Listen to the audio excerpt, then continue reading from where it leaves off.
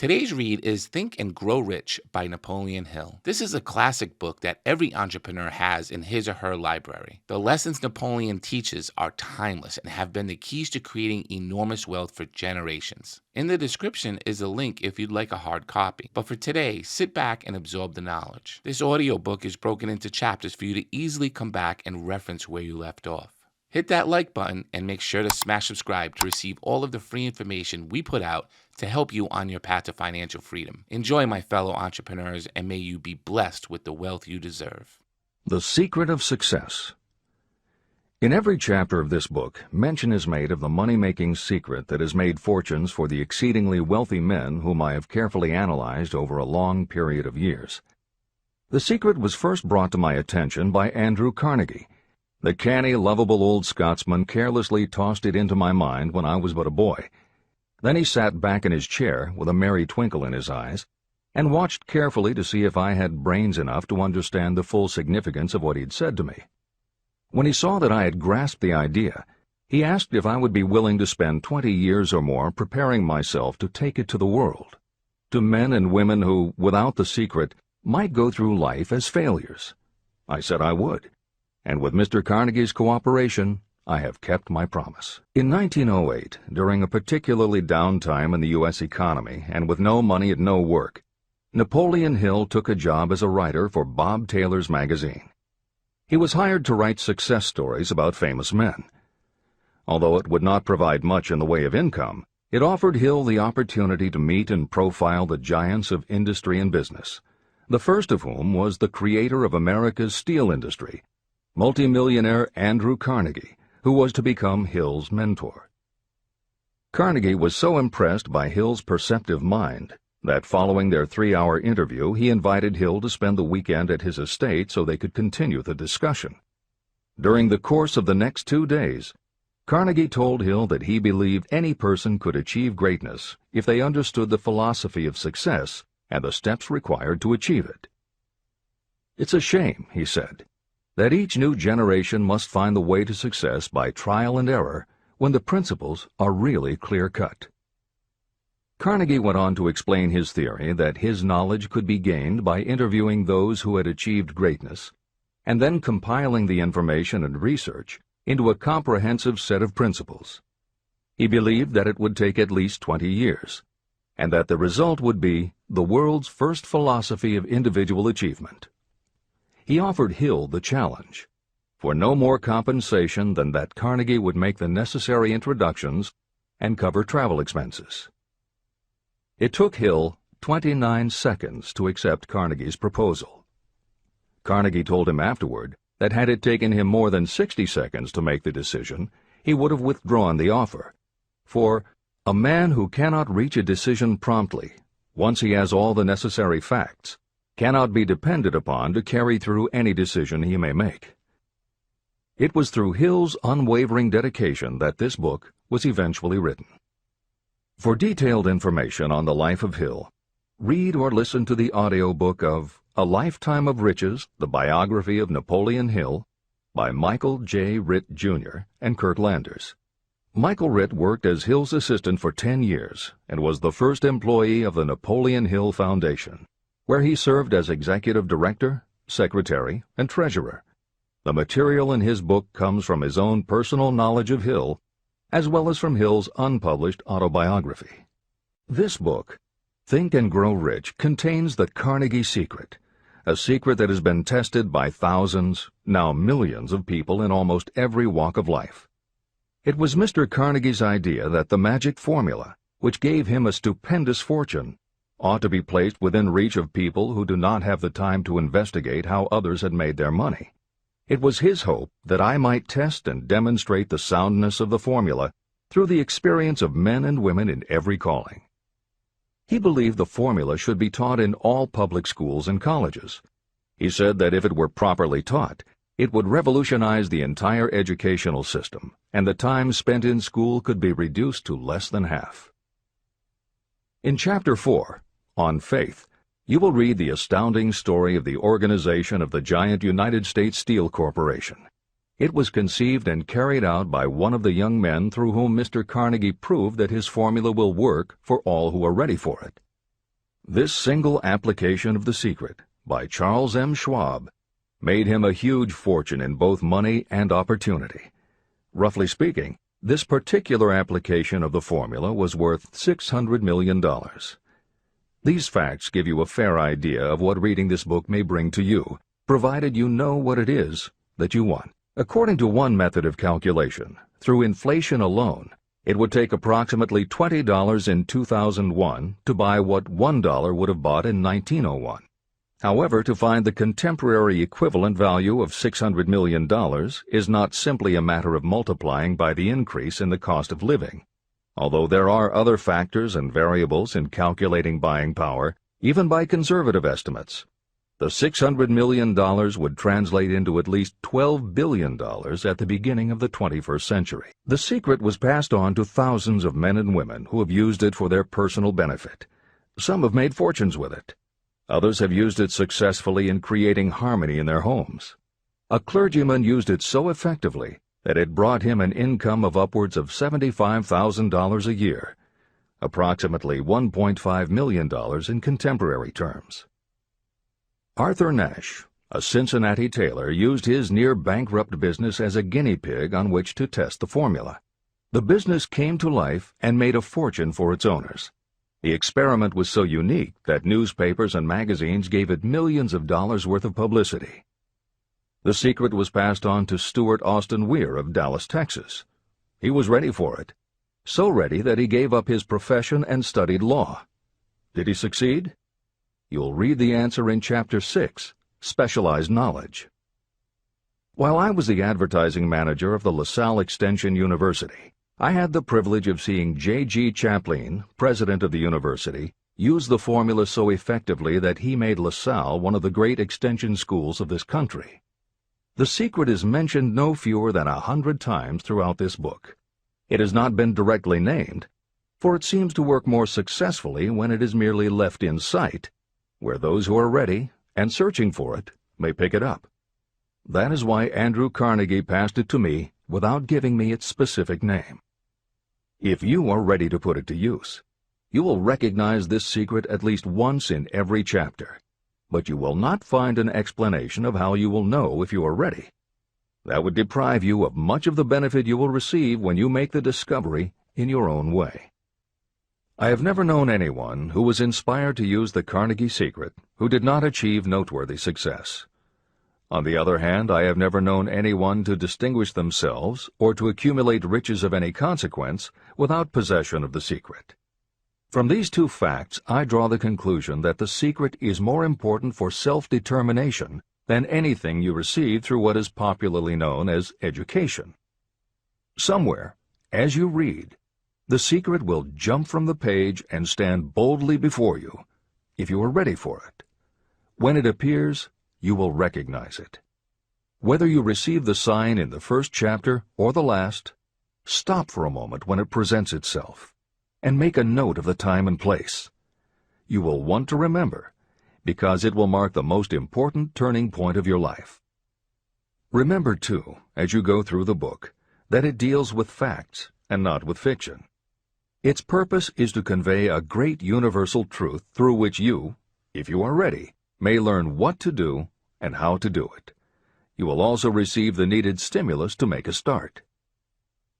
As a final word of preparation, may I offer one brief suggestion which may provide a clue how the Carnegie Secret may be recognized?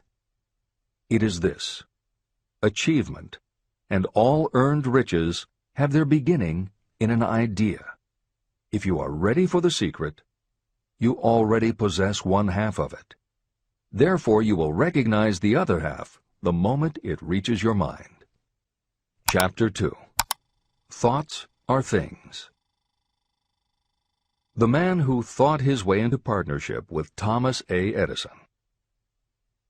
Truly, thoughts are things, and powerful things, when they are mixed with definiteness of purpose, persistence, and a burning desire for their translation into riches or other material objects. Some years ago, Edwin C. Barnes discovered how true it is that you really can think and grow rich. His discovery did not come about at one sitting. It came little by little, beginning with a burning desire to become a business associate of the great Thomas Edison. One of the chief characteristics of Barnes' desire was that it was definite. He wanted to work with Edison, not for him. Pay close attention to the story of how he turned his desire into reality, and you'll have a better understanding of the principles that lead to riches. When this desire, or this thought, first flashed into his mind, he was in no position to act upon it. Two problems stood in his way. He did not know Mr. Edison, and he did not have enough money to buy a train ticket to West Orange, New Jersey, where the famed Edison Laboratory was located. These problems would have discouraged the majority of people from making any attempt to carry out the desire. But his was no ordinary desire. The Inventor and the Tramp. Edwin C. Barnes presented himself at Mr. Edison's laboratory and announced that he had come to go into business with the inventor. Years later, in speaking about that first meeting, Mr. Edison said about Barnes, "He stood there before me looking like an ordinary tramp, but there was something in the expression of his face which conveyed the impression that he was determined to get what he had come after. I had learned from years of experience with men that when a man really desires a thing so deeply that he is willing to stake his entire future on a single turn of the wheel in order to get it, he is sure to win. I gave him the opportunity he asked for, because I saw he had made up his mind to stand by until he succeeded.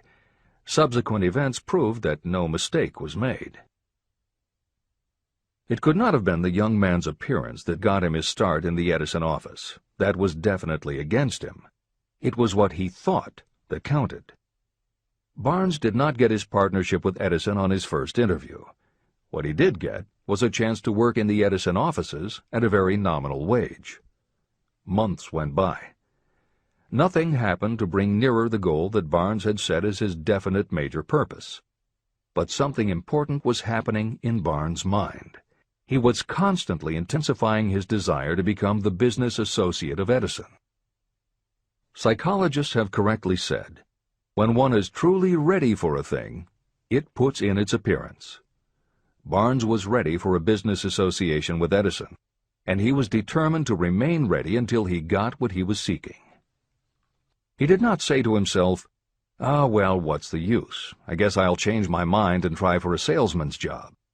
But he did say, "I came here to go into business with Edison, and I'll accomplish my goal if it takes the remainder of my life."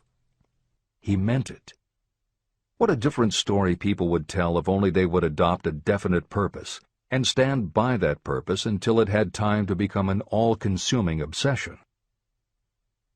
Maybe young Barnes did not know it at the time, but his bulldog determination and his persistence in focusing on a single desire was destined to mow down all opposition and bring him the opportunity he was seeking.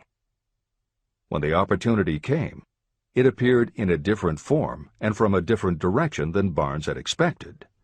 That is one of the tricks of opportunity. It has a sly habit of slipping in by the back door, and often it comes disguised in the form of misfortune or temporary defeat. Perhaps this is why so many people fail to recognize opportunity. Mr. Edison had just perfected a new device, known at that time as the Edison dictating machine. His salesmen were not enthusiastic about the machine. They did not believe it could be sold without great effort. Barnes saw his opportunity. It had crawled in quietly, hidden in a queer-looking machine that interested no one but Barnes and the inventor. Barnes knew he could sell the Edison dictating machine, and he told Edison so. Edison decided to give him his chance. And Barnes did sell the machine. In fact, he sold it so successfully that Edison gave him a contract to distribute and market it all over the nation. Out of that business association, Barnes made himself rich in money, but he did something infinitely greater. He proved that you really can think and grow rich. How much actual cash that original desire of Barnes was worth to him, I have no way of knowing. Perhaps it brought him $2 or $3 million. Editor's comment. $3 million in the early years of the 20th century would be comparable to more than $50 million in terms of buying power at the beginning of the 21st century. This is the end of the editor's comment. But the amount becomes insignificant compared with the greater asset he acquired, the definite knowledge that an intangible impulse of thought can be transmuted into material rewards by the application of known principles. Barnes literally thought himself into a partnership with the great Edison. He thought himself into a fortune. He had nothing to start with except knowing what he wanted, and the determination to stand by that desire until he realized it. 3 feet from gold. One of the most common causes of failure is the habit of quitting when you're overtaken by temporary defeat. Every person is guilty of this mistake at one time or another. During the gold rush days, an uncle of my friend R.U. Darby was caught by gold fever, and he went west to Colorado to dig and grow rich. He had never heard that more gold has been mined from the thoughts of men than has ever been taken from the earth. He staked a claim and went to work with pick and shovel. After weeks of labor, he was rewarded by the discovery of the shining ore. He needed machinery to bring the ore to the surface. Quietly, he covered up the mine and returned to his home in Williamsburg, Maryland. He told his relatives and a few neighbors about the strike. They got together the money for the machinery and had it shipped. R.U. Darby decided to join his uncle, and they went back to work the mine. The first car of ore was mined and shipped to a smelter. The returns proved they had one of the richest mines in Colorado. A few more cars of that ore would clear their debts. Then would come the big killing in profits. Down went the drills. Up went the hopes of Darby and Uncle. Then something happened. The vein of gold ore disappeared. They had come to the end of the rainbow, and the pot of gold was no longer there. They drilled on, desperately trying to pick up the vein again, all to no avail. Finally, they decided to quit. They sold the machinery to a junkman for a few $100s and took the train back home. The junkman called in a mining engineer to look at the mine and do a little calculating. The engineer advised that the project had failed because the owners were not familiar with fault lines. His calculations showed that the vein would be found just 3 feet from where the Darbys had stopped drilling. And that is exactly where it was found. The junkman took millions of dollars in ore from the mine because he knew enough to seek expert counsel before giving up. Long afterward, Mr. Darby recouped his loss many times over when he made the discovery that desire can be transmuted into gold. The discovery came after he went into the business of selling life insurance. Never forgetting that he lost a huge fortune because he stopped 3 feet from gold, Darby profited by the experience in his newly chosen field. He simply said to himself, "I stopped 3 feet from gold, but I will never stop because men say no when I ask them to buy insurance." Darby became one of a small group of men who sell over $1 million in life insurance annually. He owed his stickability to the lesson he learned from his quitability in the gold mining business. Before success comes in anyone's life, that person is sure to meet with much temporary defeat, and perhaps some failure. When defeat overtakes a person, the easiest and most logical thing to do is to quit. That is exactly what the majority of people do. More than 500 of the most successful people this country has ever known told me their greatest success came just one step beyond the point at which defeat had overtaken them. Failure is a trickster with a keen sense of irony and cunning. It takes great delight in tripping you just when success is almost within reach. Editor's comments. Napoleon Hill's creed, "Every failure brings with it the seed of an equivalent success," was the inspiration for entrepreneur and motivational speaker Wayne Allen Root to write his book, The Joy of Failure. Published in the late 1990s, it not only tells Wayne's personal story of using his failures as stepping stones to success, he also recounts stories from other successful people which prove that the rich and famous got to be that way only because of what they learned from their failures. People such as Jack Welch, the hugely successful CEO of General Electric, who early in his career failed dramatically when a plastics plant for which he was responsible blew up. Billionaire Charles Schwab was a failure at school and university, flunking basic English twice due to a learning disability, and then failed on Wall Street more than once before he thought of the idea that grew to make him very rich indeed. Sylvester Stallone, Bruce Willis, Oprah Winfrey, Bill Clinton, Stephen Jobs, Donald Trump, and a host of other equally well-known achievers all had to fail in order to learn the lessons that ultimately made them successes. Every one of them was a failure, but none of them was defeated. Charles F. Kettering, who patented more than 200 inventions including the automobile ignition, the spark plug, Freon for air conditioners, and the automatic transmission, said, "From the time a person is 6 years old until he graduates from college, he has to take 3 or 4 examinations a year. If he flunks once, he is out. But an inventor is almost always failing. He tries and fails maybe 1,000 times. If he succeeds once, then he's in." These two things are diametrically opposite.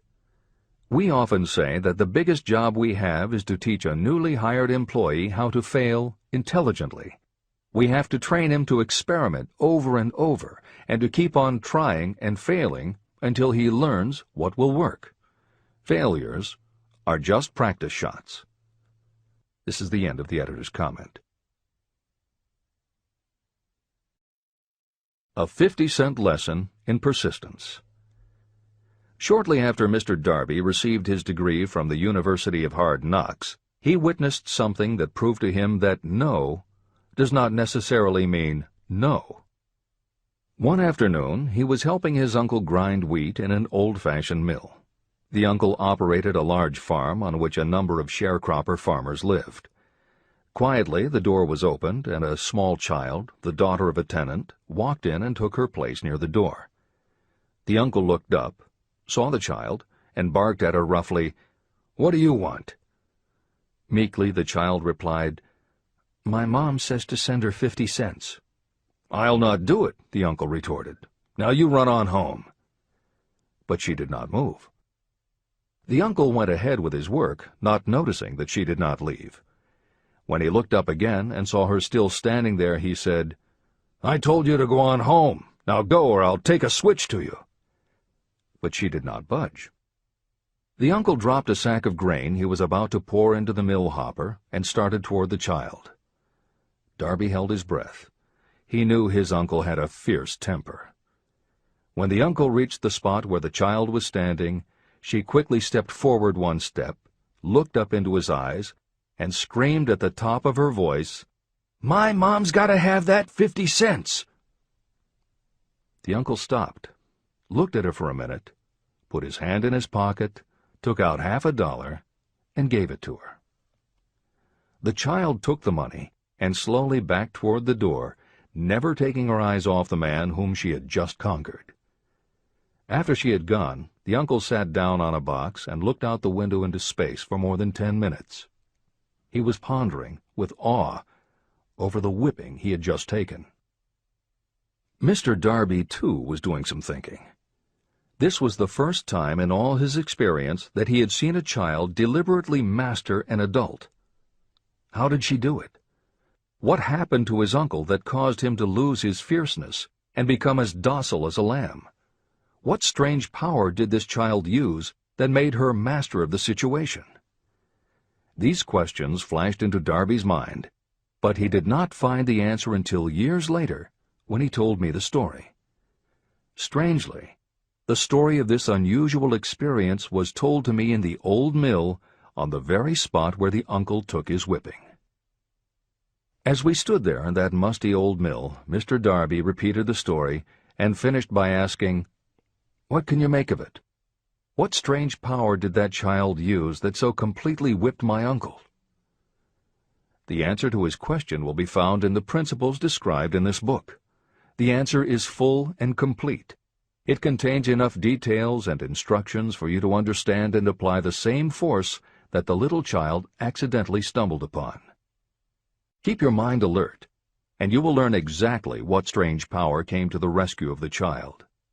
You may catch a glimpse of the power in this chapter, or it may flash into your mind in some later chapter.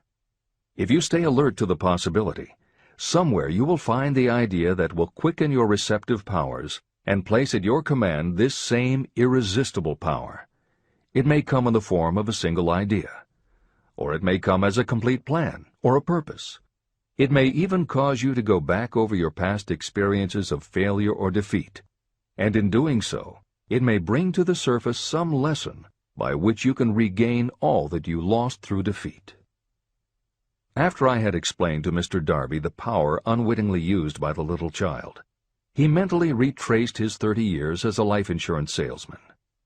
As he did so, it became clear to him that his success was due, in no small degree, to the lesson he had learned from the child. Mr. Darby pointed out, "Every time a prospect tried to bow me out without buying, I saw that child standing there in the old mill, her big eyes glaring in defiance, and I said to myself, 'I've got to make this sale.' The better portion of all sales I have made were made after people had said no." He also recalled his mistake in having stopped only 3 feet from gold. "But," he said, "that experience was a blessing in disguise. It taught me to keep on keeping on, no matter how hard the going may be. A lesson I needed to learn before I could succeed in anything." Mr. Darby's experiences were commonplace and simple enough, yet they held the answer to his destiny in life. In fact, to him the experiences were as important as life itself, and he was able to profit from these 2 important experiences because he analyzed them and found the lesson they taught. But what if you don't see the events of your life as being experiences of such profound significance? And what about the young person who doesn't yet have even minor failures to analyze? Where and how will they learn the art of converting defeats into the stepping stones to opportunity? That is exactly why this book was written, to answer those questions.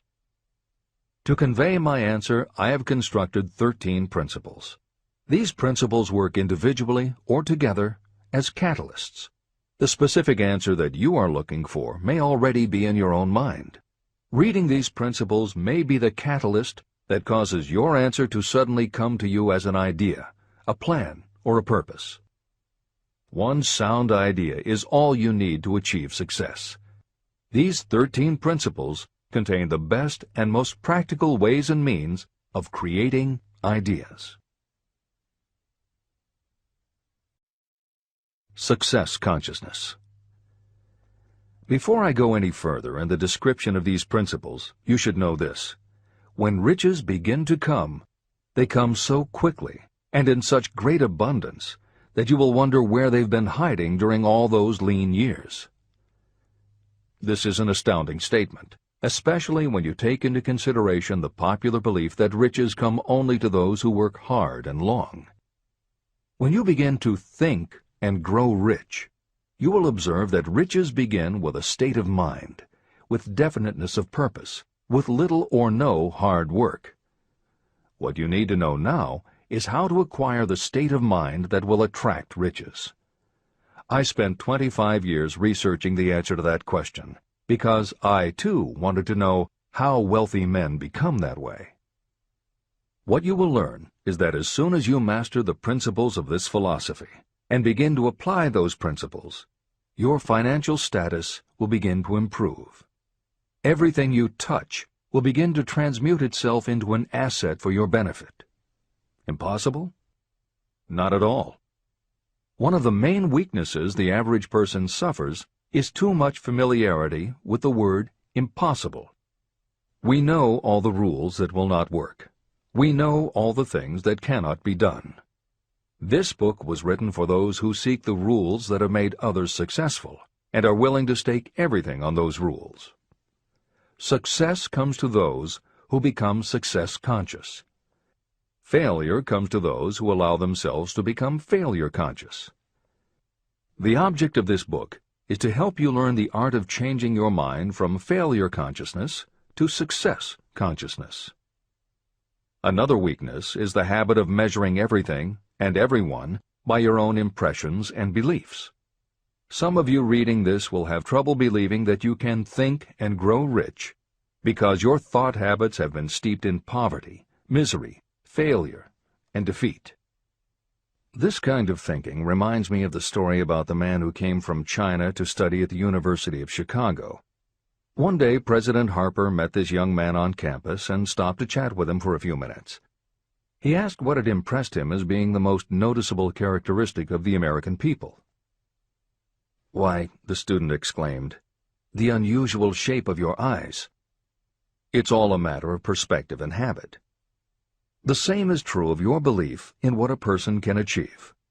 If you have formed the habit of seeing life only from your own perspective, you may make the mistake of believing that your limitations are in fact the proper measure of limitations.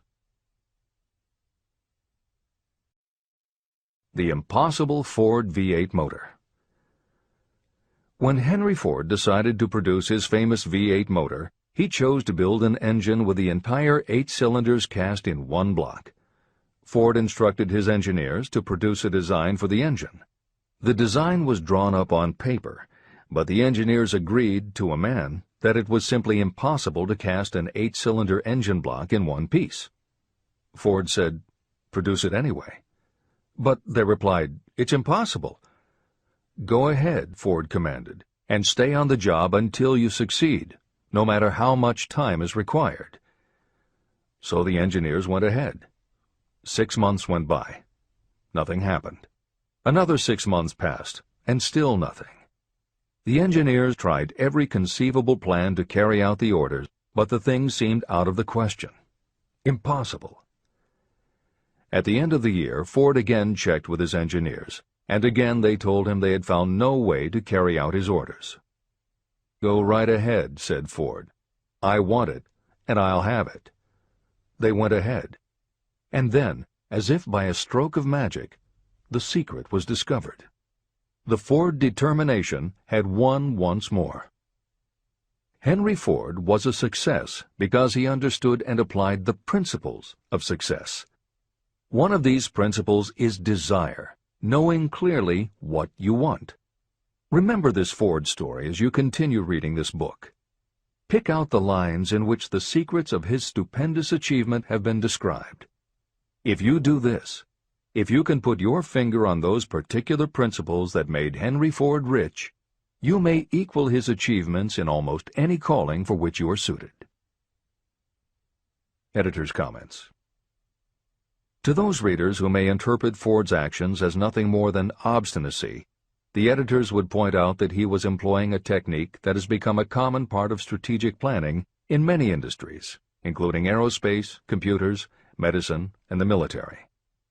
When launching large, complicated, long-term projects, the planners often know that at certain points along the way they will need components that simply do not yet exist.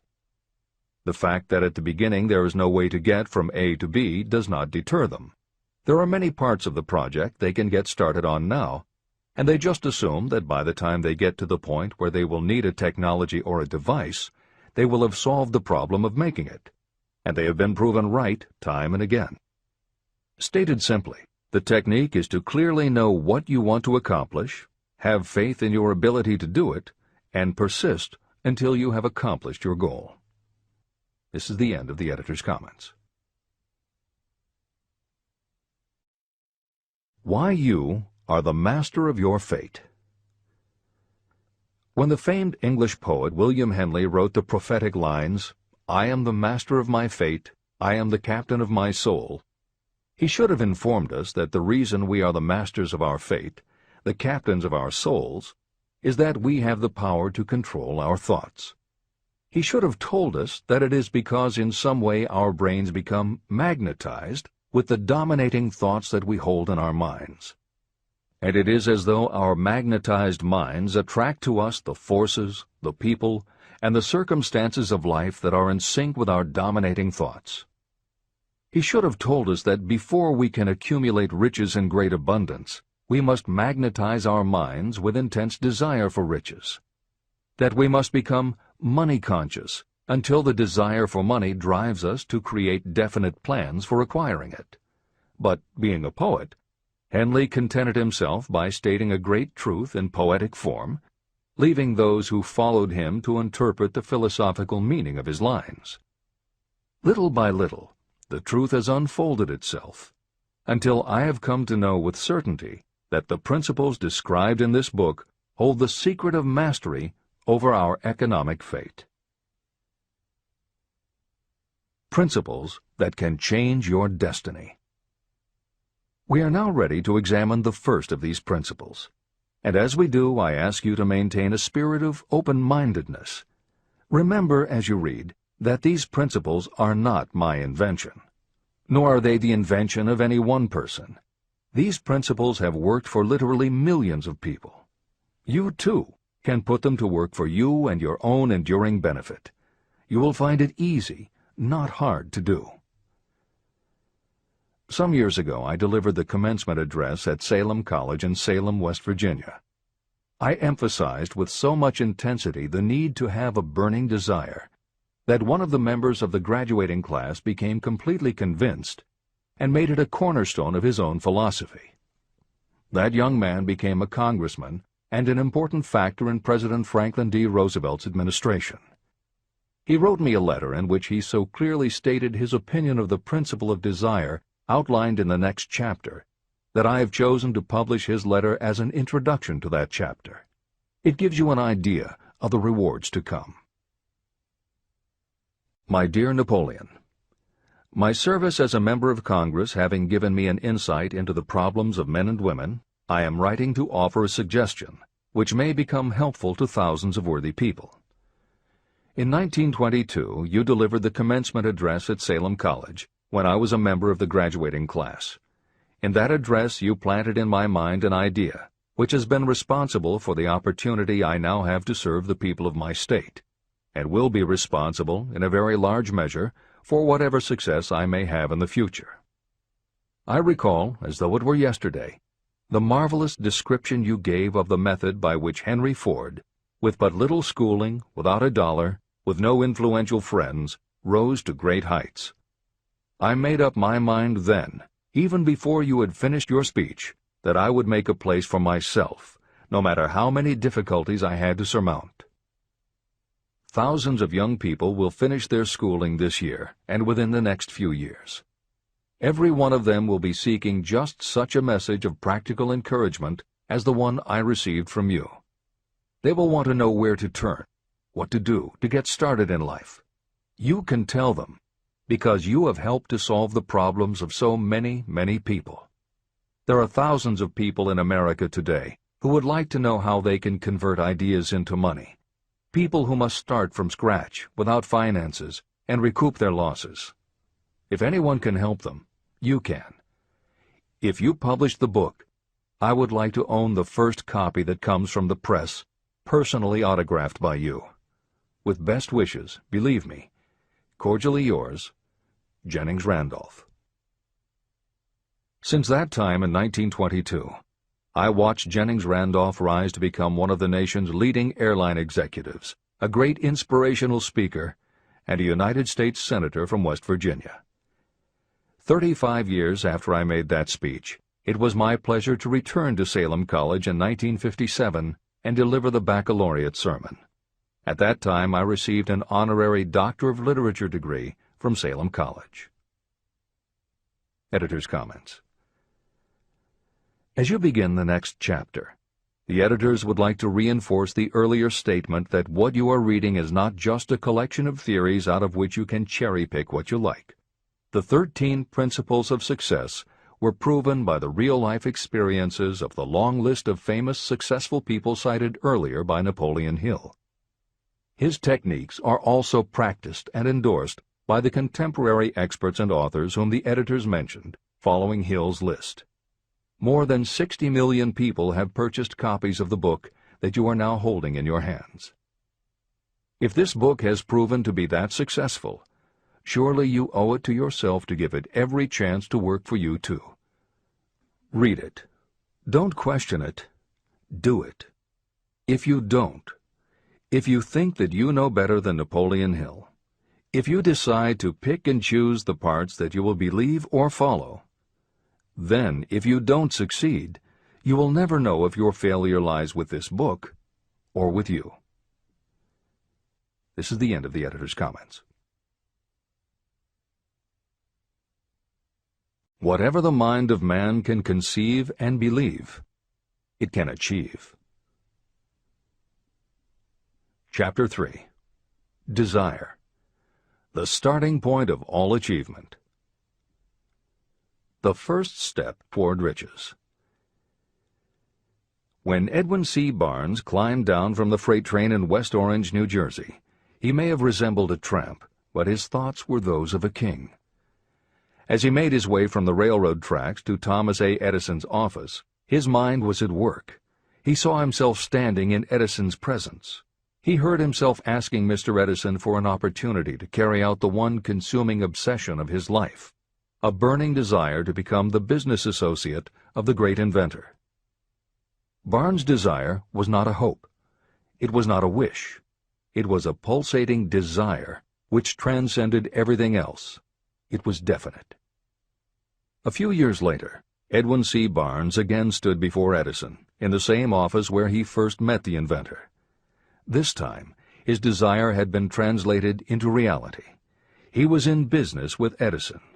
The dominating dream of his life had become a reality.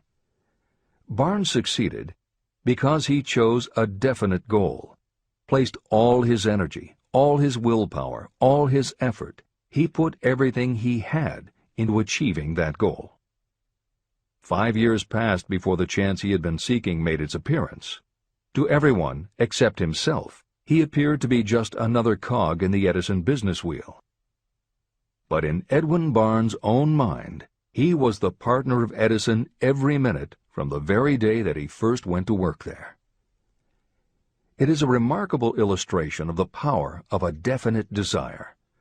Barnes won his goal because he wanted to be a business associate of Mr. Edison's more than he wanted anything else.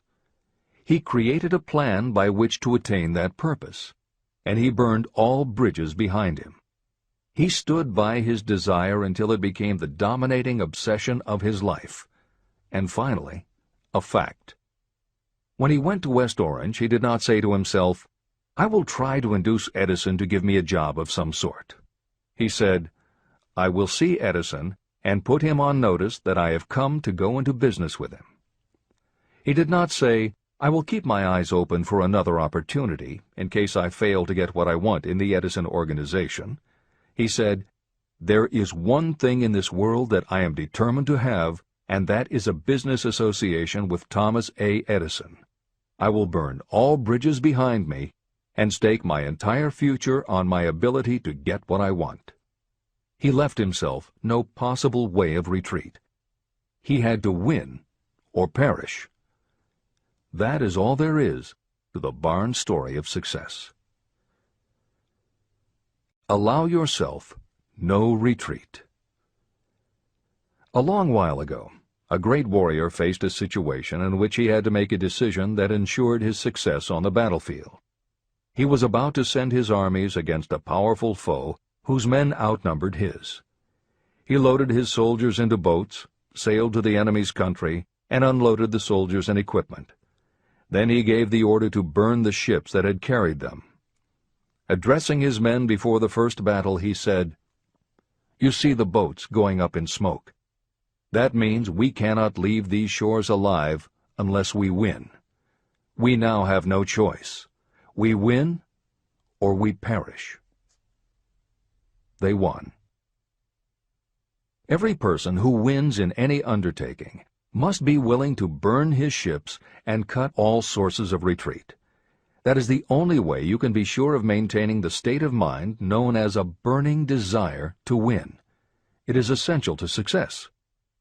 The morning after the Great Chicago Fire, a group of merchants stood on State Street, looking at the smoking remains of what had been their stores. They went into a conference to decide if they would try to rebuild or if they would leave Chicago and start over in a more promising section of the country. They decided to leave. All except one. The merchant who decided to stay and rebuild pointed a finger at the remains of his store and said, "Gentlemen, on that very spot I will build the world's greatest store, no matter how many times it may burn down." That was in 1871. The store was built. It still stands there today. The Marshall Field's department store is a towering monument to the power of that state of mind known as a burning desire. The easy thing would have been for Marshall Field to do exactly what his fellow merchants did. When the going was hard and the future looked dismal, they pulled up and went where the going seemed easier. Mark well this difference between Marshall Field and the other merchants. It is that difference which distinguishes those who succeed from those who fail. Every human being old enough to understand the value of money wishes for it, but wishing will not bring riches. Desiring riches, with a state of mind that becomes an obsession, then planning definite ways and means to acquire riches, and backing those plans with persistence, a persistence which does not recognize failure. That's what will bring riches. Editor's comments. In other of his writings, Napoleon Hill uses the term definiteness of purpose as being interchangeable with desire. The following explanation is adapted from the Napoleon Hill Foundation's book, Believe and Achieve. Desire, or definiteness of purpose, is more than goal setting. In simplest terms, your desire is your roadmap to achieving an overall career objective. Your goals represent specific steps along the way. Having a desire, or definiteness of purpose for your life, has a synergistic effect on your ability to achieve your goals. As you become better at what you do, you devote all of your resources toward reaching your objective. You become more alert to opportunities, and you reach decisions more quickly. Every action you take ultimately boils down to the question, will this goal help me reach my desire, my overall objective, or won't it? Your purpose will become your life. It will permeate your mind, both conscious and subconscious. This is the end of the editor's comments. 6 ways to turn desire into gold. The method by which your desire for riches can be transmuted into its financial equivalent consists of 6 definite, practical steps. 1. Fix in your mind the exact amount of money you desire. It is not sufficient merely to say, "I want plenty of money." Be definite about the amount. There is a psychological reason for such definiteness explained in subsequent chapters. 2. Determine exactly what you intend to give in return for the money you desire. There is no such reality as something for nothing. 3. Establish a definite date when you intend to possess the money you desire. 4. Create a definite plan for carrying out your desire, and begin at once, whether you are ready or not, to put this plan into action. 5. Now write it out. Write a clear, concise statement of the amount of money you intend to acquire. Name the time limit for its acquisition. State what you intend to give in return for the money, and describe clearly the plan through which you intend to accumulate it. 6. Read your written statement aloud, twice daily. Read it once just before retiring at night, and read it once after arising in the morning. As you read, see and feel and believe yourself already in possession of the money. It is important that you follow the instructions in these 6 steps. It is especially important that you observe and follow the instructions in the 6th step. You may complain that it is impossible for you to see yourself in possession of money before you actually have it. Here is where a burning desire will come to your aid. If you truly desire money so keenly that your desire is an obsession, you will have no difficulty in convincing yourself that you will acquire it. The object is to want money, and to become so determined to have it that you convince yourself you will have it. If you have not been schooled in the workings of the human mind, these instructions may appear impractical. It may help you to know that the information they convey was given to me by Andrew Carnegie, who made himself into one of the most successful men in American history.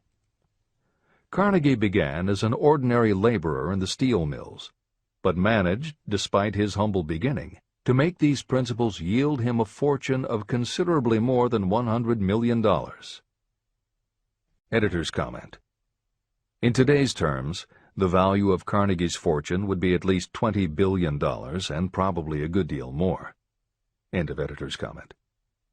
It may be of further help to know that the 6 steps were carefully scrutinized by the famed inventor and successful businessman, Thomas A. Edison.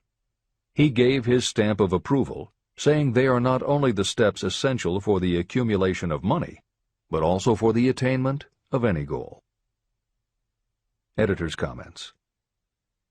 In the time since Napoleon Hill wrote these words, advances in our understanding of both the physiology of the brain and the psychology of the mind have yielded a much greater understanding of human motivation.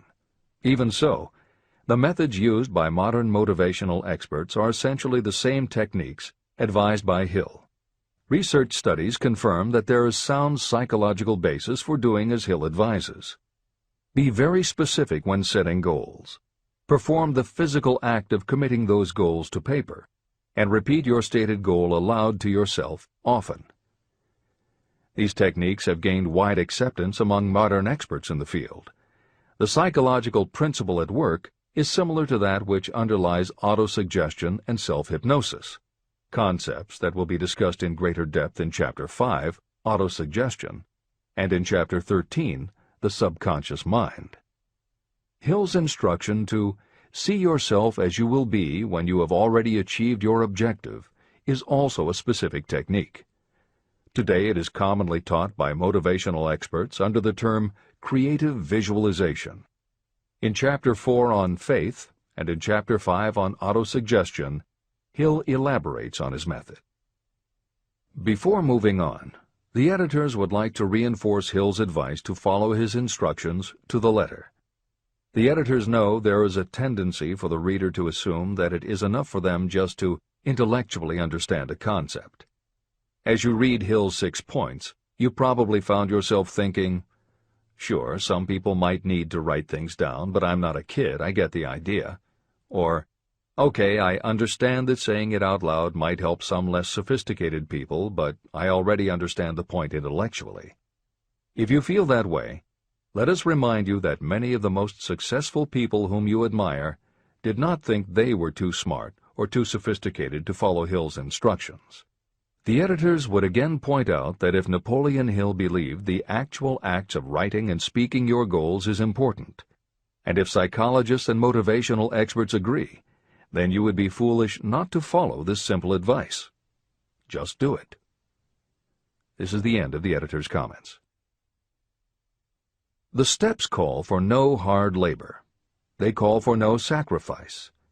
To apply them does not call for a great amount of education. But the 6 steps do call for enough imagination to see and to understand that the accumulation of money cannot be left to chance or luck. You may as well know right here that you can never have riches in great quantity unless you can work yourself into a white heat of desire for money and actually believe you will possess it.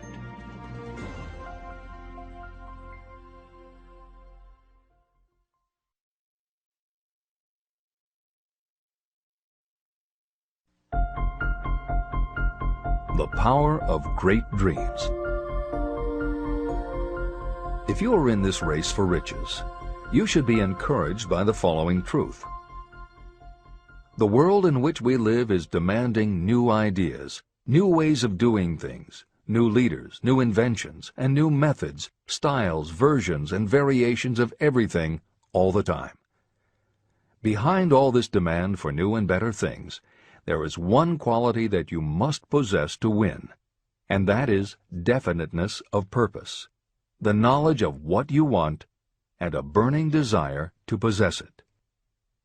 If you truly desire riches, remember that the real leaders of the world have always been people who harnessed and put into practical use the intangible, unseen forces of opportunity.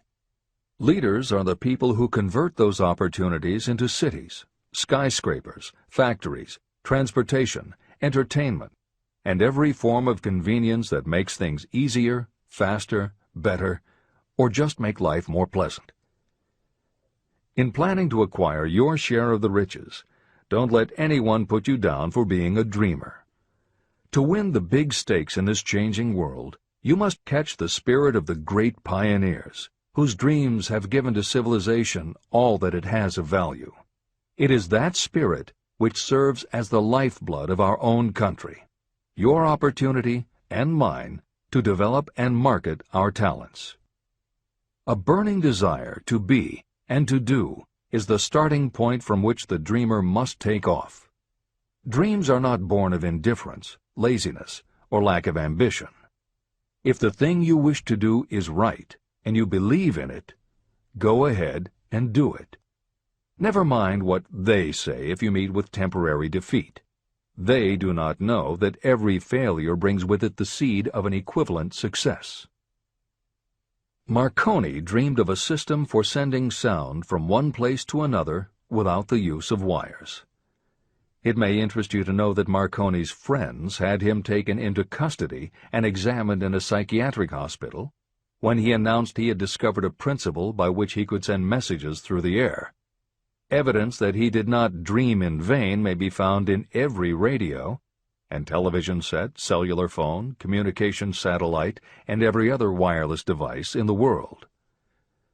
Fortunately, the dreamers of today fare better.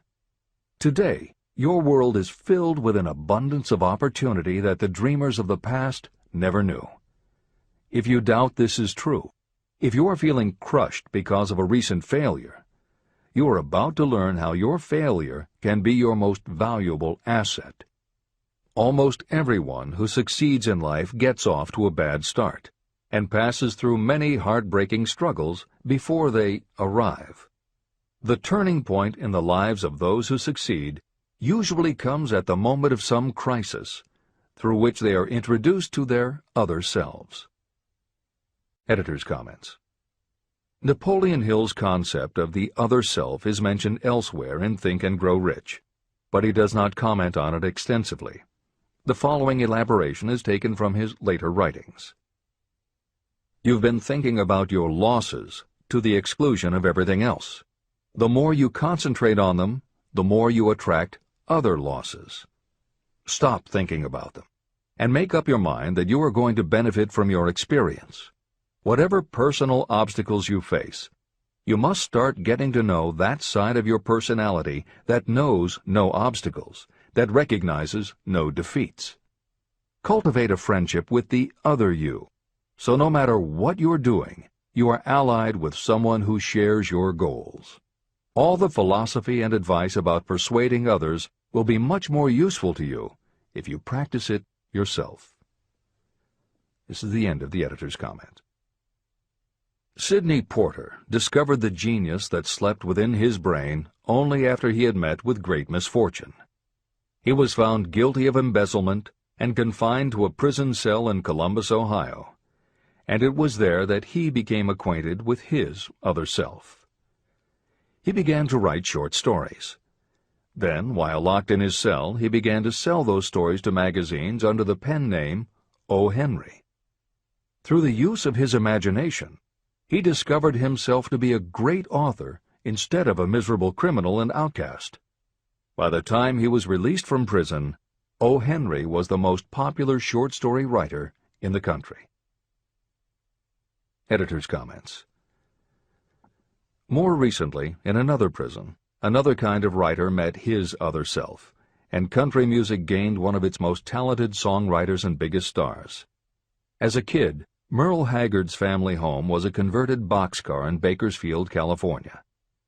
After his father died when Merle was 9, more often than not, home for young Merle was a series of juvenile detention centers. At 16, he quit school, and for the next 4 years the only mark Merle Haggard made in the world was a rap sheet for stolen cars, burglaries, and bogus checks. By the age of 20, he was serving time in San Quentin and gaining a reputation as a hard-case con. Then he met his other self. Inspired by a concert Johnny Cash played for the inmates, plus conversations with men on death row and the time he spent in solitary confinement, Haggard learned that he had another self, and that self had something to say through his music. When he got out of solitary, Haggard asked for the hardest job the prison had to offer. He enrolled in night school courses at the prison, straightened himself out, and won his parole after 2.5 years. He went back to Bakersfield and dug ditches during the day so he could polish his songwriting and performing at night. Within 3 years, he had a recording contract. Within 5 years, he had his first top 10 hit, and has since gone on to become one of the most influential voices in modern country music. This is the end of the editor's comments. Thomas Edison dreamed of a lamp that could be operated by electricity, and he began where he stood to put his dream into action. He failed more than 10,000 times. Despite his failures, he stood by that dream until finally he was driven to the discovery of the genius that slept within his brain. Editor's comments. Dean Kamen got to know his other self very early in life. While he was a teenager, Kamen started his own company, building and selling control systems for automated sound and light shows. He was still in high school when he got the contract to automate the Times Square New Year's Eve ball. Though he went on to attend university, he never bothered to graduate because he was too busy working on something he called Autosyringe, the first wearable infusion pump for administering drug therapies. His invention was hailed as a medical landmark, as were many of his other breakthroughs, which include a revolutionary kidney dialysis machine, an insulin pump for diabetics, an improved stent used for heart patients, and more than 150 other devices he has patented. One day, seeing the difficulty a man in a wheelchair was having getting up a curb, Kamen set his mind to creating a device that would liberate people confined to wheelchairs. The result is the iBot, a revolutionary wheel device that uses computers and a system of stabilizing gyroscopes that imitate the working of the human body. It not only goes over curbs, but it will even go up and down stairs, travel over almost any kind of rough ground, and will allow the user to raise themselves eye to eye with a standing person. And it does it all without the user having to get out of the device or needing anyone's assistance. In 2001, Kamen hit the front pages when he introduced the Segway, a one-person people mover based on his iBot technology. It's a two-wheel scooter-like device that zips and zooms forward, backward, left, right, and comes to a stop without the rider doing anything more than barely shifting his or her body. It is so sensitive that it is almost as though it obeys the user's thoughts. The Segway may be a world-changing invention, with possible applications for work and travel that stagger the imagination. As this is being written, the Segway is already being used to navigate large warehouses and is being tested by police departments and postal employees. While traffic cops and City Hall wrangle over whether the Segway belongs on the sidewalk or the road, Dean Kamen is dreaming a new dream. This time the dream is an invention that may literally bring light to some of the darkest corners of the earth. Kamen has developed a non-polluting electric generator that can use almost anything as fuel. But here's the extraordinary part. He has created a revolutionary closed system so that the engine's heat is used to purify 10 gallons of drinkable water every hour. This amazing invention could bring safe drinking water to parts of the world where contaminated water kills millions, and at the same time, it will provide a source of cheap, reliable electric power. Dean Kamen is not some academic hidden in a lab somewhere. Kamen is an inventor. But like Thomas Edison, he is also an entrepreneur and businessman, creating and marketing devices that are changing the public perception of what an inventor is. This is the end of the editor's comments. Henry Ford, poor and uneducated, dreamed of a horseless carriage. He went to work with what tools he possessed without waiting for opportunity to favor him, and now evidence of his dream belts the entire earth. He put more wheels into operation than any man who ever lived, because he was not afraid to back his dreams. Editor's comments. Stephen Jobs and Steve Wozniak, two university dropouts, dreamed of making and selling computers that the average person could use. Like Ford, working with the tools they possessed, they built the first Apple computer in the Jobs family garage. And like Ford, they weren't afraid to back their dreams. After showing their prototype to a local retailer, they got an order for 25 machines.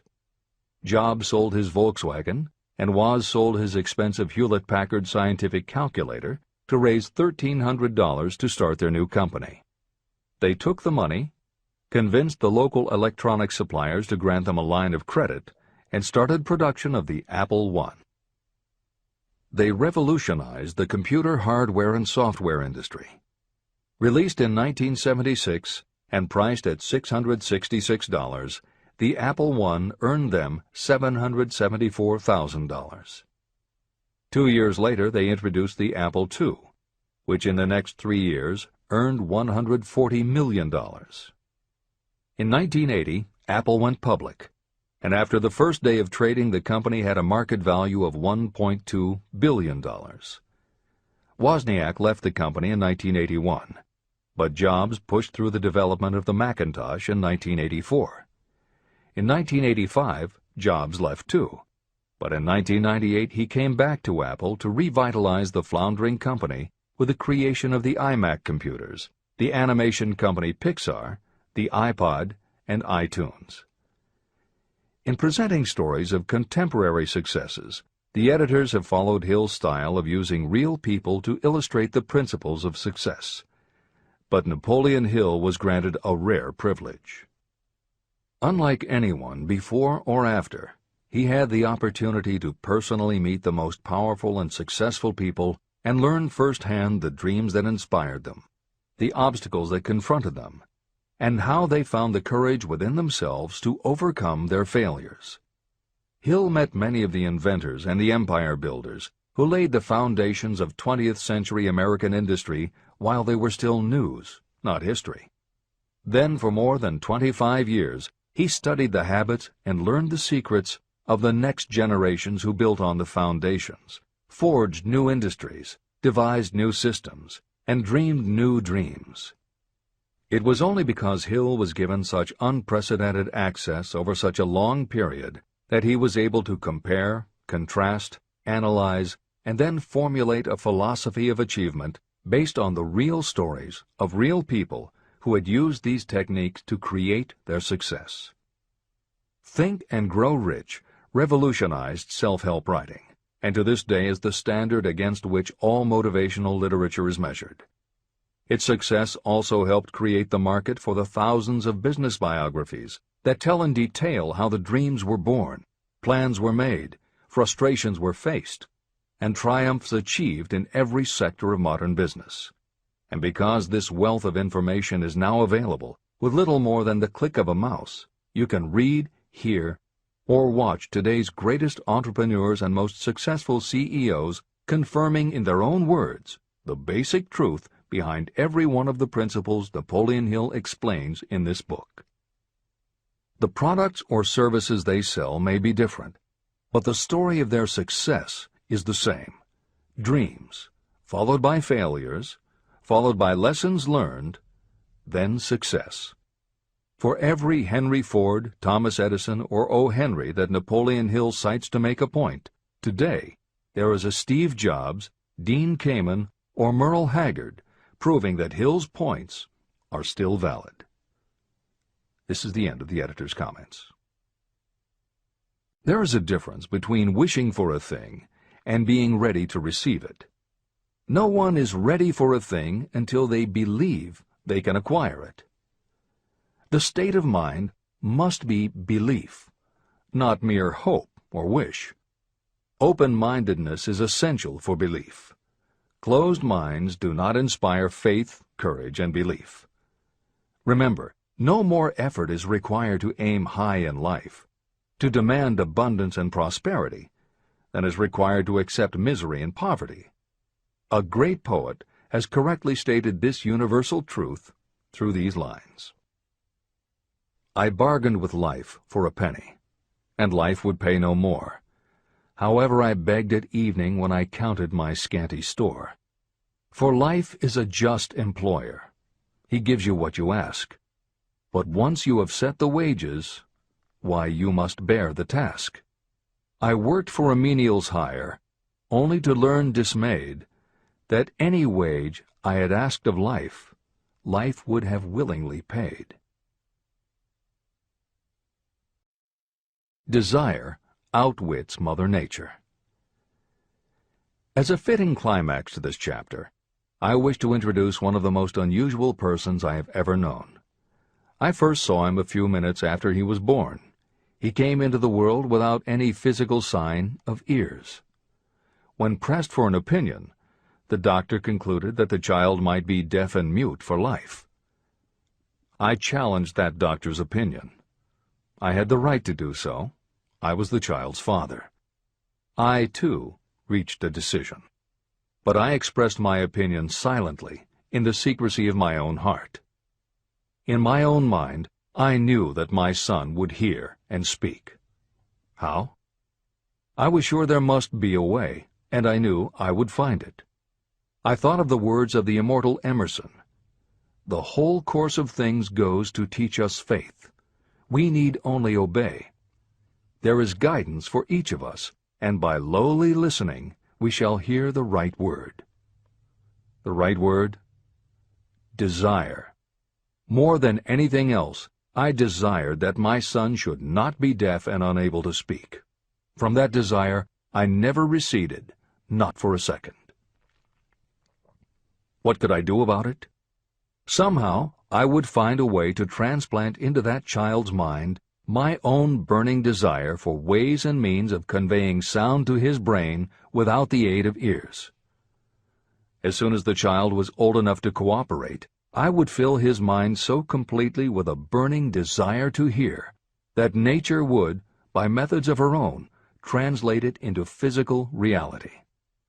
All this thinking took place in my own mind, but I spoke of it to no one. Every day I renewed the pledge I had made to myself that my son should not be deaf. As he grew older and began to take notice of things around him, we observed that he had a slight degree of hearing. When he reached the age when children usually begin talking, he made no attempt to speak, but we could tell by his actions that he could hear certain sounds slightly. That was all I needed to know. I was convinced that if he could hear, even slightly, he might develop still greater hearing capacity. Then something happened that gave me hope. It came from an entirely unexpected source. We bought a phonograph. When the child heard the music for the first time, he went into ecstasies. He promptly appropriated the machine. On one occasion, he played a record over and over for almost 2 hours, standing in front of the phonograph with his teeth clamped on the edge of the case. The significance of this did not become clear to us until years afterward. At the time, we had never heard of the principle of bone conduction of sound. Shortly after he appropriated the phonograph, I discovered that he could hear me quite clearly when I spoke with my lips touching his mastoid bone at the base of the skull. Having determined that he could hear the sound of my voice plainly, I began immediately to transfer to his mind the desire to hear and speak. When I discovered that my son enjoyed bedtime stories, I went to work creating stories designed to develop in him self-reliance, imagination, and a strong desire to hear. There was one storyline in particular that I emphasized over and over. Every time I told it, I gave it some new and dramatic coloring. These stories were designed to plant in his mind the thought that his affliction was not a liability, but an asset of great value. As a result of my studies and personal experience, I firmly believe that every adversity brings with it the seed of an equivalent advantage. However, despite my beliefs, I must confess that I did not have the slightest idea how this disability could ever become an asset. He won a new world with 6 cents.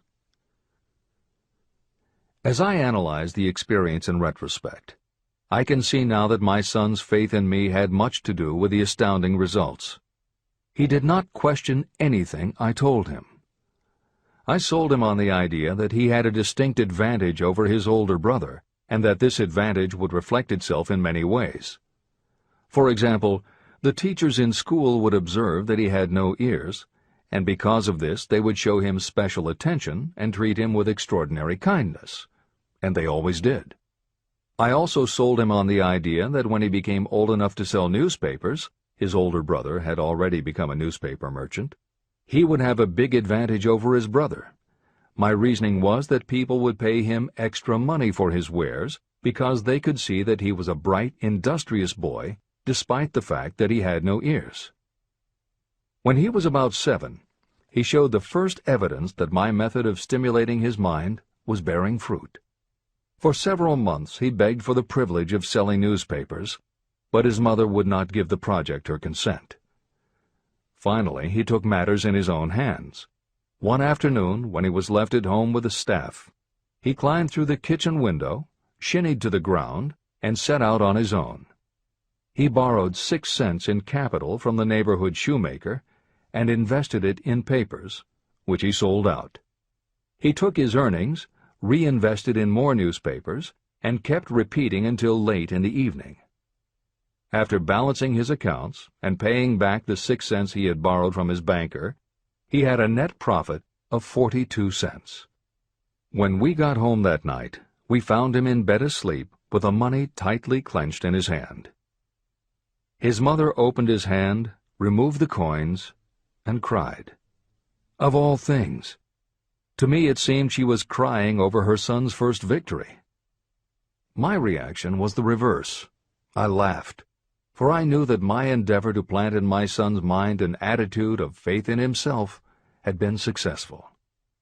His mother saw in his first business venture a little deaf boy who had gone out in the streets and risked his life to earn money. I saw a brave, ambitious, self-reliant little businessman whose stock in himself had been increased 100%. He had gone into business on his own initiative and had won. I was not only pleased, I was impressed. He had clearly demonstrated the first signs of a resourcefulness that would go with him all through life. The little deaf boy went through grade school, high school, and college without being able to hear his teachers, except when they shouted loudly at close range. He did not go to a school for the deaf, and we did not use sign language. We were determined that he should live like any other boy who could hear and speak. We stood by that decision, although it cost us many heated debates with school officials. While he was in high school, he tried an electronic hearing aid, but it was of no value to him. During his last week in college, something happened that marked the most important turning point of his life. Through what seemed to be mere chance, he came into possession of another electronic hearing device, which was sent to him on trial. He was slow about testing it, due to his disappointment with a similar device. Finally, he picked it up carelessly, placed it on his head, and hooked up the battery. Suddenly, as if by magic, his lifelong desire for normal hearing became a reality. For the first time in his life, he heard practically as well as any person with normal hearing. Overjoyed because of the changed world that had been brought to him, he rushed to the telephone, called his mother, and heard her voice perfectly. The next day, for the first time in his life, he plainly heard the voices of his professors in class. For the first time in his life, he could converse freely with other people without them having to speak loudly. Truly, he had come into possession of a changed world. His desire was finally paying dividends. But the victory was not yet complete. He still had to find a definite and practical way to convert his disability into an equivalent asset. Thought that works miracles. Intoxicated with the joy of his newly discovered world of sound, he wrote a letter to the manufacturer of the hearing aid, enthusiastically describing his experience. Something in his letter prompted the company to invite him to New York. He was escorted through the factory, and while talking with the chief engineer, telling him about his changed world, a hunch, an idea, or an inspiration, call it what you wish, flashed into his mind. It was this impulse of thought that converted his disability into an asset destined to pay dividends in both money and happiness to thousands for all time to come. The sum and substance of that impulse was this. It occurred to him that he might be of help to the millions of people who go through life without the benefit of hearing devices, if he could find a way to tell them the story of his changed world.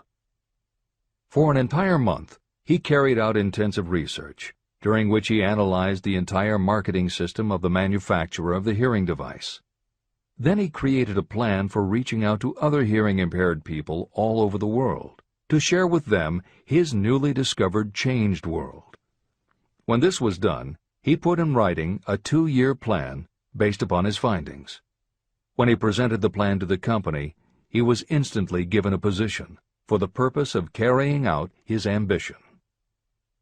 Little did he dream when he went to work that he was destined to bring hope and practical relief to thousands of people who, without his help, would have been limited forever by deafness. There's no doubt in my mind that Blair would have been deaf and unable to speak all his life if his mother and I had not managed to shape his mind as we did. When I planted in his mind the desire to hear and talk and live as other people, there went with that impulse some strange influence that caused nature to become bridge builder and span the gulf of silence between his brain and the outer world. Truly, a burning desire has devious ways of transmuting itself into its physical equivalent. Blair desired normal hearing. Now he has it. He was born with a condition that in those days might easily have sent a person with a less defined desire to the street with a bundle of pencils and a tin cup. The little white lie I planted in his mind when he was a child, by leading him to believe his impaired hearing would become a great asset, has justified itself. I am convinced it is a fact that there is nothing, right or wrong, that belief plus burning desire cannot make real. These qualities are free to everyone. Editor's comments. As Napoleon Hill was finishing this chapter on desire, it was reported that the famed opera singer Madame Schumann-Heink had died. A passage in her obituary struck Hill as being so appropriate to the subject of this chapter that he was moved to comment as follows. End of editor's comment.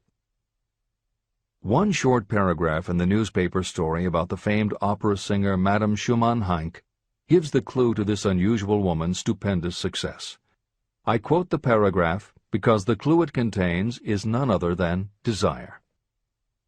Early in her career, Madame Schumann-Heink visited the director of the Vienna Court Opera to have him test her voice. But he did not test it. After taking one look at the awkward and poorly dressed girl, he exclaimed, none too gently, "With such a face, and with no personality at all, how can you ever expect to succeed in opera? My good child, give up the idea. Buy a sewing machine and go to work. You can never be a singer." Never is a long time. The director of the Vienna Court Opera may have known much about the technique of singing, but he knew little about the power of desire when it assumes the proportion of an obsession. If he had known more of that power, he would not have made the mistake of condemning genius without giving it an opportunity. Editor's comments. Although few readers of this edition will be familiar with Madame Schumann-Heink, every reader knows a half-dozen similar stories. It is true for every generation and every kind of music. At some time, even the biggest stars were failures. At some time, someone told them they weren't good enough. But every one of those times that they failed, their desire was bigger than their failure. That is why you know their stories. And it's also why you've never heard about the thousands of other performers who were also told they weren't good enough. The ones you've never heard of are the ones whose desire wasn't big enough. They are the ones who believed that failure was defeat.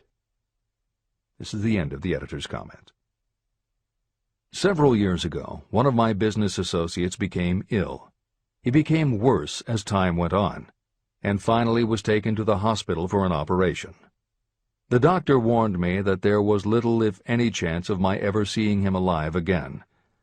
But that was the doctor's opinion. It was not the opinion of the patient. Just before he was wheeled away, he whispered to me, "Do not be disturbed, Chief. I will be out of here in a few days." The attending nurse looked at me with pity, but the patient did come through safely. After it was all over, his physician said, "Nothing but his own desire to live saved him. He never would have pulled through if he had not refused to accept the possibility of death."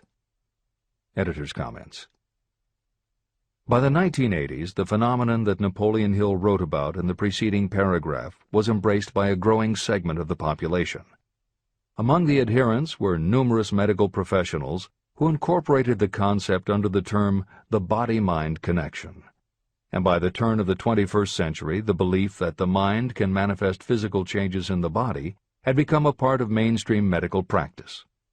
In Chapter 5, Autosuggestion, you will find further comment on the medical aspects of having a burning desire. This is the end of the editor's comment. I believe in the power of desire backed by faith in yourself, because I have seen this power lift people from lowly beginnings to places of power and wealth. I have seen it rob the grave of its victims. I have seen it serve as the medium by which people staged a comeback after having been defeated in 100 different ways. And I have seen it provide my own son with a normal, happy, successful life, despite nature's having sent him into the world without ears. How can you harness and use the power of desire? The first part of the answer is in the technique at the beginning of this chapter. You will learn more about it in the next and subsequent chapters of this book. Through some strange and powerful principle, nature wraps up in the impulse of strong desire that something that recognizes no such word as impossible, and accepts no such reality as failure. There are no limitations to the mind except those we acknowledge. Chapter 4. Faith in your ability. Visualization of and belief in attainment of desire. The second step toward riches. Faith is the head chemist of the mind. When faith is blended with thought, the subconscious mind instantly picks up the vibration. The subconscious then translates it and transmits it to infinite intelligence. The emotions of faith, love, and sex are the most powerful of all the major positive emotions. When the three are blended, they have the effect of coloring thought in such a way that it instantly reaches the subconscious mind. There, it is changed into a form that induces a response from infinite intelligence. Editor's comments. In the preceding paragraph, Napoleon Hill uses two terms, faith and infinite intelligence, both of which may convey to the reader a religious connotation that Hill did not intend. The following will define the meaning of the words as Hill uses them in the following chapter. In modern usage, the word faith has become almost interchangeable with religious belief, which is not the way Hill uses the word. Faith, as it is used here, means having confidence, trust, and an absolute unwavering belief that you can do something. And in order for you to have faith in yourself as Hill means it, it has to be true on a subconscious level. If you have a nagging doubt in the back of your mind, or if you are just going through the motions of pretending you believe, it won't work, because your subconscious will know your doubts. Unless you have absolute total confidence, unless you are convinced without question, then you don't have faith. Hill uses the term infinite intelligence to identify that part of the human mind and thinking process that produces hunches, flashes of insight, and leaps of logic.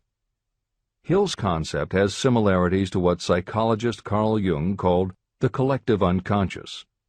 And on another level, It is very close to what contemporary psychologists refer to as working in the flow state, or being in the zone. Infinite intelligence is discussed in greater depth in later chapters.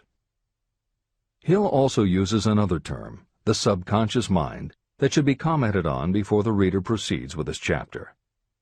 Although there are differing schools of thought, in general, modern psychology developed from the pioneering work of Sigmund Freud and Carl Jung. Each believed that the human mind operates on both a conscious and an unconscious level, but they differed on the role the subconscious plays and the way it influences attitude and action. Through his own research and studies, Napoleon Hill developed a theory of the conscious and subconscious that is closest to the Jungian view. The following briefly describes the basis of Hill's view. The conscious mind. Your conscious mind receives information through the 5 senses of sight, smell, taste, hearing, and touch. Your conscious mind keeps track of what you need for thinking and operating, and it filters out what you don't need. Your conscious mind, and what your memory retains, is the intelligence with which you normally think, reason, and plan. The subconscious mind. Your subconscious has access to all the same information your conscious mind receives, but it doesn't reason the way your conscious mind does. It takes everything literally. It doesn't make value judgments. It does not filter, and it does not forget. You cannot command your conscious mind to reach out and dip into your subconscious mind. However, under certain circumstances, all those forgotten facts and ideas that are always there in your subconscious can, if they are firmly rooted, influence your conscious attitudes and actions. This is the end of the editor's comments. How to develop faith. The following statement is very important in understanding the importance of autosuggestion in the transmutation of desire into its physical or monetary equivalent, namely, faith is a state of mind that may be induced or created by affirmation or repeated instructions to the subconscious mind through the principle of autosuggestion. The repetition of affirmations is like giving orders to your subconscious mind, and it is the only known method of voluntary development of the emotion of faith, absolute belief that you can do something. As an illustration, consider why you are reading this book. You want to acquire the ability to transmute the intangible thought impulse of desire into its physical counterpart, money. By following the instructions laid down in the later chapters on autosuggestion and the subconscious mind, you will learn techniques to convince your subconscious mind that you believe you will receive that for which you ask. Your subconscious will act upon that belief and pass it back to you in the form of faith, followed by definite plans for procuring that which you desire. Faith in yourself and your abilities is a state of mind that you will be able to develop at will after you have mastered the 13 principles in this book.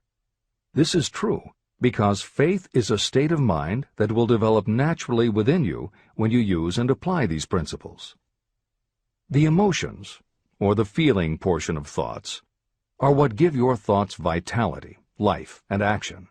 The emotions of faith, love, and sex, when mixed with any thought impulse, give it even greater action. All thoughts that have been emotionalized, given feeling, and mixed with faith, absolute belief in your ability, begin immediately to translate themselves into their physical equivalent or counterpart. However, this is not only true of thought impulses that have been mixed with faith, but it is true with any emotion, including negative emotions. What this means is that the subconscious mind will translate into its physical equivalent a thought impulse of a negative or destructive nature just as readily as it will act upon thought impulses of a positive or constructive nature. The following statement made by a noted criminologist illustrates the point.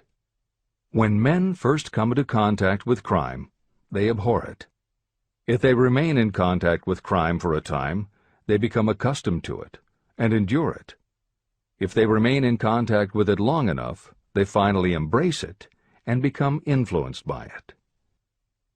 This is the equivalent of saying that a negative impulse of thought that is repeatedly passed on to the subconscious mind often enough is finally accepted and acted upon by the subconscious mind. The subconscious then proceeds to translate that impulse into its physical equivalent by the most practical procedure available. This also accounts for the strange phenomenon that so many millions of people experience, referred to as bad luck. There are millions of people who believe themselves doomed to poverty and failure because of some strange force they call bad luck, over which they believe they have no control. But the truth is that they are the creators of their own misfortunes, because this negative belief in bad luck is picked up by the subconscious mind and translated into its physical equivalent. Your belief, or faith, is the element that will determine the action of your subconscious mind. Once again, let me stress that you will benefit by passing on to your subconscious mind any desire that you wish translated into its physical or monetary equivalent in a state of expectancy or belief that the transmutation will actually take place. The subconscious mind will transmute into its physical equivalent, by the most direct and practical way available, any order that is given to it in a state of belief or faith that the order will be carried out. At this point, it should also be noted that because of the way that the subconscious operates, there is nothing to stop you from deceiving your subconscious mind when giving it instructions through autosuggestion.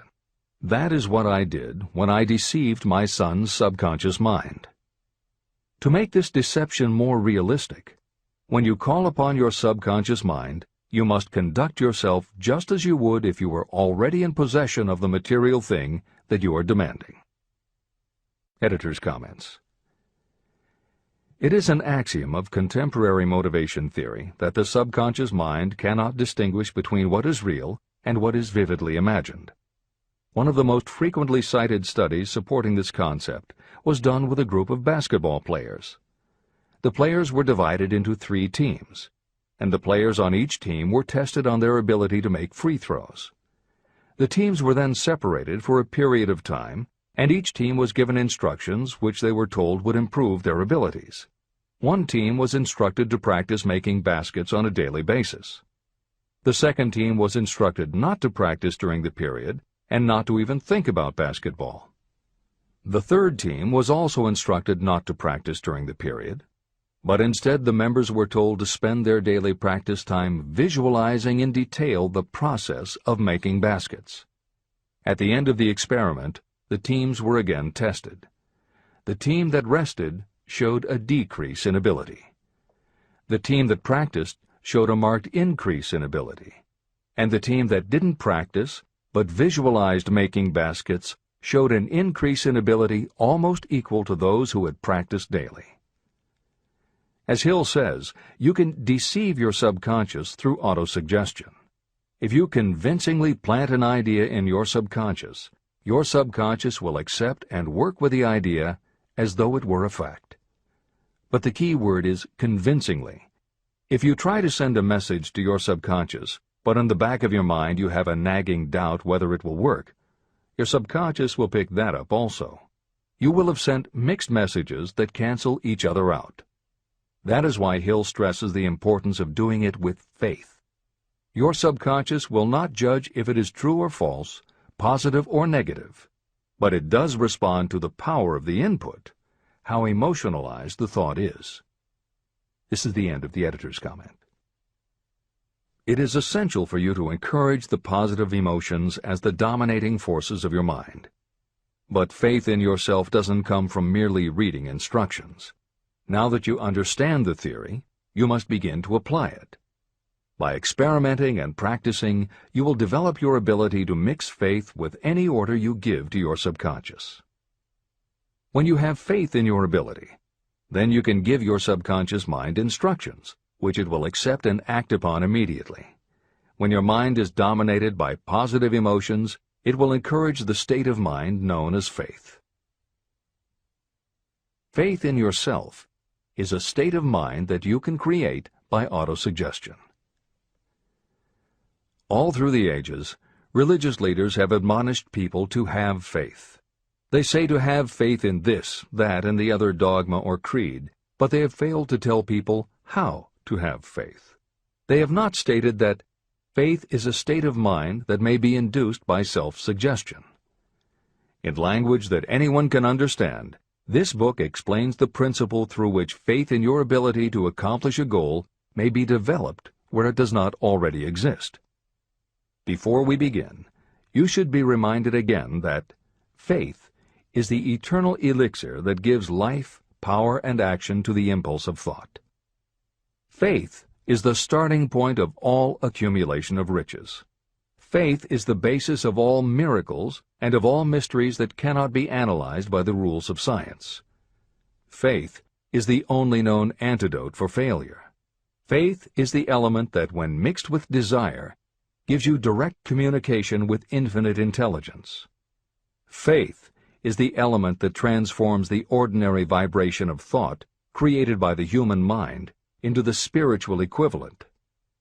Faith is the only way the force of infinite intelligence can be harnessed and used. The magic of self-suggestion. It is a fact that you will come to believe whatever you repeat to yourself, whether the statement is true or false. If you repeat a lie over and over, you will eventually accept that lie as truth. Moreover, you will believe it to be the truth. You are what you are because of the dominating thoughts that you permit to occupy your mind. Thoughts that you deliberately place in your own mind and encourage with sympathy, and with which you mix any one or more of the emotions, constitute the motivating forces that direct and control your every movement, act, and deed. The following sentence is a very significant statement of truth. Thoughts that are mixed with any of the feelings of emotions become like a magnetic force, which attracts other similar or related thoughts. A thought that is magnetized with one of the emotions may be compared to a seed. When it is planted in fertile soil, it germinates, grows, and multiplies itself over and over again. What was originally one small seed becomes countless millions of seeds of the same kind. The human mind is constantly attracting vibrations that are in sync with whatever dominates the mind. Any thought, idea, plan, or purpose that you hold in your mind attracts a host of its relatives. Add these relatives to its own force, and it grows until it becomes the prime motivator of the person in whose mind it has been housed. Now, let us go back to the starting point. How can the original seed of an idea, plan, or purpose be planted in the mind? The answer? Any idea, plan, or purpose may be placed in the mind through repetition of thought. This is why you are asked to write out a statement of your major purpose, or definite chief aim. Commit it to memory, and repeat it out loud day after day until these vibrations of sound have reached your subconscious mind. You are what you are because of the dominating thoughts that you permit to occupy your mind. If you choose to, you can throw off any bad influences from your past and build your own life the way you want it to be. For instance, by taking inventory of your mental assets and liabilities, you might discover that your greatest weakness is lack of self-confidence. This can be overcome and translated into courage through the principle of autosuggestion. You can do this by writing out a set of simply stated positive thought impulses, memorizing them, and repeating them until they become a part of the working equipment of your subconscious mind. The following is an example for someone whose definite purpose is to overcome a lack of self-confidence. Self-confidence formula. 1. I know that I have the ability to achieve the object of my definite purpose in life. Therefore, I demand of myself persistent, continuous action toward its attainment, and I here and now promise to render such action. 2. I realize the dominating thoughts of my mind will eventually reproduce themselves in outward physical action and gradually transform themselves into physical reality. Therefore, I will concentrate my thoughts for 30 minutes each day, visualizing the person I intend to become. In this way, I will create in my mind a clear mental picture. 3.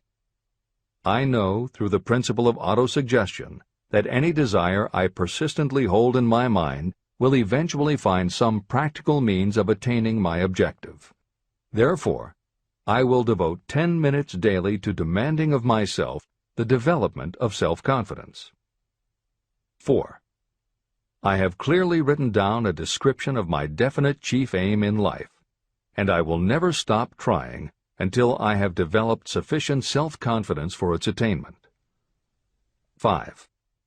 I fully realize that no wealth or position can last unless it is built upon truth and justice. Therefore, I will engage in no transaction that does not benefit all whom it affects. I will succeed by attracting to myself the forces I wish to use and the cooperation of others. I will persuade others to help me because of my willingness to help others. I will eliminate hatred, envy, jealousy, selfishness, and cynicism by developing love for all humanity, because I know that a negative attitude toward others can never bring me success. I will cause others to believe in me because I will believe in them and in myself.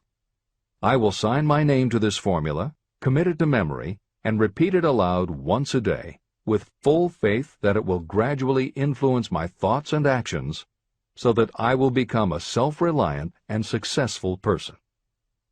Behind this formula is a law of nature that psychologists call autosuggestion or self-suggestion. It is a proven technique that will work for your success if it is used constructively. On the other hand, if used destructively, it will destroy just as readily. In this statement may be found a very significant truth, namely that those who go down in defeat and end their lives in poverty, misery, and distress do so because of negative application of the principle of autosuggestion. All impulses of thought have a tendency to clothe themselves in their physical equivalent. The disaster of negative thinking. The subconscious mind makes no distinction between constructive and destructive thought impulses. It works with the material we feed it through our thought impulses. The subconscious mind will translate into reality a thought driven by fear just as readily as it will translate into reality a thought driven by courage or faith. Just as electricity will turn the wheels of industry and render useful service if used constructively, it will snuff out life if wrongly used. So, too, will the law of autosuggestion lead you to peace and prosperity, or down into the valley of misery, failure, and death. It depends on your degree of understanding and application of it. If you fill your mind with fear or doubt, and if you do not believe in your ability to connect with and use the forces of infinite intelligence, then you will not be able to use those forces. The law of autosuggestion will take your lack of belief and use that doubt as a pattern by which your subconscious mind will translate it into its physical equivalent. Editor's comments. When you have faith in your ability to accomplish what you want, it not only firmly plants ideas in your subconscious, but it then works to reinforce itself. When you have faith in your abilities, part of what you must have faith in is that it is possible to tap into infinite intelligence. And because you have faith that it will work, your conscious mind won't be resistant. When your conscious doesn't resist, your subconscious mind can send creative ideas to your conscious mind more easily. Then, the more you see the power working in your life, the easier it is for you to act on faith the next time. Will it work for you? You will never know unless you relax your resistance and just have faith that it will. This is the end of the editor's comment. Like the wind that carries one ship east and another west, the law of autosuggestion will lift you up or pull you down according to the way you set your sails of thought. The law of autosuggestion, through which any person may rise to altitudes of achievement that stagger the imagination, is well described in the following verse. Observe the words that have been emphasized, and you will catch the deep meaning that the poet had in mind. If you think you are beaten, you are. If you think you dare not, you don't. If you like to win, but you think you can't, it is almost certain you won't. If you think you'll lose, you're lost. For out in the world we find, success begins with a fellow's will. It's all in the state of mind. If you think you are outclassed, you are. You've got to think high to rise. You've got to be sure of yourself before you can ever win a prize. Life's battles don't always go to the stronger or faster man, but soon or late the man who wins is the man who thinks he can. Editor's comments. As noted at the beginning of this chapter, the way in which Napoleon Hill uses the word faith is meant to have no religious connotation. However, it would be impossible for Hill to write this chapter without acknowledging the power of religious faith. Therefore, in the following 2 paragraphs, when Hill discusses Jesus Christ and Mahatma Gandhi as exemplifying the power of faith, he is referring to their personal faith, the absolute trust in his beliefs that Jesus exhibited, and Gandhi's total conviction and confidence in his cause. In this way, they perfectly exemplify thought impulse mixed with faith. This is the end of the editor's comment. If you wish evidence of the power of faith, study the achievements of men and women who have employed it. At the head of the list comes the Nazarene. The basis of Christianity is faith, no matter how many people may have perverted or misinterpreted the meaning of this great force. The sum and substance of the teachings and the achievements of Christ, which may have been interpreted as miracles, were nothing more nor less than faith. If there are any such phenomena as miracles, they are produced only through the state of mind known as faith. Consider Mahatma Gandhi of India, one of the most astounding examples of the possibilities of faith. Gandhi wielded more potential power than any man living in his time, and he had this power despite the fact that he had none of the orthodox tools of power, such as money, battleships, soldiers, and materials of warfare. Gandhi had no money, no home. He did not own a suit of clothes, but he did have power. How did he come by that power? He created it out of his understanding of the principle of faith and through his ability to transplant that faith into the minds of 200 million people. Gandhi accomplished the astounding feat of influencing 200 million minds to coalesce and move in unison as a single mind. What other force on earth, except faith, could do as much? How an idea built a fortune. Editor's comment. Although the following story is not exclusively about faith, and it makes no mention of autosuggestion or the subconscious mind, Napoleon Hill included it at this point in every edition of Think and Grow Rich. In fact, as Hill says, this story illustrates at least 6 of the 13 principles of success, but faith is at the center of it. If the central figure, Charles M. Schwab, had not mixed his big idea with absolute unwavering faith that he could pull it off, the whole history of American business would have been different. This is the end of the editor's comment. The event chosen for this illustration dates back to 1900, when the United States Steel Corporation was being formed. As you read the story, keep in mind the following fundamental facts and you will understand how ideas have been converted into huge fortunes. First, the United States Steel Corporation was born in the mind of Charles M. Schwab in the form of an idea he created through his imagination. Second, he mixed faith with his idea. Third, he formulated a plan for the transformation of his idea into physical and financial reality. Fourth, he put his plan into action with his famous speech at the University Club. Fifth, he applied and followed through on his plan with persistence and backed it with firm decision until it had been fully carried out. Sixth, he prepared the way for success by a burning desire for success. If you are one of those who have often wondered how great fortunes are accumulated, this story of the creation of the United States Steel Corporation will be enlightening. If you have any doubt that a person can think and grow rich, this story should dispel that doubt. You can plainly see in the story of United States Steel the application of a major portion of the principles described in this book. This astounding description of the power of an idea was dramatically told by John Lowell in the New York World Telegram, with whose courtesy it is here reprinted. Editor's comments. In order for the modern reader to fully appreciate the following newspaper story, it is appropriate at this point to provide some background information about the main players. Charles M. Schwab was Andrew Carnegie's right-hand man and president of the Carnegie Steel Corporation. Andrew Carnegie was a wealthy and powerful steel baron whose company controlled 25% of the iron and steel production in America.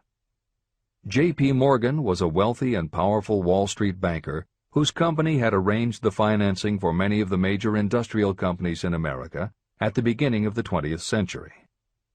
All the reader needs to know about the other men mentioned in the story is that at the beginning of the 20th century, finance, business, and industry were dominated by a few hundred men, most of whom had amassed great fortunes through some connection with the railroads that had opened the country. These people were well known to readers of the New York World Telegram because of their financial influence. And that sets the stage for the following newspaper article, which is not only a fascinating story about the power of faith in an idea, but also a wonderful example of the irreverent writing style that was used by many newspaper journalists of the day. This is the end of the editor's comment. A pretty after-dinner speech for $1 billion.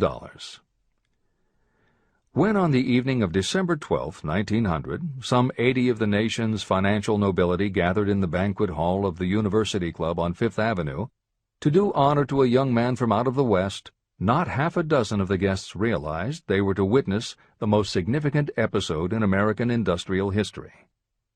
J. Edward Simmons and Charles Stewart Smith, their hearts full of gratitude for the lavish hospitality bestowed on them by Charles M. Schwab during a recent visit to Pittsburgh, had arranged the dinner to introduce the 38-year-old steel man to Eastern banking society.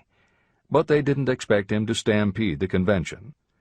They warned him, in fact, that the bosoms within New York's stuffed shirts would not be responsive to oratory, and that if he didn't want to bore the Stillmans and Harrimans and Vanderbilts, he had better limit himself to 15 or 20 minutes of polite vaporings and let it go at that. Even John Pierpont Morgan, sitting on the right hand of Schwab as became his imperial dignity, intended to grace the banquet table with his presence only briefly, and so far as the press and public were concerned, the whole affair was of so little moment that no mention of it found its way into print the next day. So the two hosts and their distinguished guests ate their way through the usual 7 or 8 courses. There was little conversation, and what there was of it was restrained. Few of the bankers and brokers had met Schwab, whose career had flowered along the banks of the Monongahela, and none knew him well. But before the evening was over, they, and with them Money Master Morgan, were to be swept off their feet, and $1 billion baby, the United States Steel Corporation, was to be conceived. It is perhaps unfortunate for the sake of history that no record of Charlie Schwab's speech at the dinner ever was made. It is probable, however, that it was a homely speech, somewhat ungrammatical, for the niceties of language never bothered Schwab, full of epigram and threaded with wit. But aside from that, it had a galvanic force and effect upon the 5 billions of estimated capital that was represented by the diners. After it was over, and the gathering was still under its spell, although Schwab had talked for 90 minutes, Morgan led the orator to a recessed window where, dangling their legs from the high, uncomfortable seat, they talked for an hour more. The magic of the Schwab personality had been turned on full force, but what was more important and lasting was the full-fledged, clear-cut program he laid down for the aggrandizement of steel. Many other men had tried to interest Morgan in slapping together a steel trust after the pattern of the biscuit, wire and hoop, sugar, rubber, whiskey, oil, or chewing gum combinations. Editor's comments. The Random House College Dictionary defines a trust as an illegal combination of industrial or commercial companies in which the stock is controlled by a central board of trustees, thus making it possible to control prices and destroy competition. Many of America's new industrial companies had grown so quickly that they were not yet profitable. They were saddled with huge debt incurred in raising the capital to finance their rapid expansion, and at the same time they were faced with having to cut costs and slash prices or go out of business. The answer for many was to join up with others in related industries to form what were called trusts or combinations. Although trusts were illegal since the passage of the Sherman Antitrust Act in 1890, companies still tried to find ways to monopolize their industries, and if their efforts weren't technically trusts, they were something very close. The one thing the large company owners who assembled these trusts needed was cash to buy up the many smaller companies they would have to own in order to effectively dominate an industry. J.P. Morgan was the banker who financed many such takeovers. This is the end of the editor's comment. John W. Gates, the gambler, had urged it, but Morgan distrusted him. The Moore boys, Bill and Jim, Chicago stock jobbers who had glued together a match trust and a cracker corporation, had urged it and failed. Elbert H. Gary, the sanctimonious country lawyer, wanted to foster it, but he wasn't big enough to be impressive. Until Schwab's eloquence took J.P. Morgan to the heights from which he could visualize the solid results of the most daring financial undertaking ever conceived, the project was regarded as a delirious dream of easy-money crackpots. The financial magnetism that began a generation ago to attract thousands of small and sometimes inefficiently managed companies into large and competition-crushing combinations had become operative in the steel world through the devices of that jovial business pirate, John W. Gates. Gates already had formed the American Steel and Wire Company out of a chain of small concerns, and together with Morgan had created the Federal Steel Company. But by the side of Andrew Carnegie's gigantic vertical trust, a trust owned and operated by 53 partners, those other combinations were picayune. They might combine to their heart's content, but the whole lot of them couldn't make a dent in the Carnegie organization, and Morgan knew it. The eccentric old Scot knew it, too. Editor's comments. Andrew Carnegie was born in Scotland and came to America when he was just a boy. He made his first move to join the elite group of American tycoons when he quit his job as a bobbin boy in a cotton mill, earning $1.20 a week, and got a job as a telegraph messenger boy. He soon taught himself to operate a telegraph key, which got him hired as personal telegrapher and secretary to the head of the Pennsylvania Railroad. It wasn't long before he'd worked his way up the ranks to superintendent of the Pittsburgh division, which in turn put him in a position to become an early investor in the Pullman Company, which became the leading manufacturer of railway cars. Carnegie's investment in Pullman and some successful real estate ventures gave him the capital to go into business for himself. At the end of the Civil War, Carnegie left railroading and started a company that built iron bridges for railroad companies.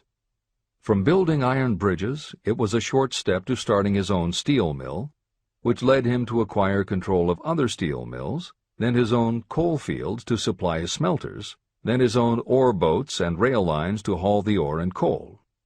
Because of Carnegie's vertical integration and his use of the most up-to-date manufacturing methods, he was able to sell top-grade steel at the lowest price. He managed to drop the price of steel from $140 a ton to $20 a ton. By 1899, the Carnegie Steel Company controlled about 25% of the iron and steel production in America. The smaller steel manufacturers couldn't compete with Carnegie, so they went to J.P. Morgan for help. He arranged for the financing, and a wide-ranging alliance was put together of companies that were in the business of manufacturing products made from steel. Part of the deal was that they would not buy steel from Carnegie. Andrew Carnegie was not about to be put out of business by a collection of small companies. He announced that he would buy or build his own manufacturing companies to produce finished goods made of steel. This is the end of the editor's comments, and the New York World Telegram story continues. From the magnificent heights of Skibo Castle he had viewed, first with amusement and then with resentment, the attempts of Morgan's smaller companies to cut into his business. When the attempts became too bold, Carnegie's temper was translated into anger and retaliation. He decided to duplicate every mill owned by his rivals. Hitherto, he hadn't been interested in wire, pipe, hoops, or sheet. Instead, he was content to sell such companies the raw steel and let them work it into whatever shape they wanted. Now, with Schwab as his chief and able lieutenant, he planned to drive his enemies to the wall. So it was that in the speech of Charles M. Schwab, Morgan saw the answer to his problem of combination. A trust without Carnegie, giant of them all, would be no trust at all, a plum pudding, as one writer said, without the plums. Schwab's speech on the night of December 12, 1900, undoubtedly carried the inference, though not the pledge, that the vast Carnegie enterprise could be brought under the Morgan tent. He talked of the world future for steel, of reorganization for efficiency, of specialization, of the scrapping of unsuccessful mills and concentration of effort on the flourishing properties, of economies in the ore traffic, of economies in overhead and administrative departments, of capturing foreign markets. More than that, he told the buccaneers among them wherein lay the errors of their customary piracy. Their purposes, he inferred, had been to create monopolies, raise prices, and pay themselves fat dividends out of privilege. Schwab condemned the system in his heartiest manner. The short-sightedness of such a policy, he told his hearers, lay in the fact that it restricted the market in an era when everything cried for expansion. By cheapening the cost of steel, he argued, an ever-expanding market would be created. More uses for steel would be devised, and a goodly portion of the world trade could be captured. Actually, though he did not know it, Schwab was an apostle of modern mass production. Editor's comments. For J.P. Morgan, all of Schwab's talk about economies of scale and expanding markets meant only one thing. Until that night, it was assumed that Andrew Carnegie would continue building his own manufacturing companies to compete with the steel trusts that Morgan had helped put together.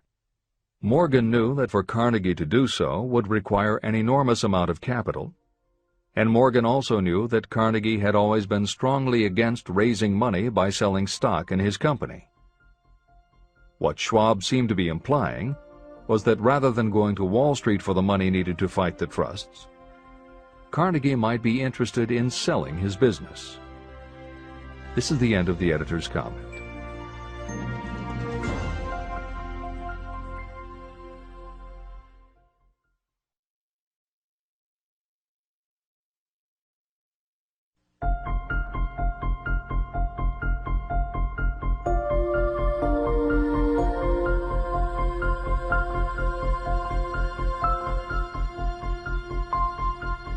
New York World Telegram story continues.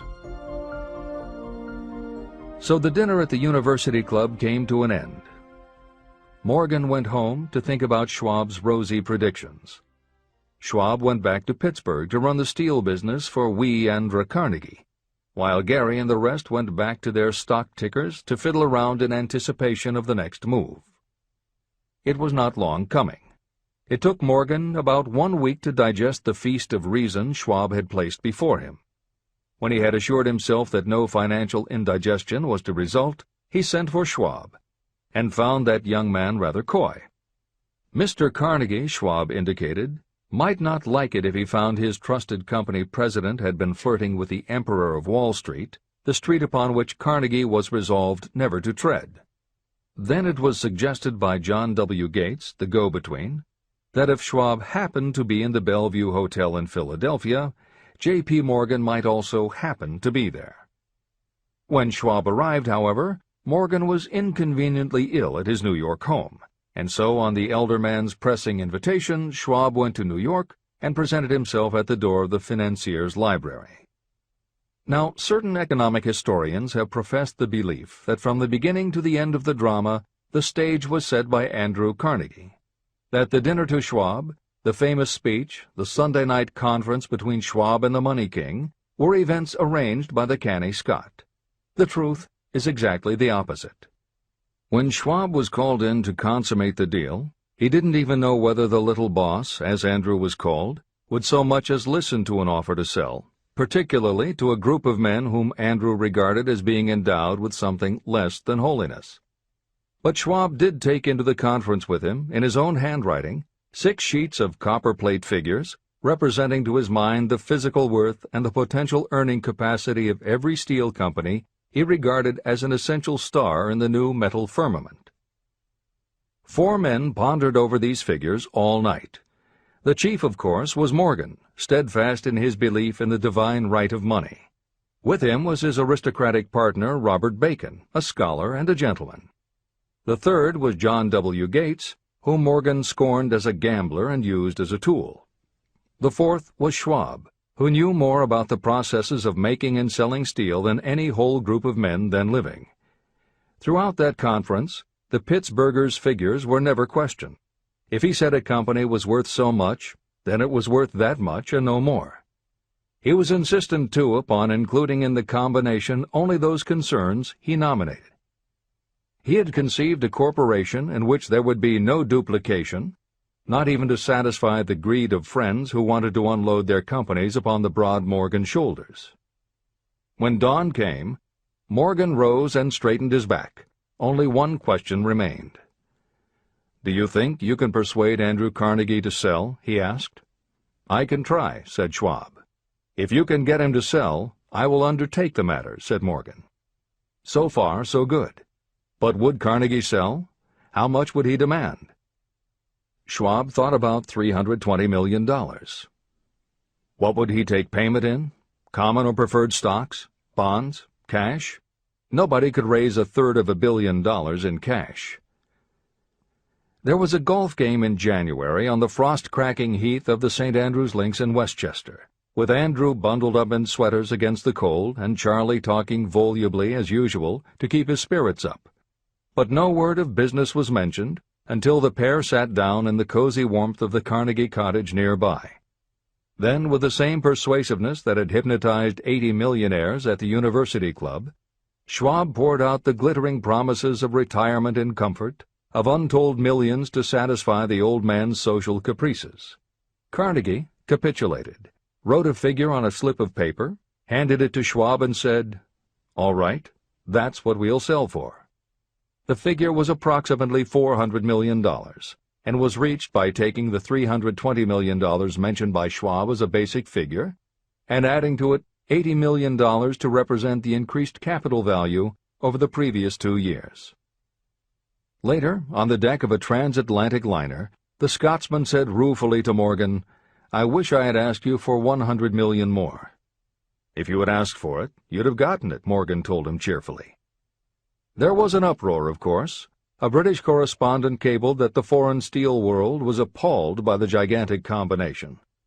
President Hadley of Yale declared that unless trusts were regulated, the country might expect an emperor in Washington within the next 25 years.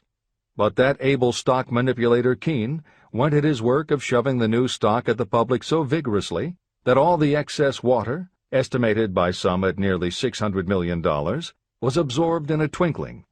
So Carnegie had his millions, and the Morgan Syndicate had $62 million for all its trouble, and all the boys, from Gates to Gary, had their millions. Editor's comment. The 38-year-old Charles M. Schwab had his reward, too. He was made president of the new corporation, United States Steel, and remained in control until 1930. When Schwab left U.S. Steel, he went on to found the mammoth Bethlehem Steel Corporation, of which he also became president. This is the end of the editor's comment. Riches begin with thought. The dramatic story of big business that you've just finished is a perfect illustration of the method by which desire can be transmuted into its physical equivalent. That giant organization was created in the mind of one man. The plan by which the organization was provided with the steel mills that gave it financial stability was created in the mind of the same man. His faith, his desire, his imagination, his persistence were the real ingredients that went into United States Steel. The steel mills and equipment acquired by the corporation, after it had been brought into legal existence, were incidental.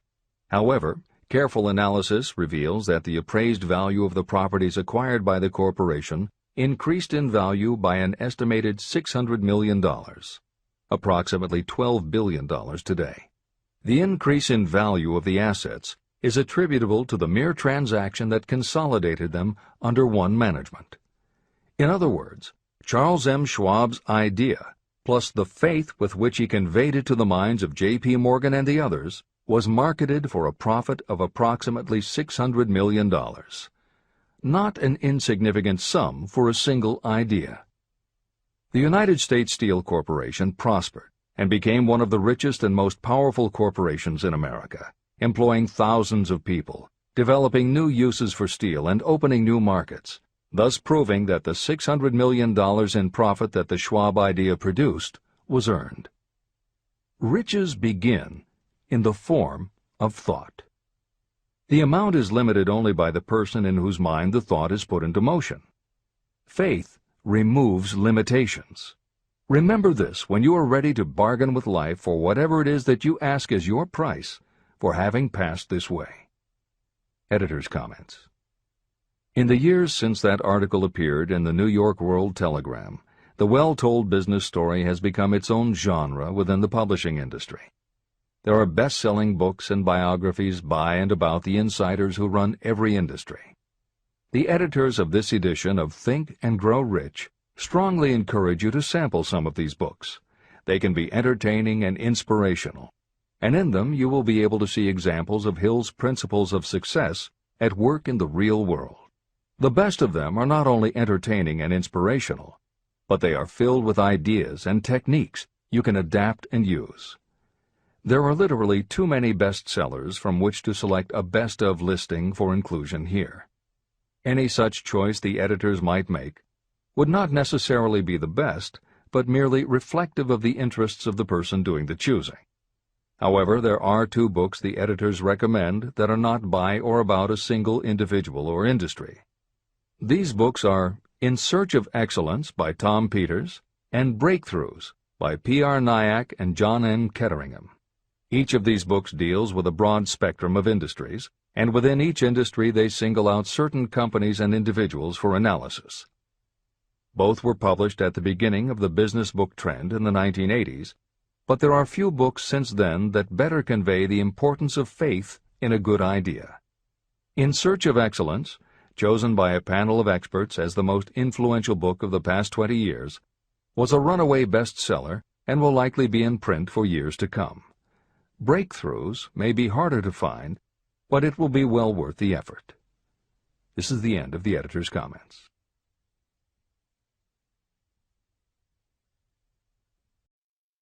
A quitter never wins, and a winner never quits.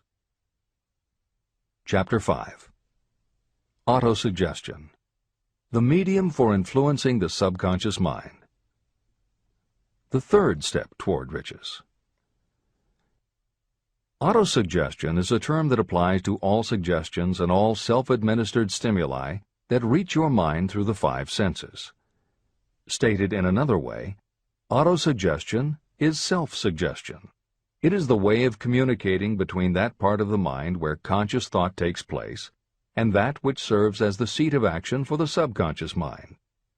Through the dominating thoughts that you permit to remain in your conscious mind, it doesn't matter whether these thoughts are negative or positive, the principle of autosuggestion reaches the subconscious mind and influences it with these thoughts. Nature has built human beings so that we can have control over the material that reaches our subconscious mind through our five senses. However, this does not mean that we always exercise this control. In the great majority of instances, we do not exercise it, which explains why so many people go through life in poverty. Recall what I said about the subconscious mind resembling a fertile garden, in which weeds will grow if the seeds of more desirable crops are not sown. Autosuggestion is the way you may feed your subconscious on creative thoughts. Or you can, by neglecting it, permit thoughts of a destructive nature to find their way into this rich garden of the mind. Editor's comments. Numerous psychological studies and experiments with hypnotherapy have validated Napoleon Hill's concept that a person's subconscious mind retains everything that person ever experienced. Studies also support the theory that the subconscious is non-judgmental. It does not filter or interpret, it simply processes information literally and stores it. For those readers who may be dubious about the subconscious, or that thoughts stored below the level of consciousness can exert enough influence to affect attitude and behavior, the following explanation should alleviate any such doubts. There is no doubt about the existence of the conditions known by the psychological terms fixations, phobias, and compulsive behaviors. These conditions occur when a child has learned something in such a powerful or dramatic way that the knowledge becomes firmly planted in the child's subconscious mind. Then, even as the child grows to adulthood and the conscious mind learns to understand that information from a mature point of view, because the childhood learning experience was so powerful, the subconscious still retains the childhood understanding of the information. The result is a fixation, phobia, or compulsive behavior that causes a response rooted in childhood, which does not make logical sense to the adult's conscious mind.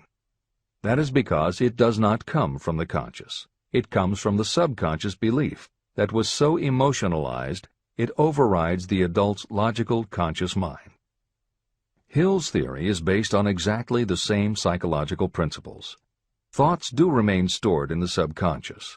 They remain just as they were when they were input, and the more highly emotionalized the thoughts are when they are input, the more influence they exert on attitude and behavior. It is this aspect of the subconscious that will allow you to use autosuggestion as a tool with which to input the positive thoughts that will help you achieve the success you desire. This is the end of the editor's comments. See and feel money in your hands. You were instructed in the last of the 6 steps described in Chapter 3 on Desire to read aloud twice daily the written statement of your desire for money. You were also directed to see and feel yourself already in possession of the money. By following these instructions, you communicate the object of your desire directly to your subconscious mind in a spirit of absolute faith. Through repetition of this procedure, you will create thought habits that reinforce your efforts to transmute desire into its monetary equivalent. Read these steps again, very carefully, before you proceed further. 1. Fix in your mind the exact amount of money you desire. It is not sufficient merely to say, "I want plenty of money." Be definite about the amount. 2. Determine exactly what you intend to give in return for the money you desire. There is no such reality as something for nothing. 3. Establish a definite date when you intend to possess the money you desire. 4. Create a definite plan for carrying out your desire and begin at once, whether you are ready or not, to put this plan into action. 5. Now write it out. Write a clear, concise statement of the amount of money you intend to acquire, name the time limit for its acquisition, state what you intend to give in return for the money, and describe clearly the plan through which you intend to accumulate it. 6. Read your written statement aloud, twice daily. Read it once just before retiring at night, and read it once after arising in the morning. As you read, see and feel and believe yourself already in possession of the money. Remember, when reading aloud the statement of your desire, through which you will develop a money consciousness, that the mere reading of the words is of no consequence, unless you mix emotion or feeling with your words. Your subconscious mind recognizes and acts only upon thoughts that have been well mixed with emotion or feeling. This is a fact of such importance as to warrant repetition in practically every chapter. The lack of understanding of this is the main reason the majority of people who try to apply the principle of autosuggestion get no desirable results. Plain, unemotional words do not influence the subconscious mind. You will get no appreciable results until you learn to reach your subconscious mind with thoughts or spoken words that have been well emotionalized with belief. Do not become discouraged if you cannot control and direct your emotions the first time you try. Remember, there is no such possibility as something for nothing. You cannot cheat even if you desire to do so. The price of ability to influence your subconscious mind is persistence in applying the principles described here. You cannot develop the desired ability for a lower price. You, and you alone, must decide whether or not the reward, the money consciousness, is worth the price you must pay for it in effort. Your ability to use the principle of autosuggestion will depend very largely upon your capacity to concentrate on a given desire until that desire becomes a burning obsession. How to strengthen your powers of concentration. Reward, the money consciousness, is worth the price you must pay for it in effort. Your ability to use the principle of following are suggestions for the effective use of concentration. When you begin the first of the 6 steps, which instructs you to fix in your own mind the exact amount of money you desire, close your eyes and hold your thoughts on that amount of money until you can actually see the physical appearance of the money. Do this at least once each day. As you go through these exercises, follow the instructions given in Chapter 4 on faith and see yourself actually in possession of the money. Here is a most significant fact. The subconscious mind takes any orders given to it in a spirit of absolute faith and acts upon those orders. But the orders often have to be presented over and over again, repeated positive affirmation, before they are interpreted by the subconscious mind. Because of this, you might consider the possibility of playing a perfectly legitimate trick on your subconscious mind. Make it believe, because you believe it, that you must have the amount of money you are visualizing. Make it believe that this money is already awaiting your claim, so the subconscious mind must hand over to you practical plans for acquiring the money that is yours. Give this thought to your imagination, and see what your imagination can or will do to create practical plans for the accumulation of money through transmutation of your desire.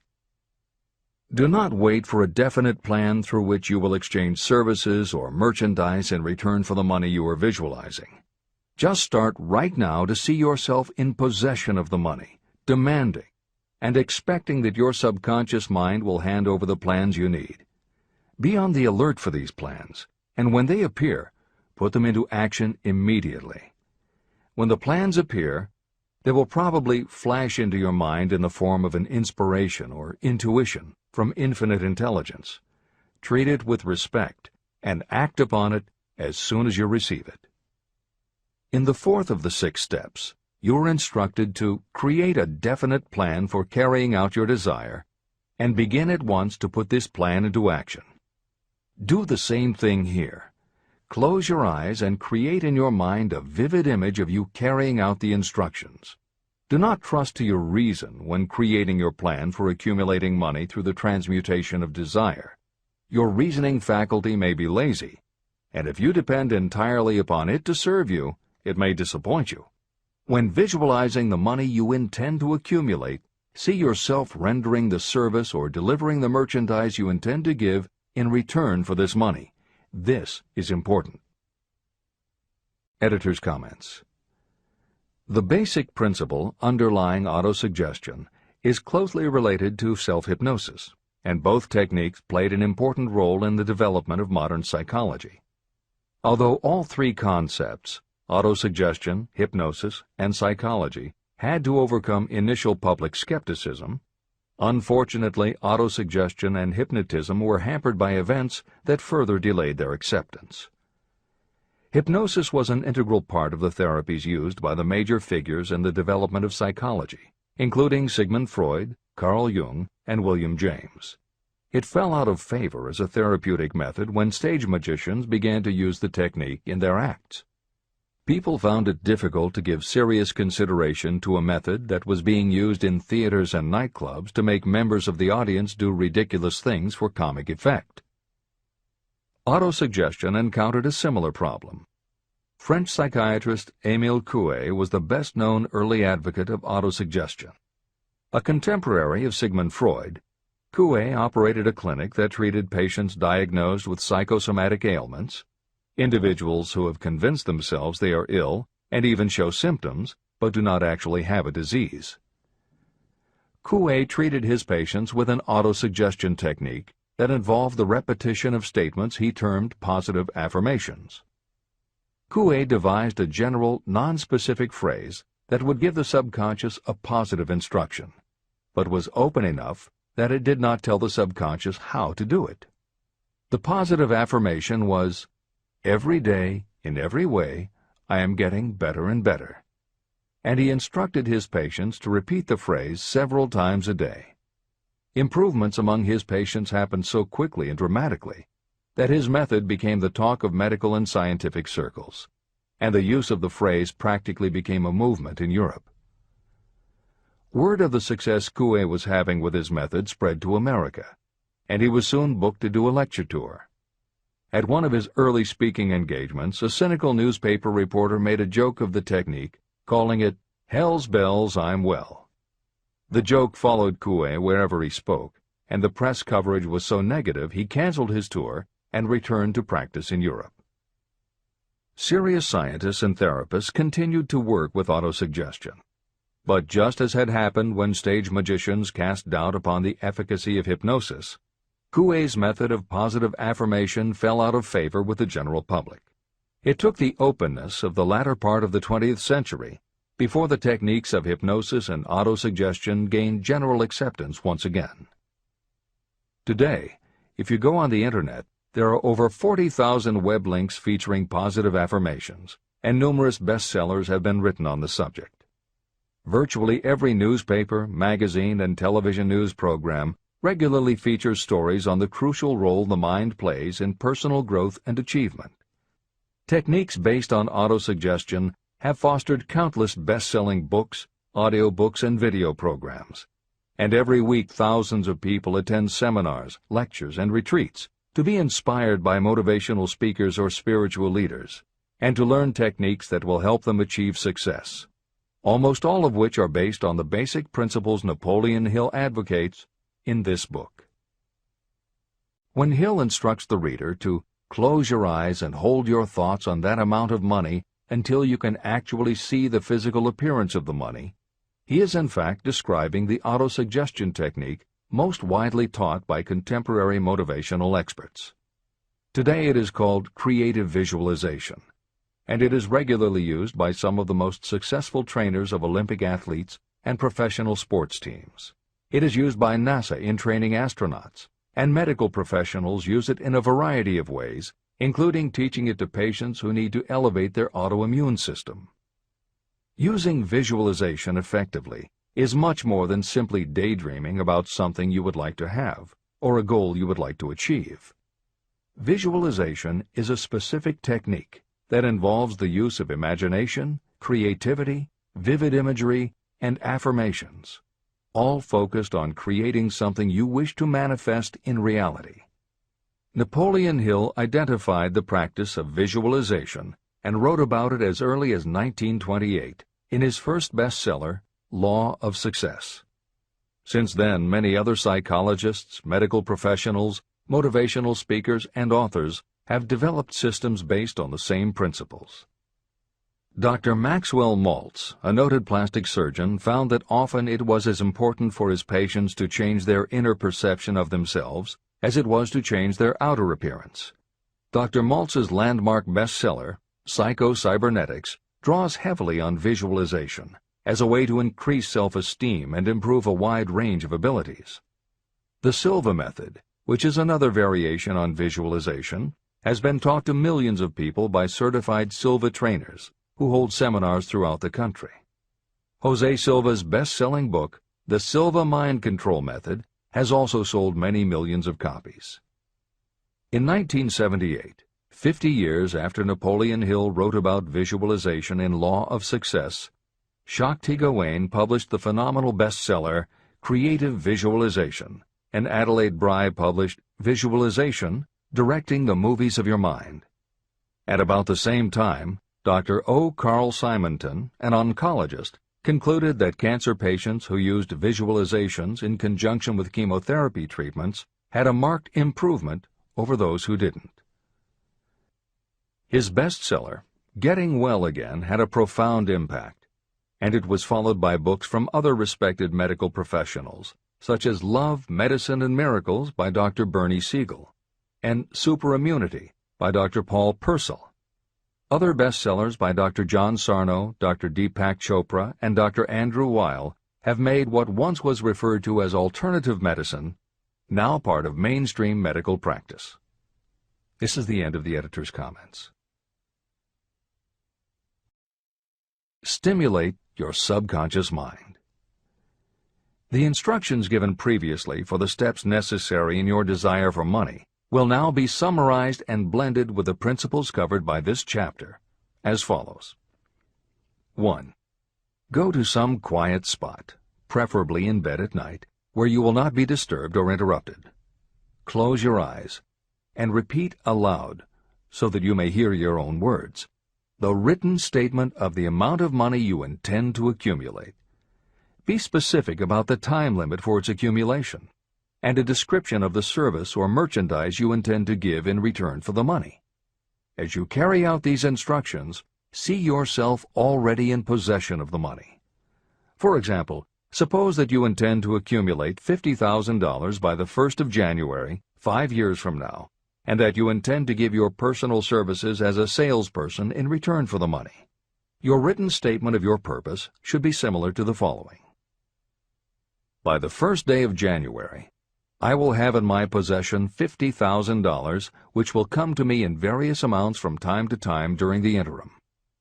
In return for this money, I will give the most efficient service of which I am capable.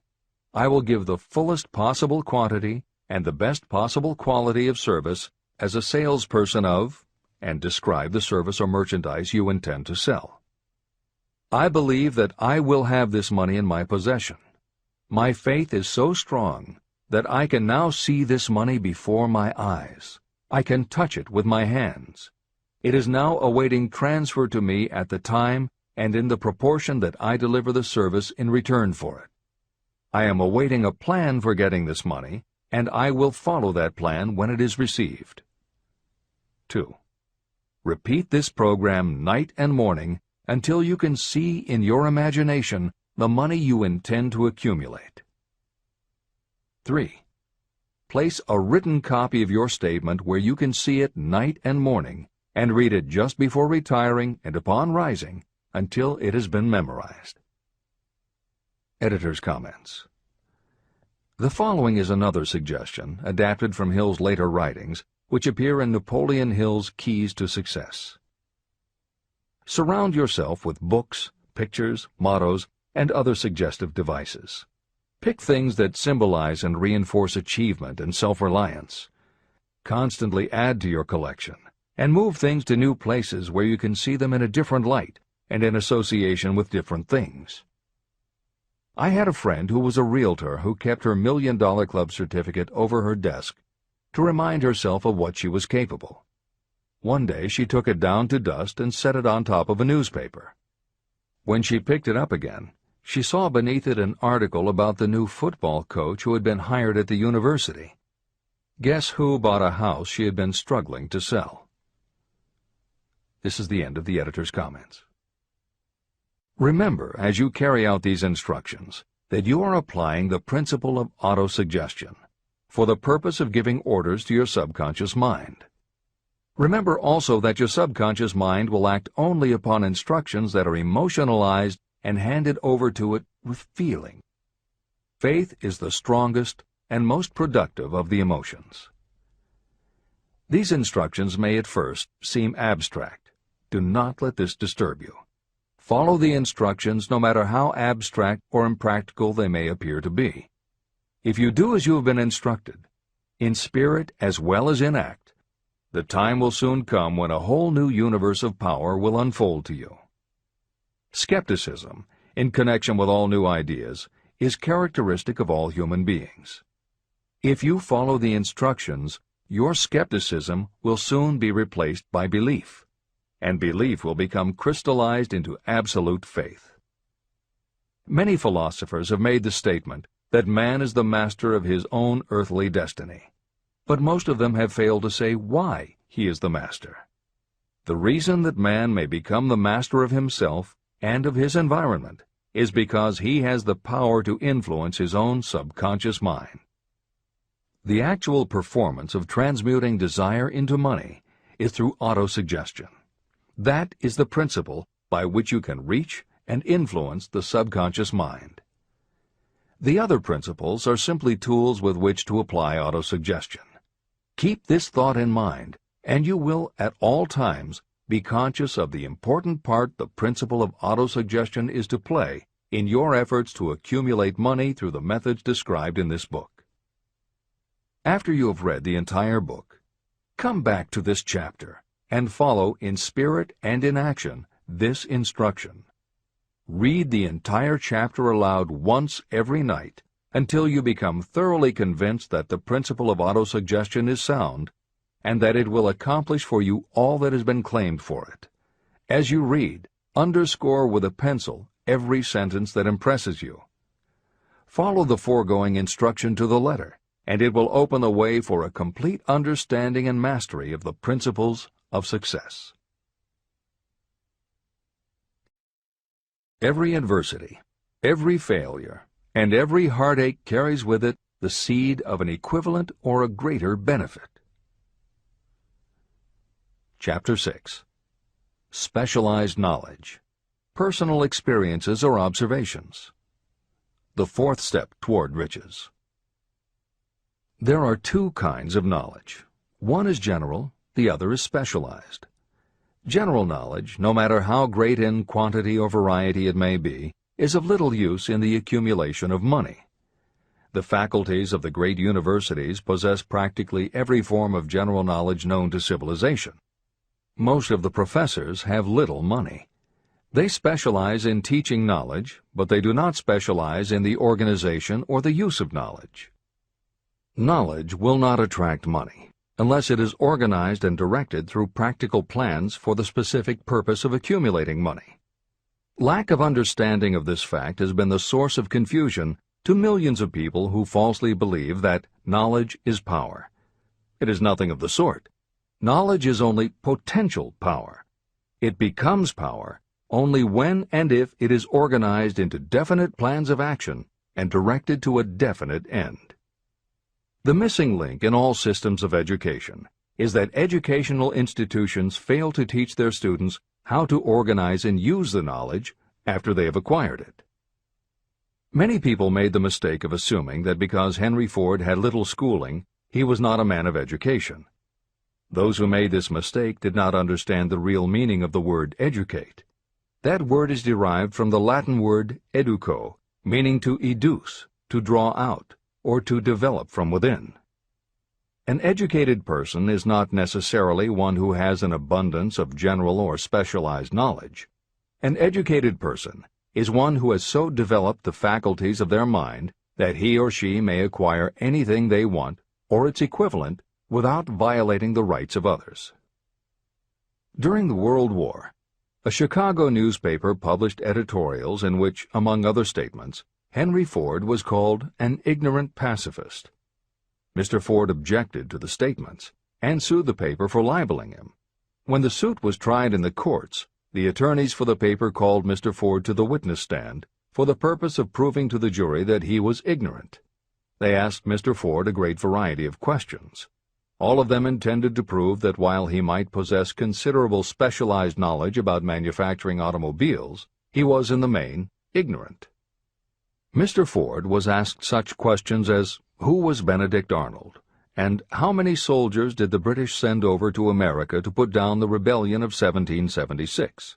In answer to the last question, Mr. Ford replied, I do not know the exact number of soldiers the British sent over, but I have heard that it was a considerably larger number than ever went back. Finally, Mr. Ford became tired of this line of questioning. In reply to a particularly offensive question, he leaned over, pointed his finger at the lawyer who had asked the question, and said, If I should really want to answer the foolish question you have just asked, or any of the other questions you have been asking me, let me remind you that I have a row of electric push-buttons on my desk, and by pushing the right button I can summon to my aid men who can answer any question I desire to ask concerning the business to which I am devoting most of my efforts. Now, will you kindly tell me why I should clutter up my mind with general knowledge for the purpose of being able to answer questions when I have men around me who can supply any knowledge I require?" That answer floored the lawyer. Every person in the courtroom realized it was the answer not of an ignorant man, but of a man of education. Any person is educated who knows where to get knowledge when they need it and how to organize that knowledge into definite plans of action.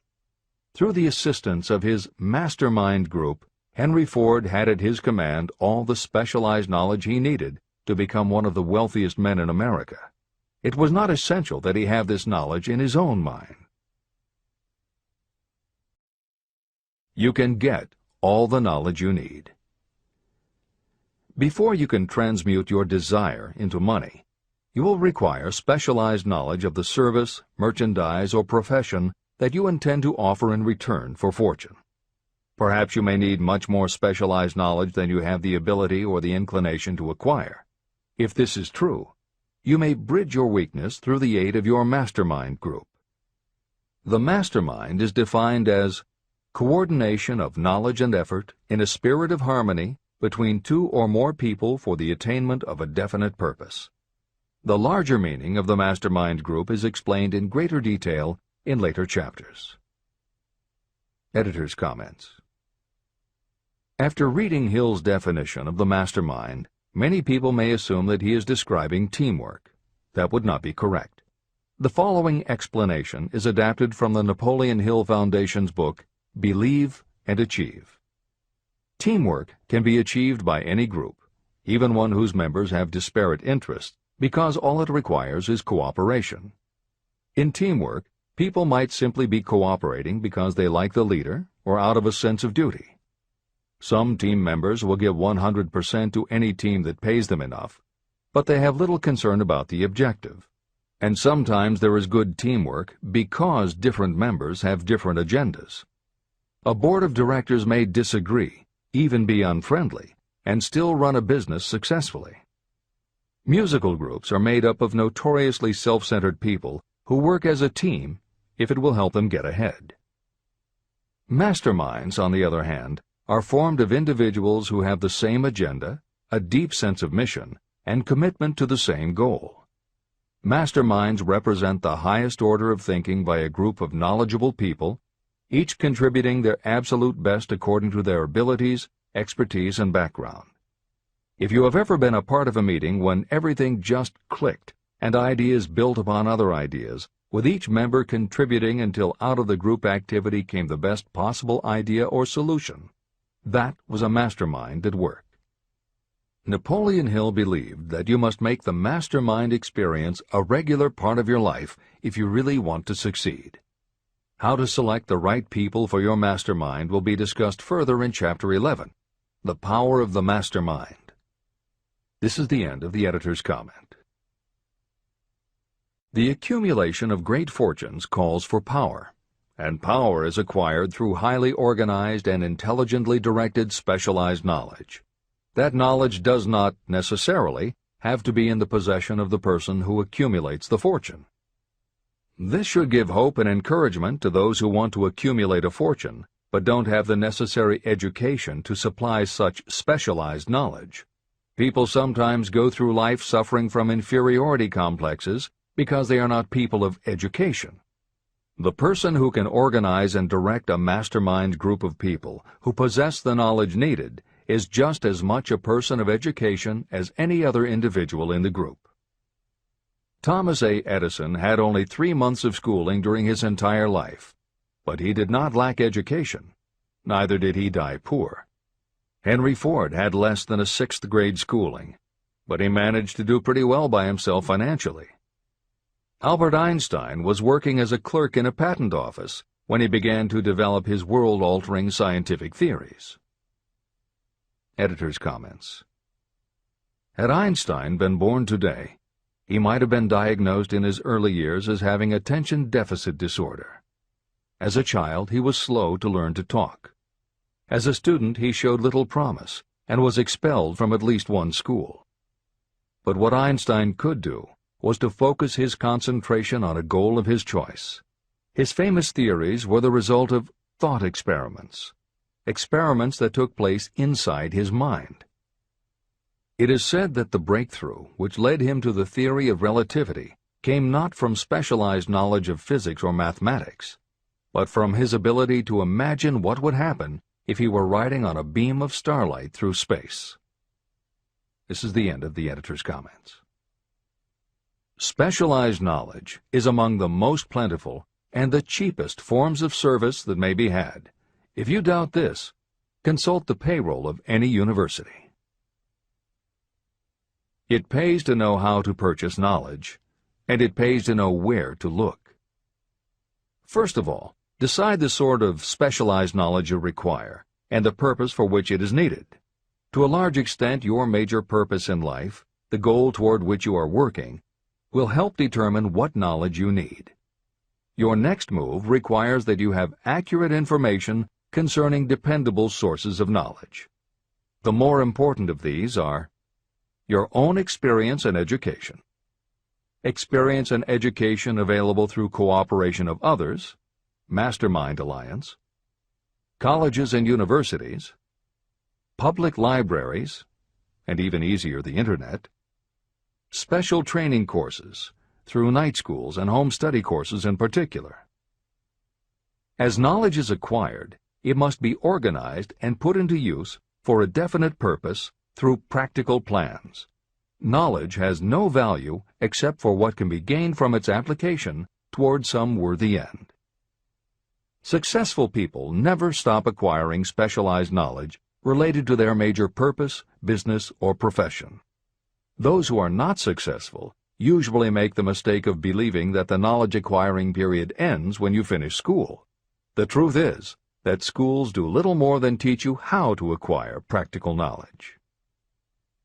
Editor's comments. At this point in the original edition of Think and Grow Rich, Napoleon Hill included a newspaper story about education and job opportunities. Although the contemporary job market has changed considerably, the author of the article, Robert Moore, Director of Placements at Columbia University, made some comments that are perfectly aligned with the philosophy of Think and Grow Rich and are still holding true today. One such comment was, "The man who has been active on the campus, whose personality is such that he gets along with all kinds of people, and who has done an adequate job with his studies, has a most decided edge over the strictly academic student." One of the largest industrial companies, the leader in its field, in writing to Mr. Moore concerning prospective seniors at the college said, "We emphasize qualities of character, intelligence, and personality far more than specific educational background." Although few would argue that education is valuable, as Moore implies above and as Hill noted earlier about Edison, Ford, and Einstein, academic accomplishment has never been a sure indicator of success. The October 27, 2003 issue of Time magazine made a similar point in their cover story about the changes being made in the SAT exam. Although the article's primary focus is on the efforts to make the SAT less biased, it also notes that recent research indicates that neither the SAT nor IQ tests have proven to be very reliable predictors of future real-world achievement. In his best-selling book, Emotional Intelligence, author Daniel Goleman has created a persuasive argument that the way in which a person handles themselves and their relationships, which he calls emotional intelligence, or EI, is a much better indicator than IQ in predicting whether a person will be successful in life. In his later books, Working with Emotional Intelligence and Primal Leadership, Goleman applies his theory to the workplace, focusing on emotional intelligence leadership techniques and comparing corporate managers' EI with their IQ to analyze which has the greatest positive effect on the financial bottom line. Daniel Goleman's theories have caused some significant changes within educational circles and among management theorists, but their greatest impact has been on individuals who have gone through life intimidated because they believe they aren't smart enough. For them, Goleman's books offer convincing evidence that although they may not have conventional education, their natural abilities and interpersonal skills can be far more important in achieving success. This is the end of the editor's comments. One of the most reliable and practical sources of knowledge available to those who need specialized schooling are night schools, extension courses, and seminars. The correspondence schools give specialized training anywhere the U.S. mails go, or via the Internet. One advantage of home study training is the flexibility of the study program, which permits you to study during spare time. Another advantage of home study training, if the school is carefully chosen, is that most courses offer some method of personal consultation, which can be of priceless value to those needing specialized knowledge. No matter where you live, you can share the benefits. A lesson from a collection agency. Anything acquired without effort and without cost is generally unappreciated and often discredited. Perhaps this is why we get so little from our marvelous opportunity in public schools. The self-discipline you will learn from a program of specialized study can make up for the wasted opportunity when knowledge was available without cost. Being asked to pay, whether you make good grades or poor, has the effect of causing you to follow through with the course when you would otherwise drop it. I learned this from experience when I enrolled for a home study course in advertising. After completing 8 or 10 lessons, I stopped studying. But the school did not stop sending me bills. In fact, they insisted upon payment whether I kept up my studies or not. I decided that if I had to pay for the course, which I had legally obligated myself to do, I should complete the lessons and get my money's worth. Correspondence schools are well-organized businesses. At the time, I felt that their collection system was somewhat too well-organized, but I learned later in life that it was a valuable part of my education. The truth is that their collection department constituted the very finest sort of training on decision-making, promptness, and the habit of finishing what you begin. The collection system that forced me to finish the course turned out to be worth much in the form of money earned. The road to specialized knowledge. We have in this country what is said to be the greatest public school system in the world. One of the strange things about human beings is that they value only that which has a price. The free schools of America and the free public libraries do not impress people because they are free. This is the major reason why so many people find it necessary to acquire additional training after they finish school and go to work.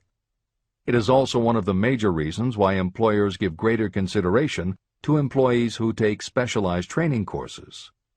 They have learned that those who have the ambition to give up a part of their spare time to studying at home have in them those qualities that make for leadership. There is one weakness in people for which there is no remedy. It is the universal weakness of lack of ambition. People who give up some of their spare time to take courses seldom remain at the bottom very long. By taking such courses, they open the way for the upward climb, remove many obstacles from their path, and attract the interest of those who have the power to help them. The home study method of training is especially suited to people who have already started working. They often find that after having left school, they still need additional specialized knowledge, but cannot spare the time to go back to school. Stuart Austin Weir was a construction engineer. He followed this line of work until the Depression hit and severely limited the construction business. He took inventory of himself and decided to change his profession to law. He went back to school and took special courses to prepare himself as a corporation lawyer.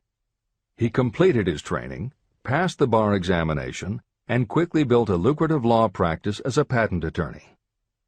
Just to keep the record straight, and to anticipate the excuses of those who will say, "I couldn't go to school because I have a family to support," or "I'm too old," I will add that Mr. Weir was past 40 and married when he went back to school.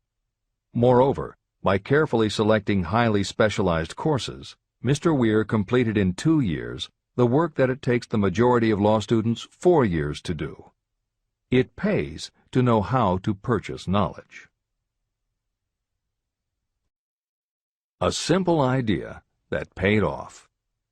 Here's another specific example about a salesman in a grocery store who found himself suddenly unemployed. Having had some bookkeeping experience, He took a special course in accounting, familiarized himself with all the latest bookkeeping and office equipment, and went into business for himself. Starting with a grocer for whom he had formerly worked, he made contracts with more than 100 small merchants to keep their books at a very nominal monthly fee. His idea was so practical that he soon found it necessary to set up a portable accounting office in a light delivery truck. He now has a fleet of these bookkeeping offices on wheels. He employs a large staff of assistants who provide small merchants with accounting services equal to the best that money can buy at very nominal cost. Specialized knowledge plus imagination were the ingredients that went into this unique and successful business. Last year, the owner of that business paid income taxes of almost 10 times as much as was paid by the grocery store that fired him. Editor's comments. It would be impossible to write a contemporary book about success without including the story of Bill Gates. And although the connection between the world's wealthiest man and Hill's story about a man who started a mobile accounting business may not be immediately obvious, the fact is that this is a very apt place to include the story of Microsoft. Just as with the mobile accountant, the two defining characteristics of Bill Gates' success are specialized knowledge and imagination. Everyone had recognized at an early age that Bill Gates was a very bright student, but he had little interest in anything other than science and math.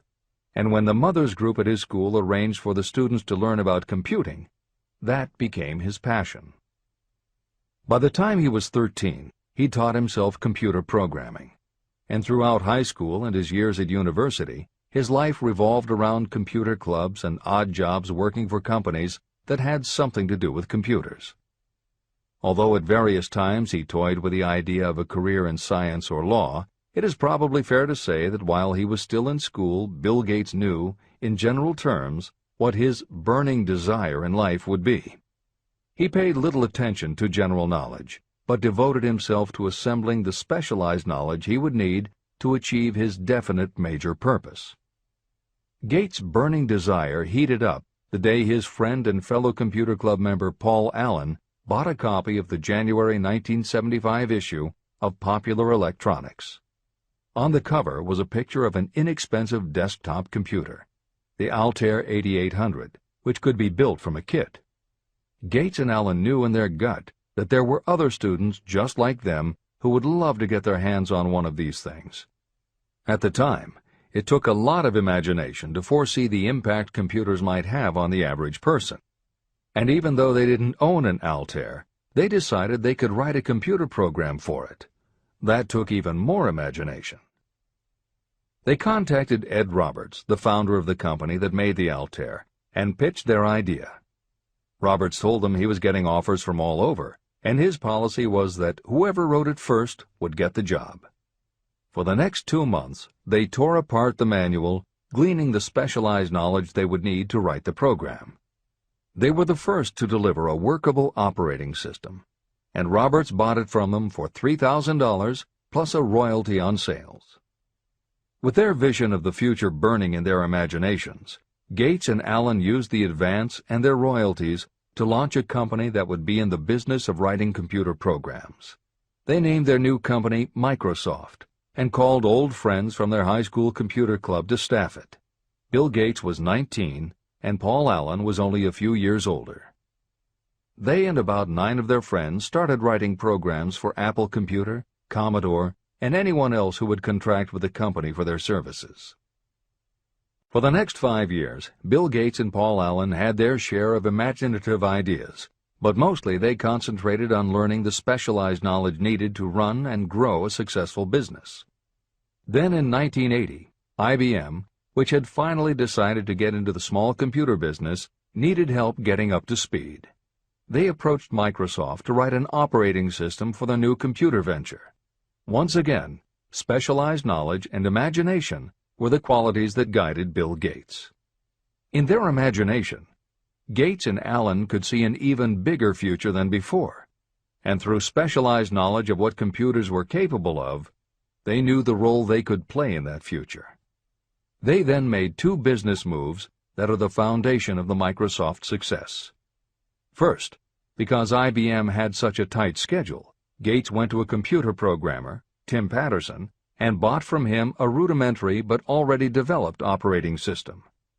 Gates then set to work modifying the system, and he renamed it MS-DOS, for Microsoft Disk Operating System. The other move that was crucial to their success was the negotiation with IBM.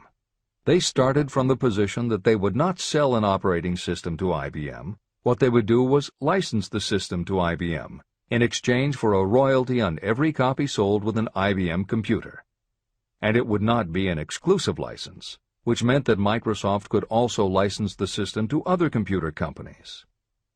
If you were to continue to track the history of Microsoft, you would find those same qualities: a burning desire, an idea, specialized knowledge, and imagination behind each move Bill Gates made and continues to make, just as they were behind the success of the man who started the mobile accounting business. This is the end of the editor's comments. The beginning of the successful mobile accounting business was an idea. I know this is true because I was the one who gave him that idea. Now I'd like to pass on the story of another idea. And it was my accountant friend who indirectly suggested this one to me. When I first proposed the accounting idea to him, he said, "I like the idea, but I would not know how to turn it into cash." In other words, he did not know how to market his bookkeeping knowledge after he had acquired it. So, with the aid of a young woman copywriter, a very attractive presentation was prepared describing the advantages of the new system of bookkeeping. The brochure told the story of this new business so effectively that its owner soon had more accounts than he could handle. There are thousands of people all over the country who need the services of a merchandising specialist capable of preparing an attractive way to market personal services. This idea was born of the necessity to solve a specific problem. But it did not stop by serving merely one person. The woman who created the presentation has a keen imagination. She saw in her newly born brainchild the making of a new profession to serve thousands of people who need practical guidance in marketing personal services. Spurred to action by the success of her first prepared plan to market personal services, this woman turned to solving a similar problem for her son. He had just finished college, but had been totally unable to find a market for his services. The plan she created for him was the best example of merchandising personal services I have ever seen. When the presentation had been completed, it contained nearly 50 pages of beautifully typed, properly organized information. It told the story of her son's natural abilities, schooling, personal experiences, and a great variety of other information. The book also contained a complete description of the position her son desired, together with a marvelous word picture of the exact plan he would use in filling his position. The preparation of the presentation required several weeks of her time, during which she sent her son to the public library almost daily to get specific data needed to sell his services to best advantage. She also sent him to all the competitors of his prospective employer, where he gathered information concerning their business methods. This was of great value in the formation of the plan he intended to use in filling the position he sought. When the plan was finished, it contained more than half a dozen very fine suggestions that would benefit the prospective employer. You don't have to start at the bottom. You may be inclined to ask, why go to all this trouble to secure a job? The answer is, doing a thing well is never trouble. The plan prepared by this woman for her son helped him get the job at the first interview and at a salary fixed by himself. Moreover, and this too is important, the position did not require the young man to start at the bottom. He began as a junior executive at an executive salary. Why go to all this trouble? Well, for one thing, this young man's planned presentation saved him no less than 10 years of working his way up. The idea of starting at the bottom and working your way up may appear to be sound, but the major objection to it is this: too many of those who begin at the bottom never manage to lift their heads high enough to be seen by those who count. And the outlook from the bottom is not very bright or encouraging. It has a tendency to kill off ambition. You get into a rut, and you accept your fate because you form the habit of daily routine. Often this habit finally becomes so strong you don't even try to throw it off. And that is another reason why it pays to start 1 or 2 steps above the bottom. By so doing, you will form the habit of looking around, of observing how others get ahead, of seeing opportunity, and of embracing it without hesitation. A splendid example of what I mean is Dan Halpin. During his college days, he was manager of the famous 1930 championship Notre Dame football team, when it was under the direction of the late Knute Rockne. Halpin finished college at a very unfavorable time. The Depression had made jobs scarce. So after a fling at investment banking and motion pictures, he took the first job with a potential future he could find. It was selling electrical hearing aids on a commission basis. Anyone could start in that sort of job, and Halpin knew it, but it was enough to open the door of opportunity to him. For almost 2 years he worked at the job, but it didn't satisfy him. He would never have risen above that job if he had not done something about his dissatisfaction. He aimed first at the job of assistant sales manager of the company, and he got the job. That single step upward placed him high enough above the crowd for him to see still greater opportunity. Also, it placed him where opportunity could see him. In his new position, he did so well selling hearing aids that A.M. Andrews, chairman of the board of the Dictograph Products Company, a competitor of the company for which Halpin worked, asked to meet with him. Mr. Andrews wanted to know something about that man Dan Halpin who was taking big sales away from the long-established Dictograph Company. When the interview was over, Halpin was the new sales manager in charge of the Acousticon division of Dictograph. Then, to test young Halpin's mettle, Mr. Andrews went away to Florida for 3 months, leaving him to sink or swim in his new job. He did not sink. Knute Rockne's spirit of all the world loves a winner and has no time for a loser inspired him to put so much into his job that he was elected vice president of the company. Vice president was a job that most would be proud to earn through 10 years of loyal effort, but Halpin turned the trick in little more than 6 months. One of the major points I'm trying to emphasize through this entire philosophy is that we rise to high positions or remain at the bottom because of conditions we can control, but only if we desire to control them. I am also trying to emphasize another point, that both success and failure are largely the results of habit. I have not the slightest doubt that Dan Halpin's close association with the greatest football coach America ever knew planted in his mind the same kind of desire to excel that made the Notre Dame football team world famous. Truly, there's something to the idea that hero worship is helpful, provided you worship a winner. My belief in the theory that business associations are vital factors, both in failure and in success, was clearly demonstrated when my son Blair was negotiating with Dan Halpin for a position. Mr. Halpin offered him a beginning salary of about 1/2 what he could have gotten from a rival company. I brought parental pressure to bear, and encouraged Blair to accept the job with Mr. Halpin.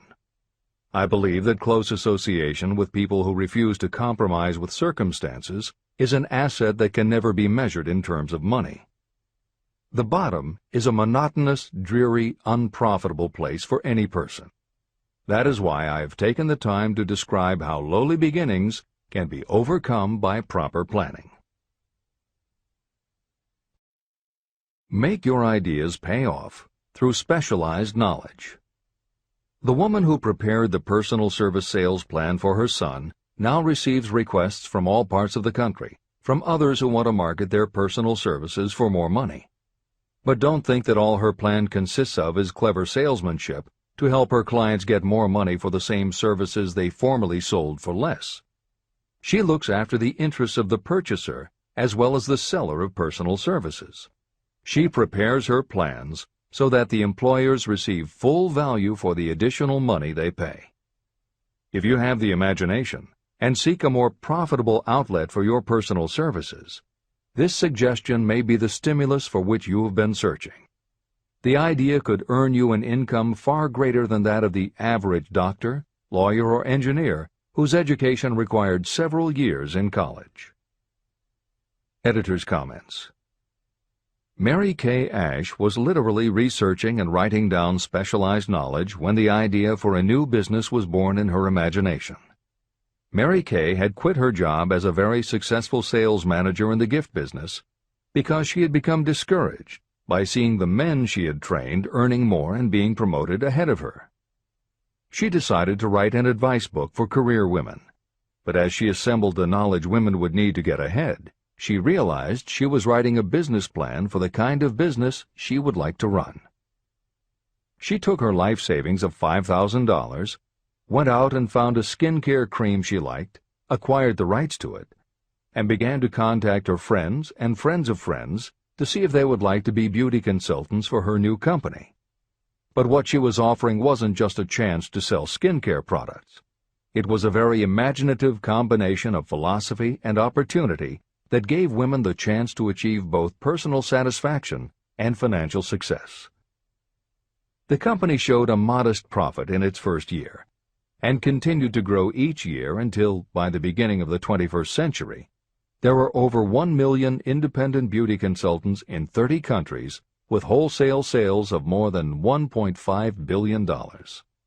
3 times Mary Kay Cosmetics was named as one of the 100 best companies to work for in America, and Lifetime Television Network named Mary Kay the businesswoman of the century.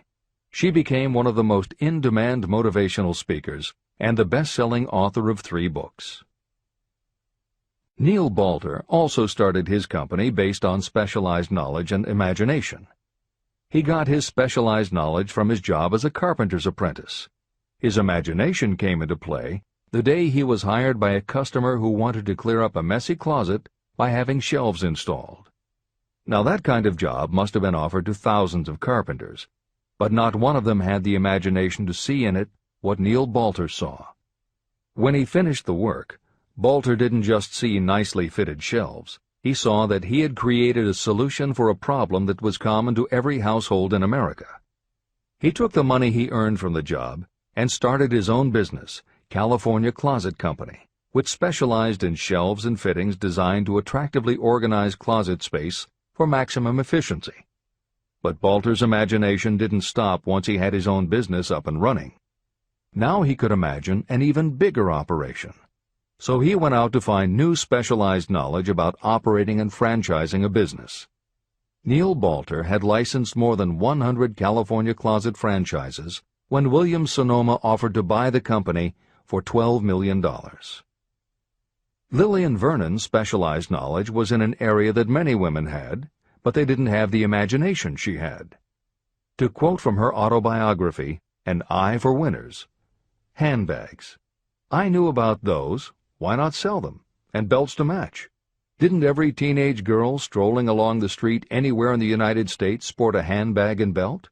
And my handbags would offer something special. Each one would be personalized with initials. I knew with absolute certainty that teenagers would go for items that made them feel unique. She believed enough in her idea that she spent $495 to take a small ad in 17 magazine. The ad brought in $32,000 in orders.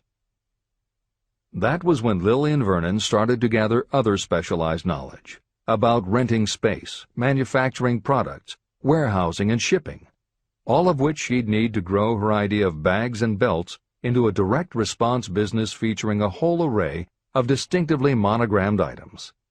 Within a few years, she needed more specialized knowledge about product photography, layout, printing, and direct mail, as she imagined having her own catalog. She started by mailing a 16-page black-and-white catalog to 125,000 customers who had bought products from her in the past. At the beginning of the 21st century, Lillian Vernon was still picking the merchandise and overseeing the design of her catalogs, many of which now run well over 100 full-color pages, are mailed to millions of people many times each year, and generate approximately $250 million in annual sales. There is another story about gathering specialized knowledge that is so good we will use it to conclude this editorial comment. It actually comes from the Napoleon Hill archives, and although he did not include it in Think and Grow Rich, He often used it as an example in his lectures and seminars. There was a young man who started out working for the railroad in 1893 as a machinist at 5 cents an hour. He was always taking courses and learning what he could about steam engines, and by 1905 he had worked his way up through the ranks until he was superintendent of motive power for Chicago Great Western in Oelwein, Iowa. Then he did something that must have made his friends think he had taken leave of his senses. He was attending the Chicago Automobile Show when a red and white locomobile caught his attention. He put up his life savings of $700 and convinced a friend to co-sign a loan for $4,300 so he could buy the car. He promptly took it home, put it into a shed, jacked it up, and proceeded to take it apart piece by piece. Then he put it back together again. Then he took it apart and put it back together again. After doing that a few more times, he had learned what he wanted to know. And that was how Walter P. Chrysler gathered the specialized knowledge he needed to get himself out of railroading and into the automobile business. This is the end of the editor's comment. There is no fixed price for sound ideas. Behind all ideas is specialized knowledge. But remember, specialized knowledge is more abundant and more easily acquired than ideas. Because of this truth, there are ever-increasing opportunities for the person capable of helping men and women sell their personal services. Capability means imagination, the one quality needed to combine specialized knowledge with ideas to create organized plans that will yield riches.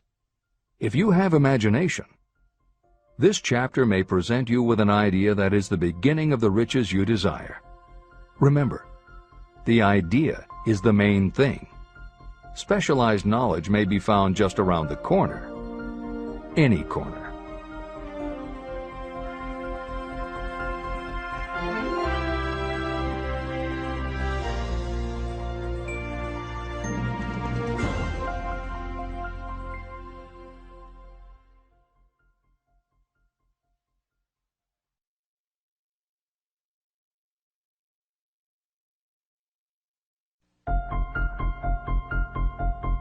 Happiness is found in doing, not merely in possessing. Chapter 7.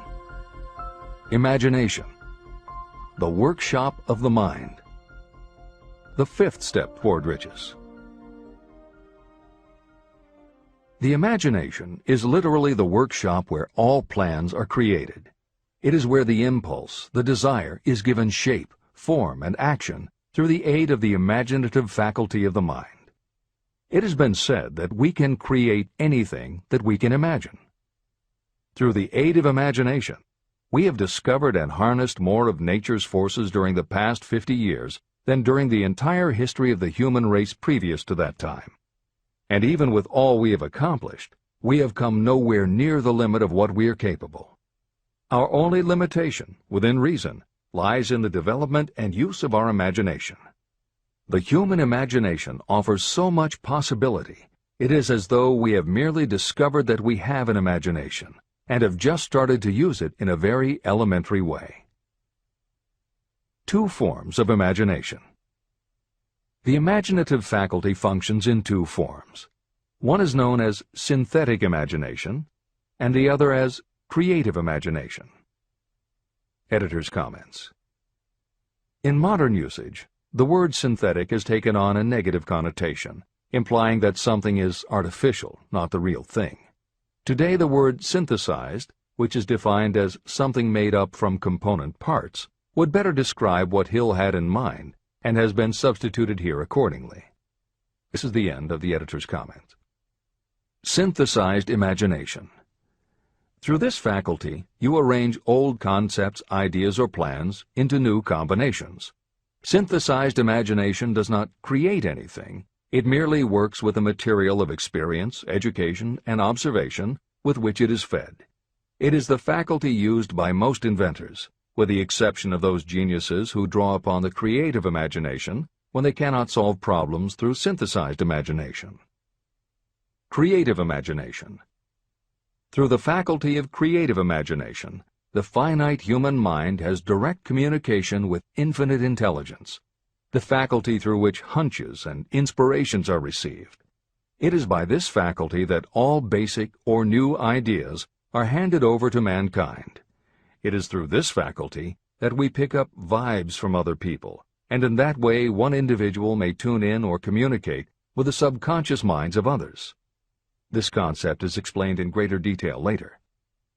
The creative imagination works automatically, but only when your conscious mind is motivated, energized, and working at such a high rate that it becomes very perceptive and receptive, such as when the conscious mind is stimulated through the emotion of a strong desire. The great leaders of business, industry, and finance, and the great artists, musicians, poets, and writers became great because they developed the faculty of creative imagination. Editor's comment. At this point, it should be noted that both kinds of imagination are equally valuable to you, and they work together so seamlessly it is often hard to tell where one ends and the other begins.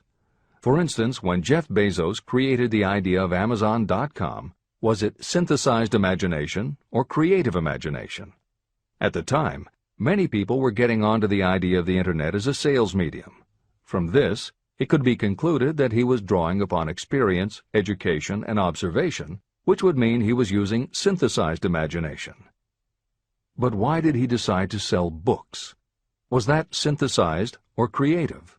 Did that idea come out of something in his subconscious that just felt like books were the right thing? And what about that name?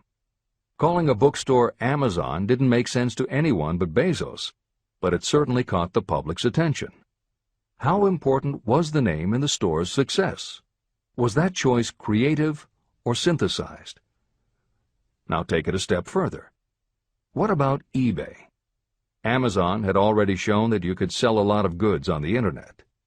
When Pierre Omidyar hit on the idea of selling things on the Internet by turning it into an auction house, what part was synthesized and what part was creative?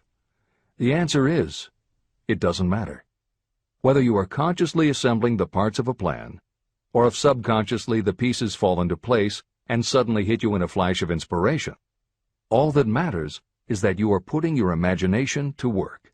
And the more you use it, the better both the synthesized and the creative will work for you. This is the end of the editor's comment. Desire is a thought, an impulse. It is nebulous and ephemeral. It is abstract and of no value until it has been transformed into its physical counterpart. While the synthesized imagination is the one that will be used most frequently in the process of transforming desire into money, there will be circumstances and situations that demand the use of the creative imagination as well. Both the synthesized and the creative imagination become more alert and receptive with use. And though your imaginative faculty may have become weak through lack of use, you can revive it. Just as any muscle or organ of the body develops the more it is used, your imagination also becomes more receptive in direct response to the amount that you use it. Use your synthesized imagination. First, let us focus attention on the development of the synthesized imagination. This is the faculty that you will use more often in converting desire into money. Transformation of the intangible impulse of desire into the tangible reality of money calls for the use of a plan or plans. To make plans, you must use your imagination. Mainly, this will require you to use your synthesized imagination as you draw upon your experience, your education, and your observations. Editor's comment. The following is adapted from Hill's later writing and appears in Napoleon Hill's Keys to Success. An excellent example of synthesized imagination is Edison's invention of the light bulb. He began with one recognized fact that other people had discovered. A wire could be heated by electricity until it produced light. The problem was that the intense heat quickly burned the wire out, and the light never lasted more than a few minutes. Edison failed more than 10,000 times in his attempt to control this heat. When he found the method, it was by applying another common fact that had simply eluded everyone else.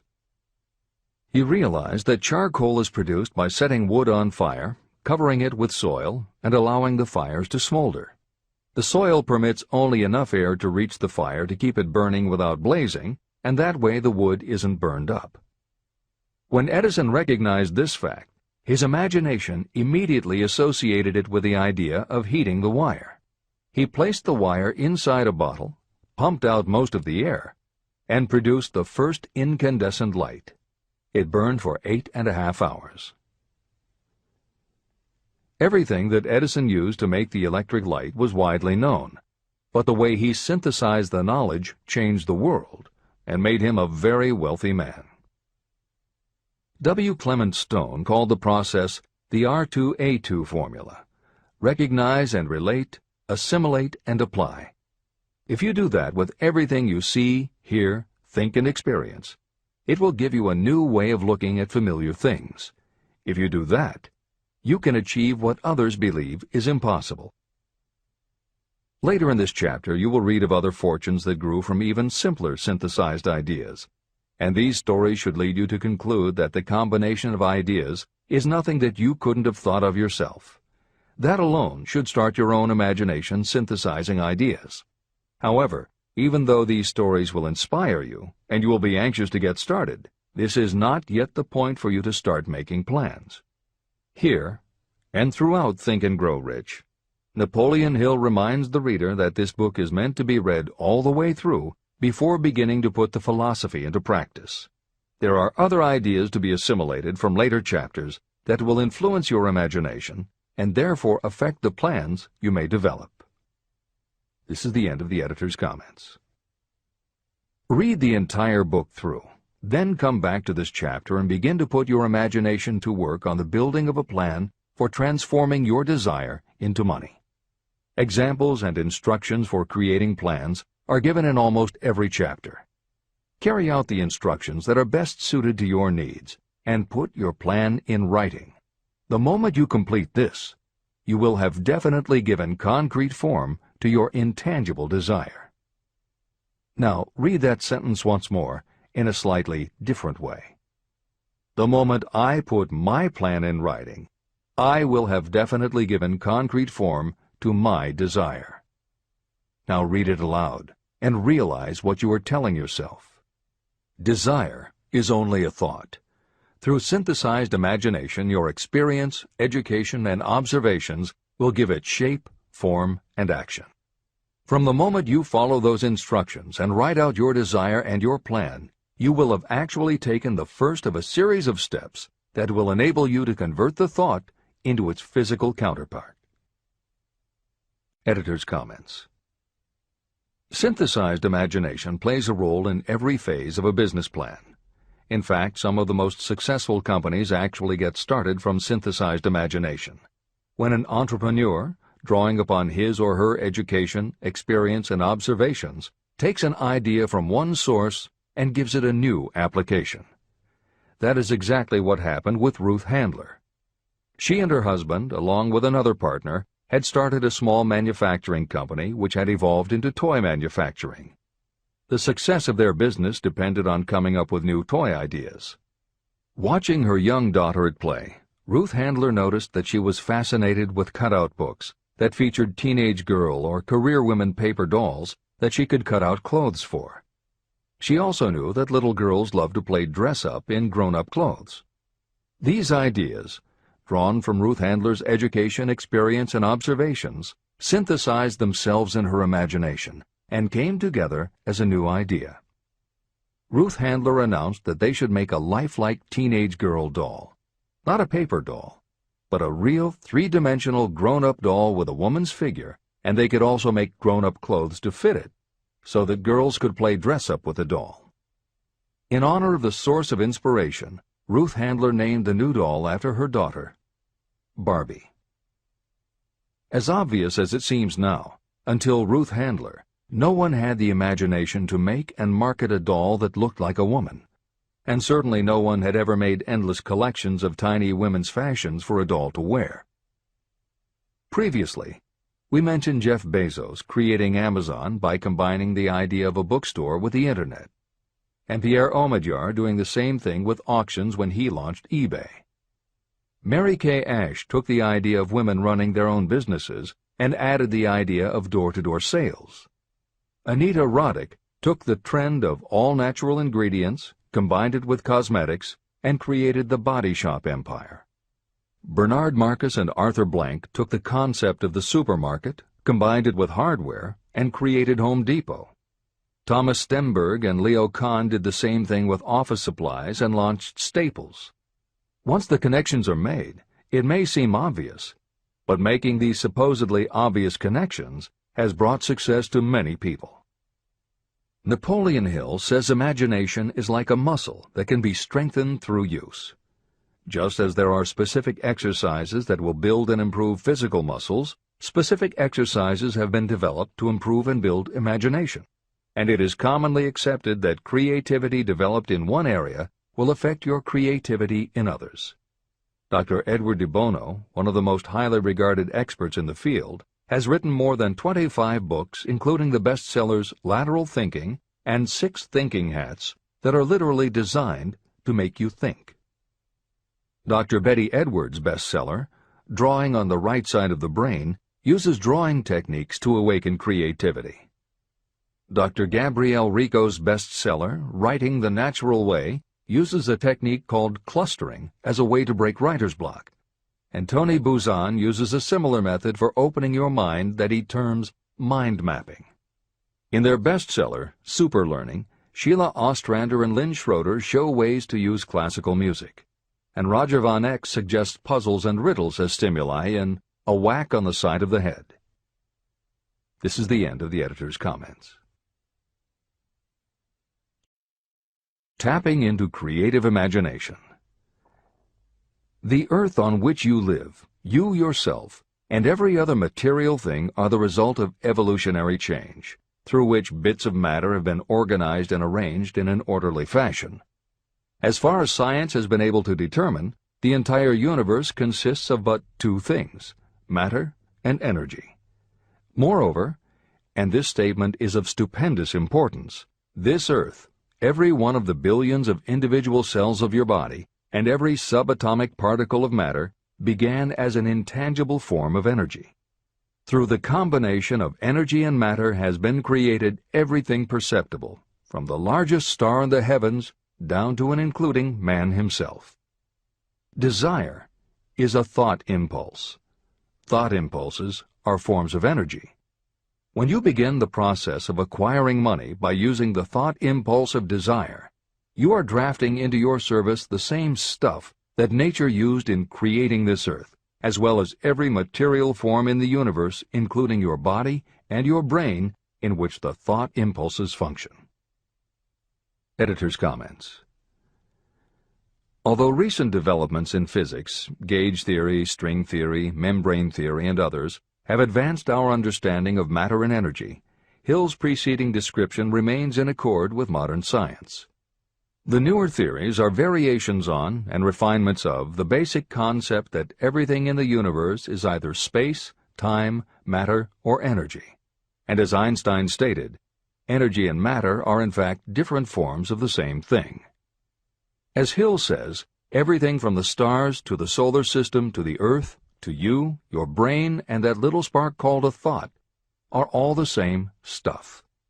As when a tablecloth is spread out, there are folds and bumps in the fabric that are all different from each other, but they are all still tablecloth.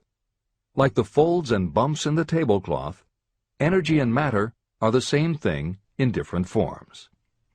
Therefore you, matter, your thoughts, energy, and everybody else, matter, and their thoughts, energy, and all other things, matter, are not just interconnected, but are in essence all the same thing. Hill calls this interrelation of everything to everything else infinite intelligence. In the chapter on faith, he made his first mention of infinite intelligence being the source of hunches, intuition, and flashes of inspiration. In the chapter on autosuggestion, he proposed that the subconscious mind is the connection with infinite intelligence. In this chapter, Hill elaborates that creative imagination is the receiver through which these flashes of insight come to us from infinite intelligence. Under some circumstances, When your mind is operating at a high rate, your creative intelligence receives not just an idea, but also a flash of intuition. You get a hunch or a premonition about something or somebody. That flash could not come from your conscious or your subconscious because neither ever had the information. Because everything is a part of everything else, your creative imagination, energy, pulled the thought, energy, directly from the common pool of infinite intelligence, energy, that contains not just your subconscious, energy, but all other subconscious minds, energy, as well. Infinite intelligence is a complex concept, and for those readers who find themselves questioning the process, be assured that Hill expands on the theory in later chapters. The editors advise the reader to set aside any questions for the moment and focus on the logical and practical application Hill had in mind. This is the end of the editor's comments. You are engaged in trying to turn your desire into its physical or monetary counterpart, and there are laws of physics and principles of psychology that can help you. But first, you must give yourself time to become familiar with these laws and learn to use them. Through repetition, and by describing these principles from every conceivable angle, I hope to reveal to you the secret through which every great fortune has been accumulated. Strange and paradoxical as it may seem, the secret is not a secret. It is made obvious in the earth, the stars, the planets, in the elements above and around us, in every blade of grass, and every form of life within our vision. Do not be discouraged if you do not fully understand or accept this theory. I do not expect that you will accept all that is in this chapter on your first reading. Assimilate as much as you can now as you read this for the first time. Later, when you reread and study it, you will discover that something has happened to clarify it and give you a broader understanding of the whole. Above all, do not stop nor hesitate in your study of these principles until you have read the book at least 3 times. Then you will not want to stop. How to make practical use of imagination. Ideas are the beginning points of all fortunes. Ideas are products of the imagination. Following are 2 true stories about ideas that have yielded huge fortunes. I hope that these stories will convey how important a role imagination can play in turning an idea into success, and that they will illustrate the method by which imagination may be used in accumulating riches. The Enchanted Kettle. In the late 1880s, an old country doctor drove to town, hitched his horse, quietly slipped into a drugstore by the back door, and began dickering with a young drug clerk. For more than an hour behind the prescription counter, the old doctor and the clerk talked in low tones. Then the doctor left. He went out to the buggy and brought back a large old-fashioned kettle, a big wooden paddle, used for stirring the contents of the kettle, and deposited them in the back of the store. The clerk inspected the kettle, reached into his inside pocket, took out a roll of bills, and handed it over to the doctor. The roll contained exactly $500, the clerk's entire savings. The doctor handed over a small slip of paper on which was written a secret formula. The words on that small slip of paper were worth a king's ransom, but not to the doctor. Those magic words were needed to start the kettle to boiling, but neither the doctor nor the young clerk knew what fabulous fortunes were destined to flow from that kettle. The old doctor was glad to sell the outfit for $500. The clerk was taking a big chance by staking his entire life savings on a mere scrap of paper and an old kettle. He never dreamed his investment would start a kettle to overflowing with gold that would one day surpass the miraculous performance of Aladdin's lamp. What the clerk really purchased was an idea. The old kettle and the wooden paddle and the secret message on a slip of paper were incidental. The miracle of that kettle only began to take place after the new owner mixed with the secret instructions an ingredient of which the doctor knew nothing. See if you can discover what it was that the young man added to the secret message, which caused the kettle to overflow with gold. Here you have a story of facts stranger than fiction, facts that began in the form of an idea. Just look at the vast fortunes of gold this idea has produced. It has paid, and still pays, huge fortunes to men and women all over the world who distribute the contents of the kettle to millions of people. The old kettle is now one of the world's largest consumers of sugar, thus providing jobs to thousands of men and women engaged in growing sugarcane and in refining and marketing sugar. The old kettle consumes annually millions of bottles and cans, providing jobs to huge numbers of workers. The old kettle gives employment to an army of clerks, stenographers, copywriters, and advertising experts throughout the nation. It has brought fame and fortune to scores of artists who have created magnificent pictures describing the product. The old kettle has converted Atlanta, which was a small southern city, into the business capital of the South, where it now benefits, directly or indirectly, every business and practically every resident of the city.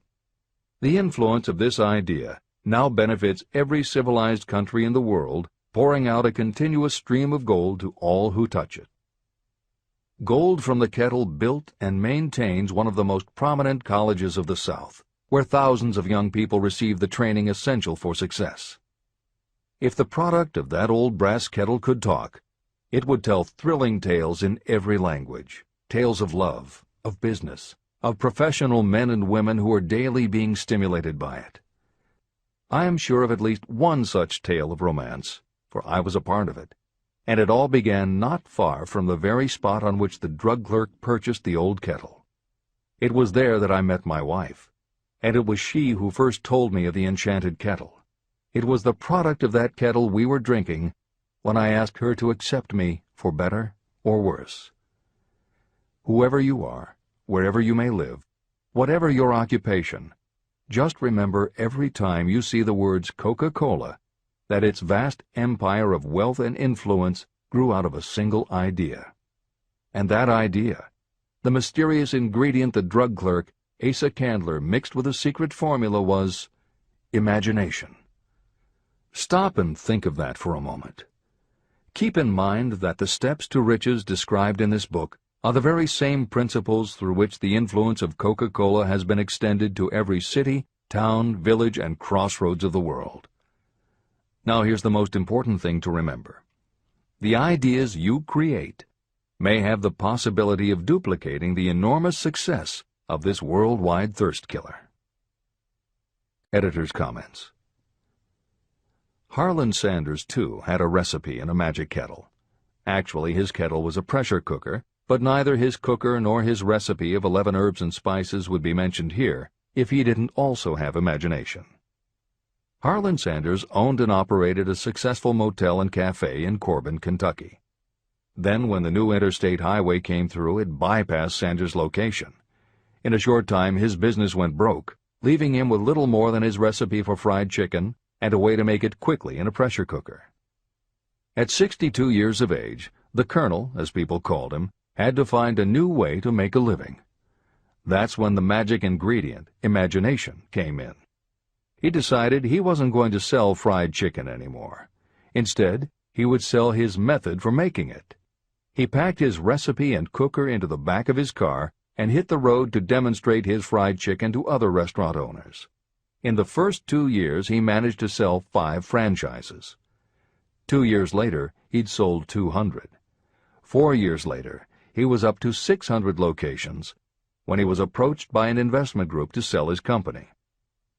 Recognizing that the magic wasn't just in the kettle or the recipe, the new owners asked Colonel Sanders to stay on as spokesman for the company, which he did until his death in 1980. Today, there are almost 12,000 KFC locations in more than 80 countries with sales of nearly $10 billion a year. Debbie Fields was a 20-year-old housewife who loved to bake cookies. She had no formal education and no business experience, but she had a recipe and an imaginative idea that people would like to buy fresh, hot, soft cookies from a walk-up store. The business people and bankers she approached told her she was crazy, but she and her husband continued to pitch her idea to banker after banker until they finally wore one down enough to give Debbie Fields a loan to open a store in Palo Alto, California.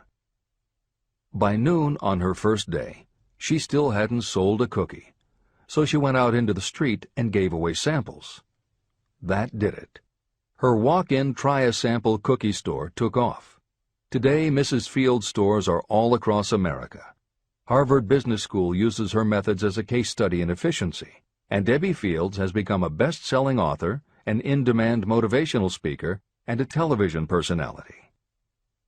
Wally Famous Amos was a Los Angeles talent agent who copied a cookie recipe off the back of a bag of Nestle's chocolate chips.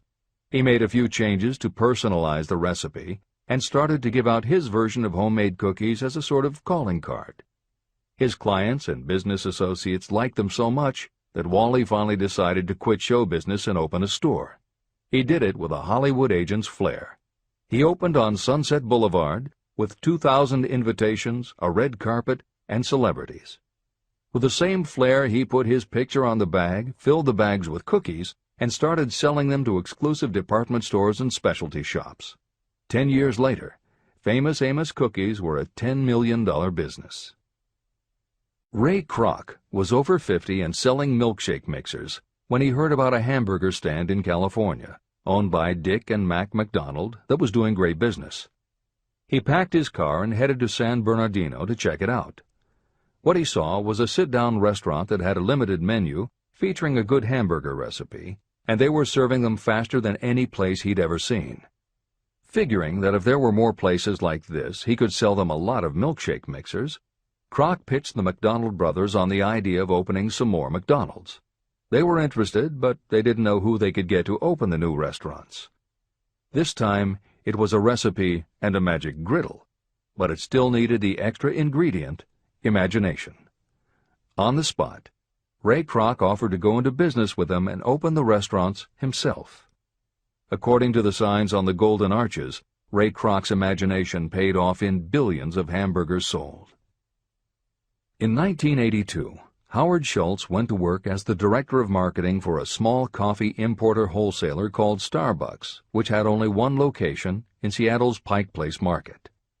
While he was on a trip to Italy, Schultz got the idea that the coffee bar culture he saw in Milan could be transposed to the downtown Seattle scene. He convinced the company to try it. His coffeehouse idea was such a success that Schultz went out and raised the money to buy the company. 5 years after he joined Starbucks, he was CEO of a company that had 17 locations. 15 years later, Schultz's coffeehouse culture was on every corner of America, and there were more than 7,000 Starbucks worldwide. As a final example of imagination, we offer Paul Newman's salad dressing. Now, it would seem that it doesn't take much imagination for a big celebrity to put his name on a product, and that's what Newman thought too. But when he and his partner, A.E. Hotchner, pitched their salad dressing idea to companies that specialize in marketing foods, nobody was interested unless they would personally put up about $1 million for the first year's operations. According to Newman and Hotchner's book, Shameless Exploitation, they found out that almost all celebrity products in the food business have been disastrous failures, and now nobody would touch them. So when it came to marketing salad dressing, even Paul Newman's big name wasn't the magic they needed. And unless they were willing to put up a ridiculous amount, money wasn't the magic either. The magic would have to be in the imaginative way that they would convince the right people to help them, and in having the perseverance to stick with it until they succeeded. And just like most everyone with an idea, they were told they were crazy to try it. They were turned down by bottling companies that wouldn't do small runs, and they were rejected by distributors who wouldn't take a chance on another celebrity product.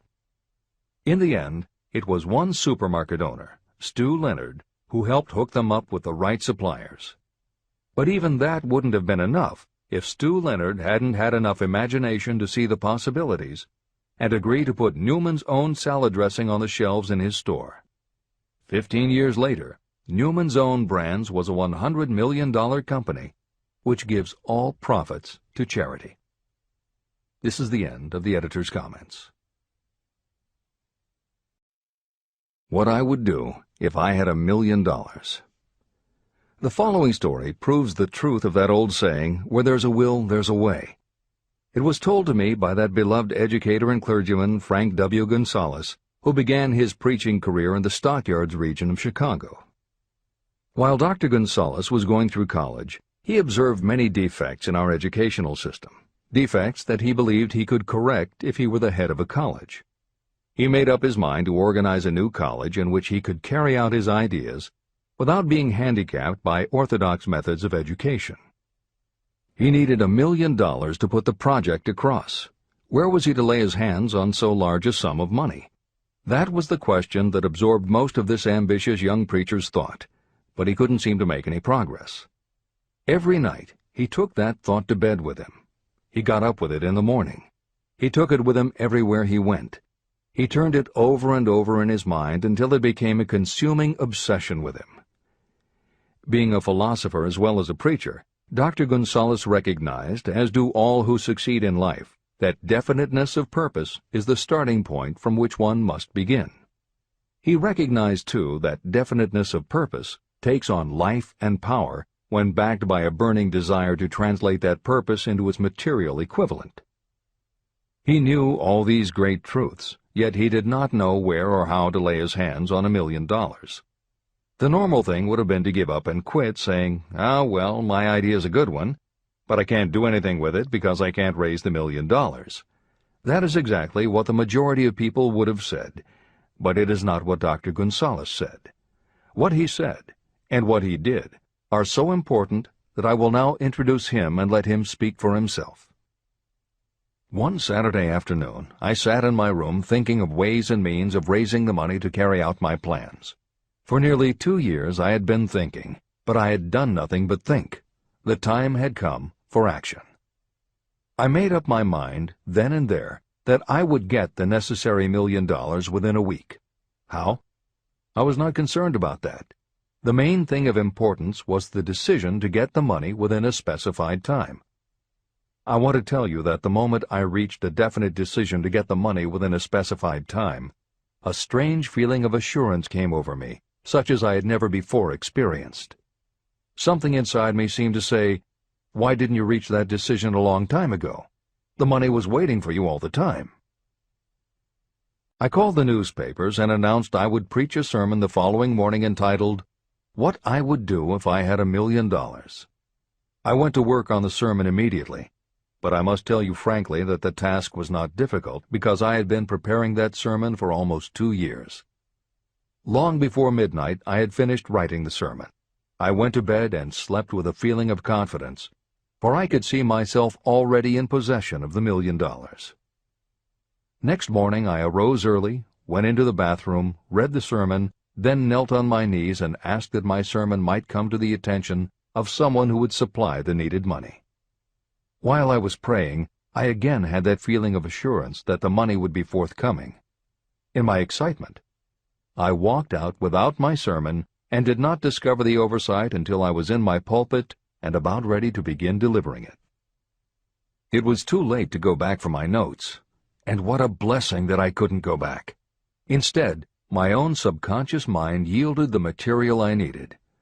When I arose to begin my sermon, I closed my eyes and spoke with all my heart and soul of my dreams. I not only talked to my audience, but I fancy I talked also to God. I told what I would do with $1 million if that amount were placed in my hands. I described the plan I had in mind for organizing a great educational institution, where young people would learn to do practical things and at the same time develop their minds. When I had finished and sat down, a man slowly arose from his seat, about 3 rows from the rear, and made his way toward the pulpit. I wondered what he was going to do. He came into the pulpit, extended his hand, and said, "Reverend, I liked your sermon. I believe you can do everything you said you would if you had $1 million. To prove that I believe in you and your sermon, if you will come to my office tomorrow morning, I will give you the $1 million. My name is Philip D. Armour." Young Gonzalez went to Mr. Armour's office, and the $1 million was presented to him. With that money he founded the Armour Institute of Technology, now known as Illinois Institute of Technology. The $1 million that launched the Armour Institute came as the result of an idea. Behind the idea was a desire that young Gonzalez had been nursing in his mind for almost 2 years. Observe this important fact.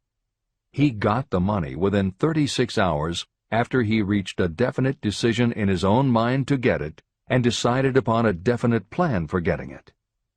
There was nothing new or unique about young Gonzales vaguely thinking about $1 million and weakly hoping for it. Others have had similar thoughts. But there was something very unique and different about the decision he reached on that memorable Saturday, when he put vagueness into the background and definitely said, "I will get that money within a week."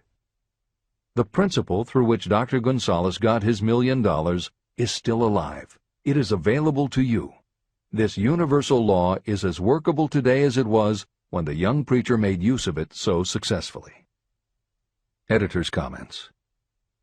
The Armour Institute of Technology opened in 1893, offering courses in engineering, chemistry, architecture, and library science, and in 1940 became the Illinois Institute of Technology when the Armour Institute merged with the Lewis Institute, a Chicago college that had opened in 1895 and offered liberal arts as well as science and engineering courses.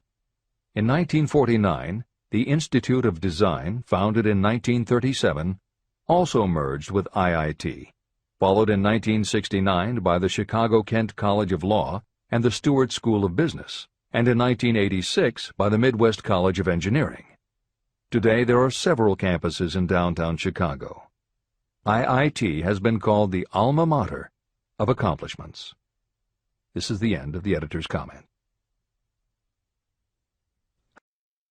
How to transmute ideas into cash. Asa Candler and Dr. Frank Gonzales had one characteristic in common. Both knew the astounding truth that ideas can be transmuted into cash through the power of definite purpose plus definite plans. If you are one of those who believe that hard work and honesty alone will bring riches, you can forget it. It is not true. Riches, when they come in huge quantities, are never the result of hard work alone. Riches come, if they come at all, in response to definite demands based upon the application of definite principles, and not by chance or luck. Generally speaking, an idea is a thought that prompts you to action because it appeals to your imagination. All master salespeople know that ideas can be sold where merchandise cannot. Ordinary salespeople do not know this. That is why they are ordinary. A publisher of low-priced books made a discovery that has been worth much to publishers. He learned that many people buy titles and not the contents of books. By merely changing the name of one book that was not moving, his sales of that book jumped upward more than 1 million copies. The inside of the book was not changed in any way. He merely ripped off the cover and put on a new cover with a title that had box office appeal. That, as simple as it may seem, was an idea. It was imagination. Editor's comment. For those readers who think that replacing the cover of a book is just too simple, or that they couldn't do it anyway because they are not book publishers, the editors would point out that if you had had that simple idea before the publisher did, he probably would have been glad to sell you those failed books at pennies on the dollar. Then you could have been the one to change the cover, and suddenly you would have been the publisher of a bestseller. However, the idea of replacing the covers wouldn't have meant a thing if you didn't also have ideas about how to market and promote that flashy new cover. And that is Hill's point. Coca-Cola was a recipe, a creative idea. But it would have stayed just a recipe if Asa Candler hadn't also had other creative ideas to market it and the faith in himself to carry through on those ideas. Spence Silver was a chemist working for 3M when, by accident, he created a glue that wasn't very sticky. Needless to say, 3M was not much interested in glue that didn't stick, and Silver's invention was shelved as a failure. But Silver liked his glue, so for 5 years he kept demonstrating it to anyone who would listen. Nobody did, until Arthur Fry, who worked in the tape division at 3M, found that when he was at choir practice, he kept losing his place in the hymnal because the pieces of paper he used to mark his place slipped down or fell out of the book. A little of Silver's not very sticky glue on the slips of paper, and they stayed where he wanted them, then peeled off easily when he was done. That was the eureka moment. They had just invented the world's best bookmark, Post-its. But that's not the end of the story. or the end of the imaginative ideas that were needed to make Post-its happen. Fry would also need perseverance. First, he had to convince the engineers to solve production problems, and to do it, he knocked a hole in his basement wall so he could install a prototype of the production equipment. He stuck with it, and finally, 2 years later, 3M gave the project to their marketing department. The marketing experts put together ads and brochures selling this sticky notepad idea and rolled it out in a 4-city test. The results were a disaster. Nobody got it, so nobody bought it. Who would pay money for scratch paper? The Post-it project was about to be scrapped when Jeffrey Nicholson and Joseph Ramey added their imaginations. Like Silver and Fry, Nicholson and Ramey had faith in the idea because they saw how people in their office fell in love with these little sticky pieces of paper once they started working with them. So Nicholson and Ramey went to Richmond, Virginia, one of the 4 test cities that had failed, and they went up and down the business district, going into offices and giving pads of Post-its to receptionists, secretaries, and anyone else who would listen. Whereas 3M's conventional marketing machinery had failed, giving Post-its to the people who would actually use them did the trick. Once those Richmond office workers started to use Post-its, it didn't seem like a bad idea at all to pay for scratch paper. They got it, and they bought it. The Richmond test turned from failure to success, and soon Post-its were sticking to everything around the world. Here's another simple idea that imagination turned into success.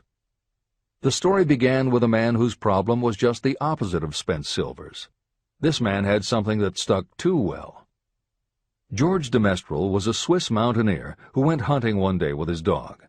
But when they got home, they were both covered with burrs. The burrs were so difficult to remove that de Mestral put them under a magnifying glass to learn why. He saw that they were covered with tiny hooks which attached themselves to fur and fabric. That was when the flash hit. If burrs stuck where you didn't want them, why couldn't you put tiny hooks on things so they would stick where you did want them? Like everyone else mentioned in this book, de Mestral had an imaginative idea, but that was just the beginning. He also had the faith in himself to keep going when people laughed at his idea, which many did, until he eventually found a French textile plant that would help him do what he wanted. However, even when they finally worked out a way to use cotton fabric to make what they called locking tape, they couldn't afford to mass-produce it. And that's when de Mestral accidentally discovered that when you sew nylon under infrared light, it naturally made little hooks. Now they could manufacture it economically. All they needed was a name. One side was fuzzy like velvet, and the other side was crochet, the French word for hook. Take half vel and half crow, combine it with imagination. The result is Velcro, and a Swiss mountaineer becomes a business tycoon. The Sony Corporation once tried to make a very small stereo tape recorder that would work with standard-size cassettes, but they couldn't do it. They could make a small playback machine, but at the time the electronics needed to also make it a recording machine just couldn't be made small enough. They concluded that the design was a failure. Then one day Sony's honorary chairman, Masaru Ibuka, walked into the laboratory and saw that a few of the engineers were using the prototypes of the failed tape recorder to listen to music tapes. They didn't seem to care that it couldn't record. They just liked to be able to walk around listening to their favorite music. Then came the imaginative idea that made all the difference. Ibuka remembered that another division was working on lightweight headphones. That was the flash. Ibuka's imagination made the connection that the rest of the engineers had not. In Ibuka's view, they hadn't made a failed recorder. They had created a successful private stereo listener. They added the headphones, named it the Walkman, and it revolutionized both the music business and the electronics industry. Clarence Saunders was a grocery clerk in a small southern retail store.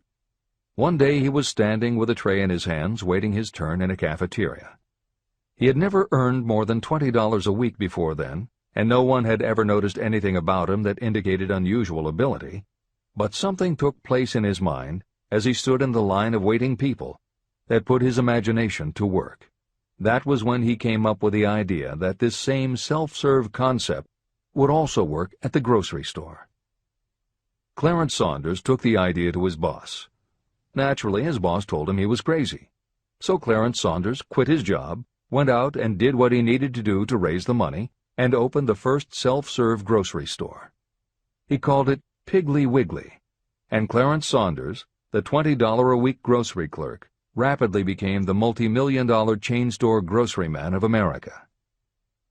Sylvan Goldman was the owner of a number of Piggly Wiggly stores in Oklahoma, and like any good businessman, he spent a lot of time watching his customers go up and down the aisles, putting their choices into their baskets or net shopping bags.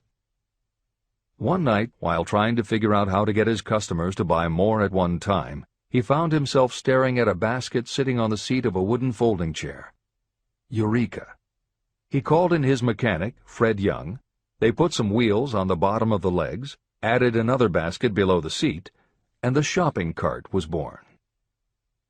As this edition is being readied for publication, there are about 35 million shopping carts in America, and approximately 1.25 million new carts are sold each year. Thomas Stemberg, whom we also mentioned earlier, was another supermarket executive who watched his customers as they shopped. By this time, shopping carts were well established in supermarkets, and it was because his customers were pushing shopping carts up and down the aisles that he got his flash of inspiration. He was so sure of his idea that he convinced another supermarket executive, Leo Kahn, to join him. Together, they took the supermarket concept and applied it to selling office supplies, and in 1986 they opened their first store in Brighton, Massachusetts. They called it Staples. In 1989 they took the company public, and 10 years later there were more than 1,000 Staples stores with revenues exceeding $7 billion. We'll end this commentary with another set of connected stories, which make the point that sometimes the most imaginative part of marketing is in the timing. If you were to go shopping in the late 1800s, it usually meant bartering with a merchant who would then have to get the goods from storage shelves kept behind the counter. In the 1870s, fixed pricing was just starting to be used by storekeepers. Merchants were trying the idea by setting out a table of merchandise that was all priced the same, usually 5 cents. Frank Winfield Woolworth was a clerk in a general store, and he convinced the store owner to let him try the 5-cent table idea. Although it worked, the owner wasn't impressed. So Woolworth borrowed $350 from his boss, and in 1879 opened his first 5-cent store in Utica, New York. It was an entire store full of goods where everything cost a nickel. A year later, he had 4 stores, and the fourth one, in Lancaster, Pennsylvania, was the first that he named F.W. Woolworth's 5 and 10 cent store. 20 years later, he had 238 stores. By the time of his death in 1919, there were over 1,000 F.W. Woolworth locations. He had established the first nationwide chain of general merchandise stores, and he had built the tallest building in New York City as his headquarters. The Woolworth Company stayed true to the original idea and didn't carry any merchandise that cost more than a dime until 1932, when the top price was raised to 20 cents. But as times changed, the fixed price was dropped, the merchandise became more varied, and the company kept growing until it had over 8,000 stores worldwide, selling everything from notions to appliances and furniture. Then in the 1960s and 1970s, something started to happen. The mood of America was changing, but the Woolworth stores weren't. And that was when Sam Walton opened the first Walmart in Rogers, Arkansas, in 1962. Walton got into the retail business after the Second World War, when his father-in-law loaned him the money to buy a franchise Butler Brothers store in Bentonville, Arkansas. By 1962, Sam and his brother Bud owned 16 variety stores in Arkansas, Missouri, and Kansas. It was in these stores that Sam Walton first started adding the magic ingredient of imagination. In addition to his flair for promotion, Sam tried new approaches to the way household goods and general merchandise could be sold at retail. He insisted on clean, well-lighted interiors, and he introduced the concept of self-service, with aisles wide enough for shopping carts and checkout counters at the front of the store. He also started buying direct from manufacturers, and he created profit-sharing plans that kept his family of employees loyal, hard-working, and neighborly. In 1962, he incorporated those and other imaginative ideas when he opened his first store that he called Walmart. The basic magic was that he sold brand-name merchandise at discount prices, but there was also magic in the way he kept a friendly hometown feel to his store, even though it was what is now called a big box store. Sam Walton's Walmart store was a success, so he just kept building and opening more of them, first in small towns and rural areas, then in larger towns, then big cities, and it wasn't long before he had a national chain. By 1992, when Sam Walton died, there were more than 1,700 Walmart stores. It was the biggest retailer in the country, it employed more than 600,000 people, and Sam Walton was the richest man in America. In 2003, the stores numbered more than 3,200 in the U.S. and more than 1,100 in foreign countries. The company employed more than 1,300,000 people worldwide and served more than 1 million customers a week. Along the way, Woolworths and other older retailers such as Kresge's tried to get on the bandwagon with their Woolco and Kmart stores, but they couldn't seem to get it right. They had given up their old five-and-dime identity to become higher-priced general retailers, and when Walmart came along and redefined that part of the market, the others seemed to have run out of the kind of imagination they'd had in the beginning. Now, here's the twist to the story. David Gold was running a liquor store that he had inherited from his father. He noticed that whenever he put out a display of goods priced at 98 cents or $1, the goods would sell okay, but if his sign said 99 cents, the goods sold out in no time. He decided that he would open a store called the 99-cent only store, where everything would be priced at 99 cents. Sound familiar? Frank Woolworth's imaginative idea from 1879, which had been dropped at his namesake chain by the 1940s and 1950s, had just gotten a fresh shot of imagination from David Gold in 1982. As usual, friends and family told him he was crazy, but David Gold went out to find suppliers who would sell him discontinued merchandise or overproduced products at a price low enough that he could offer them to the public at 99 cents. He found them. And they even had brand-name products of everything from hardware to pantyhose, cleaning products, motor oil, kitchenware, cosmetics, electronics, toys, canned goods, frozen foods, cookies, fresh fruit, even gourmet foods. More than 5,000 items that he could sell for 99 cents and still make a profit. David Gold opened his first well-lighted, brightly colored green and fuchsia wide-aisle store in Inglewood, California in 1982. By 2003, he had 142 stores in California, Nevada, and Arizona, and he was listed on the Forbes 400 as having earned a personal fortune estimated at more than $650 million. As Napoleon Hill wrote elsewhere about the creation of Piggly Wiggly, where in this story do you see the slightest indication of something that you could not duplicate? The plan, which made millions of dollars for its originator, was a very simple idea that anyone could have adopted, yet considerable imagination was required to put the idea to work in a practical sort of way. The more simple and easily adapted an idea is, the greater is its value, as no one is looking for ideas that are involved with great detail or are in any way complicated. This is the end of the editor's comments. There is no standard price on ideas. The creator of ideas sets his or her own price, and if they are smart, they get it. The story of practically every great fortune starts with a day when a creator of ideas and a seller of ideas got together and worked in harmony. Carnegie surrounded himself with men who could do what he could not do, men who created ideas and men who put ideas into operation, and that was what made him and the others fabulously rich. Millions of people go through life hoping for favorable breaks. Perhaps a favorable break can get you an opportunity, but the safest plan is not to depend upon luck. It was a favorable break that gave me the biggest opportunity of my life, but more than 20 years of determined effort had to be devoted to that opportunity before it became an asset. The break consisted of my good fortune in meeting and gaining the cooperation of Andrew Carnegie. On that occasion, Carnegie planted in my mind the idea of organizing the principles of achievement into a philosophy of success.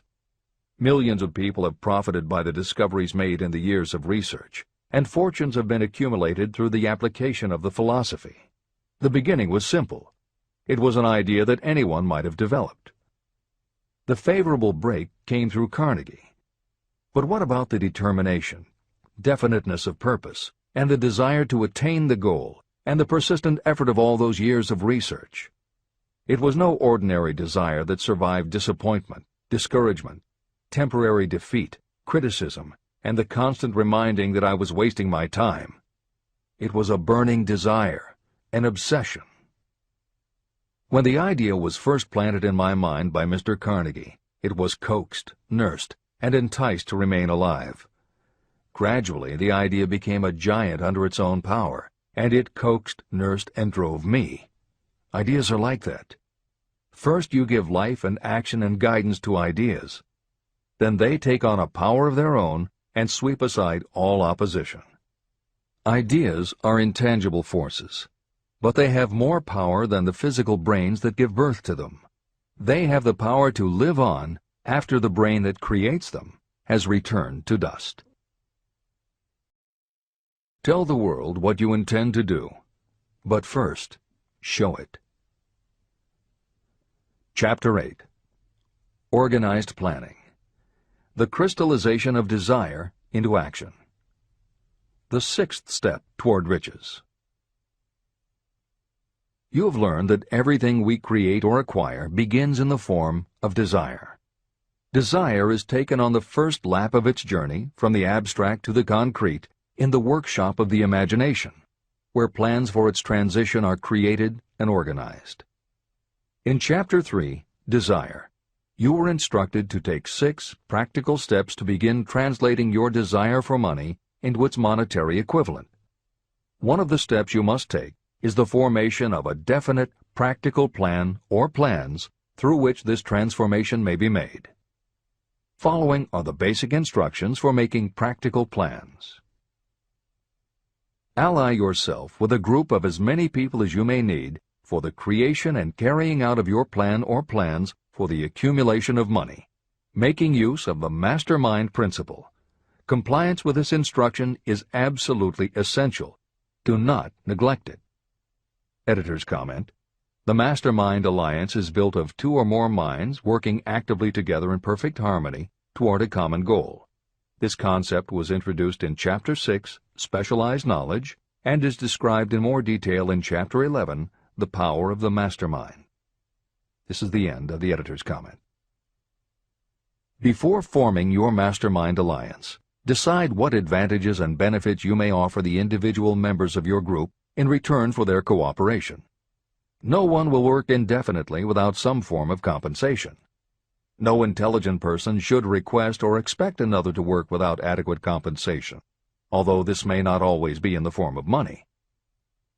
Arrange to meet with the members of your mastermind group at least twice a week, and more often if possible, until you have jointly perfected the necessary plan or plans for the accumulation of money. Maintain perfect harmony between yourself and every member of your mastermind group. If you fail to carry out this instruction to the letter, you may expect to meet with failure. The mastermind principle cannot work where perfect harmony does not prevail. Keep in mind these facts. You are engaged in an undertaking of major importance to you. To be sure of success, you must have plans that are faultless. You must have the advantage of the experience, education, native ability, and imagination of other minds. This is the way it has been done by every person who has accumulated a great fortune. No individual has sufficient experience, education, natural ability, and knowledge to ensure the accumulation of a great fortune without the cooperation of other people. Every plan you adopt for making money should be the joint creation of yourself and every other member of your mastermind group. You may originate your own plans, either in whole or in part, but see that those plans are checked and approved by the members of your Mastermind Alliance. If your first plan fails, try another. If the first plan that you adopt does not work successfully, replace it with a new plan. If this new plan fails to work, replace it with still another, and so on, until you find a plan that does work. Right here is the point at which the majority of people meet with failure, because of their lack of persistence in creating new plans to take the place of those that fail. The most intelligent person living cannot succeed in accumulating money, or in any other undertaking, without plans that are practical and workable. Just keep this fact in mind, and remember when your plans fail that temporary defeat is not permanent failure. It may only mean that your plans have not been sound. Build other plans. Start all over again. Temporary defeat should mean only one thing: the certain knowledge that there is something wrong with your plan.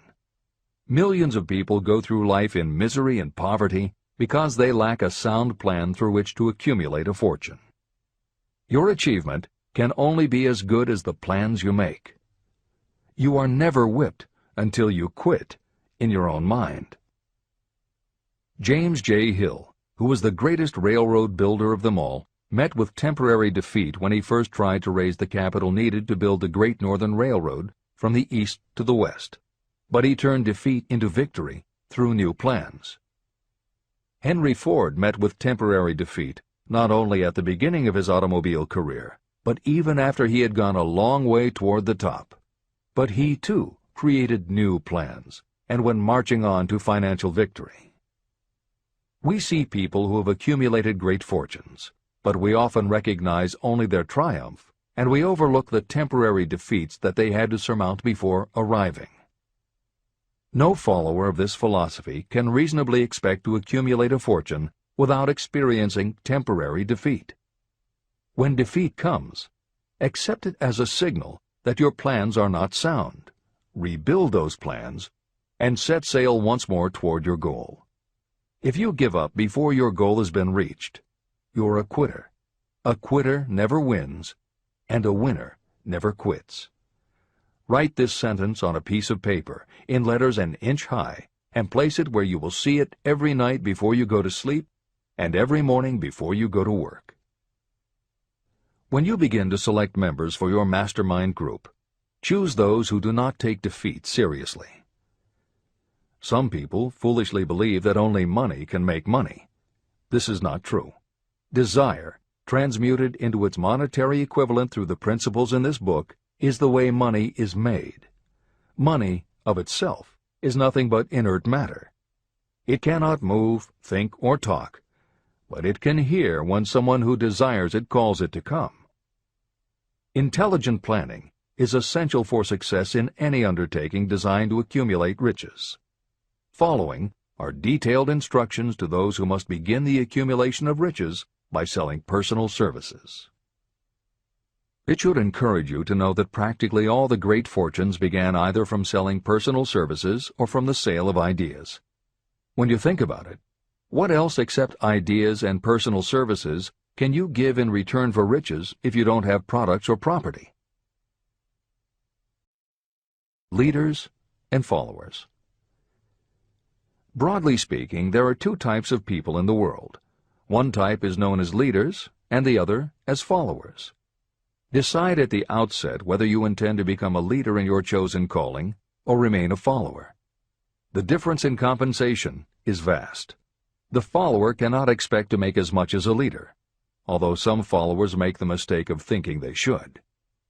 It is no disgrace to be a follower. On the other hand, it is no credit to remain a follower. Most great leaders began as followers. They became great leaders because they were intelligent followers. With few exceptions, the person who cannot follow a leader intelligently cannot become an efficient leader. The person who can follow a leader most efficiently is usually the person who develops into leadership most rapidly. An intelligent follower has many advantages, including the opportunity to acquire knowledge from the leader. The major attributes of leadership. The following are important factors of leadership. 1. Unwavering courage based upon knowledge of yourself and your occupation. No follower wishes to be dominated by a leader who lacks self-confidence and courage. Certainly no intelligent follower will be dominated by such a leader for very long. 2. Self-control. The person who cannot control himself can never control others. Self-control sets a strong example for your followers, which the more intelligent followers will emulate. 3. A keen sense of justice. Without a sense of fairness and justice, no leader can command and retain the respect of their followers. 4. Definiteness of decision.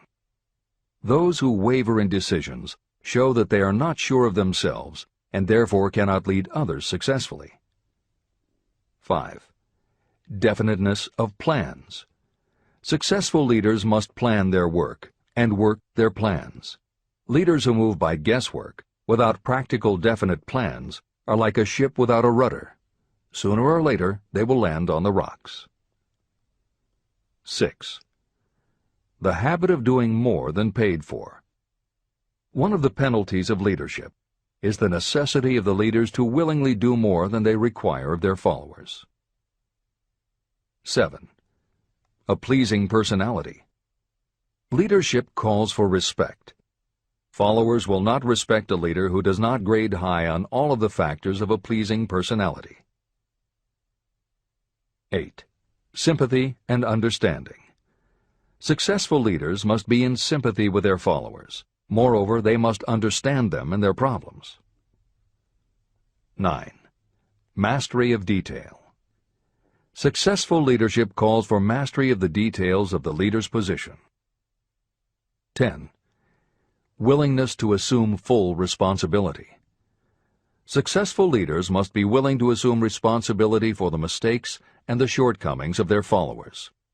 If a leader tries to shift this responsibility, that leader will not remain the leader. If one of your followers makes a mistake or is incompetent, you must consider that it is you who failed. 11. Cooperation. The successful leader must understand and apply the principle of cooperative effort and be able to induce followers to do the same. Leadership calls for power, and power calls for cooperation. There are two forms of leadership. The first, and by far the most effective, is leadership by consent of and with the sympathy of the followers. The second is leadership by force, without the consent and sympathy of the followers. History is filled with evidences that leadership by force cannot endure. The downfall and disappearance of dictators and kings is significant. It means that people will not follow forced leadership indefinitely. Napoleon, Mussolini, Hitler were examples of leadership by force. Their leadership passed. Editor's comment. The following may also be added to the list: Idi Amin, Francisco Franco, Saddam Hussein, Ferdinand Marcos, Slobodan Milosevic, Juan Perón, General Augusto Pinochet, Pol Pot, General Suharto, the Taliban leaders in Afghanistan, Marshal Josip Broz Tito, Joseph Stalin, and subsequent leaders of the Soviet Union, East Germany, and the other countries in the Communist bloc. This is the end of the editor's comment. Those that remain see their power eroding and slipping away. Leadership by consent of the followers is the only leadership that can endure. People may follow forced leadership temporarily, but they will not do so willingly. Successful leaders will embrace the 11 factors of leadership described in this chapter, as well as some other factors. Those who make these attributes the basis of their leadership will find abundant opportunity to lead in any walk of life. The 10 major causes of failure in leadership. The following are the major faults of leaders who fail. It is just as essential for you to know what not to do as it is to know what to do. 1. Inability to organize details. Efficient leadership calls for the ability to organize and master details. No genuine leader is ever too busy to do anything that may be required in the capacity as leader. Whether a leader or follower, when you admit that you are too busy to change your plans or to give attention to any emergency, you are admitting your inefficiency. The successful leader must be the master of all details connected with the position. That means, of course, that you must acquire the habit of relegating details to capable lieutenants. 2. Unwillingness to render humble service. Truly great leaders are willing, when occasion demands, to perform any sort of labor that they would ask another to perform. The greatest among ye shall be the servant of all is a truth that all able leaders observe and respect. 3. Expectation of pay for what they know, instead of what they do with what they know. The world does not pay you for what you know. It pays you for what you do, or what you induce others to do. 4. Fear of competition from followers. Leaders who fear that one of their followers may take their position are practically sure to realize that fear sooner or later. Able leaders train understudies to whom they may delegate any of the details of their position. Only in this way can leaders multiply themselves and be at many places and give attention to many things at one time.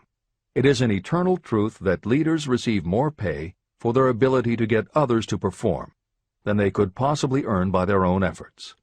An efficient leader may, through knowledge of the job and a magnetic personality, greatly increase the efficiency of others and get them to render more service and better service than they could render without the leader's guidance. 5. Lack of imagination.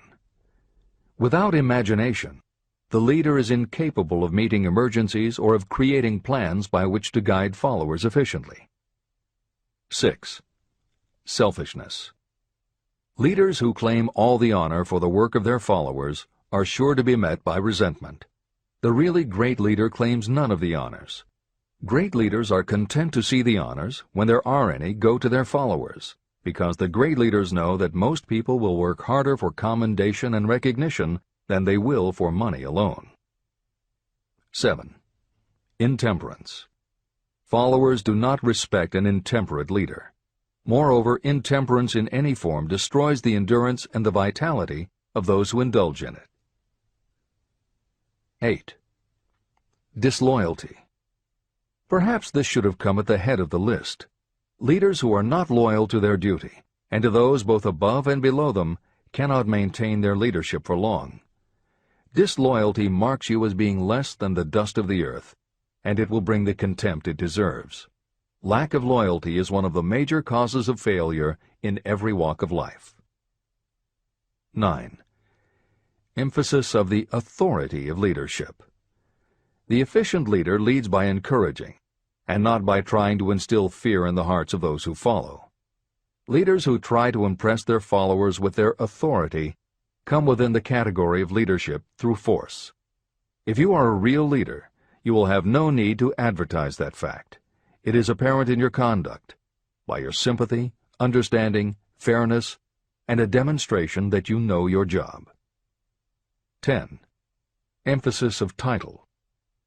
Competent leaders require no title to give them the respect of their followers. Leaders who make too much of their titles generally have little else to emphasize.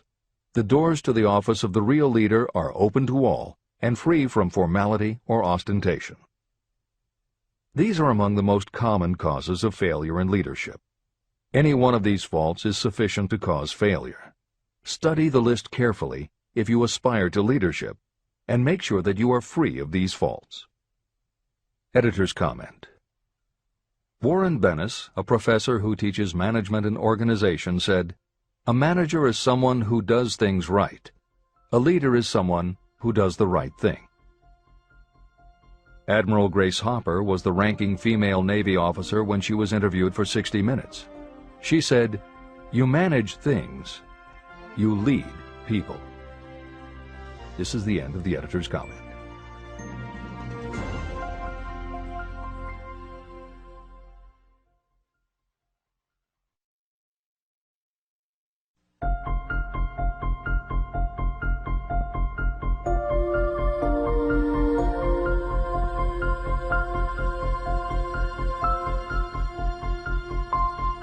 When and how to apply for a position.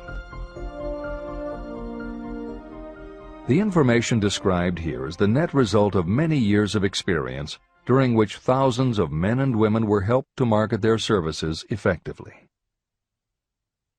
Editor's comment. The Internet, email, and faxed resumes have radically changed the way employers search for new employees, and the way that most people apply for jobs. However, Think and Grow Rich was never intended for most people. It was written for those who want to stand out. If you are such a person, the editors of this revised and updated edition strongly advise that you give serious thought to each of the following suggestions about how to apply for a position and how to prepare a resume. If you are tempted to think the suggestions are too obvious, simplistic, or out of date, we assure you they are not. In those instances where it is appropriate to update the material, we have added commentary. This is the end of the editor's comment. 1. Employment agencies. Care must be taken to select only reputable companies that can show adequate records of achievement of satisfactory results. Editor's comment.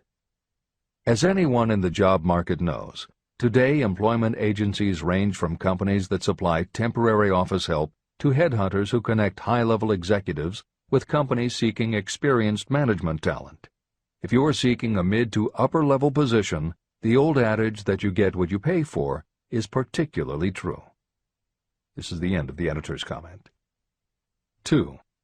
Advertising in newspapers, trade journals, magazines. Classified advertising may produce satisfactory results for those applying for entry-level, clerical, or salaried positions.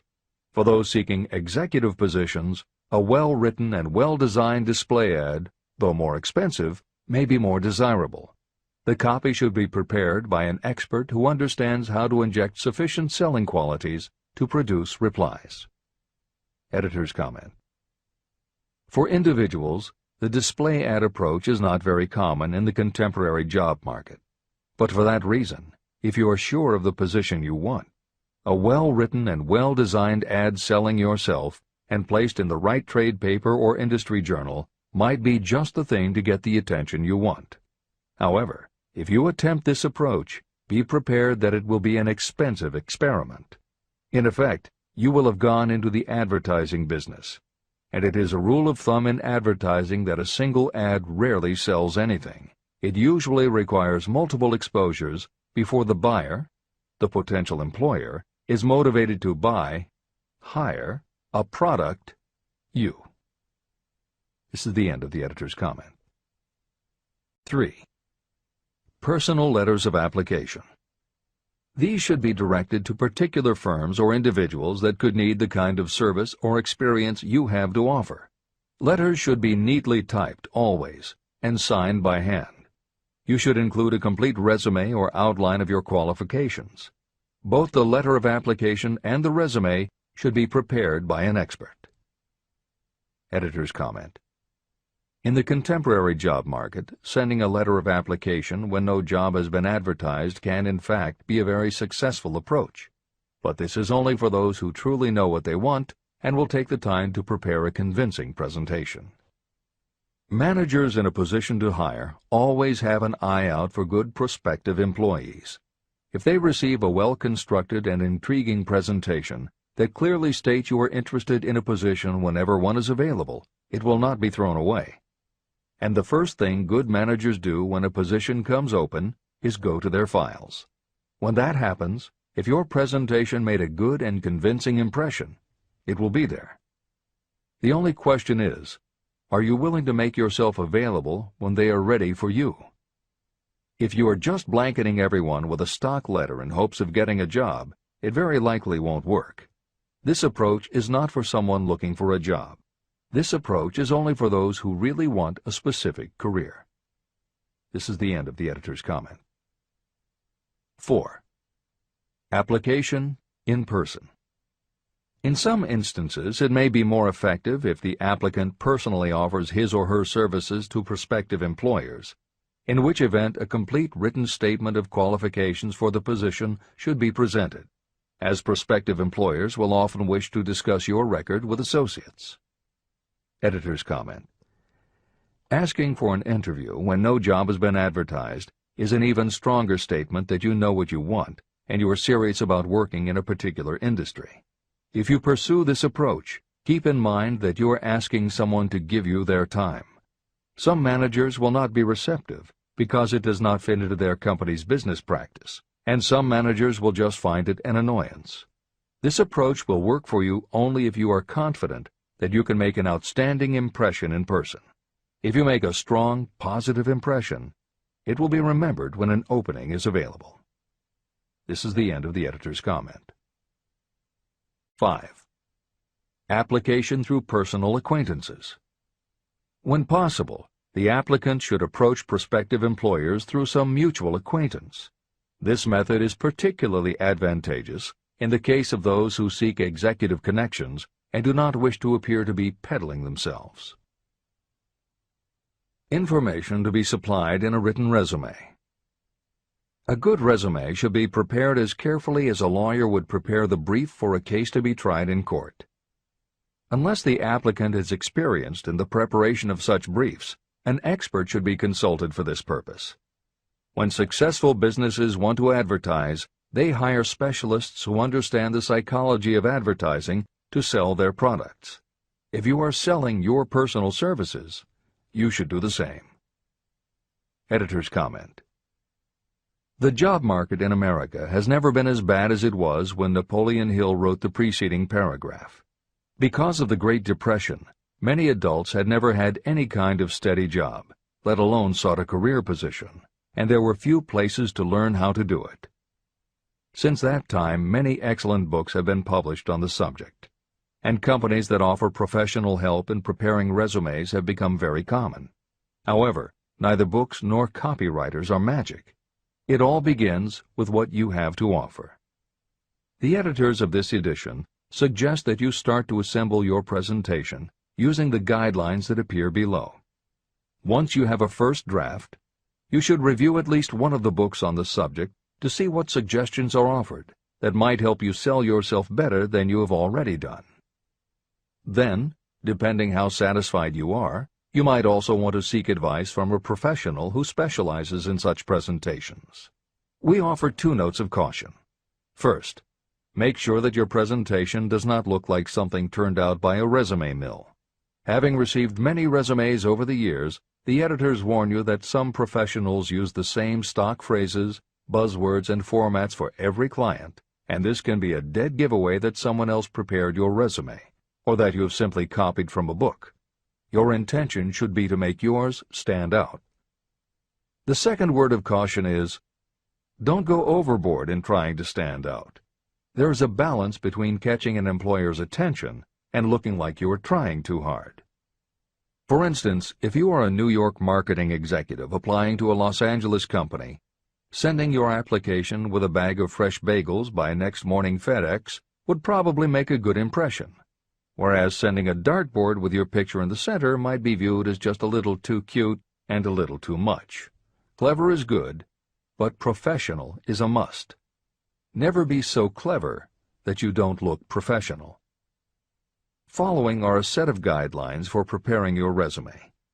Because part of your search for a position will involve responding to ads for job openings, and because it has become common to respond by faxing applications and resumes, Napoleon Hill's guidelines should be used to prepare 2 separate presentations.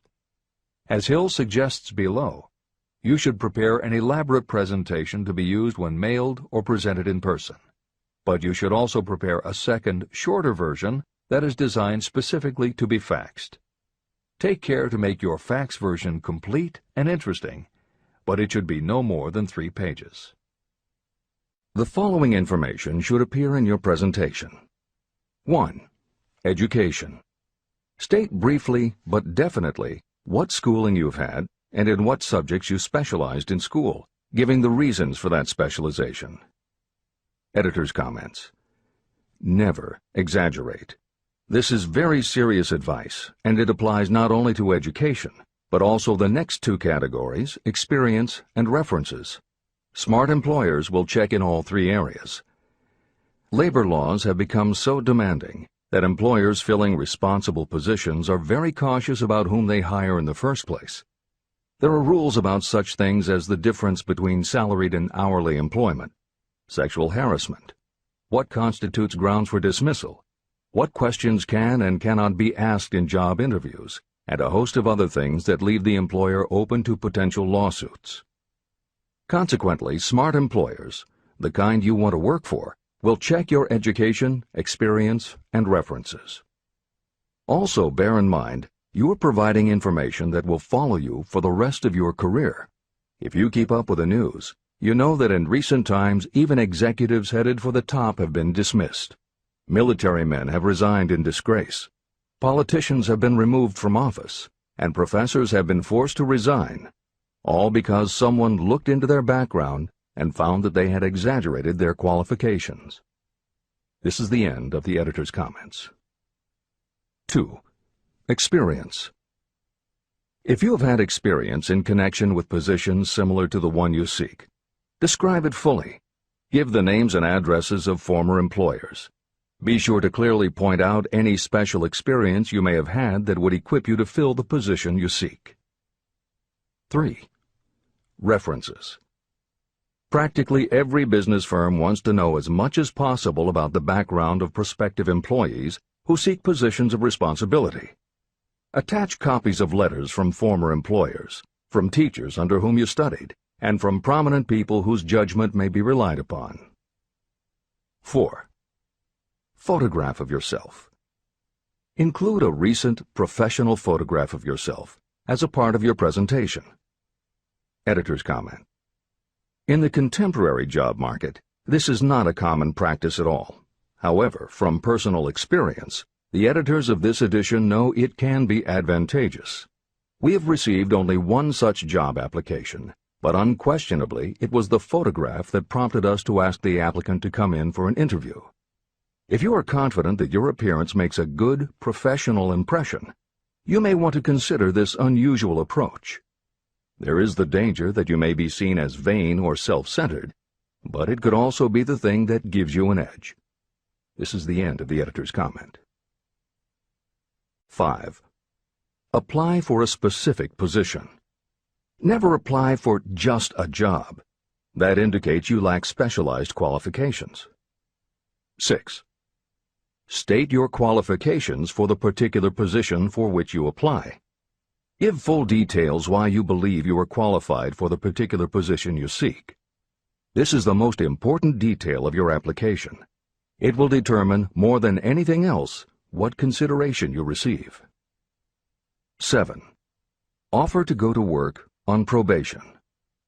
This may appear to be a radical suggestion, but experience has proved that it seldom fails to win at least a trial. If you are sure of your qualifications, a trial is all you need. Incidentally, such an offer indicates that you have confidence in your ability to fill the position you seek. It is most convincing.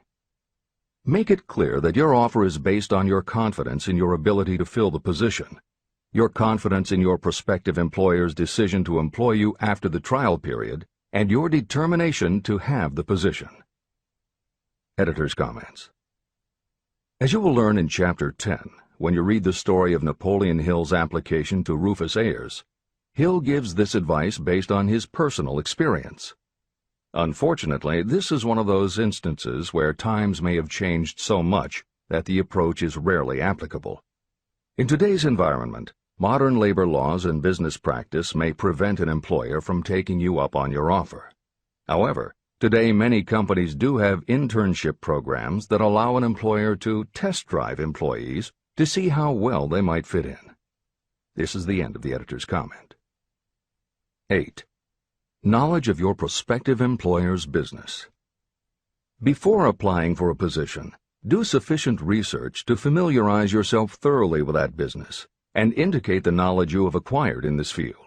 This will be impressive because it indicates that you have imagination and a real interest in the position you seek. Editor's comment. When you do this, and you certainly should, bear in mind that you will be talking with people who really know the business. Even by researching extensively, at best you will only know about their business. If you try to appear too knowledgeable or familiar, it may backfire and reveal that you have only a superficial view of the business. Unless you are already working in the particular industry and have insights based on experience, do not be presumptuous. Use your knowledge to indicate that you have taken the time to educate yourself and that you really are interested, but don't try to tell a prospective employer how you would run the business. This is the end of the editor's comment. Remember that it is not the lawyer who knows the most law, but the one who best prepares his case who wins. If your case is properly prepared and presented, your victory will have been more than half won at the outset. Do not be afraid of making your presentation too long. Employers are just as much interested in purchasing the services of well-qualified applicants as you are in securing employment. In fact, the success of most successful employers is due to their ability to select well-qualified lieutenants. They want all the information available. Editor's comment. As noted above, when faxing a resume, it should be no more than 3 pages and should state that you will be pleased to provide a more detailed resume if required. This is the end of the editor's comment. Remember another thing. Neatness in the preparation of your resume and application will indicate that you are a painstaking person. Successful salespeople groom themselves with care. They understand that first impressions are lasting. Your presentation is your sales rep. Give it a good suit of clothes so it will stand out in bold contrast to anything else your prospective employer ever saw. If the position you seek is worth having, it is worth going after with care. More important, if you sell yourself in a manner that shows off your individuality, you probably will receive more money from the very start than you would if you applied for employment in the usual conventional way. When your resume package has been completed, you should prepare individual and personalized copies for each company or person to whom it will be presented. This personal touch is sure to command attention. Have it neatly typed, proofread, printed, and properly bound on the finest paper you can obtain. Your photograph should be mounted and included on one of the pages. Prepare a separate binding with the proper company name inserted if it is to be shown to more than one company. If you seek employment through an employment agency, have the agent use copies of your presentation in marketing your services. This will help to gain preference for you, both with the agent and the prospective employers. I've helped to prepare presentations for clients that were so striking and out of the ordinary that they resulted in the employment of the applicant without a personal interview. If you want similar results, follow the instructions to the letter, improving upon them however your imagination suggests. Editor's comments. Today, every office supply store offers a wide variety of paper stock, folders, binders, and presentation materials that can be put together in a way that is both unique and professional looking. With all of those possibilities available, if you simply present standard sheets of paper stapled in the corner, the response will very likely be standard too. If you apply a little creativity, you should have no trouble preparing a presentation that is tailored to the company to which you are applying, appropriate for the position you seek, and reflective of your personality and style. This is the end of the editor's comments. How to get the exact position you desire. Everyone enjoys doing the kind of work for which he or she is best suited. An artist loves to work with paints, a craftsman with his or her hands, a writer loves to write. Those with less definite talents have their preferences for certain fields of business and industry. If America does anything well, it offers a full range of occupations. 1. Decide exactly what kind of a job you want. If the job doesn't already exist, perhaps you can create it. 2. Choose the company or individual for whom you wish to work. 3. Study your prospective employer as to policies, personnel, and chances for advancement. 4. By analysis of yourself, your talents, and your capabilities, figure what you can offer. Plan specific ways and means of giving advantages, services, developments, or ideas that you believe you can successfully deliver. 5. Forget about a job. Forget whether or not there is an opening. Forget the usual routine of "have you got a job for me?" Concentrate on what you can give. 6. Once you have your plan in mind, put it on paper in neat form and in full detail. 7. Present it to the proper person with authority, and the rest will come automatically. Every company is looking for people who can give something of value, whether it is ideas, services, or connections. Every company has room for the person who has a definite plan of action that is to the advantage of that company. This procedure may take a few days or weeks of extra time, but the difference in income, in advancement, and in gaining recognition will save years of hard work at small pay. It has many advantages, the main one being that it will often save you from 1 to 5 years of your time in reaching a chosen goal. Every person who starts or gets in halfway up the ladder does so by deliberate and careful planning. The new way of marketing services.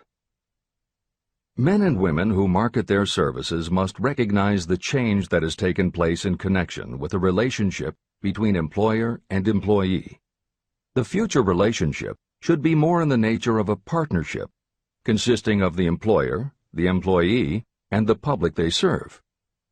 In the past, employers and employees have bartered among themselves, not considering that in reality they were bargaining at the expense of the third party, the public they served. Both the employer and the employee should consider themselves as fellow employees whose business it will be to serve the public efficiently. Editor's comment.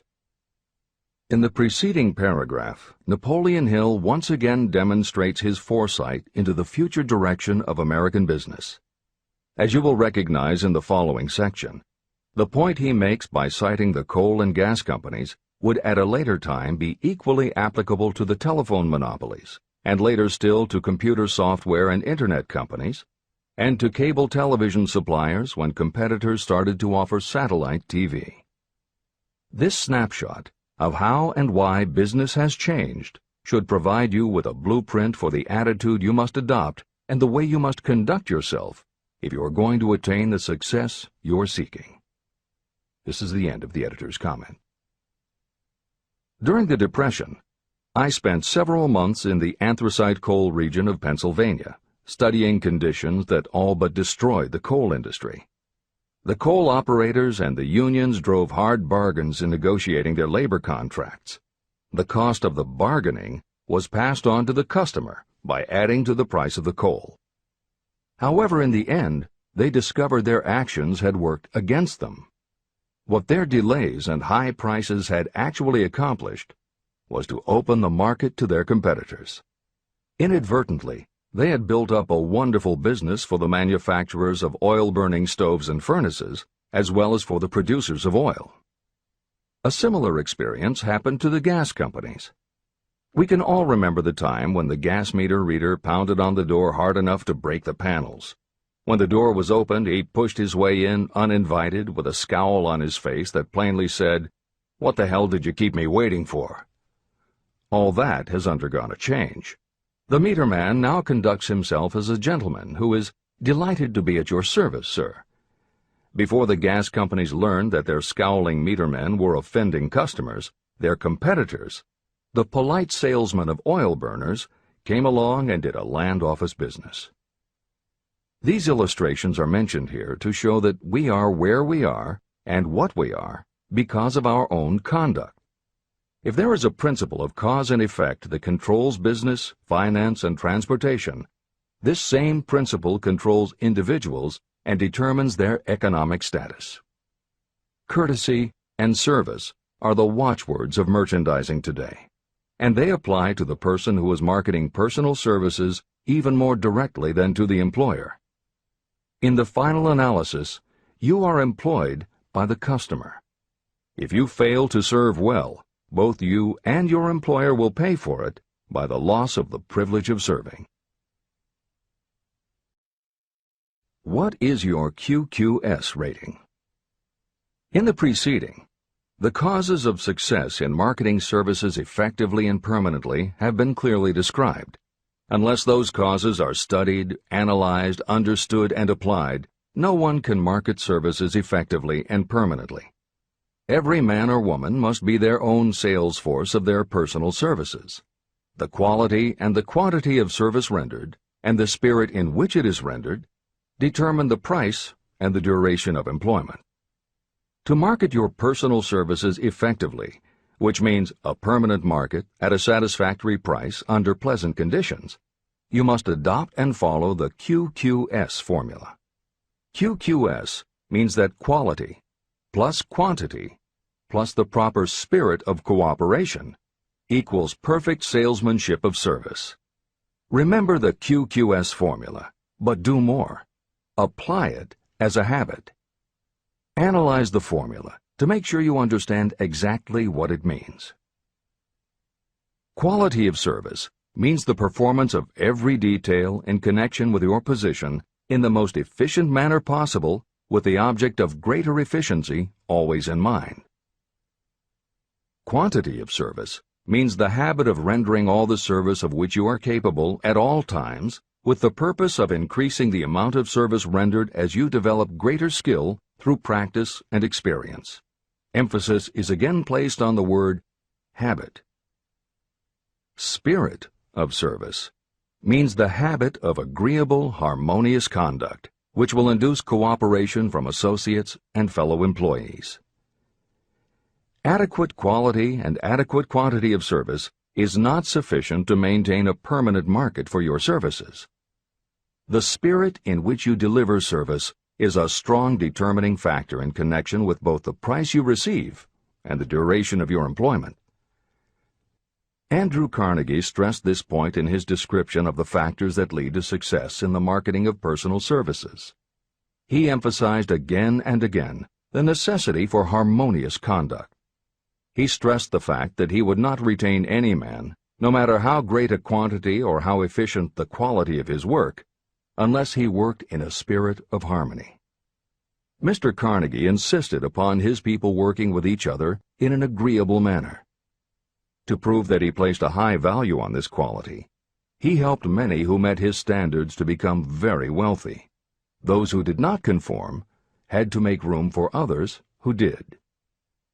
The importance of a pleasing personality has been stressed because it is so important in rendering service in the proper spirit.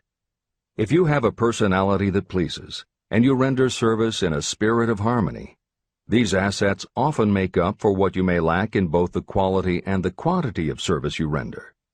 Nothing, however, can be successfully substituted for pleasing conduct. The capital value of your services. The person whose income is derived entirely from the sale of personal services is a merchant, just like the person who sells hard goods, and such a person is subject to exactly the same rules of conduct as the merchant who sells merchandise.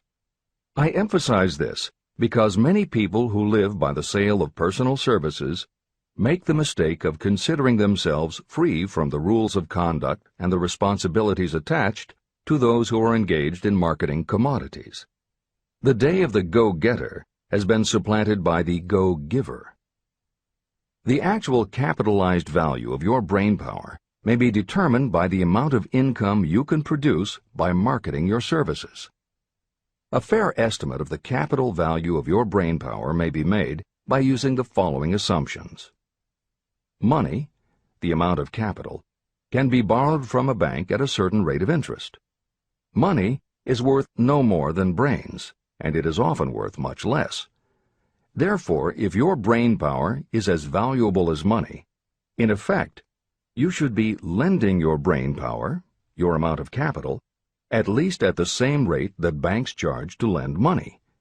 This means that what you earn in a year, your income, is comparable to what a bank earns from a loan in a year, the interest they charge. You can then calculate the capital value of your brainpower using this formula. Divide 100 by the current rate of interest that banks charge for lending money. Then multiply the result by the amount of your annual income. As an example, assume that the current interest rate is 5%. Assume your annual income is $50,000. The formula would be as follows. 100 divided by 5 equals 20, and 20 multiplied by 50,000 equals $1 million. Therefore, if you lend out your brain power, your capital, at the same rate as the bank lends money, 5% interest, your brain power is worth $1 million. Competent brains, if effectively marketed, represent a much more desirable form of capital than the money that is required to conduct a business dealing in commodities. This is true because brains are a form of capital that cannot be permanently depreciated by economic depressions, nor can this form of capital be stolen or spent. Moreover, the money that is essential for the conduct of business is as worthless as a sand dune until it has been mixed with efficient brains. The 31 Major Causes of Failure. Life's greatest tragedy consists of men and women who earnestly try and fail. The tragedy lies in the overwhelmingly large majority of people who fail as compared with the few who succeed. I have had the privilege of analyzing several thousand men and women, 98% of whom were classed as failures. My analysis proved that there are 13 major principles through which people accumulate fortunes. Each of the 13 principles of success has its own chapter in this book, and there are 31 major reasons for failure. The 31 causes of failure are listed below. As you go through the list, measure yourself point by point. It will help you to discover how many of these causes of failure stand between you and success. 1. Unfavorable hereditary background. There is little, if anything, that can be done for people who are born with a deficiency in brain power. This is the only one of the 31 causes of failure that may not be easily corrected by any individual. My philosophy can offer only one method of bridging this weakness, through the aid of the Mastermind. 2. Lack of a well-defined purpose in life. There is no hope of success for the person who does not have a central purpose or definite goal at which to aim. 98 out of every 100 of those whom I have analyzed had no such aim. Perhaps this was the major cause of their failure. 3. Lack of ambition to aim above mediocrity. I can offer no hope for those who are so indifferent they do not want to get ahead in life and are not willing to pay the price. 4. Insufficient education. This is a handicap that may be overcome with comparative ease. Experience has proven that the best educated people are often those who are self-made or self-educated. It takes more than a college degree to make you a person of education. Any person who is educated has learned to get whatever they want in life without violating the rights of others. Education consists not so much of knowledge, but of knowledge effectively and persistently applied. You are paid not merely for what you know, but for what you do with what you know. 5. Lack of self-discipline. Discipline comes through self-control. This means that you must control all negative qualities. Before you can control conditions, you must first control yourself. Self-mastery is the hardest job you will ever tackle. If you do not conquer yourself, you will be conquered by yourself. By stepping in front of a mirror, you may see both your best friend and your greatest enemy. 6. Ill health. No person may enjoy outstanding success without good health. Many of the causes of ill health are subject to mastery and control.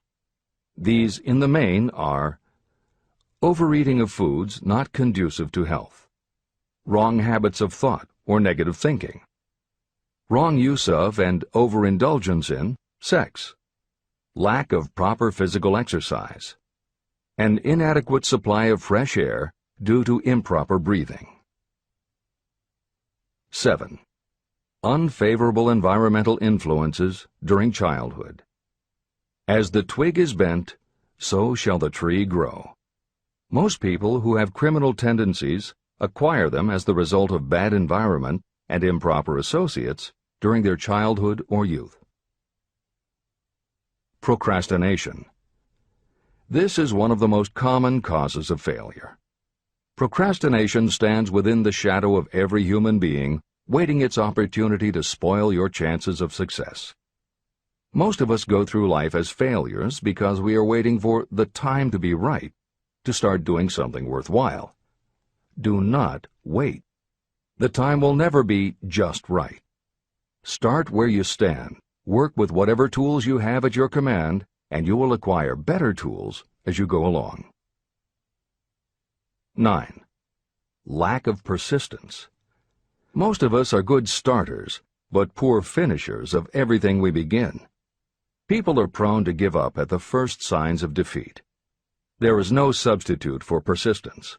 The person who makes persistence his or her watchword discovers that failure finally becomes tired and makes its departure. Failure cannot cope with persistence. 10. Negative personality. There is no hope of success for the person who repels people through a negative personality. Success comes through the application of power, and power is attained through the cooperative efforts of other people. A negative personality will not induce cooperation. 11. Lack of control of sexual urges. Sexual energy is the most powerful of all the stimuli that move people into action. Because it is the most powerful of the emotions, if it is controlled, it can be converted into other creative channels. 12. Uncontrolled desire for something for nothing. The gambling instinct drives millions of people to failure.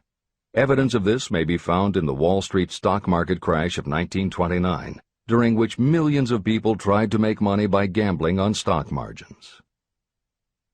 Editor's comments. For those who are not familiar with the stock market and buying on margin, the following is a simplified explanation of what caused the crash of '29. The first thing to understand is that prior to the Great Depression there was widespread optimism about the expanding economy. Businesses were booming, and the people who had invested in those companies were making fortunes almost overnight.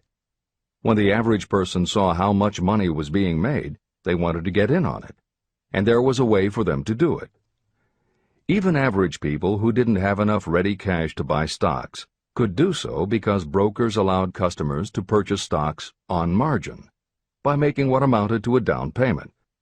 However, part of the purchase agreement stated that when the brokers called in the margin accounts, which they could do at any time, the customers would have to come up with the rest of the cash immediately to pay the balance owing on the original purchase price. That is why Hill used the term gambling when he referred to the stock market. These average people weren't investing in companies. They were betting on the future rise in value. The idea, in the average person's mind, was that they would only have to scrape together enough to pay the margin, which was a small percentage of the full cost. Then when the price of the stock went up, they would sell, which would give them more than enough money to pay the broker the balance owing on the purchase price, and they could pocket the difference. This worked fine as long as stock prices continued to rise, but when the stock market crashed, the stockbrokers called in the margins, and the people who had bought at prices they really couldn't afford suddenly found that they had to come up with the cash. And that was why so many average people got wiped out in the crash of '29. They gambled money they didn't have by buying on margin. This is the end of the editor's comments. 13. Lack of a well-defined power of decision. Those who succeed reach decisions promptly and change them very slowly. Those who fail reach decisions very slowly and change them frequently and quickly. Indecision and procrastination are twins. Where one is found, the other is also usually found. Kill off this pair before they completely tie you to the treadmill of failure. 14. One or more of the 6 basic fears: fear of poverty, fear of criticism, fear of ill health, fear of loss of love, fear of old age, and fear of death. You will find an in-depth analysis of these 6 basic fears in the final chapter. They must be mastered before you can market your services effectively. 15. Wrong selection of a mate in marriage. This is a most common cause of failure. The relationship of marriage brings people intimately into contact. Unless this relationship is harmonious, failure is likely to follow. Moreover, it will be a form of failure that destroys ambition. 16. Overcaution. The person who takes no chances generally has to take whatever is left when others are through choosing. Overcaution is as bad as undercaution. Both are extremes to be guarded against. Life itself is filled with the element of chance. 17. Wrong selection of associates in business. This is one of the most common causes of failure in business. In marketing personal services, you should use great care to select an employer who will be an inspiration and who is intelligent and successful. We emulate those with whom we associate most closely. Pick an employer who is worth emulating. 18. Superstition and prejudice. Superstition is a form of fear. It is also a sign of ignorance. Successful people keep open minds and are afraid of nothing. 19. Wrong selection of a vocation. You cannot have outstanding success in work that you do not like. The most essential step in the marketing of personal services is that of selecting an occupation into which you can throw yourself wholeheartedly. Although money or circumstances may require you to do something you don't like for a time, no one can stop you from developing plans to make your goal in life a reality. Editor's comments. Most contemporary experts agree with Napoleon Hill's statement that finding the work you love is of key importance in achieving success that is truly rewarding. This concept coincides so well with modern attitudes that it has inspired a number of books, including Feel the Fear and Do It Anyway by Susan Jeffers, Wishcraft by Barbara Sher, and Do What You Love, The Money Will Follow by Marcia Sinitar. All 3 books became bestsellers by expanding upon that single concept. This is the end of the editor's comments. 20. Lack of concentration of effort. The jack of all trades seldom is good at any. Concentrate all of your efforts on one definite chief aim. 21. The habit of indiscriminate spending. You cannot succeed if you are eternally in fear of poverty. Form the habit of systematic saving by putting aside a definite percentage of your income. Money in the bank gives you a very safe foundation of courage when bargaining for the sale of personal services. Without money, you must take what you are offered and be glad to get it. 22. Lack of enthusiasm. Without enthusiasm, you cannot be convincing. Moreover, enthusiasm is contagious, and the person who has it under control is generally welcome in any group of people. 23. Intolerance. The person with a closed mind on any subject seldom gets ahead. Intolerance means that you have stopped acquiring knowledge. The most damaging forms of intolerance are those connected with religious, racial, and political differences of opinion. 24. Intemperance. The most damaging forms of intemperance are connected with overeating, alcohol, drugs, and sexual activities. Overindulgence in any of these can be fatal to success. 25. Inability to cooperate with others. More people lose their positions and their big opportunities in life because of this fault than for all other reasons combined. It is a fault that no well-informed business person or leader will tolerate. 26. Possession of power that was not acquired through self-effort. Sons and daughters of wealthy parents and others who inherit money that they did not earn. Power in the hands of one who did not acquire it gradually is often fatal to success. Quick riches are more dangerous than poverty. 27. Intentional dishonesty. There is no substitute for honesty. You may be temporarily dishonest because of circumstances over which you have no control, without permanent damage. But there is no hope for you if you are dishonest by choice. Sooner or later, your deeds will catch up with you, and you will pay by loss of reputation and perhaps even loss of liberty. 28. Egotism and vanity. These qualities serve as red lights that warn others to keep away. They are fatal to success. 29. Guessing instead of thinking.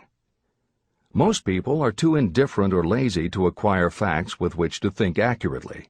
They prefer to act on opinions created by guesswork or snap judgments. 30. Lack of capital. This is a common cause of failure among those who start out in business for the first time. You must have a sufficient reserve of capital to absorb the shock of your mistakes and to carry you over until you have established a reputation. 31. Here, name any particular cause of failure from which you have suffered that has not been included in the foregoing list.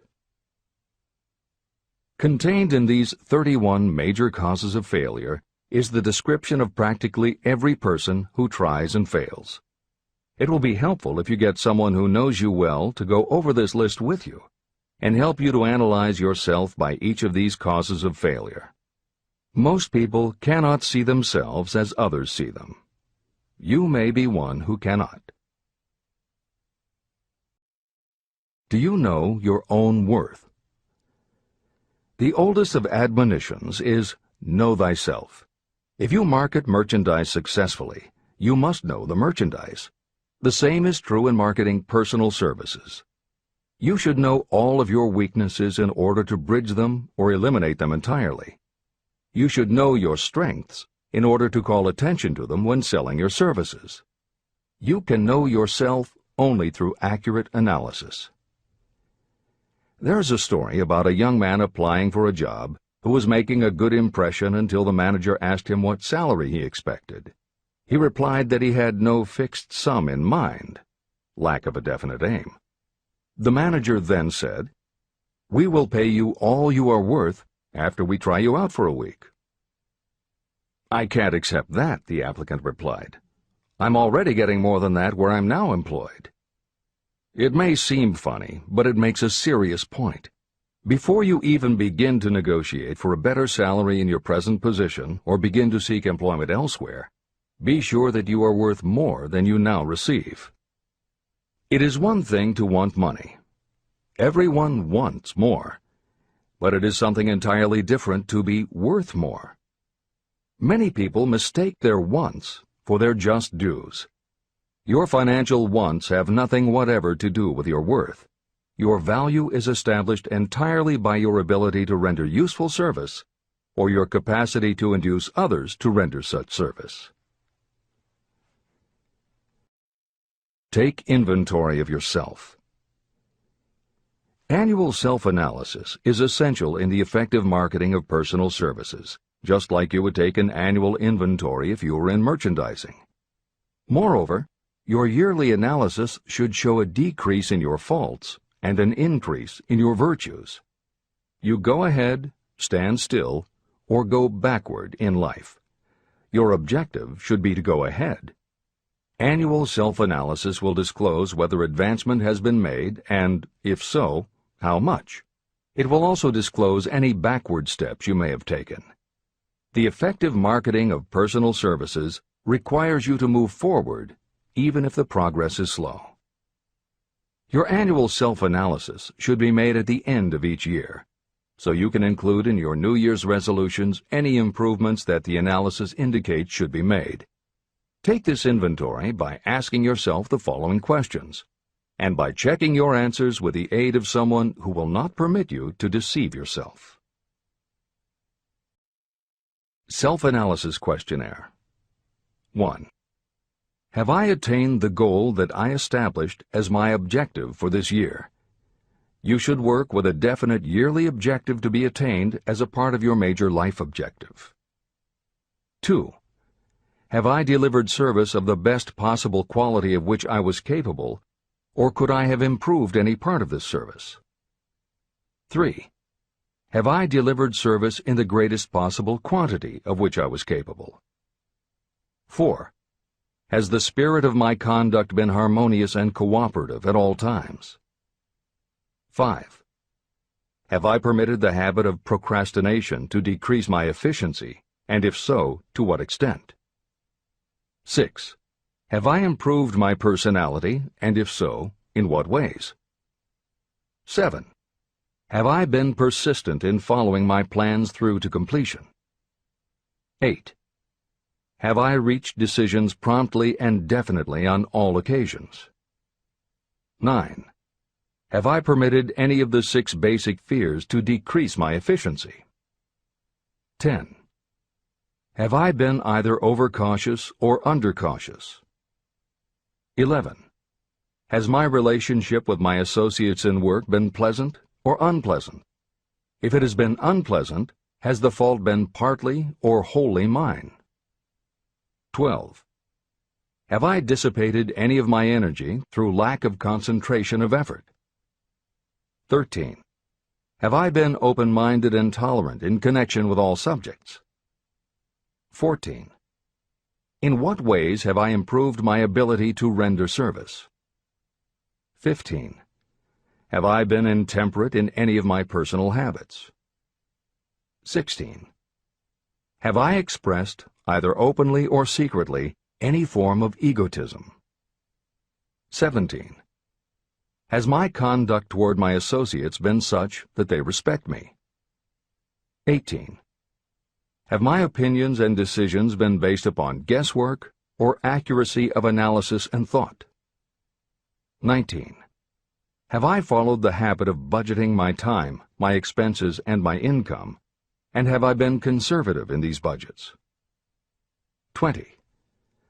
How much time have I devoted to unprofitable effort which I might have used to better advantage? 21. How may I rebudget my time and change my habits so I will be more efficient during the coming year? 22. Have I been guilty of any conduct that was not approved by my own conscience? 23. In what ways have I rendered more service and better service than I was paid to render? 24. Have I been unfair to anyone, and if so, in what way? 25. If I had been the purchaser of my own services for the year, would I be satisfied with my purchase? 26. Am I in the right vocation, and if not, why not? 27. Has the purchaser of my services been satisfied with the service I have rendered, and if not, why not? 28. What is my present rating on the fundamental principles of success? Make this rating fairly and frankly, and have it checked by someone who is courageous enough to do it accurately. After you have finished reading through to the end of this book at least once, and you are sure you have assimilated the information in this chapter, you will be ready to create a practical plan for marketing your personal services. In this chapter, you should have found adequate descriptions of every principle essential in planning the sale of personal services.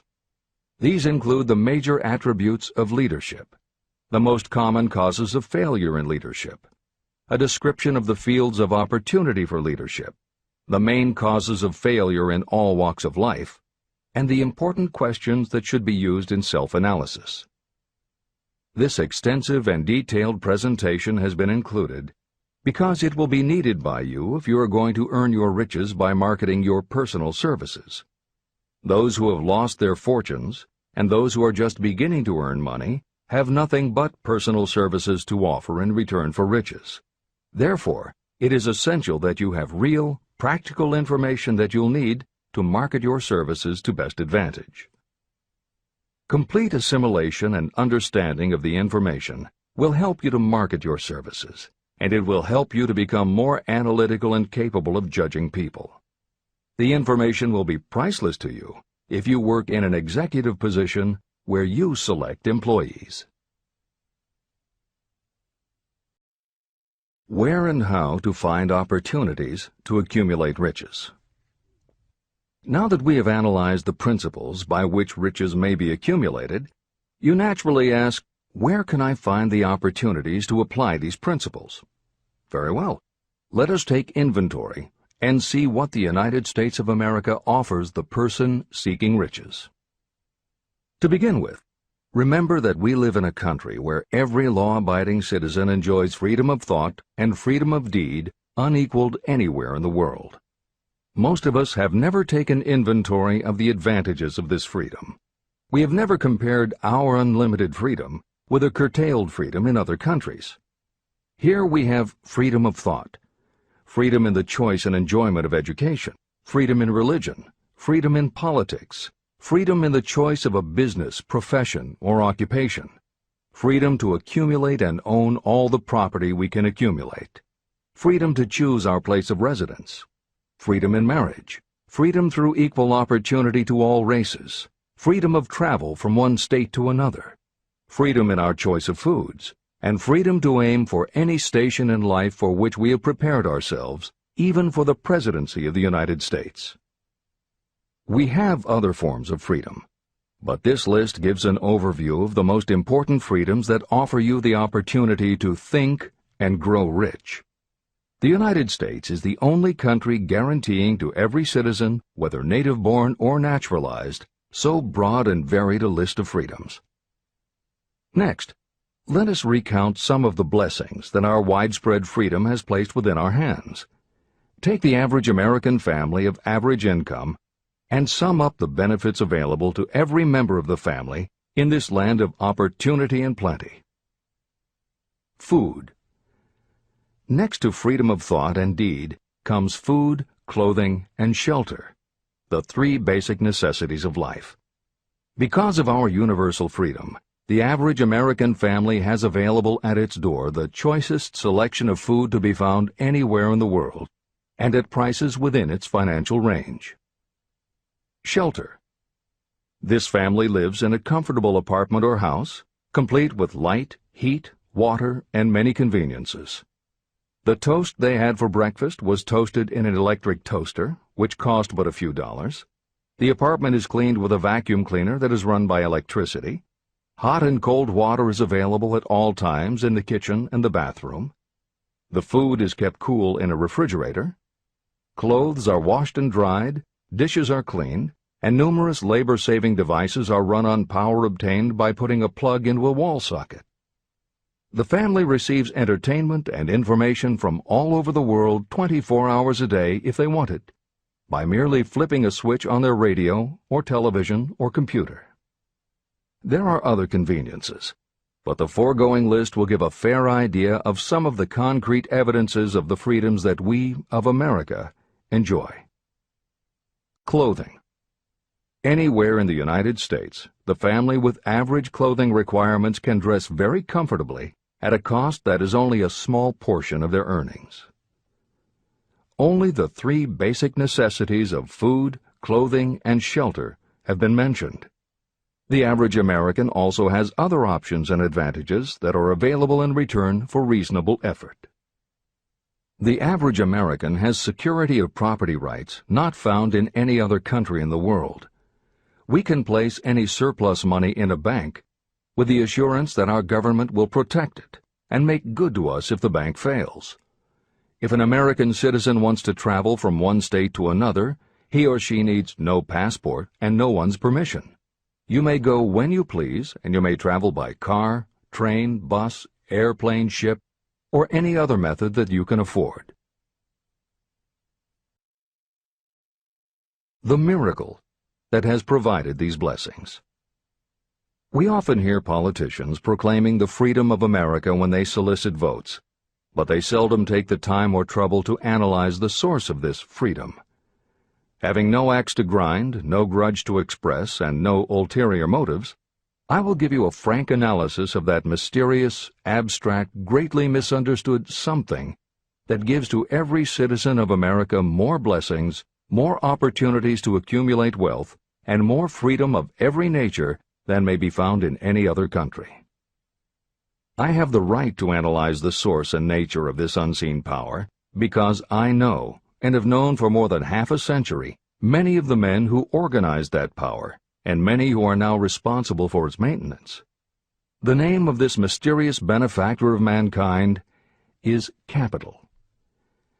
Capital consists not only of money, but also of highly organized, intelligent groups of individuals who plan ways and means of using money efficiently for the good of the public and profitably to themselves. These groups consist of scientists, educators, chemists, inventors, business analysts, publicists, transportation experts, accountants, lawyers, doctors, and other men and women who have highly specialized knowledge in all fields of industry and business. They pioneer, experiment, and blaze trails in new fields of endeavor. They support colleges, hospitals, schools, build good roads, publish newspapers, pay most of the cost of government, and take care of the many details essential to human progress. Stated briefly, the capitalists are the brains of civilization because they supply the entire fabric of which all education, enlightenment, and human progress consist. Money without brains is always dangerous. Properly used, it is the most important essential of civilization. To give you an idea of how important organized capital is, try to imagine that it is your job to provide and prepare a simple family breakfast, but you have to do it without the aid of capital. To supply the tea, you would have to make a trip to China or India. Unless you are an excellent swimmer, you would become rather tired before making the round trip. Then, too, another problem would confront you. What would you use for money, even if you had the physical endurance to swim the ocean? To supply sugar, you would have to take another swim to the Caribbean islands, or a long walk to the sugar beet section of Utah. But even then you might come back without the sugar, because organized effort and money are necessary to produce sugar, to say nothing of what is required to refine, transport, and deliver it to the breakfast table anywhere in the United States. Eggs you could obtain easily enough from nearby farms, but you might have a very long walk to Florida or California and back before you could serve grapefruit juice.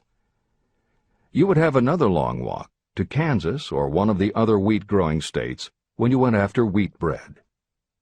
Dry cereal would have to be omitted from the menu because it would not be available except through the labor of a trained group of workers and suitable machinery, all of which call for capital.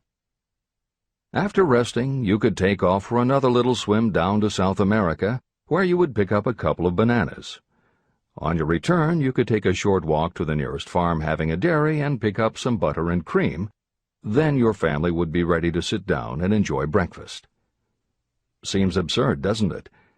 Well, the procedure described would be the only possible way these simple items of food could be delivered if we had no capitalistic system. The capital cornerstone of our lives.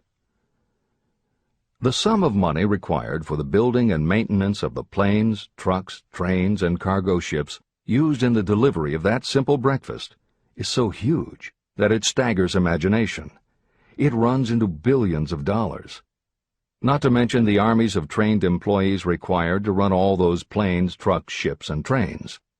But transportation is only a part of the requirements of modern civilization in capitalistic America. Before there can be anything to haul, something must be grown from the ground, or manufactured and prepared for market. This calls for more billions of dollars for equipment, machinery, packaging, marketing, and to pay the wages of millions of men and women. Transportation systems do not spring up from the earth and function automatically. They come in response to the call of civilization. They come through the labor and ingenuity and organizing ability of people who have imagination, faith, enthusiasm, decision, and persistence. These men and women are known as capitalists. They are motivated by the desire to build, construct, achieve, render useful service, earn profits, and accumulate riches. And because they render service without which there would be no civilization, they earn for themselves great riches.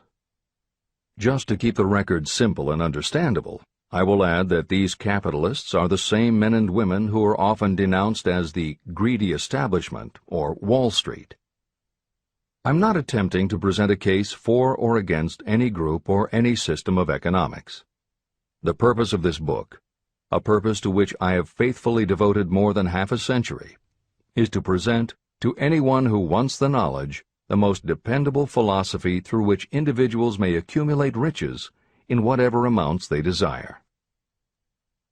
The reasons I have analyzed the economic advantages of the capitalistic system are: 1. To point out that all who seek riches must recognize and adapt themselves to the system that controls all approaches to fortunes, large or small. 2. To present the side of the picture opposite to the one portrayed by politicians and demagogues, and the media, who often refer to organized capital as if it were something poisonous. This is a capitalistic country. It was developed through the use of capital. We who claim the right to partake of the blessings of freedom and opportunity, we who seek to accumulate riches here, should know that neither riches nor opportunity would be available to us if organized capital had not provided these benefits. There is only one dependable method of accumulating and legally holding riches, and that is by rendering useful service. No system has ever been created by which anyone can legally acquire riches through mere force of numbers, or without giving in return an equivalent value of one form or another. Your opportunities in the midst of riches. America provides all the freedom and all the opportunity to accumulate riches that any honest person may require. When you go hunting for game, you select hunting grounds where game is plentiful. When you are seeking riches, the same rule naturally applies. If it is riches you are seeking, do not overlook the possibilities of a country whose citizens are so rich that women alone spend billions of dollars each year for cosmetics and other beauty products. Do not be in too big a hurry to get away from a country whose men willingly, even eagerly, hand over more billions of dollars annually for football, basketball, baseball, and all the related products that go with these and other sporting events.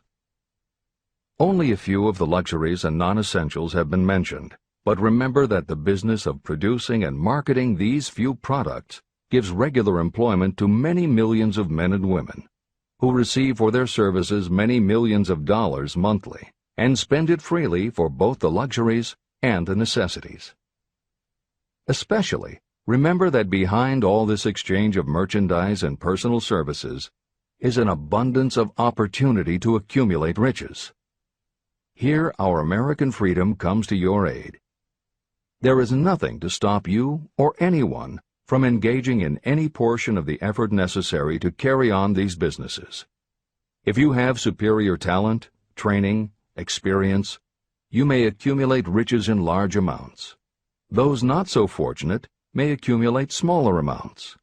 Anyone may earn a living in return for a very nominal amount of labor. So there you are. Opportunity has spread its wares before you. Step up to the front, select what you want, create your plan, put the plan into action, and follow through with persistence. Capitalistic America will do the rest. You can depend on this much. Capitalistic America ensures every person the opportunity to render useful service and to collect riches in proportion to the value of the service. The system denies no one this right, but it does not and cannot promise something for nothing. The system itself is irrevocably controlled by the law of economics, which neither recognizes nor tolerates for long getting without giving.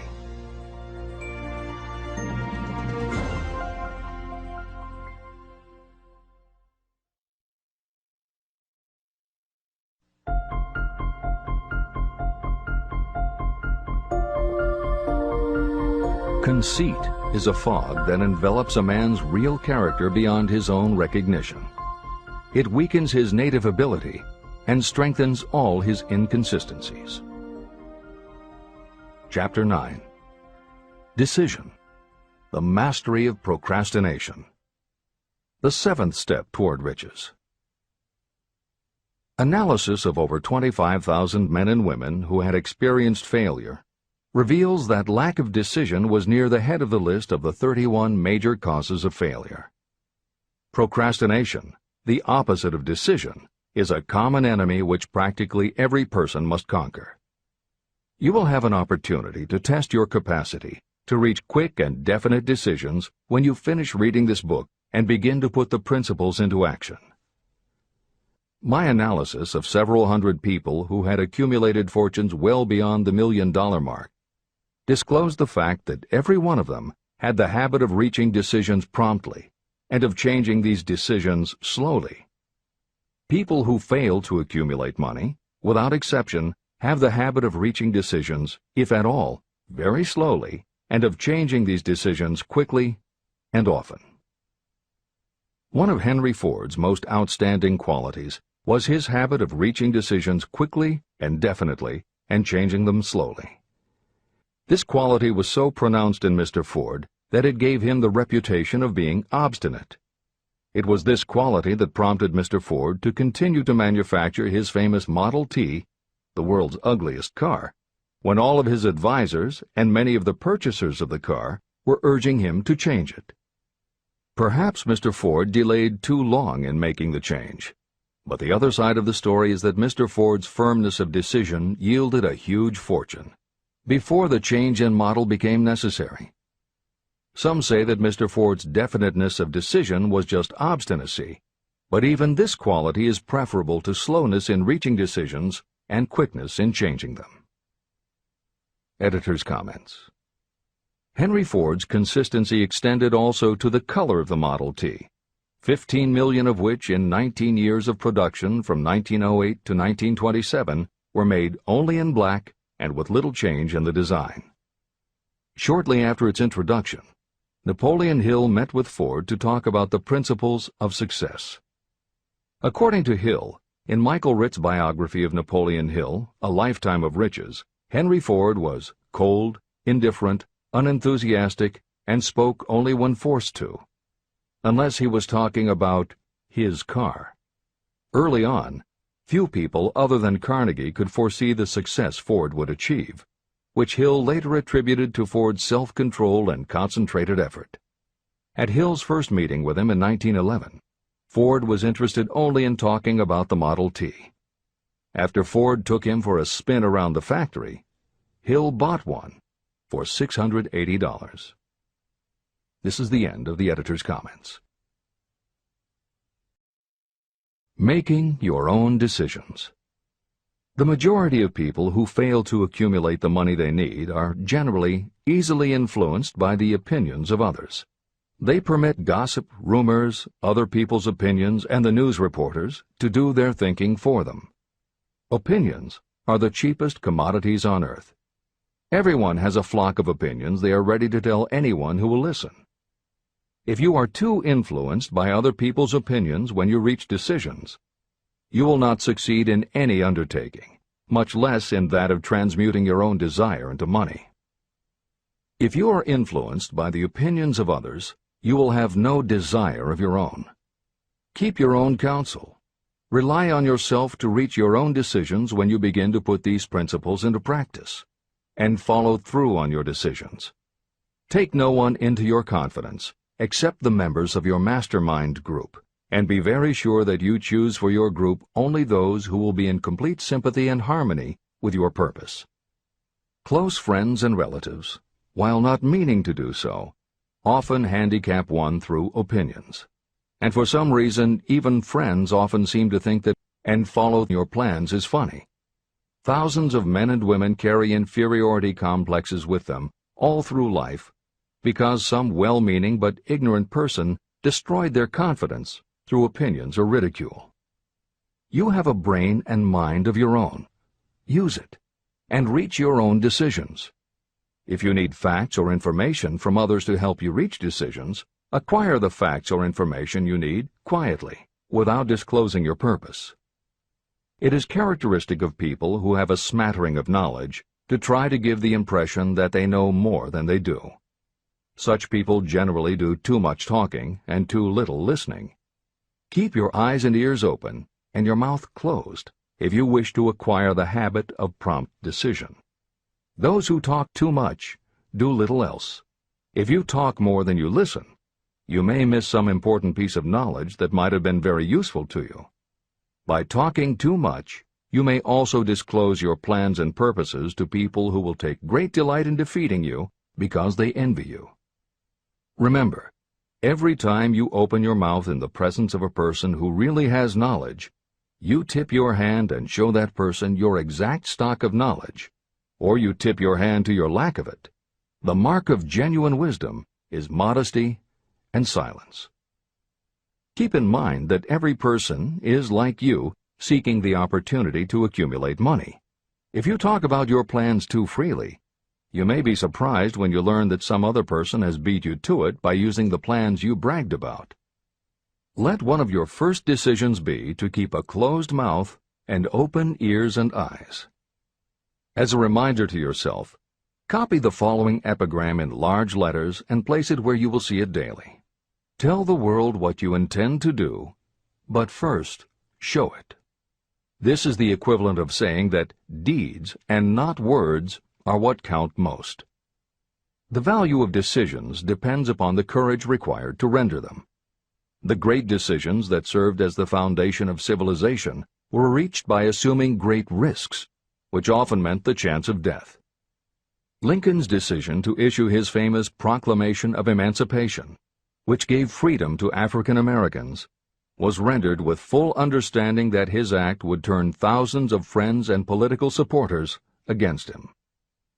When the rulers of Athens gave Socrates the choice of disclaiming his teachings or being sentenced to death, Socrates' decision to drink the cup of poison, rather than compromise in his personal belief, was a decision of courage. It turned time ahead 1,000 years and gave to people then unborn the right to freedom of thought and of speech. 56. Who Risked the Gallows? The greatest decision of all time, as far as any American citizen is concerned, was reached in Philadelphia on July 4, 1776, when 56 men signed their names to a document that they well knew would bring freedom to all Americans, or leave every one of the 56 hanging from a gallows. You have heard of this famous document, the Declaration of Independence. But have you taken from it the great lesson in personal achievement it so plainly taught? We all remember the date of this momentous decision, but few of us realize what courage that decision required. We remember our history as it was taught. We remember dates and the names of the men who fought. We remember Valley Forge and Yorktown. We remember George Washington and Lord Cornwallis. But we know little of the real forces behind these names, dates, and places. We know even less of that intangible power that ensured freedom long before Washington's armies reached Yorktown.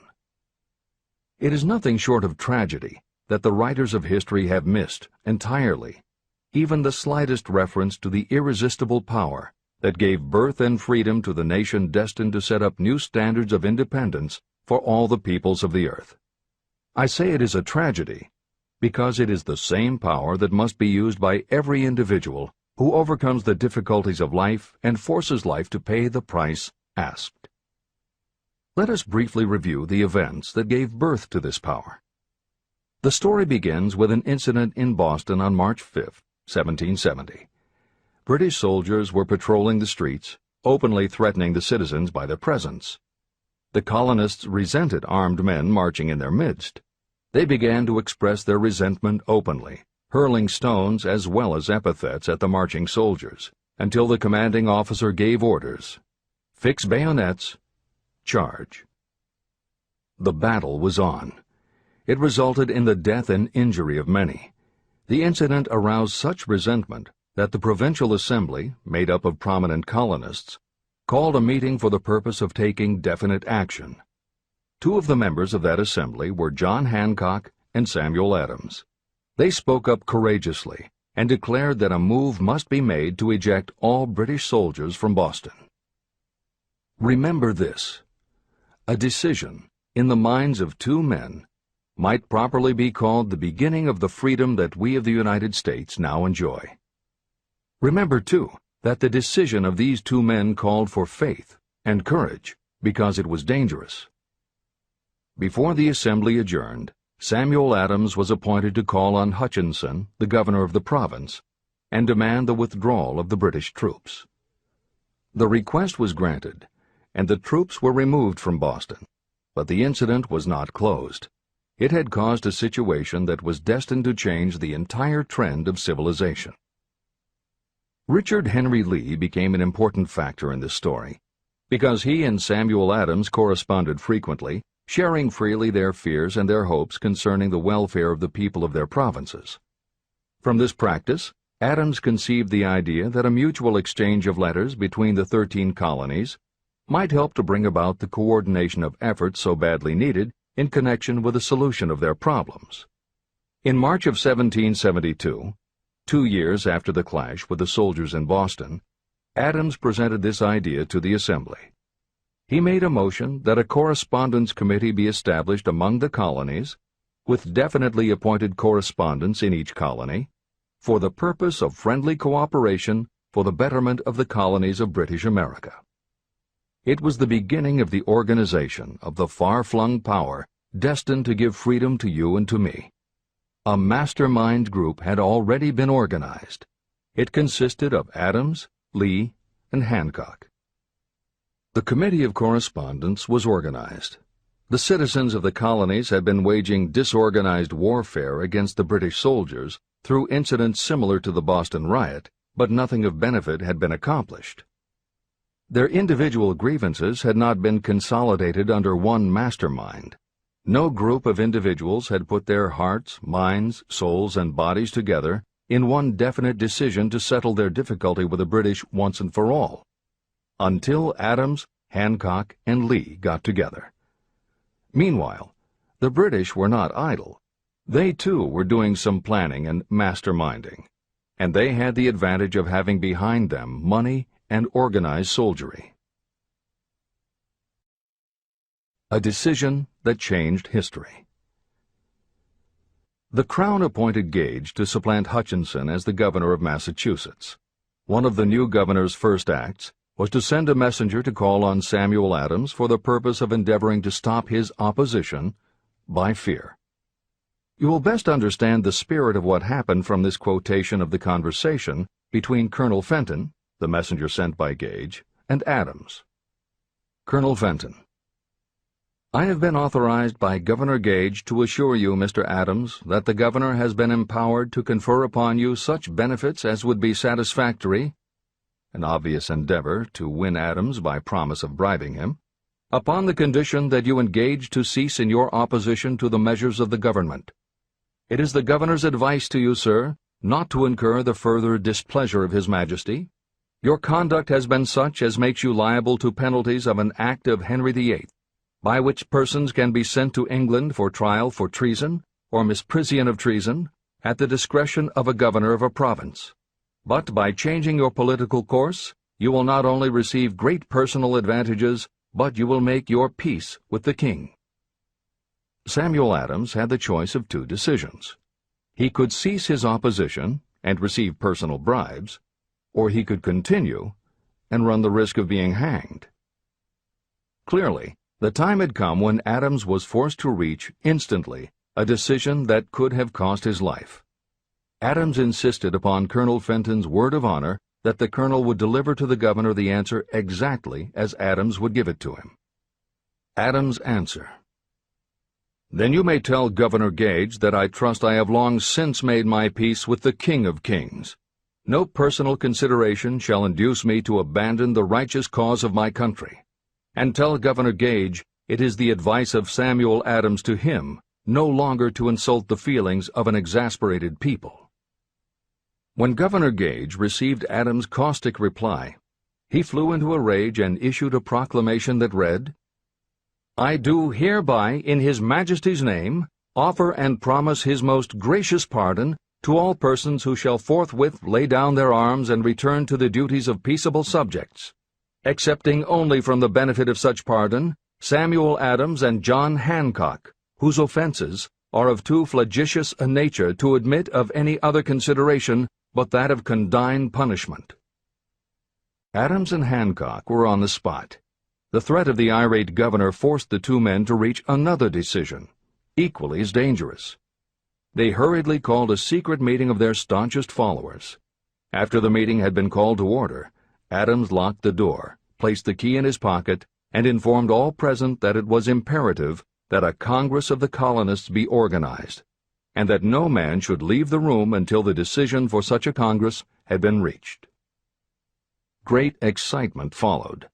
Some weighed the possible consequences of such radicalism. Some expressed grave doubt as to the wisdom of so definite a decision in defiance of the Crown. Locked in that room were two men immune to fear, blind to the possibility of failure, Hancock and Adams.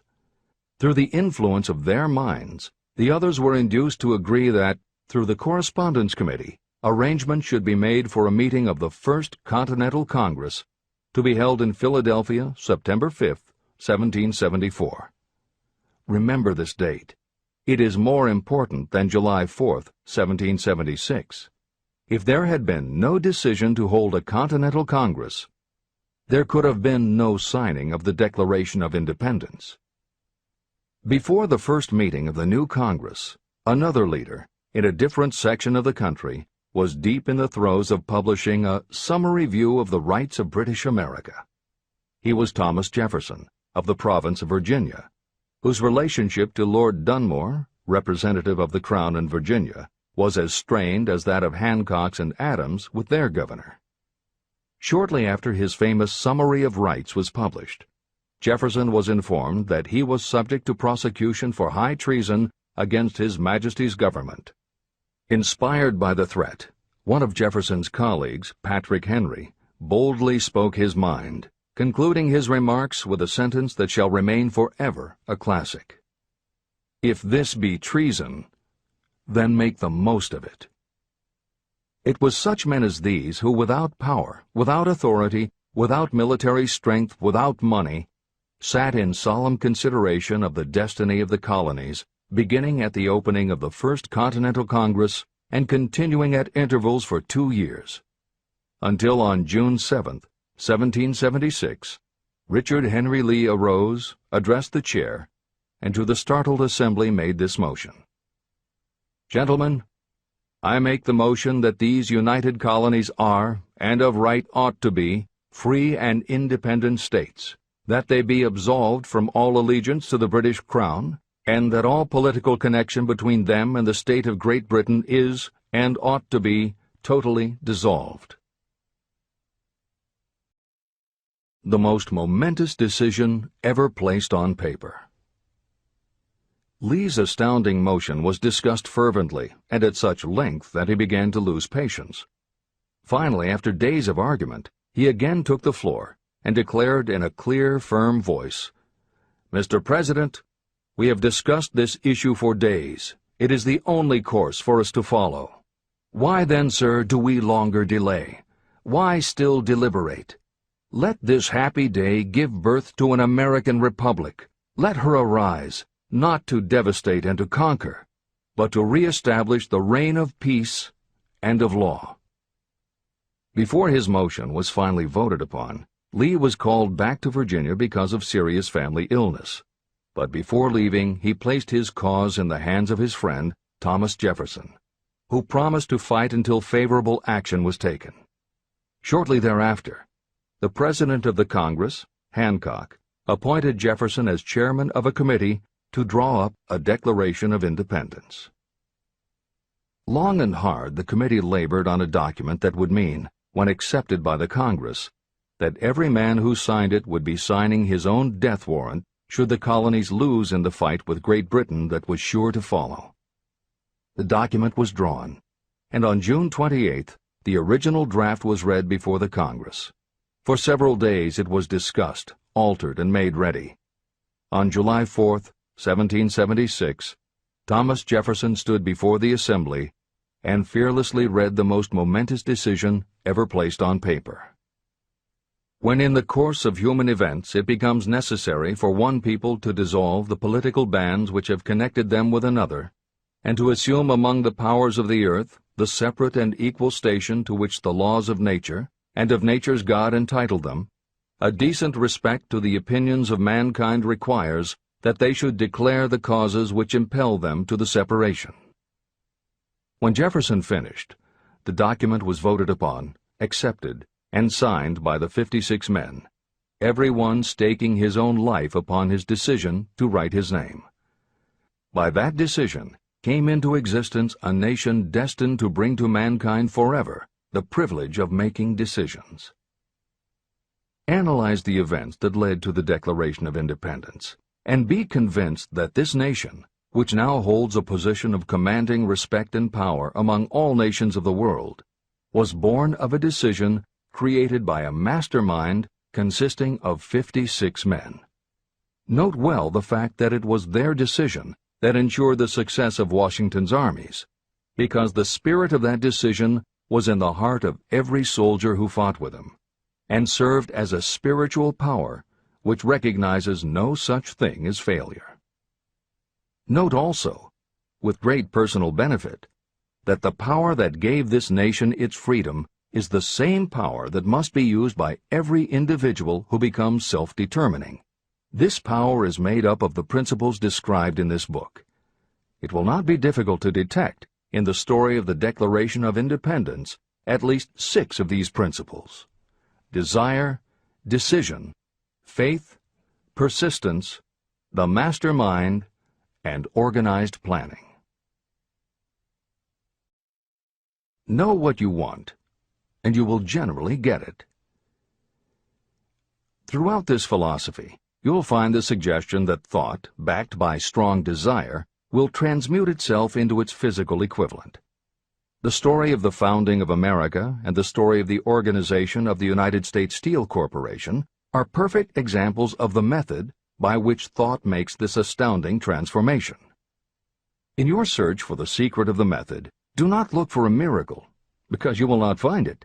You will find only the eternal laws of nature. These laws are available to every person who has the faith and the courage to use them. They may be used to bring freedom to a nation or to accumulate riches. Those who reach decisions promptly and definitely know what they want and generally get it. The leaders in every walk of life decide quickly and firmly. That is the major reason why they are leaders. The world has a habit of making room for the people whose words and actions show that they know where they are going. Indecision is a habit that usually begins when a person is young. It becomes more and more of a habit as the youth goes through grade school, high school, and even through college without definiteness of purpose. The habit of indecision goes with the student into the occupation he or she chooses. Generally, a young person just out of school seeks any job that can be found. Young people take the first job they can find because they have fallen into the habit of indecision. The vast majority of people working today are in the positions they hold because they lack the definiteness of decision to plan a definite position and the knowledge of how to choose an employer. Definiteness of decision always requires courage, sometimes very great courage. The 56 men who signed the Declaration of Independence staked their lives on the decision to affix their signatures to that document. The person who reaches a definite decision to go after a specific job and make life pay the price he or she asks does not stake his or her life on that decision. They stake their economic freedom. Financial independence, riches, and desirable business positions are not within reach of the person who neglects or refuses to expect, plan, and demand these things. The person who desires riches in the same spirit that Samuel Adams desired freedom for the colonies is sure to accumulate wealth. No man achieves great success who is unwilling to make personal sacrifices. Chapter 10. Persistence. the sustained effort necessary to induce faith. The 8th step toward riches. Persistence is an essential factor in the procedure of transmuting desire into its monetary equivalent. The basis of persistence is the power of will. Willpower and desire, when properly combined, make an irresistible pair. Those who accumulate great fortunes are sometimes called cold-blooded or ruthless. Frequently, it is simply because their critics simply don't understand that what they have is a strong desire backed up by willpower, which they mix with persistence. It is the combination that ensures the attainment of their objectives. The majority of people are ready to throw their aims and purposes overboard and give up at the first sign of opposition or misfortune. A few carry on despite all opposition until they attain their goal. There may be no heroic connotation to the word persistence, but persistence does for your character what carbon does to iron. It hardens it to steel. The building of a fortune will involve the application of the entire 13 factors of this philosophy. These principles must be understood, and they must be applied with persistence by all who accumulate money. Your test of persistence. If you are reading this book with the intention of seriously applying the knowledge, the first test of your persistence will come when you begin to follow the 6 steps described in the 3rd chapter, desire. Unless you are one of the few people who already have a definite goal and a definite plan for its attainment, you may read the instructions, but you will never actually apply them in your daily life. Lack of persistence is one of the major causes of failure. Moreover, my experience with thousands of people has proved that lack of persistence is a weakness common to the majority of people. However, it is a weakness that may be overcome by effort. The ease with which lack of persistence may be conquered will depend entirely upon the intensity of your desire. The starting point of all achievement is desire. Keep this constantly in mind. Weak desires bring weak results, just as a small amount of fire makes a small amount of heat. If you are lacking in persistence, this weakness may be remedied by building a stronger fire under your desires. Continue reading through to the end of this book. Then go back to Chapter 3 and start immediately to carry out the instructions for using the 6 steps. The eagerness with which you follow these instructions will indicate clearly how much or how little you really desire to accumulate money. If you find that you are indifferent, you may be sure that you have not yet acquired the money consciousness that you must possess before you can be sure of accumulating a fortune. Fortunes gravitate to those whose minds have been prepared to attract them, just as surely as water gravitates to the ocean. If you are weak in persistence, focus on the instructions in Chapter 11, Power of the Mastermind. Surround yourself with a mastermind group, and through the cooperation of the members of this group, you can develop persistence. You will find additional instructions for the development of persistence in Chapter 5, Autosuggestion, and in Chapter 13, The Subconscious Mind. Follow the instructions in these chapters until you build up habits that convey to your subconscious mind a clear picture of the object of your desire. From that point on, you will not be handicapped by lack of persistence. Your subconscious mind works continuously while you are awake and while you are asleep. Are you money conscious or poverty conscious? Occasional effort to apply the rules will be of no value to you. To get results, you must apply all of the rules until they become a fixed habit with you. In no other way can you develop the necessary money consciousness. Just as money is attracted to those who have deliberately set their mind on it, poverty is attracted to those whose mind is open to it. And although money consciousness must be developed intentionally, poverty consciousness develops without conscious application of habits favorable to it. Poverty consciousness will seize the mind that is not occupied with money consciousness. If you understand the point of the preceding paragraph, you will understand the importance of persistence in the accumulation of a fortune. Without persistence, you will be defeated even before you start. With persistence, you will win. If you have ever had a nightmare, you will realize the value of persistence. You are lying in bed, half awake, with a feeling that you are about to smother. You are unable to turn over or to move a muscle. You realize that you must begin to regain control over your muscles. Through persistent effort of willpower, you finally manage to move the fingers of one hand. By continuing to move your fingers, you extend your control to the muscles of one arm until you can lift it.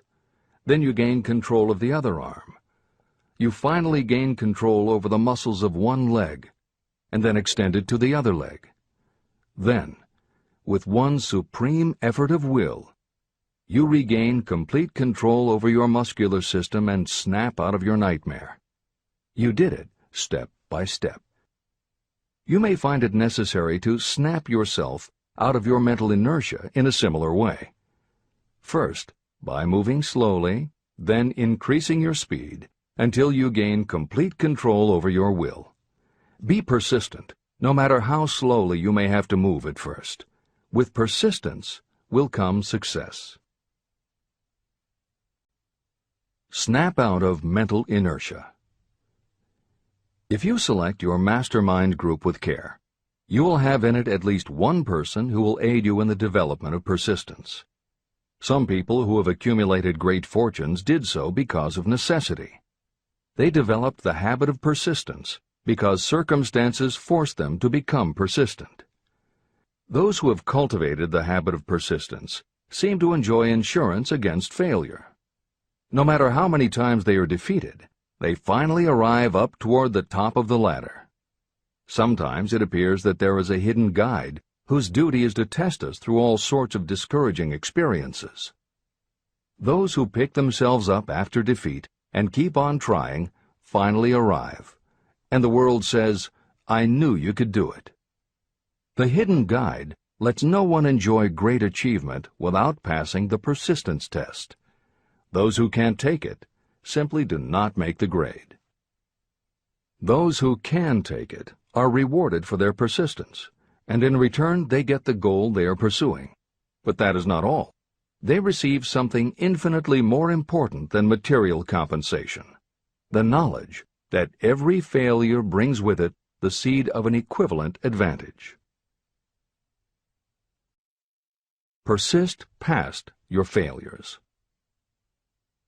The people who learn from experience the importance of persistence will not accept defeat as being anything more than temporary.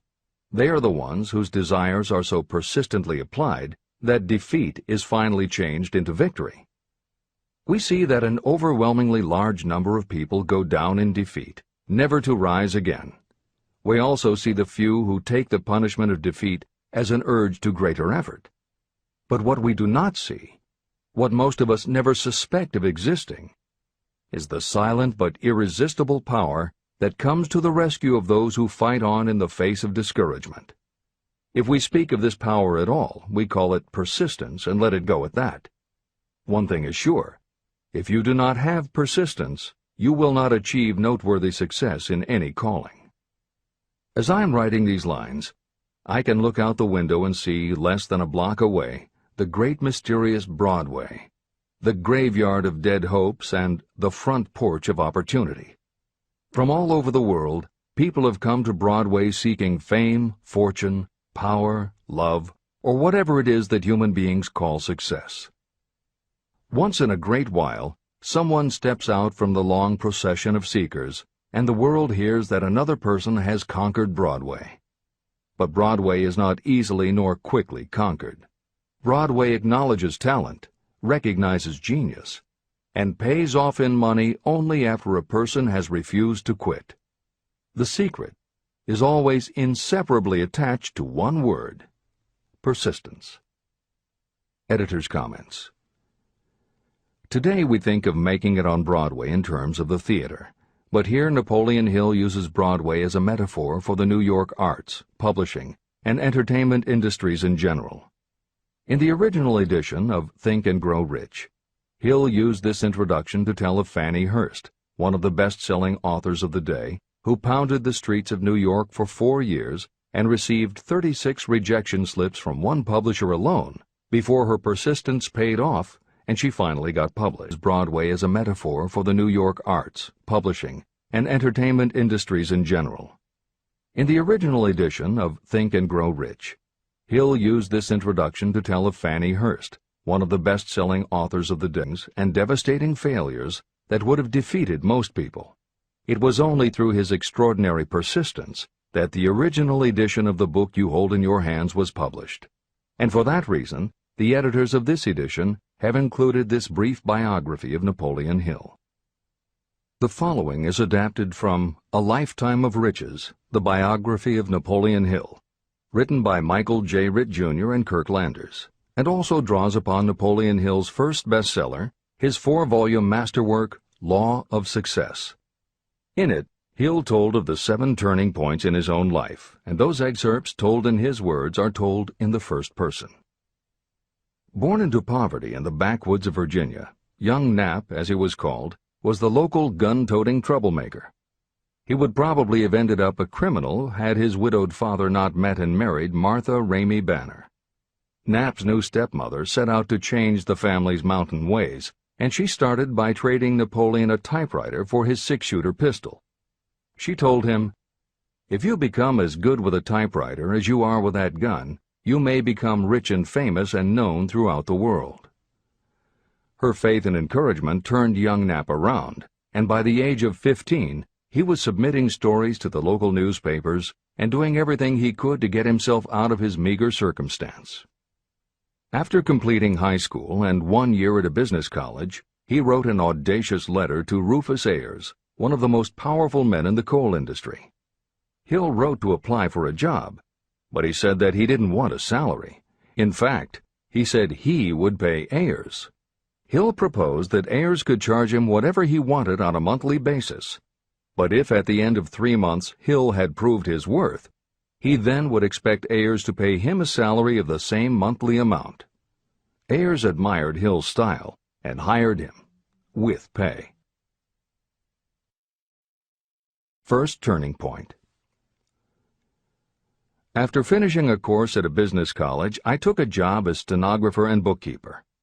As a result of having practiced the habit of performing more work and better work than that for which I was paid, I advanced rapidly until I was assuming responsibilities and receiving a salary far out of proportion to my age.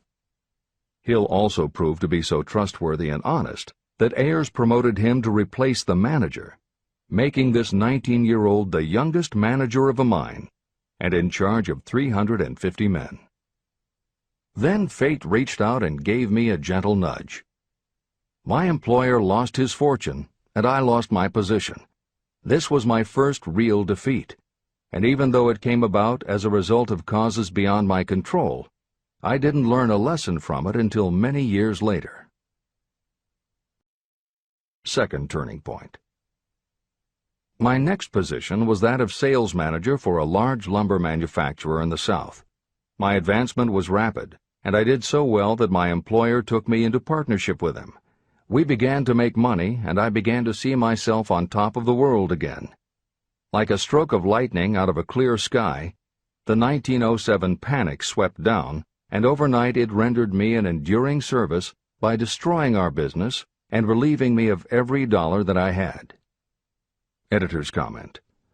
The panic Hill refers to began in the summer of 1907, when a number of banks and stock brokerages declared bankruptcy.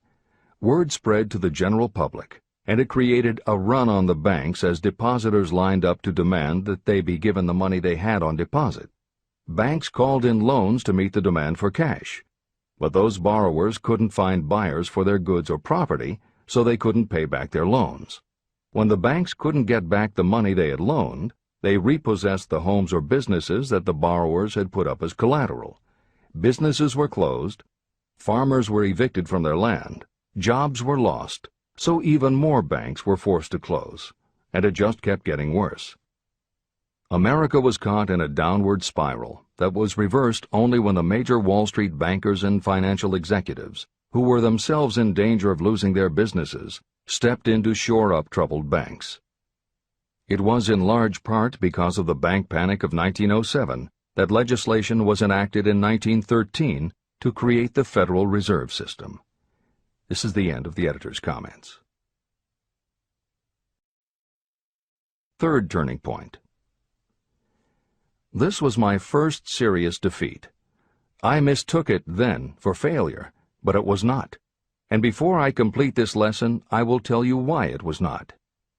It required the 1907 panic and the defeat that it brought me to redirect my efforts from the lumber business to the study of law. I entered law school with the firm belief that I would emerge doubly prepared to catch up with the end of the rainbow and claim my pot of gold. Napoleon Hill planned to put himself and his brother through law school by writing articles for Bob Taylor's magazine. It was through the magazine that he arranged the fateful meeting with Andrew Carnegie, described at the beginning of this book. As was noted there, when Carnegie proposed the idea of writing The Philosophy of Success, he told Hill that he would have to earn his own way. I attended law school at night and worked as an automobile salesman during the day. Because of the job, I saw the need for trained automobile mechanics. I opened an educational department in the manufacturing plant and began to train ordinary machinists in automobile assembly and repair work. The school prospered, paying me over $1,000 a month in net profits. My banker knew that I was prospering, therefore he loaned me money with which to expand. A peculiar trait of bankers is that they will loan us money without any hesitation when we are prosperous. My banker loaned me money until I was hopelessly in his debt. Then he took over my business as calmly as if it had belonged to him, which it did. From an income of more than $1,000 a month, I was suddenly reduced to poverty. For the third time, Hill had experienced defeat, but he was not beaten. He got another job, and all the while continued to work on the Carnegie Project. Fourth turning point, 1912. Because my wife's family had influence, I secured the appointment as assistant to the chief counsel for one of the largest coal companies in the world. I was among friends and relatives, and I had a position that I could keep for as long as I wished without exerting myself. What more did I need? Nothing, I was beginning to say to myself. Then, without consultation with my friends and without warning, I resigned. This was the first turning point that was of my own selection. It was not forced upon me. I quit that position because the work was too easy and I was performing it with too little effort. This move proved to be the next most important turning point of my life, although it was followed by 10 years of effort that brought almost every conceivable grief the human heart can experience. I selected Chicago as my new field of endeavor. I made up my mind that if I could gain recognition in Chicago, in any honorable sort of work, it would prove that I had something that might be developed into real ability. Fifth turning point. My first position in Chicago was that of advertising manager for a large correspondence school. I did so well that the president of the school induced me to resign my position and go into the candy manufacturing business with him. We organized the Betsy Ross Candy Company, and I became its first president. The business grew rapidly, and soon we had a chain of stores in 18 different cities. They did so well, in fact, Hill's partners decided they wanted to take over the business. They had Hill arrested on a false charge, and then offered to withdraw the charge if he would turn over to them his interest in the business. Outraged at the suggestion, Hill refused. When the case went to court, his partners failed to appear for the hearing. Hill sued them for malicious damage to his character. The judge's ruling completely vindicated Hill and allowed him the option to have his partners thrown in jail. Being arrested seemed at the time a terrible disgrace, even though the charge was false. It was not a pleasant experience, and I would not wish to go through a similar experience again, but I must admit that it was worth all the grief it cost me, because it gave me the opportunity to find out that revenge was not a part of my makeup. Sixth turning point. This turning point came shortly after my dreams of success in the candy business had been shattered, when I turned my efforts to teaching advertising and salesmanship as a department of one of the colleges in the Midwest. My school prospered from the very beginning. I had a resident class and also a correspondence school through which I was teaching students in nearly every English-speaking country. It was 1917, and in April of that year, President Woodrow Wilson declared the United States would enter the war against Germany. Hill contacted the president, who he had previously met through Andrew Carnegie, and offered his services to help the war effort. Hill was given the position of creating public relations materials and helping to sell war bonds. When not operating his school, he threw himself into his war work, for which he insisted that he be paid only $1 a year. Then came the second military draft, and it practically destroyed my school, as it caught most of those who were enrolled as students. At one stroke, I charged off more than $75,000 in tuition fees. Once more, I was penniless.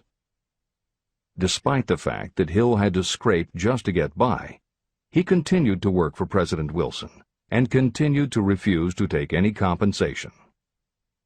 Though Hill had a family to support, and the ridicule of his relatives put a tremendous strain on relations, he also continued to work on the Carnegie Project. Hill later said, "Believe me, there were times when between the needling of my relatives and the hardships I endured, it was not easy to maintain a positive mental attitude and persevere. Sometimes in barren hotel rooms, I almost believed my family was right. The thing that kept me going was my conviction that one day I would not only successfully complete my work, but also be proud of myself when it was finished." Seventh turning point. To describe the seventh of the turning points in my life, I must go back to November 11th, 1918, Armistice Day, the end of the World War. The war had left me without a penny, as I have already said, but I was happy to know that the slaughter had ceased and reason was about to reclaim civilization. The time had come for another turning point. I sat down at my typewriter, and to my astonishment, my hands began to play a tune on the keyboard. I had never written so rapidly or so easily before. I did not plan or think about what I was writing. I just wrote whatever came into my mind. What Hill wrote was a long essay in which he described a new idealism based on the golden rule that he thought could emerge from the war. He declared that he would help spread the word, and promised that somehow he was going to find the money to launch a new magazine to be called Hill's Golden Rule. He took his essay to George Williams, a Chicago printer he had met while working at the White House, and by early January of 1919, Hill's Golden Rule magazine was on the newsstands. The first issue was 48 pages. In the beginning, with no money to pay anyone else, Hill wrote and edited every word himself, changing his writing style for each article as well as using a variety of pen names.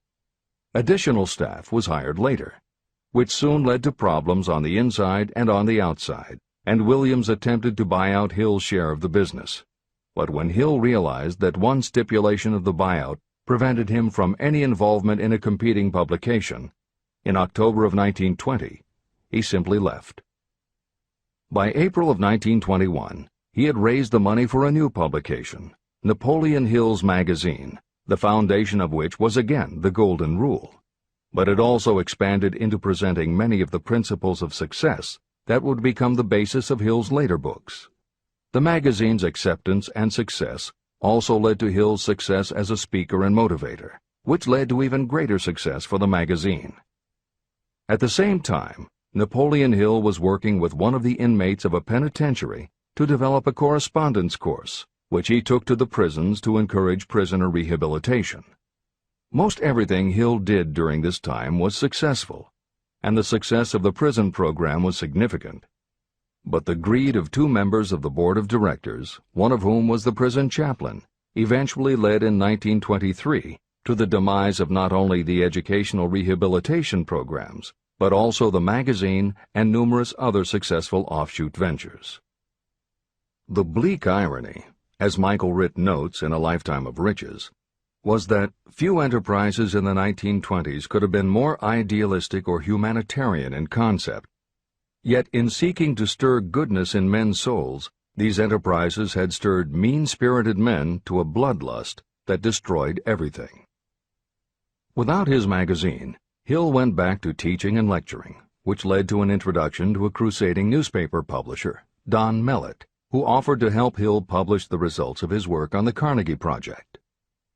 At this same time, Mellett learned that Prohibition gangsters were selling narcotics and bootleg liquor to school children in Canton, and members of the local police force were being bribed to do nothing about it. Mellett was outraged and wrote an expose in his Canton Daily News, while Hill contacted the governor to implement a state investigation of the corrupt police department. A week before Hill and Mellett were to finalize the financing for the publication of Hill's book, Don Mellett was ambushed outside his home and assassinated by a gangster and a renegade cop. They tried to kill Hill, too, but through pure luck he escaped and fled to the Smoky Mountains, where he remained holed up in a backwoods shack for most of a year. Destitute and in fear for his life, he lapsed into a state of deep depression. Then, in one extraordinary night of self-analysis, he willed himself out of his depression and resolved to finish the challenge Carnegie had posed almost 20 years earlier. Hill went to Philadelphia, convinced a publisher to put up the money, then worked night and day for almost 4 months to finish the manuscript. In March of 1928, Hill published the results of his efforts, a multi-volume masterwork entitled Law of Success. No one had ever seen anything like it. It was a phenomenon, a runaway bestseller. A little over a year later, while Hill was finally enjoying the fruits of his long labors, the stock market crash of '29 hit. The bottom fell out of everything, including the market for books. Though he never gave up on his vision, like the rest of America, Hill struggled through the Depression. He lectured, he wrote, and he taught in every way he could, but it was very hard to preach personal achievement to a country that had lost faith in itself. Napoleon Hill made it his personal mission to turn the tide by creating a variety of self-help programs, but it became disappointingly apparent that it was going to take more than one man to do it. When Franklin Delano Roosevelt was elected president, he reached out to Hill. Though Napoleon Hill was an avowed capitalist, he believed enough in the ultimate goal of FDR's policies that he committed himself to helping the new administration. Throughout the Depression years, he became a close confidant of the president's, helping to guide Roosevelt in his efforts to revitalize America. It is said that it was Hill who gave FDR the famous line, "We have nothing to fear but fear itself." And though Hill was dead broke, just as he had done for President Wilson, he refused to accept more than $1 a year for his efforts. In 1937, as America was finally beginning to see glimmerings of hope that the Great Depression might end, Hill convinced his publisher that America now needed a book to help shake off the mental and emotional stigma of those terrible times. He was right. They released Think and Grow Rich to such resounding success that it sold well over 1 million copies even before the Depression ended. At this writing, it has sold more than 60 million copies worldwide, and to this day it still sells more than 1 million copies a year in its various editions. Take your own persistence inventory. Persistence is a state of mind. Therefore, it can be cultivated. Like all states of mind, persistence is based upon definite causes, among them these. Definiteness of purpose. Knowing what you want is the first and most important step toward the development of persistence. A strong motive will force you to surmount difficulties. Desire. It is comparatively easy to acquire and maintain persistence in pursuing the object of intense desire. Self-reliance. Belief in your ability to carry out a plan encourages you to follow the plan through with persistence. Self-reliance can be developed through the principle described in Chapter 5, Autosuggestion. Definiteness of plans. Organized plans, even ones that may be weak or impractical, encourage persistence. Accurate knowledge. Knowing that your plans are sound, based upon experience or observation, encourages persistence.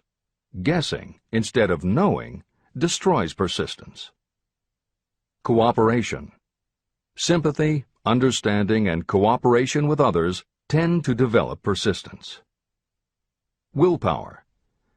The habit of concentrating your thoughts on making plans to attain your definite purpose leads to persistence. Habit. Persistence is the direct result of habit. The mind absorbs and becomes a part of the daily experiences upon which it feeds. Fear, the worst of all enemies, can be overcome by forcing yourself to perform and repeat acts of courage. Everyone who has seen active service in war knows this. Take inventory of yourself and determine what you are lacking in this essential quality of persistence. Measure yourself point by point and see how many of the previous 8 factors of persistence you lack. The analysis may lead to discoveries that will give you a new understanding of yourself and what you need to get ahead. The following is a list of the real enemies that stand between you and achievement.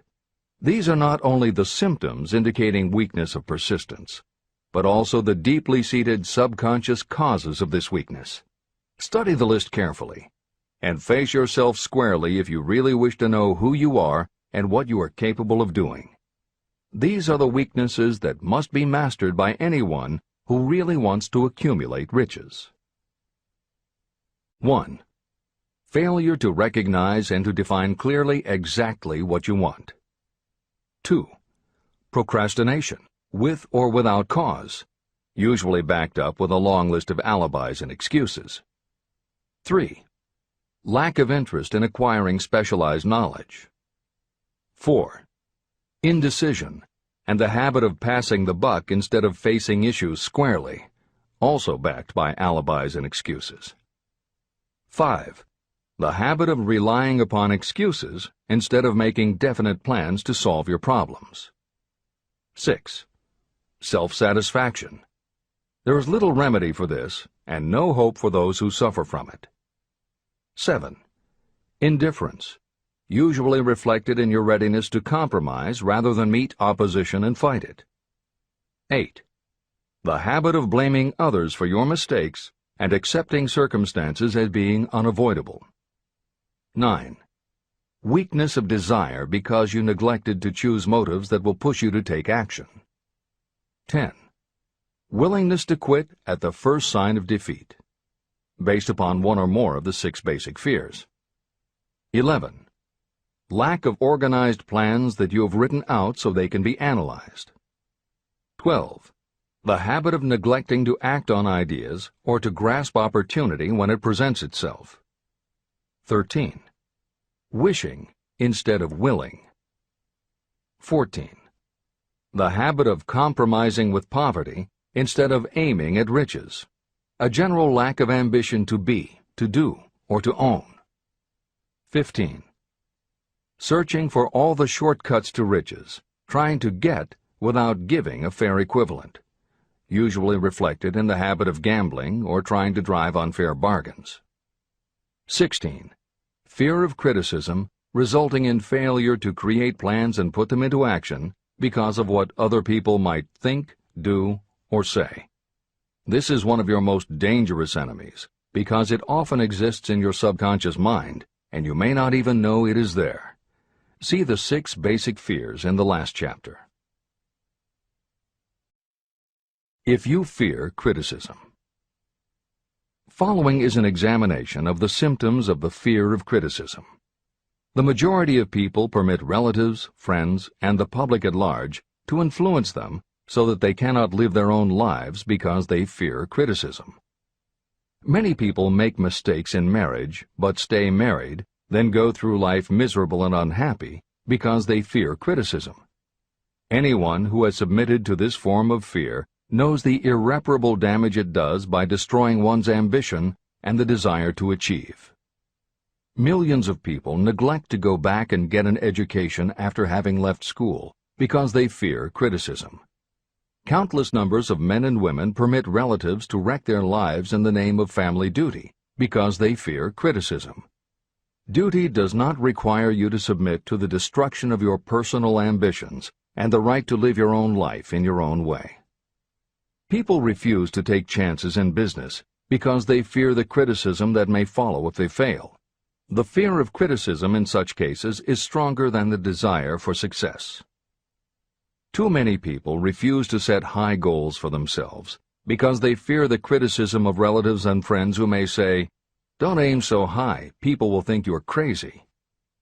When Andrew Carnegie suggested that I devote 20 years to the organization of a philosophy of individual achievement, my first impulse was fear of what people might say. His suggestion was far greater than anything I had ever conceived for myself. My first instinct was to create excuses, all of them traceable to the fear of criticism. Something inside of me said, "You can't do it. The job is too big and requires too much time. What will your relatives think of you? How will you earn a living? No one has ever organized a philosophy of success. What right have you to believe you can do it? Who are you anyway to aim so high? Remember your humble birth. What do you know about philosophy? People will think you are crazy," and they did. "Why hasn't some other person done this before now?" These and many other questions flashed into my mind. It seemed as if the whole world had suddenly turned its attention to me with a purpose of ridiculing me into giving up all desire to carry out Mr. Carnegie's suggestion. Later in life, after having analyzed thousands of people, I discovered that most ideas are stillborn. To grow, ideas need the breath of life injected into them through definite plans of immediate action. The time to nurse an idea is at the time of its birth. Every minute it lives gives it a better chance of surviving. The fear of criticism is what kills most ideas that never reach the planning and action stage. Breaks can be made to order. Many people believe that success is the result of lucky breaks. There may be something to that, but if you depend upon luck, you will almost surely be disappointed. The only break anyone can afford to rely on is a self-made break. These come through the application of persistence. The starting point is definiteness of purpose. Editor's comments. In 1999, Mark Myers, editor of one of the country's most influential self-help newsletters, Bottom Line Personal, wrote a book entitled How to Make Luck: 7 Secrets Lucky People Use to Succeed. In it, he tells of a study that was done by the psychology department at the University of Hertfordshire near London. They assembled a group of people, half of whom either thought themselves lucky or were considered to be lucky by others. The other half of the group believed they were unlucky. They were all brought to campus to watch a computerized random coin toss. Each person watched as a cartoon elf came on screen and flipped a coin. Each was asked to call heads or tails. The results of the experiment proved that the unlucky group guessed right approximately the same number of times as the lucky group. In follow-up interviews, the researchers concluded that the only difference between so-called lucky and unlucky people was that the lucky people tended to remember the good things that had happened in their lives, and those that thought they were unlucky tended to dwell on the bad things. The scientific fact is that luck, in terms of calling a coin toss, spinning a wheel, or turning a card, is completely random, and there's nothing we can do about it. All we can control is what we say and do. Everything else that happens to us depends upon the actions of others and the random world in which we live. Then why do some people seem to be so lucky and get all the lucky breaks? Myers says it is because, unlike luck, lucky breaks are something you can control, and lucky people, whether they know it or not, have taken specific steps to make their good luck. You can influence lucky breaks in 2 ways. You have to intentionally put yourself in luck's way, and you must make people want to help you because they believe that you deserve their help. Once you have let the world know you are ready for a break, luck is largely a matter of being introduced to opportunities by people who open doors for us. Myers calls these people gatekeepers. Gatekeepers offer help not only out of goodwill, but also because they hope you will help them in return when you are in a position to do so. People who are lucky make it a point to impress their gatekeepers so that they will be the first to come to mind when opportunities arise. Your gatekeepers must believe that you deserve a break, and that it is worth it to them to give you one. One of the best ways to do that is simply to behave and act lucky. If you act like a loser, people think you are a loser. If you perceive yourself as lucky, it will be easier for others to see you that way. And if you are believed to be a lucky person, your chances of receiving lucky opportunities will increase, partly because others hope some of your luck will rub off on them. This is the biggest secret lucky people know. They know that when they seem lucky, more people want to help them. There are people waiting to make a difference in your life if you show them you are willing to make an effort and that you are enthusiastic. Mark Meyer's book is devoted to explaining ways to do that. As Hill says, the only lucky break anyone can afford to rely upon is a self-made break. These come through the application of persistence. The starting point is definiteness of purpose. This is the end of the editor's comments. If you stop the first 100 people you meet on the street and ask them what they want most in life, 98 of them would not be able to tell you. If you press them for an answer, some will say security, many will say money, a few will say happiness, and others will say fame and power. Some might tell you they want social recognition, ease in living, the ability to sing, dance, or write. But none of them will be able to give you the slightest indication of a plan by which they hope to attain these vaguely expressed wishes. Riches do not respond to wishes. They respond only to definite plans backed by definite desires through constant persistence. How to develop persistence. There are 4 simple steps that lead to the habit of persistence. They call for no great amount of intelligence, no particular amount of education, and little time or effort. These necessary steps are: 1. A definite purpose, backed by a burning desire for its fulfillment. 2. A definite plan, expressed in continuous action. 3. A mind closed tightly against all negative and discouraging influences, including negative suggestions of relatives, friends, and acquaintances. 4. A friendly alliance with one or more persons who will encourage you to follow through with both plan and purpose. These 4 steps are essential for success in all walks of life. An important purpose of the 13 principles of this philosophy is to enable you to take those 4 steps as a matter of habit. They are steps by which you may control your economic destiny. They are steps that lead to freedom and independence of thought. They are steps that lead to riches, in small or great quantities. They are steps that lead the way to power, fame, and worldly recognition. They are 4 steps that guarantee favorable breaks. They are steps that convert dreams into physical realities. They are steps that lead also to the mastery of fear, discouragement, indifference. There is a magnificent reward for anyone who learns to take these 4 steps. It is the privilege of writing your own ticket and of making life yield whatever price is asked. How to master difficulties.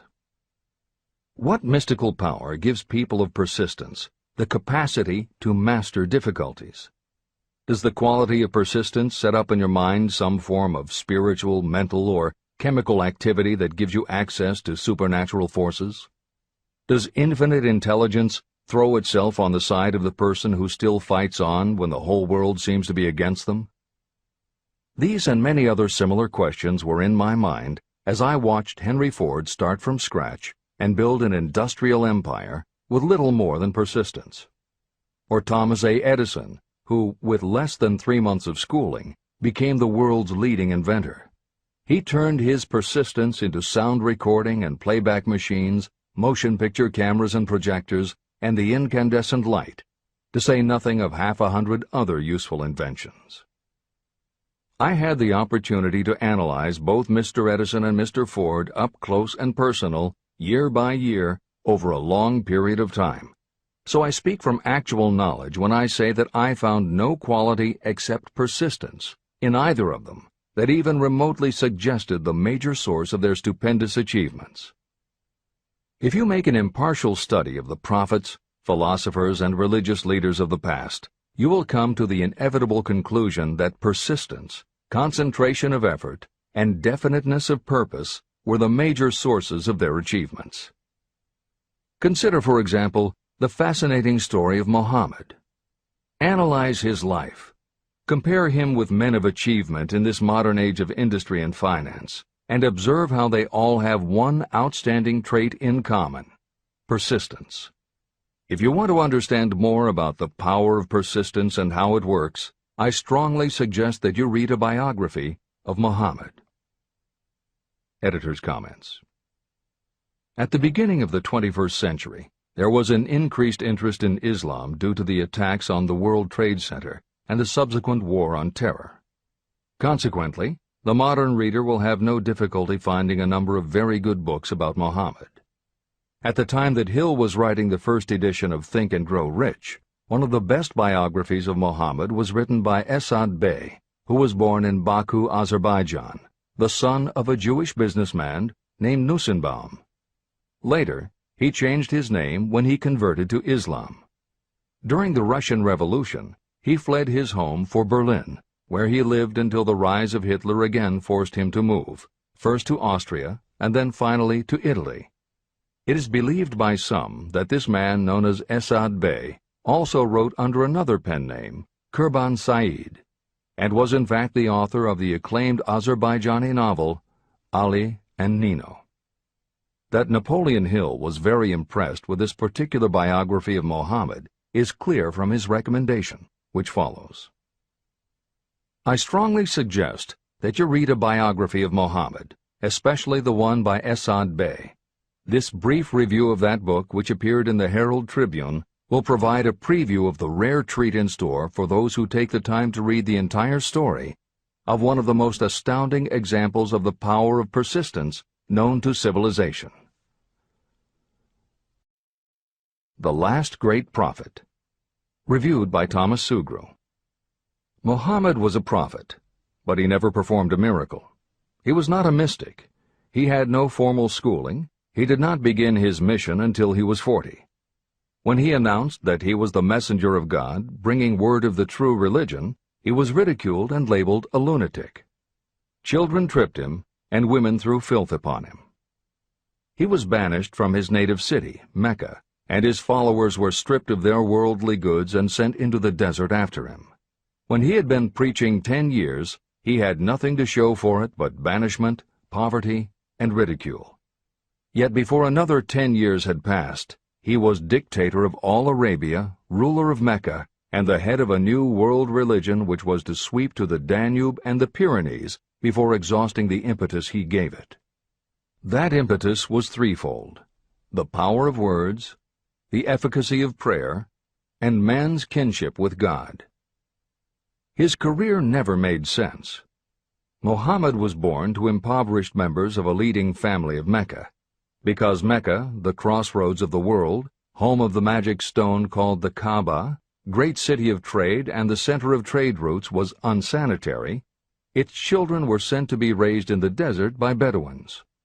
Muhammad was thus nurtured, drawing strength and health from the milk of nomad, vicarious mothers. He tended sheep and soon hired out to a rich widow as leader of her caravans. He traveled to all parts of the Eastern world, talked with many men of diverse beliefs, and observed the decline of Christianity into warring sects. When he was 28, Khadijah, the widow, looked upon him with favor and married him. Her father would have objected to such a marriage, so she got him drunk and held him up while he gave the paternal blessing. For the next 12 years, Muhammad lived as a rich and respected and very shrewd trader. Then he took to wandering in the desert, and one day he returned with the first verse of the Koran and told Khadijah that the archangel Gabriel had appeared to him and said that he was to be the messenger of God. The Koran, the revealed word of God, was the closest thing to a miracle in Muhammad's life. He had not been a poet. He had no gift of words. Yet the verses of the Koran, as he received them and recited them to the faithful, were better than any verses which the professional poets of the tribes could produce. This, to the Arabs, was a miracle. To them, the gift of words was the greatest gift. The poet was all-powerful. In addition, the Koran said that all men were equal before God, that the world should be a democratic state, Islam. It was this political heresy, plus Muhammad's desire to destroy all the 360 idols in the courtyard of the Kaaba, which brought about his banishment. The idols brought the desert tribes to Mecca, and that meant trade.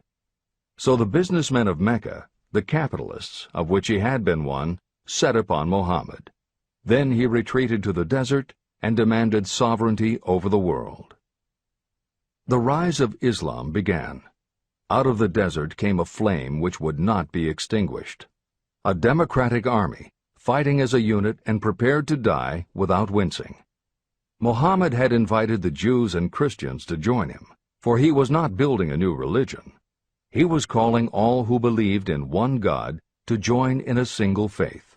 If the Jews and Christians had accepted his invitation, Islam would have conquered the world. They didn't. They would not even accept Muhammad's innovation of humane warfare. When the armies of the Prophet entered Jerusalem, not a single person was killed because of his faith. When the Crusaders entered the city, centuries later, not a Muslim man, woman, or child was spared. But the Christians did accept one Muslim idea, the place of learning, the university.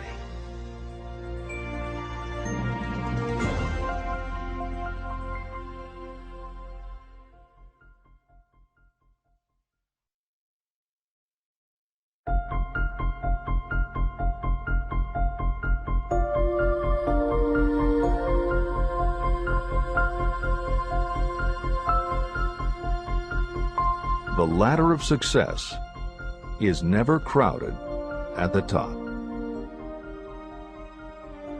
Chapter 11. Power of the Mastermind, the driving force. The 9th step toward riches. Power is essential for success in the accumulation of money. Plans are useless without sufficient power to turn them into action. This chapter will describe the method by which an individual may attain and apply power. Power may be defined as organized and intelligently directed knowledge. Power, as the term is used here, refers to organized effort, sufficient to enable an individual to transmute desire into its monetary equivalent. Organized effort is produced through the coordination of effort of two or more people who work toward a definite end in a spirit of harmony. Power is required to accumulate money. Power is necessary to keep the money after it has been accumulated. How can power be acquired? If power is organized knowledge, let us examine the sources of knowledge. Infinite intelligence.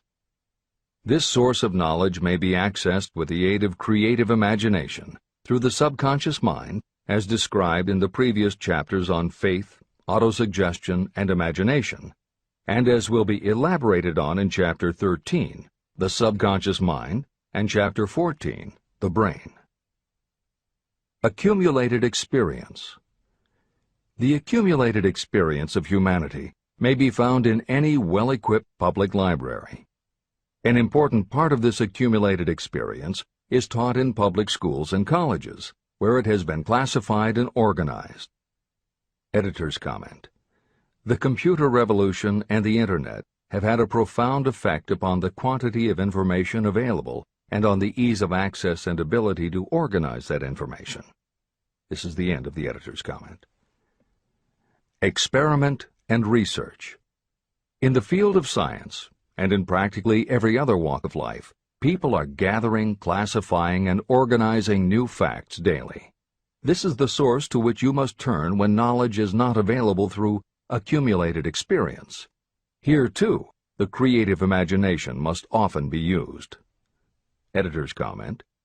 Today, because of the computer revolution and the Internet, publishing and dissemination of information happens so quickly that there is almost no lag time between experiment or research and the integration of those results into available knowledge. This is the end of the editor's comment. Knowledge may be acquired from any of the foregoing sources. It may be converted into power by organizing it into definite plans and by putting those plans into action. If you examine the three sources of knowledge, you will see how difficult it would be if you had to depend upon just your own efforts to assemble all the knowledge you need and turn it into definite plans of action. If your plans are big and comprehensive, generally you will have to get others to cooperate with you if you are going to organize your knowledge so that you can turn your plans into power. Gaining power through the mastermind. The mastermind may be defined as coordination of knowledge and effort in a spirit of harmony between two or more people for the attainment of a definite purpose. No individual may have great power without utilizing the mastermind. In Chapter 8, Organized Planning, I commented on how to create plans for translating desire into its monetary equivalent. If you carry out these instructions with persistence and intelligence, and use discrimination in choosing your mastermind group, your objective will have been halfway reached even before you begin to recognize it. Editor's comments. In the following section, Hill describes the two kinds of power that an individual can access by assembling a mastermind alliance and working with that group. The first kind of power that he mentions is economic power, which needs no comment from the editors. However, to describe the second kind of power, for want of a better term, Hill uses the term psychic. Because this word has taken on connotations that Hill never intended, this concept deserves clarification before you read on. As is obvious throughout this book, Napoleon Hill was a very practical man. His use of the word psychic in this chapter has nothing to do with seances, fortune-telling, magic, or any other aspect of the paranormal. The word psychic is defined as of or pertaining to the human mind, and Hill uses the term to describe something pertaining to the mind that everyone reading this book has experienced. It is that feeling you get when you are working together with other people. Everyone is very focused on the same goal, and it is going so well that you seem to be in tune with each other. When that happens, you not only work well with the others, but your own work and ideas also seem to be operating on a higher and better plane than usual. This is the end of the editor's comments. So you may better understand the potential power available to you through a properly chosen mastermind group, I will explain the two characteristics of the mastermind principle. One kind of power is economic, and the other psychic. Economic power. The economic feature is obvious. Economic advantages may be created by any person who surrounds himself with the advice, counsel, and personal cooperation of a group of people who are willing to lend him or her wholehearted aid in a spirit of perfect harmony. This form of cooperative alliance has been the basis of nearly every great fortune. Your understanding of this great truth may definitely determine your financial status. Psychic power. What I refer to as the psychic phase of the mastermind principle is a little more difficult to comprehend. You'll get a better sense of the meaning from this statement. No two minds ever come together without creating a third, invisible, intangible force which may be likened to a third mind. The human mind is a form of energy. When the minds of two people are coordinated in a spirit of harmony, the energy of each mind seems to pick up on the energy of the other mind, which constitutes the psychic phase of the mastermind. The mastermind principle, or rather the economic feature of it, was first called to my attention by Andrew Carnegie. Discovery of this principle was responsible for the choice of my life's work. Mr. Carnegie's mastermind group consisted of a staff of approximately 50 people with whom he surrounded himself for the purpose of manufacturing and marketing steel. He knew little of the technical side of the steel business. His strength was his ability to get others to work together in perfect harmony toward achieving a common goal. Carnegie attributed his entire fortune to the power he accumulated through this mastermind alliance. If you analyze the record of anyone who has accumulated a great fortune, and many of those who have accumulated modest fortunes, you will find that they have either consciously or unconsciously employed the mastermind principle. Great power can be accumulated through no other principle. How to multiply your brain power. The human brain may be compared to an electric battery. It is a fact that a group of batteries will provide more energy than a single battery. It is also a fact that the amount of energy provided by each individual battery depends upon the number and capacity of the cells it contains. The brain functions in a similar fashion. Some brains are more efficient than others. A group of brains coordinated or connected in a spirit of harmony will provide more thought energy than a single brain, just as a group of electric batteries will provide more energy than a single battery. Through this metaphor, you can see that the mastermind principle holds the secret of the power wielded by those who surround themselves with others of great brain power. The following will further define the so-called psychic phase of the mastermind principle. When a group of individual minds are coordinated and function in harmony, the increased energy created through that alliance becomes available to every individual mind in the group. Henry Ford began his business career under the handicap of poverty, illiteracy, and ignorance. Within the inconceivably short period of 10 years, Mr. Ford mastered these three handicaps, and within 25 years, he made himself one of the richest men in America. How did he do it? Here is an important clue. Mr. Ford's most rapid strides became noticeable from the time he became a personal friend of the famed inventor Thomas A. Edison. In the story of Ford's success, this is just the first indication of what the influence of one mind upon another can accomplish. Follow his story further, and you will have even more evidence that power may be produced through friendly alliance of minds. It is a fact that Mr. Ford's most outstanding achievements became even more pronounced later, after he formed the acquaintances of Harvey Firestone, John Burroughs, and Luther Burbank, each a man of great mental capacity. People take on the nature and the habits and the power of thought of those with whom they associate in a spirit of sympathy and harmony. Through his association with Edison, Burbank, Burroughs, and Firestone, Mr. Ford added to his own brain power the intelligence, experience, knowledge, and spiritual forces of these four men. Henry Ford used the mastermind principle in exactly the way it is described in this book. This principle is available to you. I have already mentioned Mahatma Gandhi. Let me review the method by which he attained his stupendous power. It may be explained in a few words.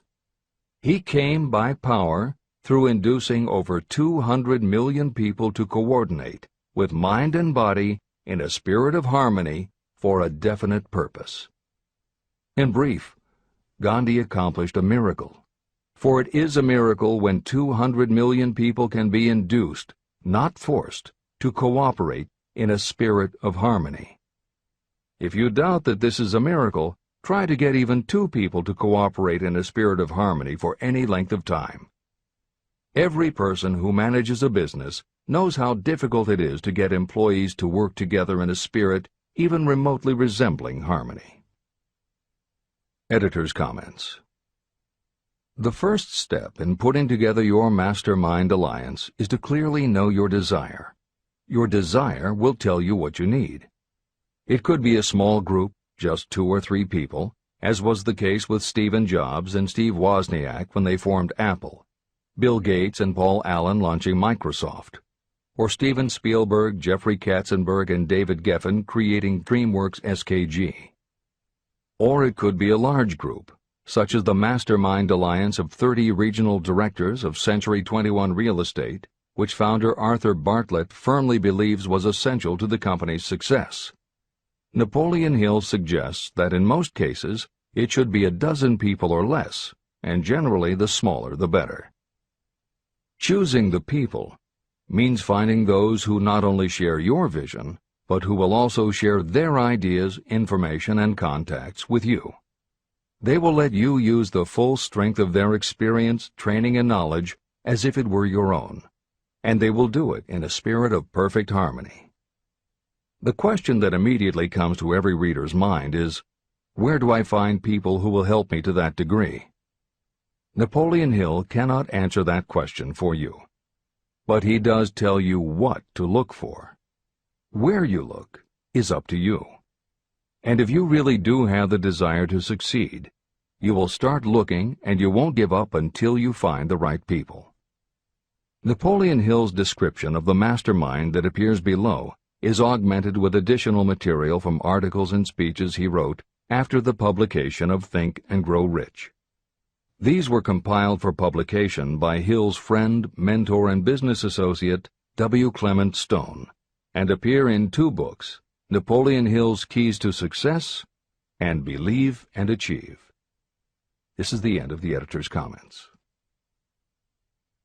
Finding your mastermind members.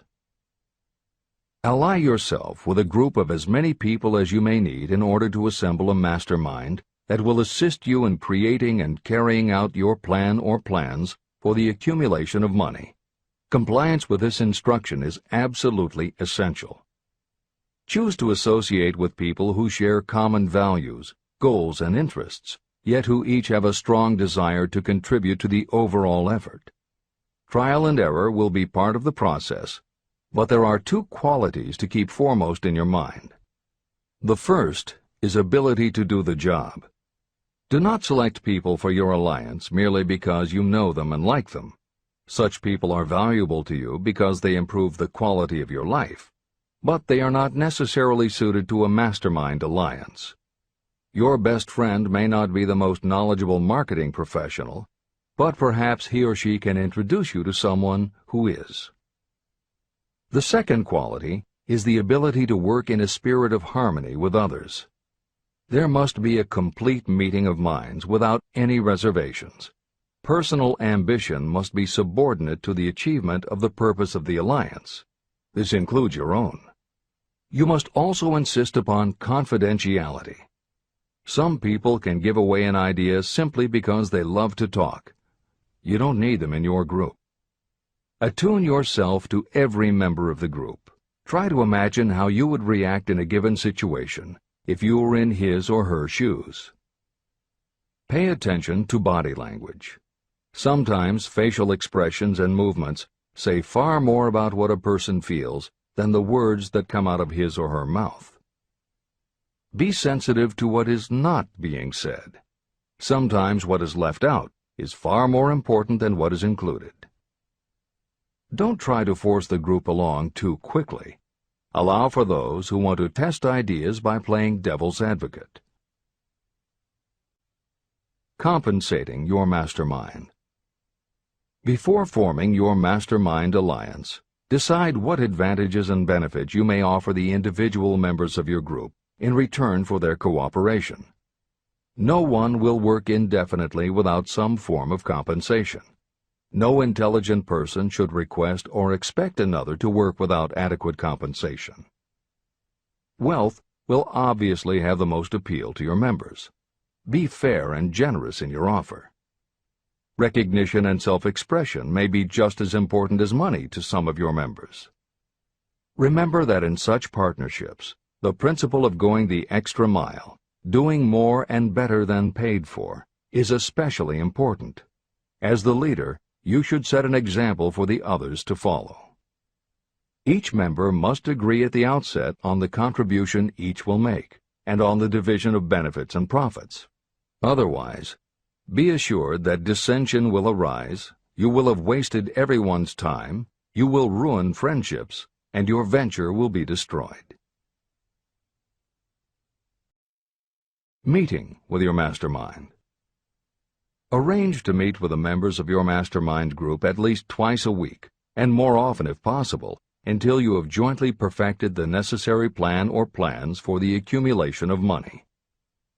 The first meeting will be involved in sorting out strengths and weaknesses, and in fine-tuning your plans.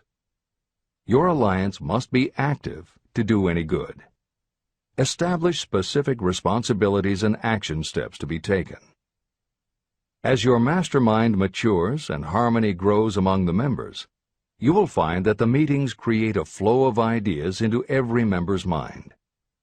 Don't let the meetings become so regular and formalized that they inhibit phone calls and other less formal contact. Mastermind maintenance.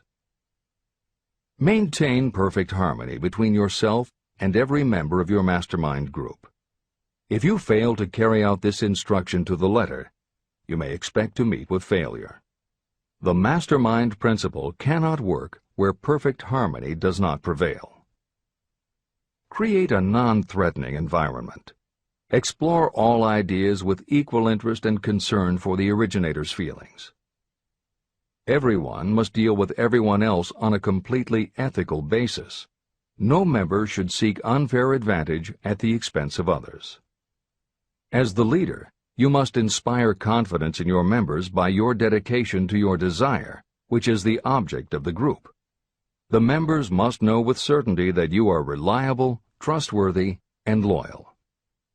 When you are finally ready to present the results of your efforts to investors, buyers, or the public, you may face your greatest leadership challenge in maintaining the harmony of your mastermind. The group's efforts will now be judged by outsiders, and facing judgment takes courage and persistence. The courage of separate individuals is nothing compared with that of a united team. The more you are able to maintain harmony, the greater the power, and the greater the power, the more resistance you can overcome. Marriage and the mastermind. A mastermind alliance with the person you love most deeply is of untold importance. If you are married and have not built your relationship on the same principles of harmony that are crucial to any alliance, you may have some reselling to do with your spouse. Set aside time each day to talk about what you want to achieve and how you are going about it. Rely on your definiteness of purpose to build your persuasive abilities, to convince your partner of the benefits of the work you are doing. It is very unlikely that your work will not affect your husband or wife in some significant way, and you absolutely must not drag your partner unwillingly into any adventure. Build your mastermind alliance into your marriage from the start, and it will steady and support you through the darkest moments. In fact, your whole family should be incorporated into your alliance. Lack of harmony at home can easily spill over elsewhere. A united family is a great team. The Mastermind and Infinite Intelligence. The list of sources from which you can get power is headed by infinite intelligence. When two or more people coordinate in a spirit of harmony and work toward a definite objective, they place themselves in position to absorb power directly from that great universal storehouse that I refer to as infinite intelligence. This is the greatest of all sources of power. It is the source to which geniuses and great leaders turn, whether they may be conscious of the fact or not. In Chapter 13, The Subconscious Mind, and Chapter 14, The Brain, the methods for accessing infinite intelligence will be described in greater detail. This is not a course on religion. Neither the principle of infinite intelligence nor any other principle in this book should be interpreted as interfering with, endorsing, or rejecting any person's religious beliefs. This book is confined exclusively to instructing the reader how to transmute the definite purpose of desire for money into its monetary equivalent. Read, and really think about what you are reading. Soon the entire subject will unfold, and you will see it in perspective. At this point, you are only seeing the detail of the individual chapters. Editor's comments. This chapter would not be complete without commenting on a mastermind that came into being almost 15 years after the first publication of Think and Grow Rich. Napoleon Hill's own mastermind alliance with multimillionaire businessman and philanthropist W. Clement Stone. On May 2, 1951, at the age of 67, Napoleon Hill and his wife Annie Lou agreed it was time for Napoleon to think about retiring.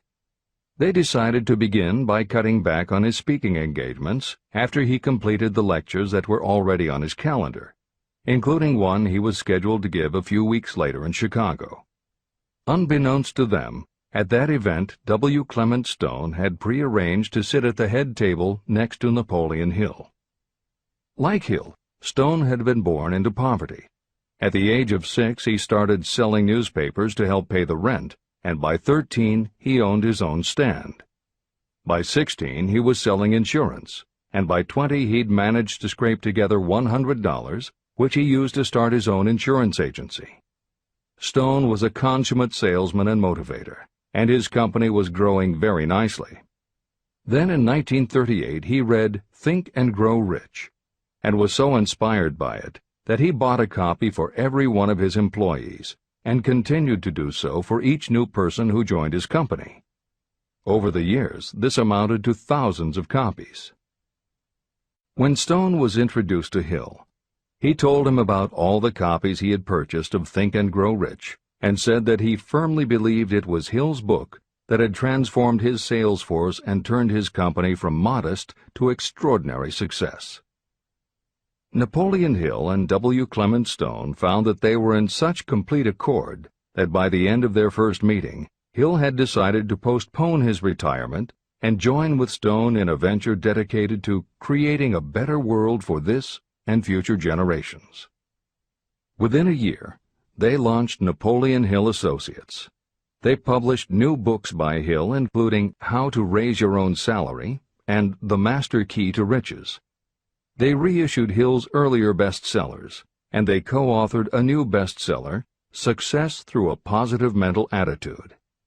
They also launched Success Unlimited magazine, created PMA Science of Success home study courses, made television programs, radio shows, a documentary film entitled A New Sound in Paris, which showed the amazing changes that happened when the entire town of Paris, Missouri, adopted the Napoleon Hill philosophy, and they both crisscrossed America speaking, teaching, giving interviews, and spreading the philosophy to as many people as possible.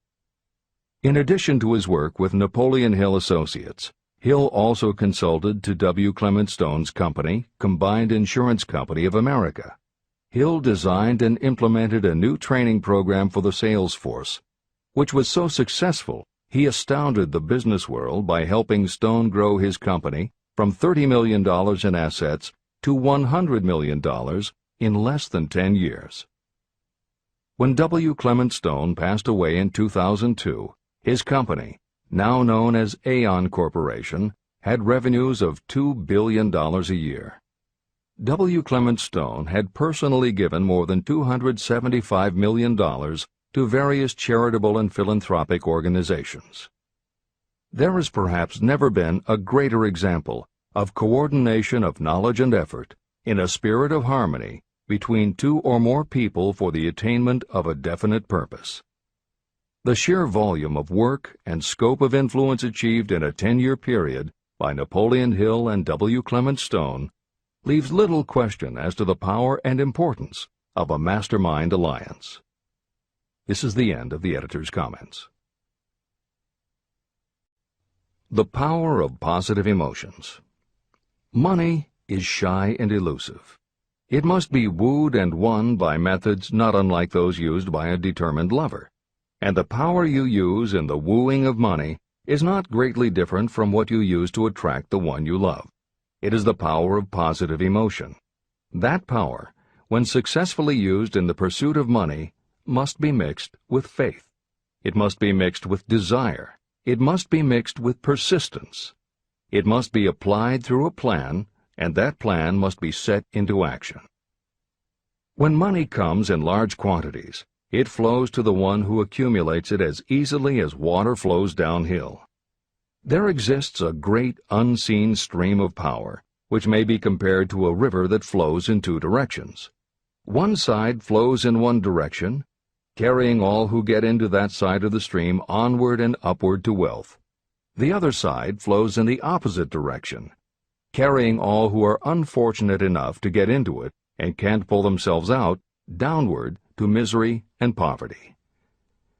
Everyone who has accumulated a great fortune has recognized the existence of this stream of life. It consists of one's thinking process. Positive emotions form the side of the stream that carries you to fortune. Negative emotions form the side that carries you down to poverty. This is a point of great importance to the person who is following this book with the object of accumulating a fortune. If you are caught in the side of the stream of power that leads to poverty, this book will serve as an oar by which you may propel yourself over into the other side of the stream. But it can serve you only through application and use. Merely reading and passing judgment on it, either one way or another, will be of no benefit to you. Poverty and riches can change places, but when riches take the place of poverty, the change only happens through well-conceived and carefully executed plans. The same is not true of poverty. Poverty needs no plan. It needs no one to help it because it is bold and ruthless. Riches are shy and timid. They have to be attracted. More gold has been mined from the thoughts of men than has ever been taken from the earth. Chapter 12. Sexuality, Charisma, and Creativity. The 10th step toward riches. Editor's comments. What motivates human beings is the subject of continuing scientific research and philosophical debate. There is general agreement that the prime motivators are the basic human needs for food and water, shelter and clothing, and safety. Beyond these basic life-sustaining needs, however, there are other factors that motivate people to action. It is the definition of the other factors and their order of importance that continues to be open to interpretation. Perhaps the most widely known theory is psychologist Abraham Maslow's hierarchy of human needs, which lists 8 levels of motivational forces, starting with the basic physiological and safety needs, then ascends through belonging and love, esteem, understanding, aesthetics, self-actualization, and transcendence. Other psychologists and sociologists have defined and arranged the categories differently, but in almost all cases there is agreement that after the primary life-sustaining needs are met, sex and love are the next most important motivating forces. Napoleon Hill also compiled a hierarchy of what he referred to as mind stimuli. Like Maslow and other researchers, Hill identified sex and love as the most powerful non-life-sustaining factors in human motivation. But his focus was not on sex and love as they pertain to procreation. Hill was intrigued by the theory that if sex and love are such powerful forces in driving humans to action, there might be a correlation to outstanding achievement or material success. And if such a relationship exists, can the motivating force be intentionally channeled to this purpose?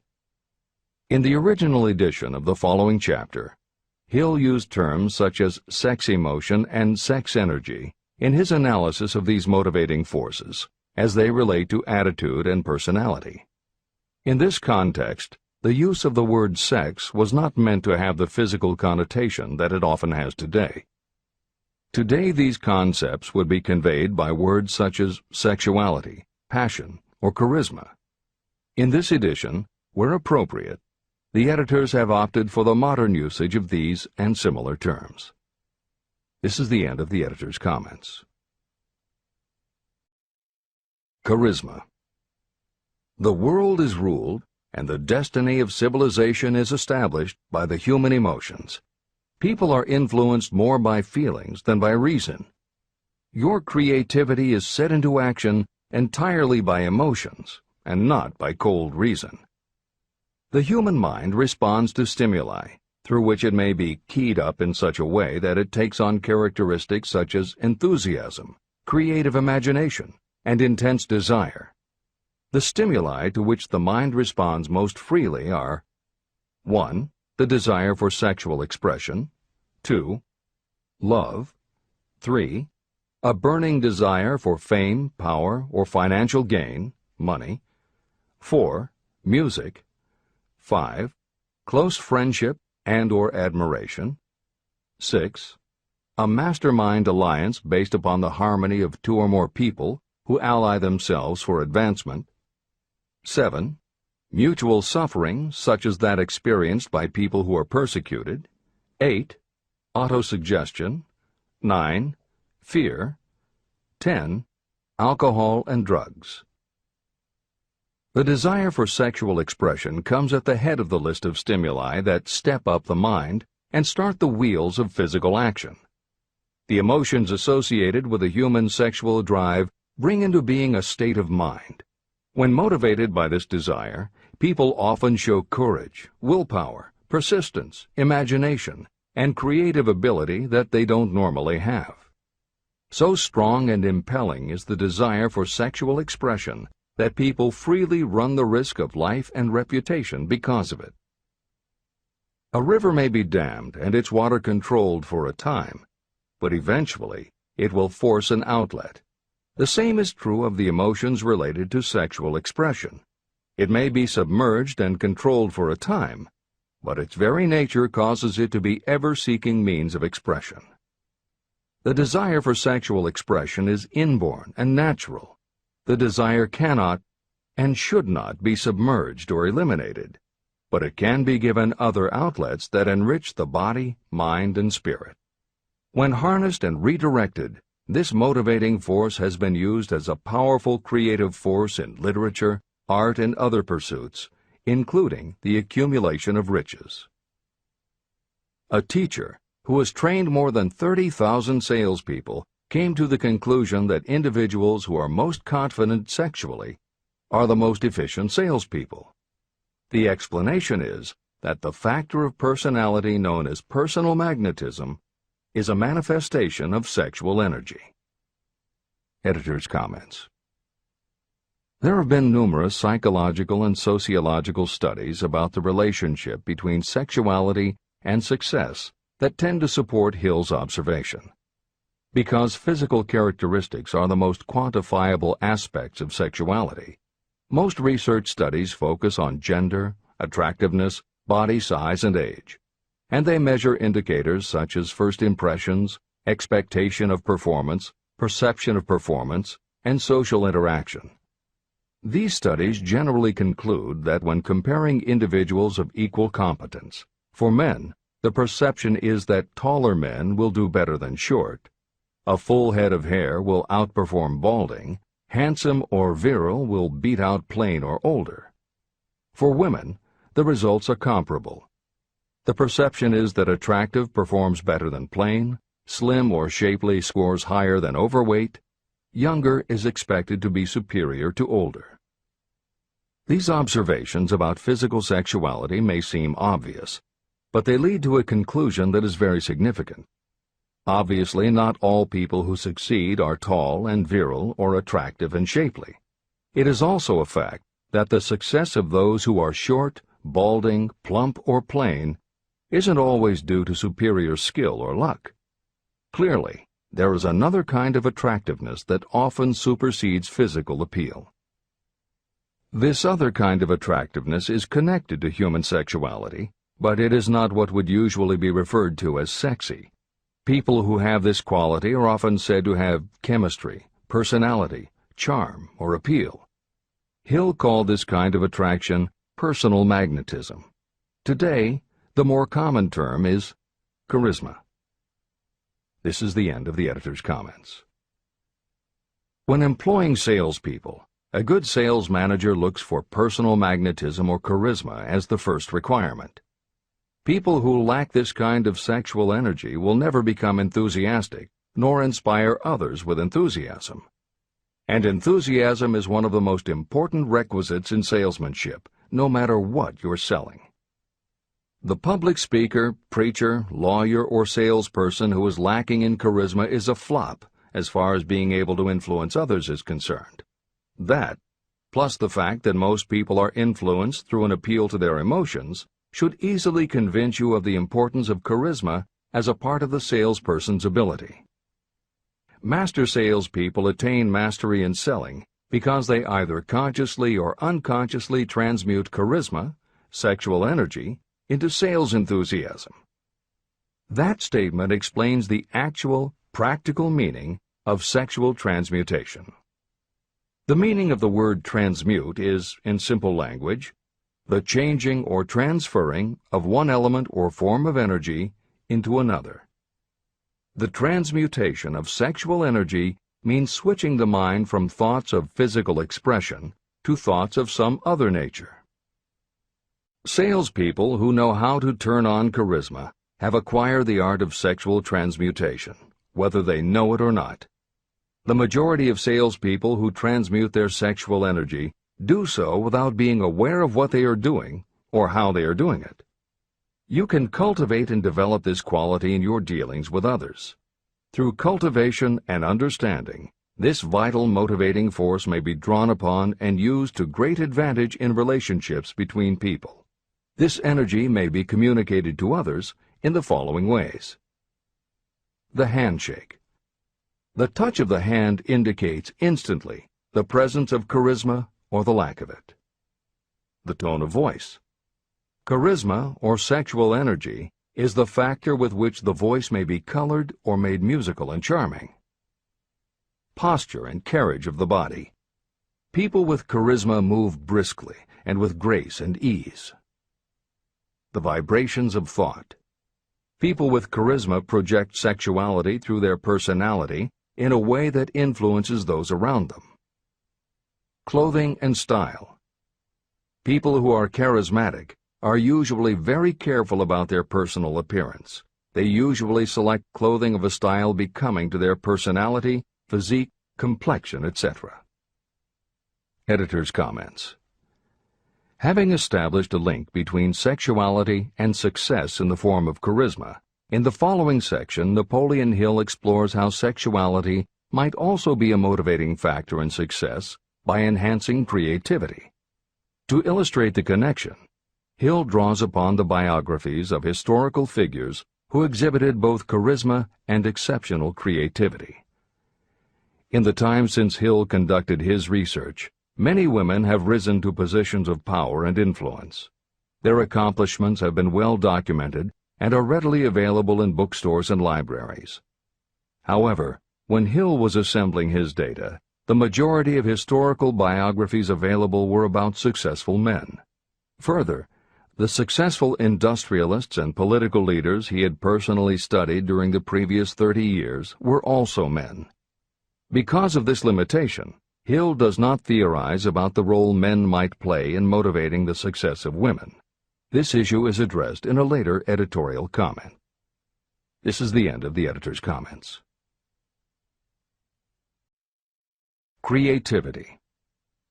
It seemed quite significant to me when I made the discovery that practically every great leader I had the privilege of analyzing was a man whose achievements were largely inspired by a woman. In most instances, the woman was a wife, of whom the public had heard little or nothing. In a few of the cases I studied, the source of inspiration was the other woman. The pages of history are filled with the records of great men whose achievements may be traced directly to the influence of women who aroused the creative faculties of their minds.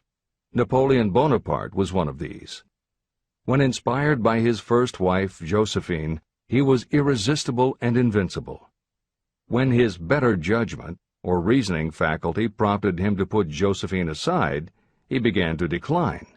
His defeat and exile to St. Helena were not far distant.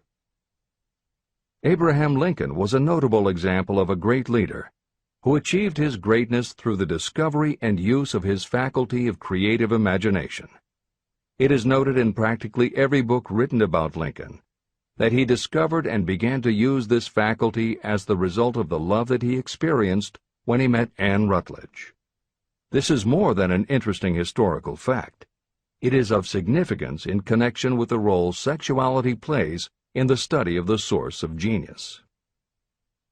Following is a list of famous men of outstanding achievement: George Washington, Napoleon Bonaparte, William Shakespeare, Abraham Lincoln, Ralph Waldo Emerson, Robert Burns, Thomas Jefferson, Elbert Hubbard, Elbert H. Gary, Woodrow Wilson, John H. Patterson, Andrew Jackson, Enrico Caruso. Wherever there was evidence available in connection with the lives of these men of achievement, it indicated most convincingly that each possessed a highly developed sexual nature. An analysis of the information taken from biographies and historical writings leads to the following conclusions. 1. Those of greatest achievement have a highly developed sexual nature, but have learned the art of transmutation of sexual energy. 2.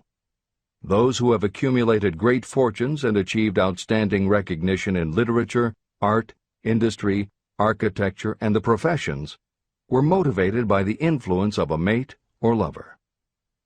When driven by these emotions, people become gifted with a superpower for action. If you understand this, you will also understand that sexual transmutation contains the secret of creative ability. Editor's comments. As noted previously, although Hill's analysis focused on men, today there is a wide range of biographies about women who have succeeded in every aspect of life, including business, politics, religion, sports, entertainment, and the arts. Bearing in mind that biographical information is always subjective, the reader can now find ample material from which to draw a conclusion as to whether Hill's theory about sexuality as a motivating force is equally evident in women. Napoleon Hill had to do an in-depth analysis of biographies in searching for indications that the subject sexuality had a correlation to their success. Today, we just turn on the television, and we're inundated with intimate details about both men and women, suggesting that the best and the brightest are apparently also the sexiest. Although scandals aren't usually cited as scientific proof, the exposés of some of the biggest entertainment and sports stars, high-profile CEOs of major companies, numerous politicians, and even a few presidents, all make at least a common-sense case for Hill's theory about the correlation between sexuality and success. This is the end of the editor's comments. Obviously, this does not mean that everyone who is highly sexed is a genius.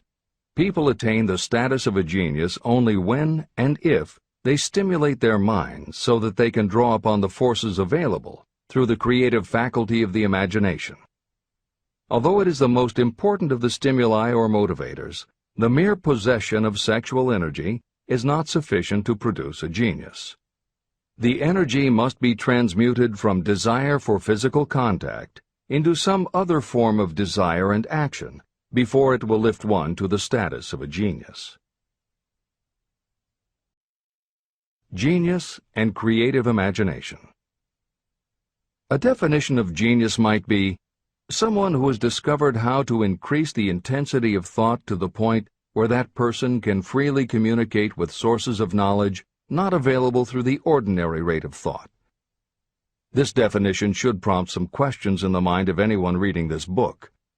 The first question should be, how may one communicate with sources of knowledge that are not available through ordinary thought? The next question should be, are there known sources of knowledge that are available only to geniuses, and if so, what are these sources and exactly how may they be reached? In the following, I will offer methods so that you can experiment and prove to yourself that this is true. By doing so, you will have the answer to both questions. Editor's comment. Humans perceive things through the 5 senses of sight, smell, taste, hearing, and touch. Another kind of perception, as when you have a feeling about something, was discussed in the chapters on desire, faith, and autosuggestion. This kind of perception is often referred to as the 6th sense, and in the following Hill explores the relationship between sexuality, motivation, creative imagination, and the sixth sense. This is the end of the editor's comment. The reality of a sixth sense has been fairly well established. This sixth sense is creative imagination. The faculty of creative imagination is something the majority of people never use during an entire lifetime, and if they do use it, it usually happens by mere accident. Only a small number of people deliberately use their creative imagination for a specific purpose. Those who do use this faculty voluntarily and with understanding of its functions are geniuses. Creative imagination is the direct link between your finite mind and what I have termed infinite intelligence. All revelations and all discoveries of basic or new principles in the field of invention take place through the faculty of creative imagination. When ideas, concepts, or hunches flash into your mind, they can only have come from one or more of the following sources. 1. From the mind of some other person who has just released the thought, idea, or concept through conscious thought. 2. Your subconscious mind, which stores every thought and impression that ever reached your brain through any of the five senses. 3. From another person's subconscious storehouse. 4. Infinite intelligence.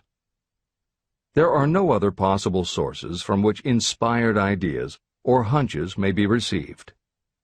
When brain action has been stimulated through one or more of the 10 mind stimulants listed at the beginning of this chapter, it has the effect of lifting you far above the horizon of ordinary thought. It permits you to envision distance, scope, and quality of thoughts not available on the lower plane, such as when you are solving routine problems of business. When you are lifted to a higher level of thought through mind stimulation, it is as though you have taken off in an airplane. You can now see over and beyond the horizon that limits your vision when you are on the ground. Not only that, but while you are on this higher level of thought, you are not even aware of such things as the problems of gaining the 3 basic necessities of food, clothing, and shelter. You are in a world of thought in which the ordinary workaday thoughts have been removed, just as the hills and valleys that obstruct your vision on the ground don't interfere when you are in an airplane. While on this exalted plane of thought, the creative faculty of the mind is given freedom for action. The way has been cleared for the sixth sense to function. It becomes receptive to ideas that could not reach the individual under any other circumstances. The sixth sense is the faculty that marks the difference between a genius and an ordinary individual. Developing your creative imagination.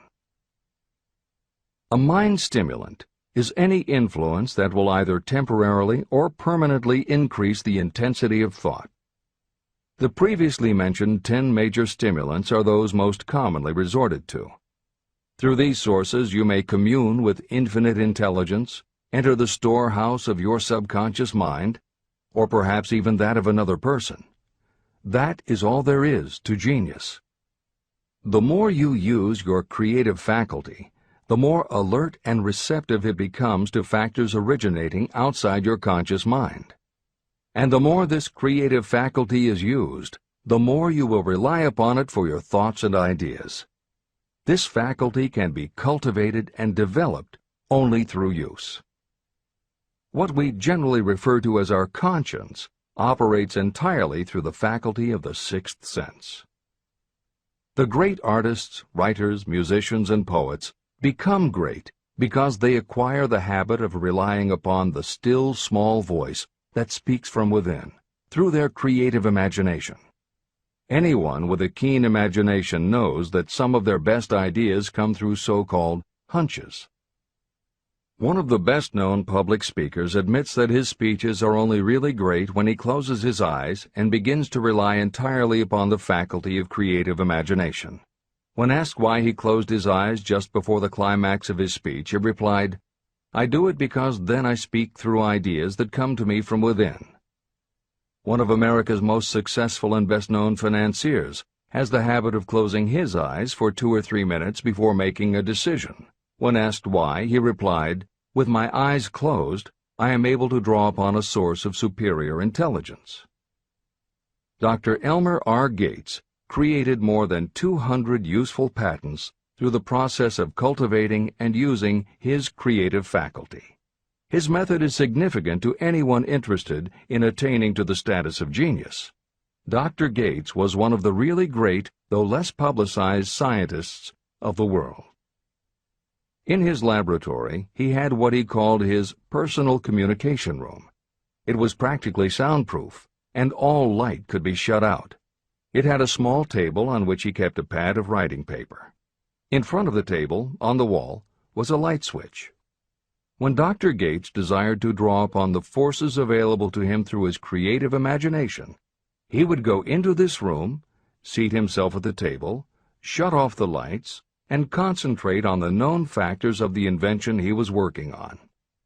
He would stay in that position until ideas began to flash into his mind in connection with the unknown factors of the invention.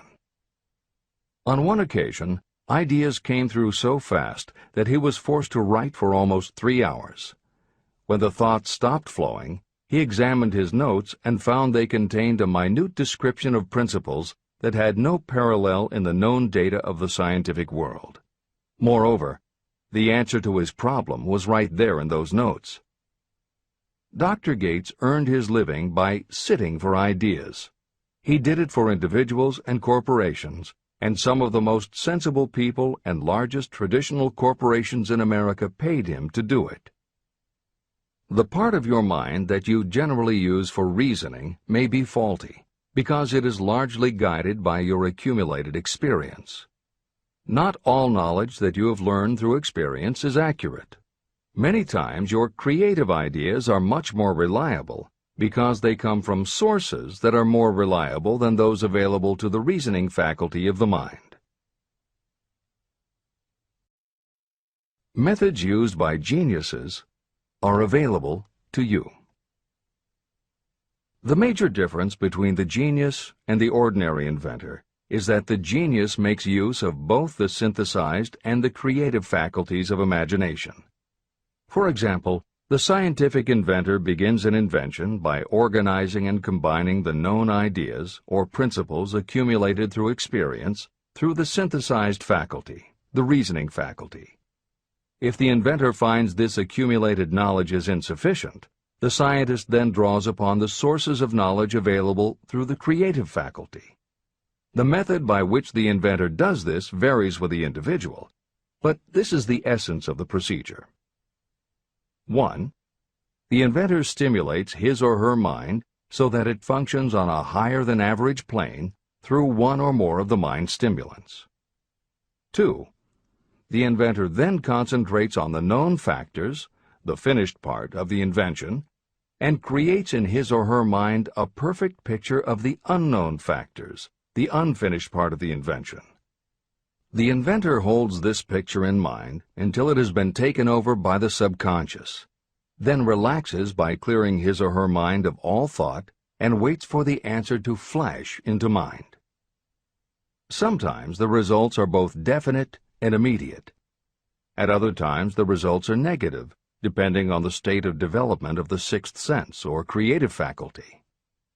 Thomas Edison tried out more than 10,000 different combinations of ideas through the synthetic faculty of his imagination before he tuned in through the creative faculty and got the answer that perfected the incandescent light bulb.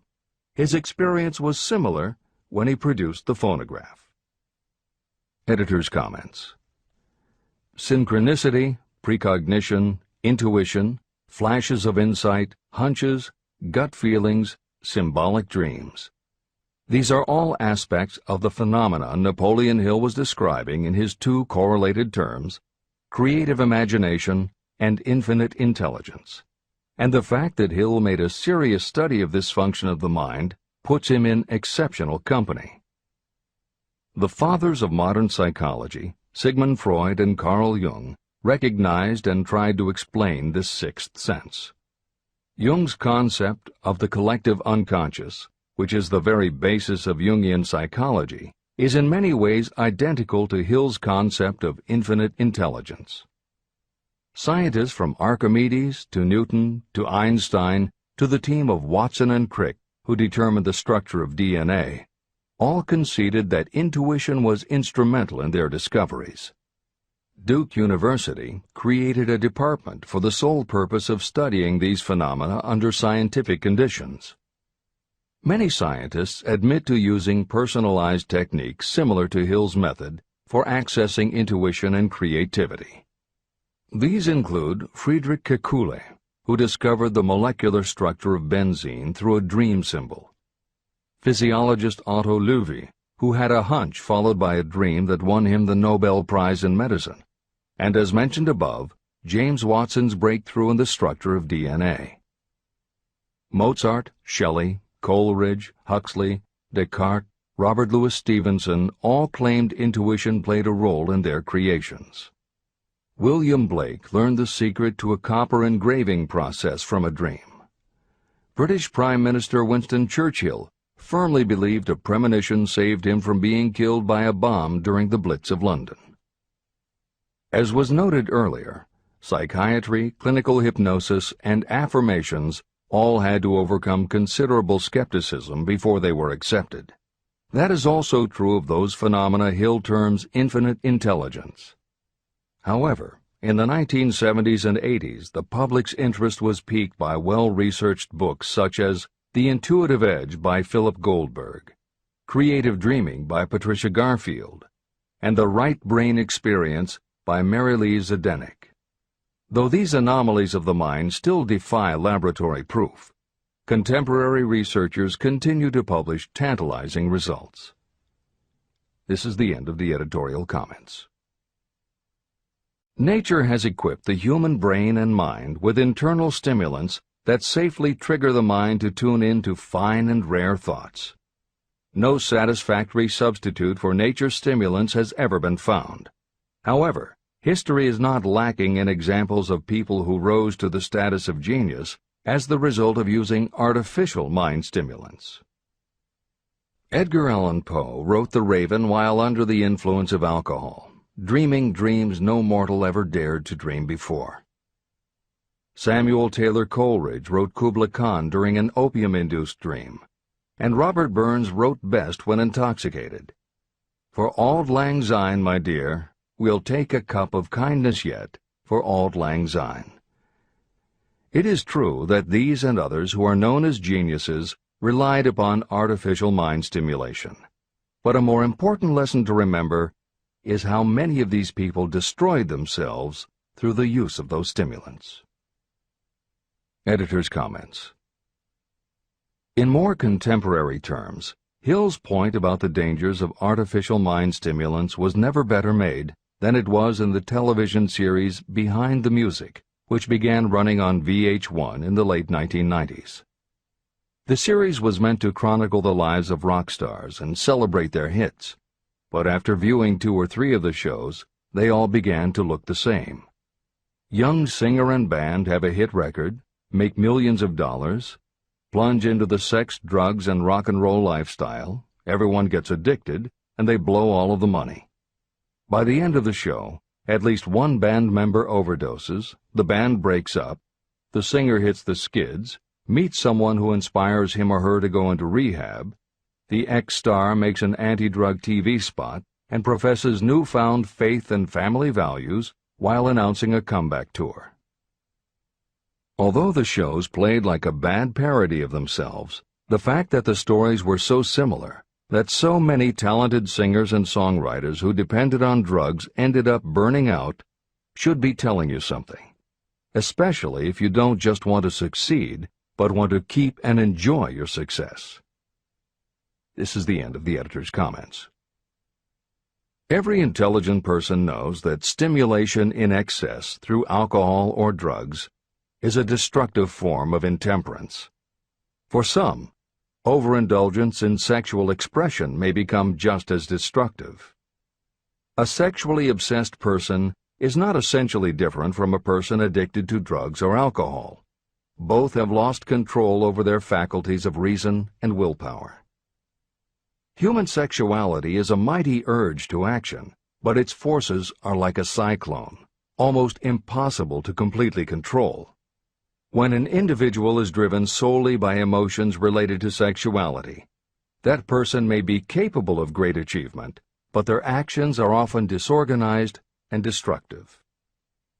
It is true that a person may pursue financial or business success by harnessing the driving force of sexual energy without self-control. But history is filled with evidence that such people likely have certain traits of character that rob them of the ability to either hold or enjoy their fortunes. Ignorance of this potential pitfall has cost thousands of people their happiness, even though they possessed riches. From my analysis of over 25,000 people, I found that those who succeed in an outstanding way often do not hit their stride until they are beyond the age of 40 or 50. This fact was so astounding that it prompted me to go into the study of its cause most carefully. My investigation disclosed that the major reason why many people do not succeed early in life is their tendency to dissipate their energies through overindulgence. The majority of people never learn that sexual energy has possibilities other than physical expression. And many of those who make this discovery only do so after having wasted many years during the time when their sexual energy was at its height. Most people come to the realization by accident, and many don't even know they have tapped into this power. They may recognize that their power of achievement has increased, but they have no idea what caused the change. They are just vaguely aware that nature begins to harmonize the emotions of love and sex, so that they may draw upon these great forces and apply them as stimuli to action. The importance of love. Love, romance, and sex are all emotions capable of driving people to heights of superachievement. When combined, these three emotions may lift you to an altitude of a genius. Every person who has been moved by genuine love knows that it leaves enduring traces upon the human heart. The effect of love endures, because love is spiritual in nature. Those who cannot be stimulated to great heights of achievement by love are hopeless. They are dead, though they may seem to live. If you believe you are unfortunate because you have loved and lost, you are wrong. One who is loved truly can never lose entirely. Love is whimsical and temperamental. It comes when it pleases and goes away without warning.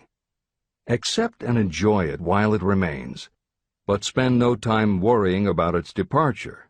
Worry will never bring it back.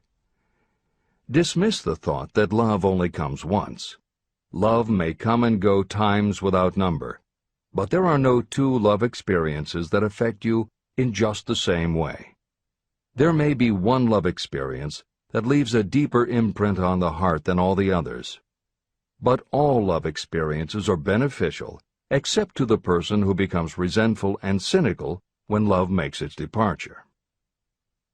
Even the memories of love can lift you and stimulate your mind. Go back into your yesterdays at times and bathe your mind in the beautiful memories of past love. It will soften your worries and give you a source of escape from the unpleasant realities of life. And maybe, during this temporary retreat into the world of fantasy, your subconscious mind will yield to you ideas or plans that may change the entire financial or spiritual status of your life. There should be no disappointment over love, and there would be none if people understood the difference between the emotions of love and sex.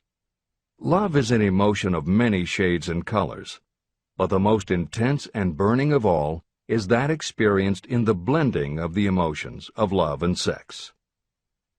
Marriages or committed relationships that are not blessed with love properly balanced with sex cannot be happy ones, and seldom endure. Love alone will not bring happiness, nor will sex alone.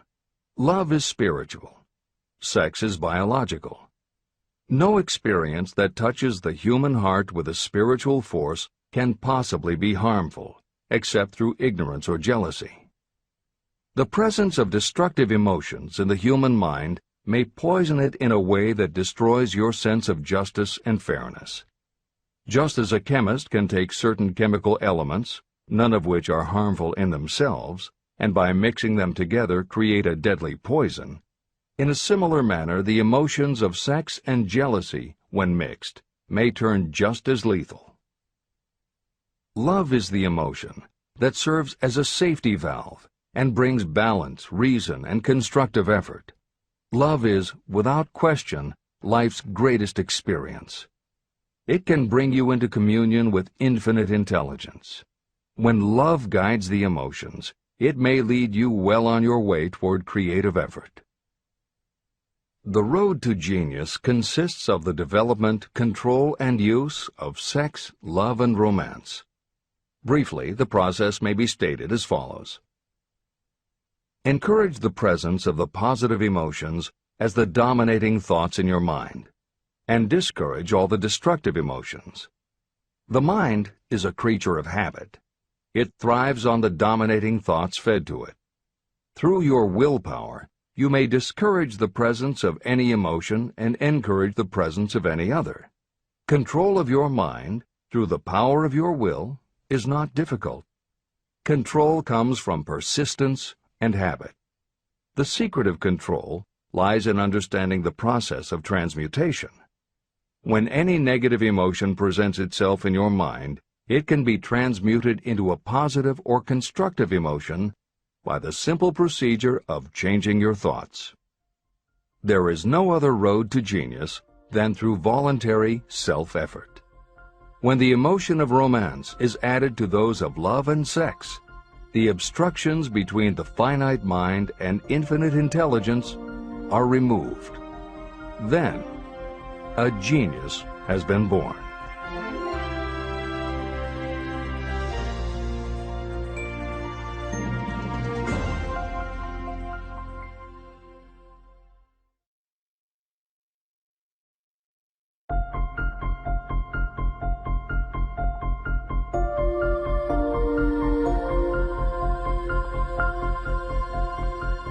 Success requires no explanations.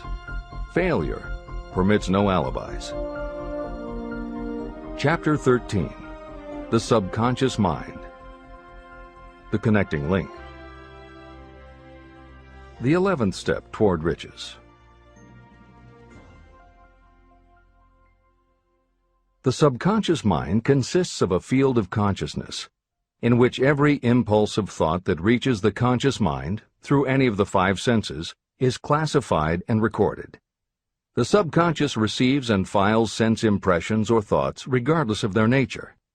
You can plant in your subconscious mind any plan, thought, or purpose that you desire to translate into its physical or monetary equivalent. Those desires that have been mixed with emotional feeling and faith in your ability are the ones that are strongest. Therefore, they are the first to which the subconscious responds. The subconscious mind works day and night, and in some way which is not fully understood, the subconscious seems able to draw upon the forces of infinite intelligence for the power to transmute your desires into their physical equivalent. And it does it in the most straightforward and practical way. You cannot entirely control your subconscious mind, but you can hand over to it any plan, desire, or purpose that you wish transformed into concrete form. Refer again to the instructions for using the subconscious mind in Chapter 5, Autosuggestion. Editor's comments. In the chapter on autosuggestion, the four primary methods for planting and reinforcing suggestions in your subconscious are 1. The formulation and writing out of your desire. 2. The repetition of positive affirmations. 3. The creative visualization of your goal. And 4. By acting as though the goal is already yours. This is the end of the editor's comment. From my research, I have concluded that the subconscious mind is the connecting link between the finite mind of man and infinite intelligence. It is the intermediary through which you may draw upon the forces of infinite intelligence. From my research, I have concluded that the subconscious mind is the connecting link between the finite mind of man and infinite intelligence. It is the intermediary through which you may draw upon the forces of infinite intelligence. Only the subconscious mind contains the process by which mental impulses, thoughts, are modified and changed into their spiritual, energy equivalent.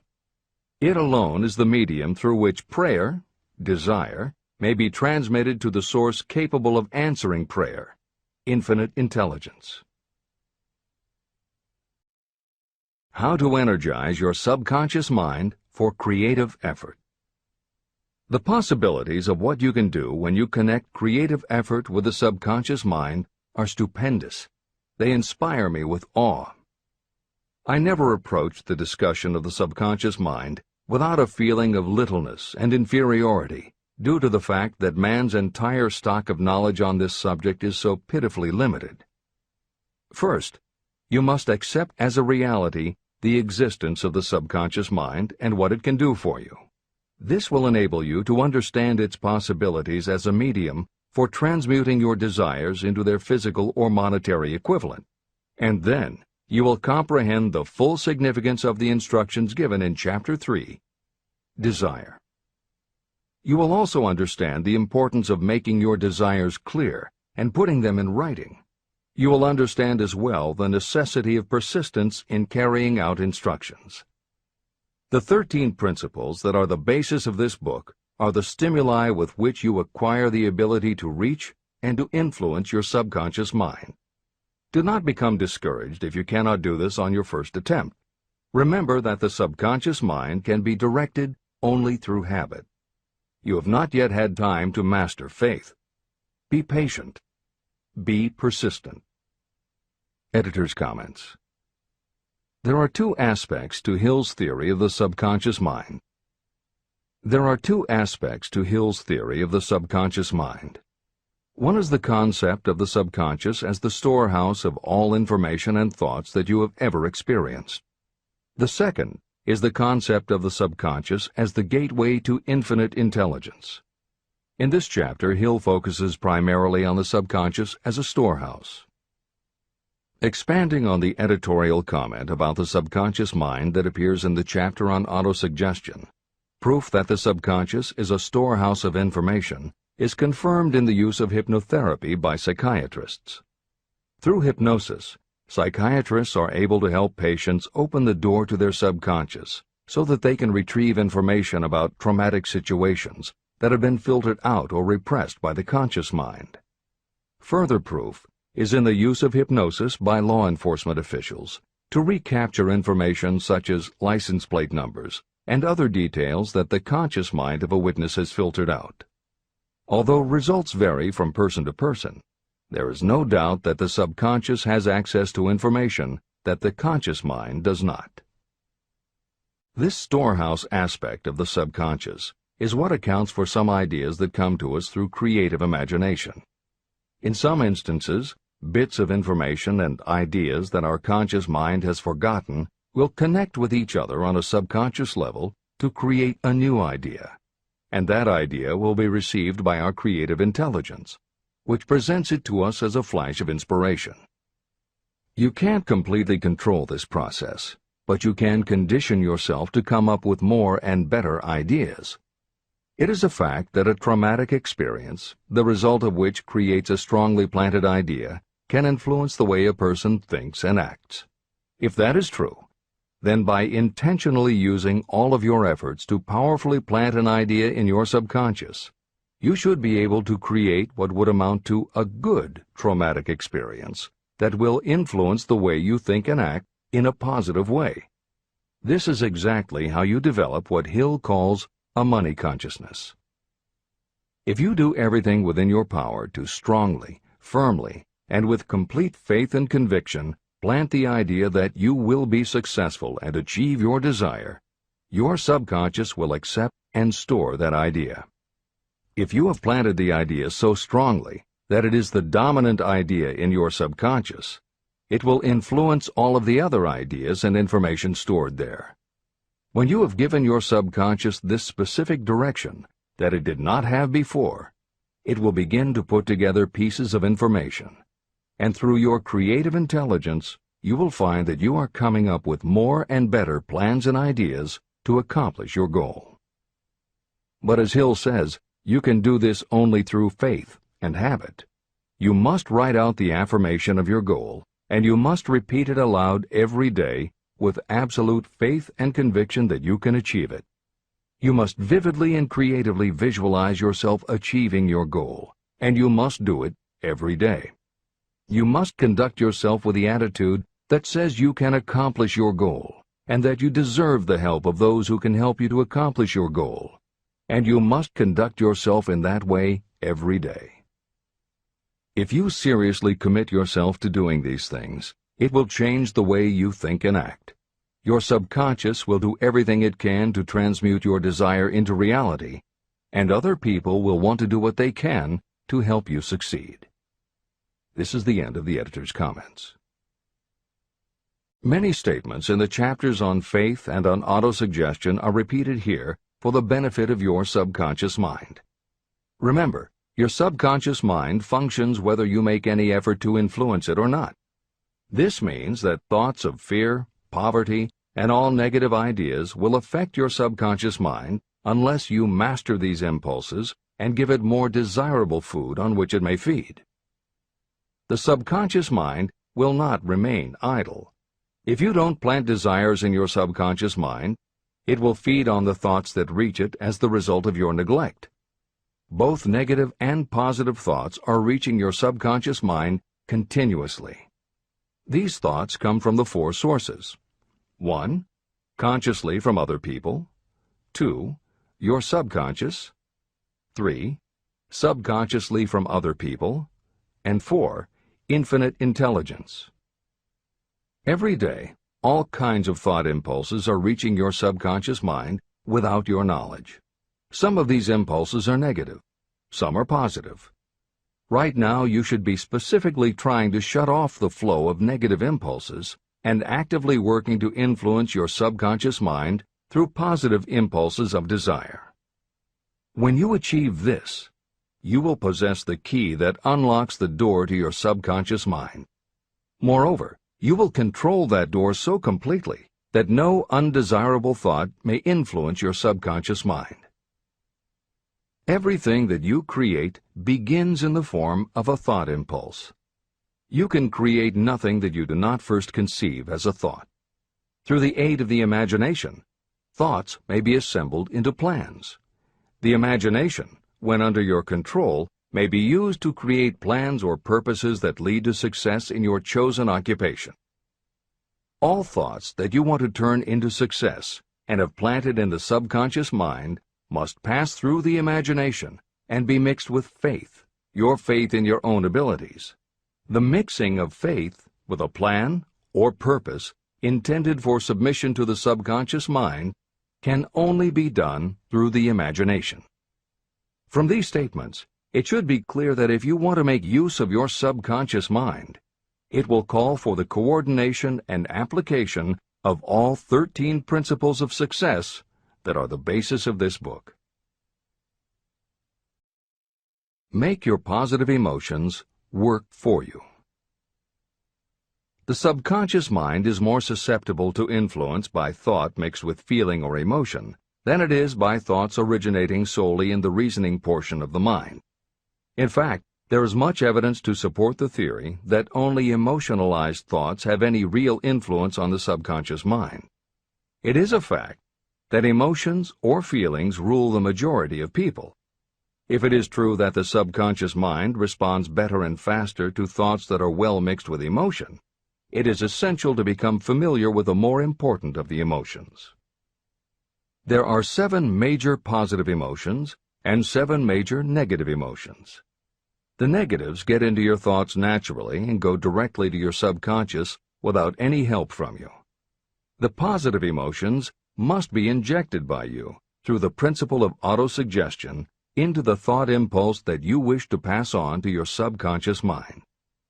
These emotions or feeling impulses may be likened to yeast in a loaf of bread. They are the action element which transforms thought impulses from the passive to the active state. That is why thought impulses that have been well mixed with emotion are acted upon more readily than thought impulses originating in cold reason. Editor's comments. W. Clement Stone, Napoleon Hill's friend, mentor, and business partner, arranged for the publication of many of Napoleon Hill's later writings. The following is adapted from material that appears in two of these books: Napoleon Hill's Keys to Success and Believe and Achieve. Enthusiasm is a positive mental attitude, an internal impelling force of intense emotion, a power compelling creation or expression. Being enthusiastic is an impelling external expression of action. When you act enthusiastically, you accentuate the power of suggestion and autosuggestion. The sales manager, public speaker, minister, lawyer, teacher, or executive who acts enthusiastic by speaking in an enthusiastic, sincere manner develops genuine enthusiasm. If you act enthusiastic, your emotions will follow. By filling your conscious mind with enthusiasm, you also impress upon your subconscious mind that your burning obsession and your plan for obtaining it are certain things. Then, if your conscious enthusiasm dims, your subconscious will be there, full of images of your success, to help you stoke your conscious fires of enthusiasm once again. This is the end of the editor's comments. You are preparing yourself to influence and control the inner audience of your subconscious mind in order to hand over to it the desire for money, which you wish transmuted into its physical, monetary equivalent. It is essential, therefore, that you understand the method of approach to this inner audience. You must speak its language. It understands best the language of emotion or feeling. Following are the 7 major positive emotions and the 7 major negative emotions. I am listing them here so that you may draw upon the positives and avoid the negatives when giving instructions to your subconscious mind. The 7 major positive emotions. The emotion of desire, the emotion of faith, the emotion of love, the emotion of sex, the emotion of enthusiasm, the emotion of romance, the emotion of hope. There are other positive emotions, but these are the 7 most powerful and the ones most commonly used in creative effort. Master these 7 emotions. They can be mastered only by use, and the other positive emotions will be at your command when you need them. Remember that you are studying a book that is intended to help you develop a money consciousness by filling your mind with positive emotions. The 7 major negative emotions to be avoided. The emotion of fear, the emotion of jealousy, the emotion of hatred, the emotion of revenge, the emotion of greed, the emotion of superstition, the emotion of anger. Positive and negative emotions cannot occupy the mind at the same time. One or the other must dominate. It is your responsibility to make sure that positive emotions constitute the dominating influence of your mind. That is where the law of habit will help you. Form the habit of applying and using the positive emotions. Eventually, they will dominate your mind so completely that the negatives cannot enter it. Only by following these instructions literally and continuously can you gain control over your subconscious mind. The presence of a single negative in your conscious mind is sufficient to destroy all chances of constructive aid from your subconscious mind. Editor's comments. Napoleon Hill's concern about the susceptibility of the subconscious mind to negative thoughts, emotions, and comments is well known to professionals who work with these techniques. In clinical hypnotherapy, there is an axiom referred to as the law of reversed effect, which states that whenever there is a conflict between imagination and willpower, the imagination wins. When you attempt to plant an idea, if the subconscious already harbors a negative, trying to force the new idea has the reverse effect, because the subconscious becomes obsessed with defending its established negative idea. And the harder you try to do something, the more the subconscious resists, and the more difficult it becomes. Even the use of the word try is warned against, because it gives the suggestion to the subconscious of a preconceived failure. The concept of trying implies an ongoing effort. You don't want to try. You want to succeed. If you ask your subconscious to help you try, it may do just that. It may help you try, but it will prevent you from succeeding. Because if you did succeed, then it could no longer help you try, which is what you asked it to do. The cautionary note about using the word try is just one example of the care that should be taken when formulating affirmations and using autosuggestion. The following are some other rules of thumb that most modern experts agree on. 1. Affirmations should always be stated as a positive. Affirm what you do want, not what you don't want. 2. Affirmations work best when they are short and very clear about a single desired goal.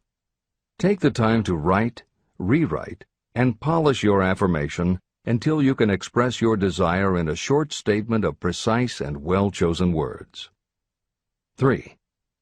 Affirmations should be specific about the desired goal, but not about how to accomplish it. Your subconscious knows better than you what it can do and how it can do it. 4. Do not make unreasonable time demands. Your subconscious can't make anything happen suddenly or now. 5.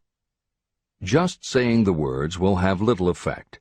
When you affirm your desire, you must do it with such faith and conviction that your subconscious becomes convinced of how important it is to you. As you affirm your desire to yourself, visualize it in your mind's eye as big as a billboard. Make it big, powerful, and memorable. 6. Repetition of your emotionalized affirmation is crucial. At this time, it is your habit to think one way. By repeating your affirmation often every day, your new way of thinking will begin to be your automatic response. Keep reinforcing it until it becomes second nature to you, and your habit will have become to think the new way, the way you want to think. This is the end of the editor's comments. We form habits based on the degree of reinforcement we receive. Habits make no moral judgments. They can be either good or bad. Both are formed through repetition. If we try something and like the results, we repeat the action. You can replace negative thoughts with positive ones. You can replace inaction with action, and you can form any habit you choose. Your thoughts are the only thing that you can completely control if you choose to do so. You can control your thoughts to control your habits. The secret of effective prayer. Most people resort to prayer only after everything else has failed, or else they pray by a ritual of meaningless words. And because most people who pray do so only after everything else has failed, they go to prayer with their minds filled with fear and doubt. Because fear and doubt are the emotions that are mixed with their prayer, these are the emotions the subconscious mind passes on, and these are the emotions that infinite intelligence receives and acts upon. If you pray for a thing, but as you pray you have fear that you may not receive it, or that your prayer will not be acted upon by infinite intelligence, your prayer will have been in vain. Prayer does sometimes result in the realization of that for which one prays.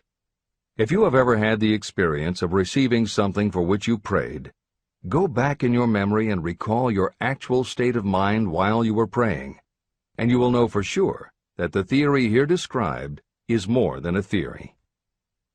The method by which you may communicate with infinite intelligence is very similar to the way the vibration of sound is transmitted by radio waves.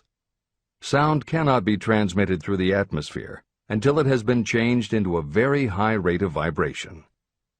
The radio station takes the sound of the human voice and modifies it by stepping up the vibration millions of times. Only in this way can the energy of sound be sent over distances. After this transformation has taken place, the energy, which originally was in the form of vibrations of sound, is broadcast or transmitted as a radio signal. When a radio set receives the high-speed transmission, It then reconverts that energy back to its original slower rate of vibration. And when it is stepped down to its original rate, it vibrates the diaphragm of the speaker, which reproduces the original sound of the voice. The subconscious mind is the intermediary that translates prayers or desires into terms that infinite intelligence can receive. The answer comes back to you in the form of a definite plan or idea for procuring the object of your prayer.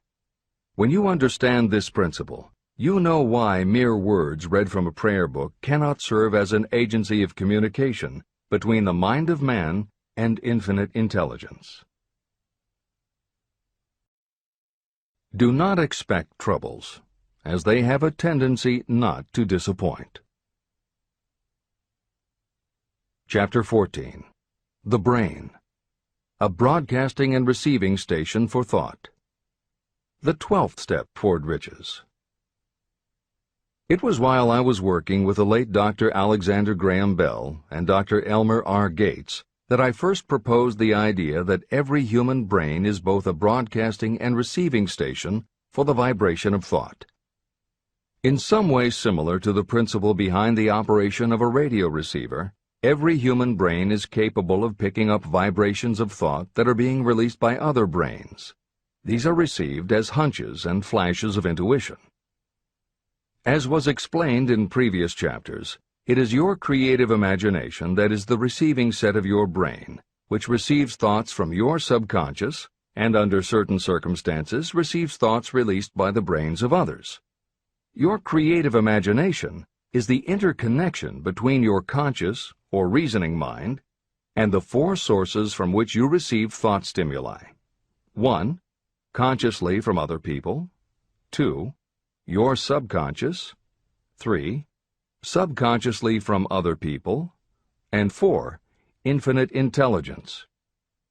When stimulated or stepped up to a high rate of vibration, the mind becomes more receptive to thoughts that reach it from outside sources. This stepping up process takes place through either the positive emotions or the negative emotions. Through the emotions, the vibrations of thought may be increased. The brain that has been stimulated by emotions functions at a much more rapid rate than it does when that emotion is quieted or absent. The result is the increase of thought to such a pitch that the creative imagination becomes highly receptive to ideas. On the other hand, when the brain is functioning at a rapid rate, it also gives to your own thoughts the emotional feeling that is essential before those thoughts will be picked up and acted upon by your subconscious mind. The subconscious mind is the sending station of the brain, through which vibrations of thought are broadcast. Autosuggestion is the medium by which you may put into operation your sending station. The creative imagination is the receiving set through which the energies of thought are picked up. Editor's comments. The following combines the above concept with the related materials from previous chapters to provide a step-by-step recap of Napoleon Hill's view of the process. 1. The brain is simultaneously both a broadcaster and a receiver. 2. Emotion affects both your ability to send and your ability to receive. When under the effect of strong emotion, the more powerfully you can send thoughts. When under the effect of strong emotion, the more receptive you are to receiving thoughts. 3. When you send thoughts, to where do you send them? You send them to your subconscious by using autosuggestion. 4. When you receive thoughts, where do they come from? They come from your subconscious and you receive them through your creative imagination. 5. Your subconscious mind has two aspects. Your subconscious is a storehouse of information, as explained in the previous chapter. Your subconscious is your connection to infinite intelligence. 6. Infinite intelligence is the medium through which you receive thoughts from other brains. Infinite intelligence is Hill's term for describing the following basic law of physics. Because everything in the universe is made of time, space, energy, or matter, and because matter is just energy in a different form, then everything is actually different parts of the same thing. This means that your subconscious mind, energy, has a common base with every other subconscious mind, energy. 7. Thoughts from other brains come to you as follows. When you are under the effect of a strong emotion and your receiver is especially receptive, sometimes its pull is so strong that it attracts a thought from the subconscious mind of another brain. It is able to do this because infinite intelligence interconnects your subconscious with the subconscious of the other brain. 8. These thoughts from other brains are what we refer to as intuition, hunches, déjà vu, and foreknowledge. Although Hill's explanation depends on the action of an intangible force that cannot be isolated and dissected in a laboratory, neither medical science nor psychology can offer a better explanation for those thoughts that depend on knowledge or information that we do not have. This is the end of the editor's comments. The greatest forces are intangible. In the past, we've depended too much on our physical senses and have limited our knowledge to physical things that we could see, touch, weigh, and measure. I believe we have entered the most marvelous of all ages, an age that will teach us more about the intangible forces of the world about us. Perhaps we shall learn that there is an other self that is more powerful than the physical self we see when we look in a mirror. Many people do not take seriously such intangibles, the things that they cannot perceive through any of their 5 senses. However, to belittle the idea of forces that are intangible or cannot be explained is to ignore the fact that all of us, every day, are controlled by forces that are unseen and intangible. The whole of mankind has not the power to cope with nor to control the intangible force wrapped up in the rolling waves of the oceans. We still do not fully understand the intangible force of gravity, which keeps this little Earth suspended in space and keeps us from falling from it, much less have the power to control that force. We are entirely subservient to the intangible force that comes with a thunderstorm, and we are just as helpless in the presence of the intangible force of electricity. We do not understand the intangible force and intelligence wrapped up in the soil of the earth, the force that provides us with every morsel of food we eat, every article of clothing we wear, and every dollar we carry in our pockets. Last but not least, with all of our culture and education, we still understand little or nothing of the greatest of all the intangibles, thought. However, we have begun to learn a good deal about the intricate workings of the physical brain, and the results are stunning. We know that the central switchboard of the human brain, the number of lines that connect the brain cells to each other, is written as the figure 1, followed by 15 million zeros. Dr. C. Judson Herrick of the University of Chicago says, "The figure is so stupendous that astronomical figures, dealing with hundreds of millions of light years, become insignificant by comparison. It has been determined that there are from 10 billion to 14 billion nerve cells in the human cerebral cortex, and we know that these are arranged in definite patterns. These arrangements are not haphazard. They are orderly. It is inconceivable to me that such a network of intricate machinery should be in existence for the sole purpose of carrying on the physical functions connected with the growth and maintenance of the physical body. Is it not likely that the same system, which gives billions of brain cells the media for communication, one with another, also provides the means of communication with other intangible forces?" Editor's comments.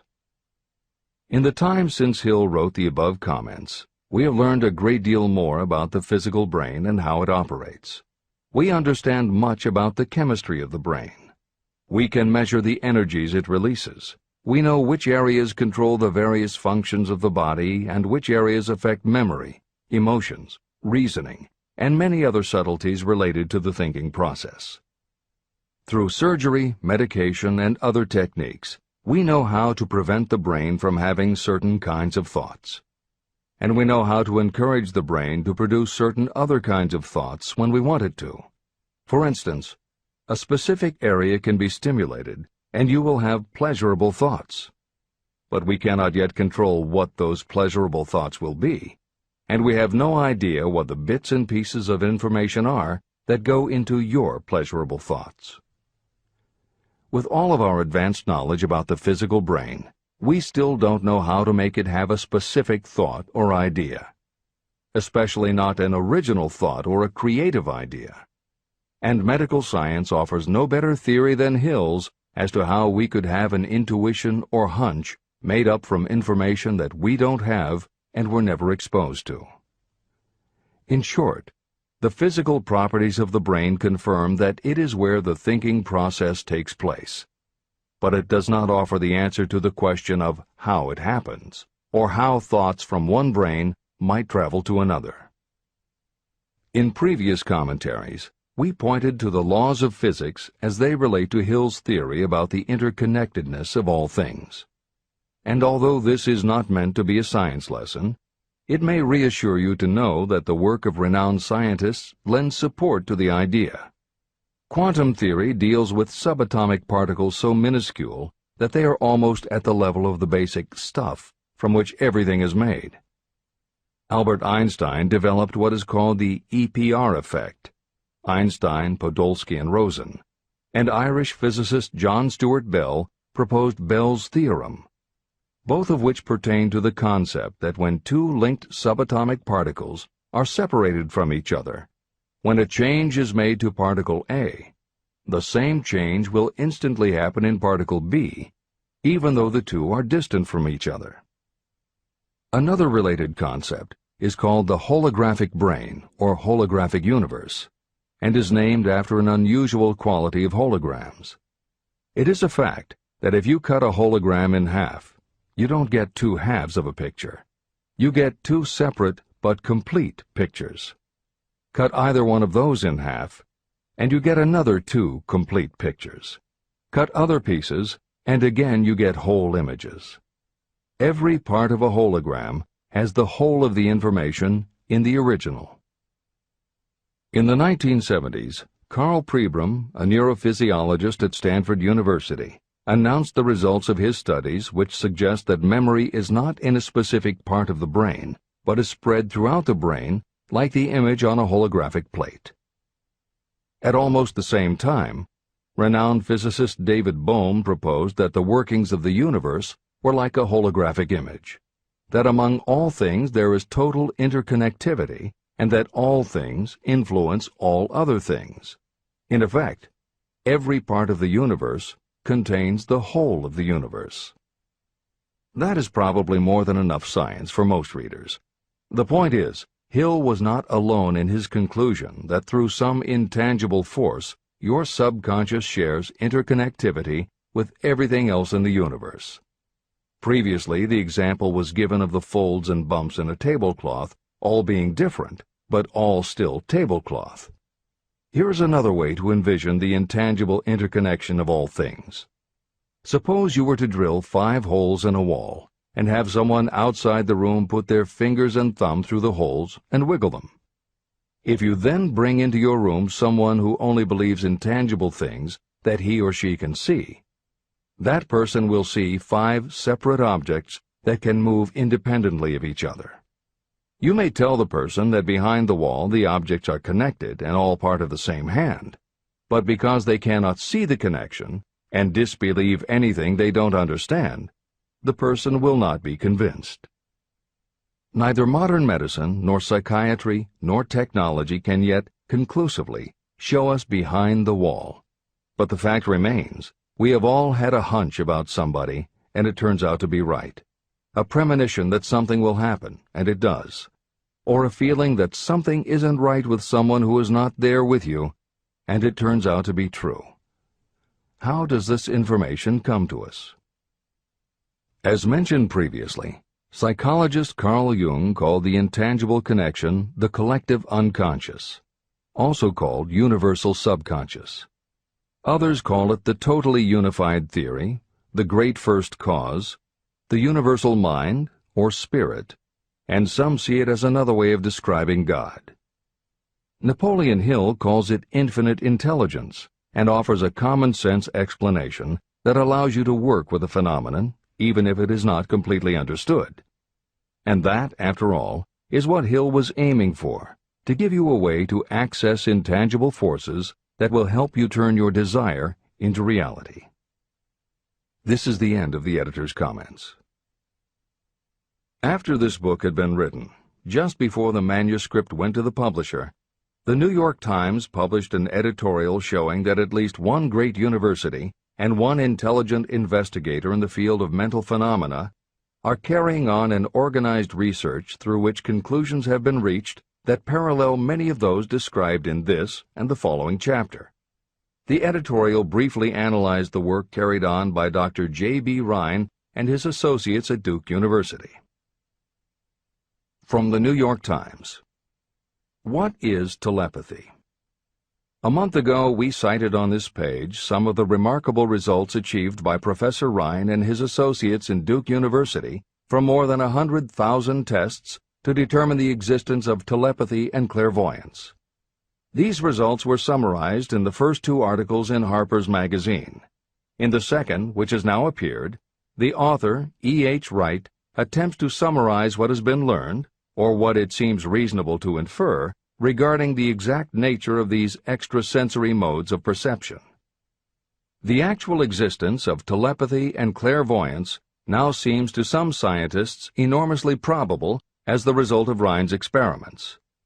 Various percipients were asked to name as many cards in a special pack as they could without looking at them and without other sensory access to them.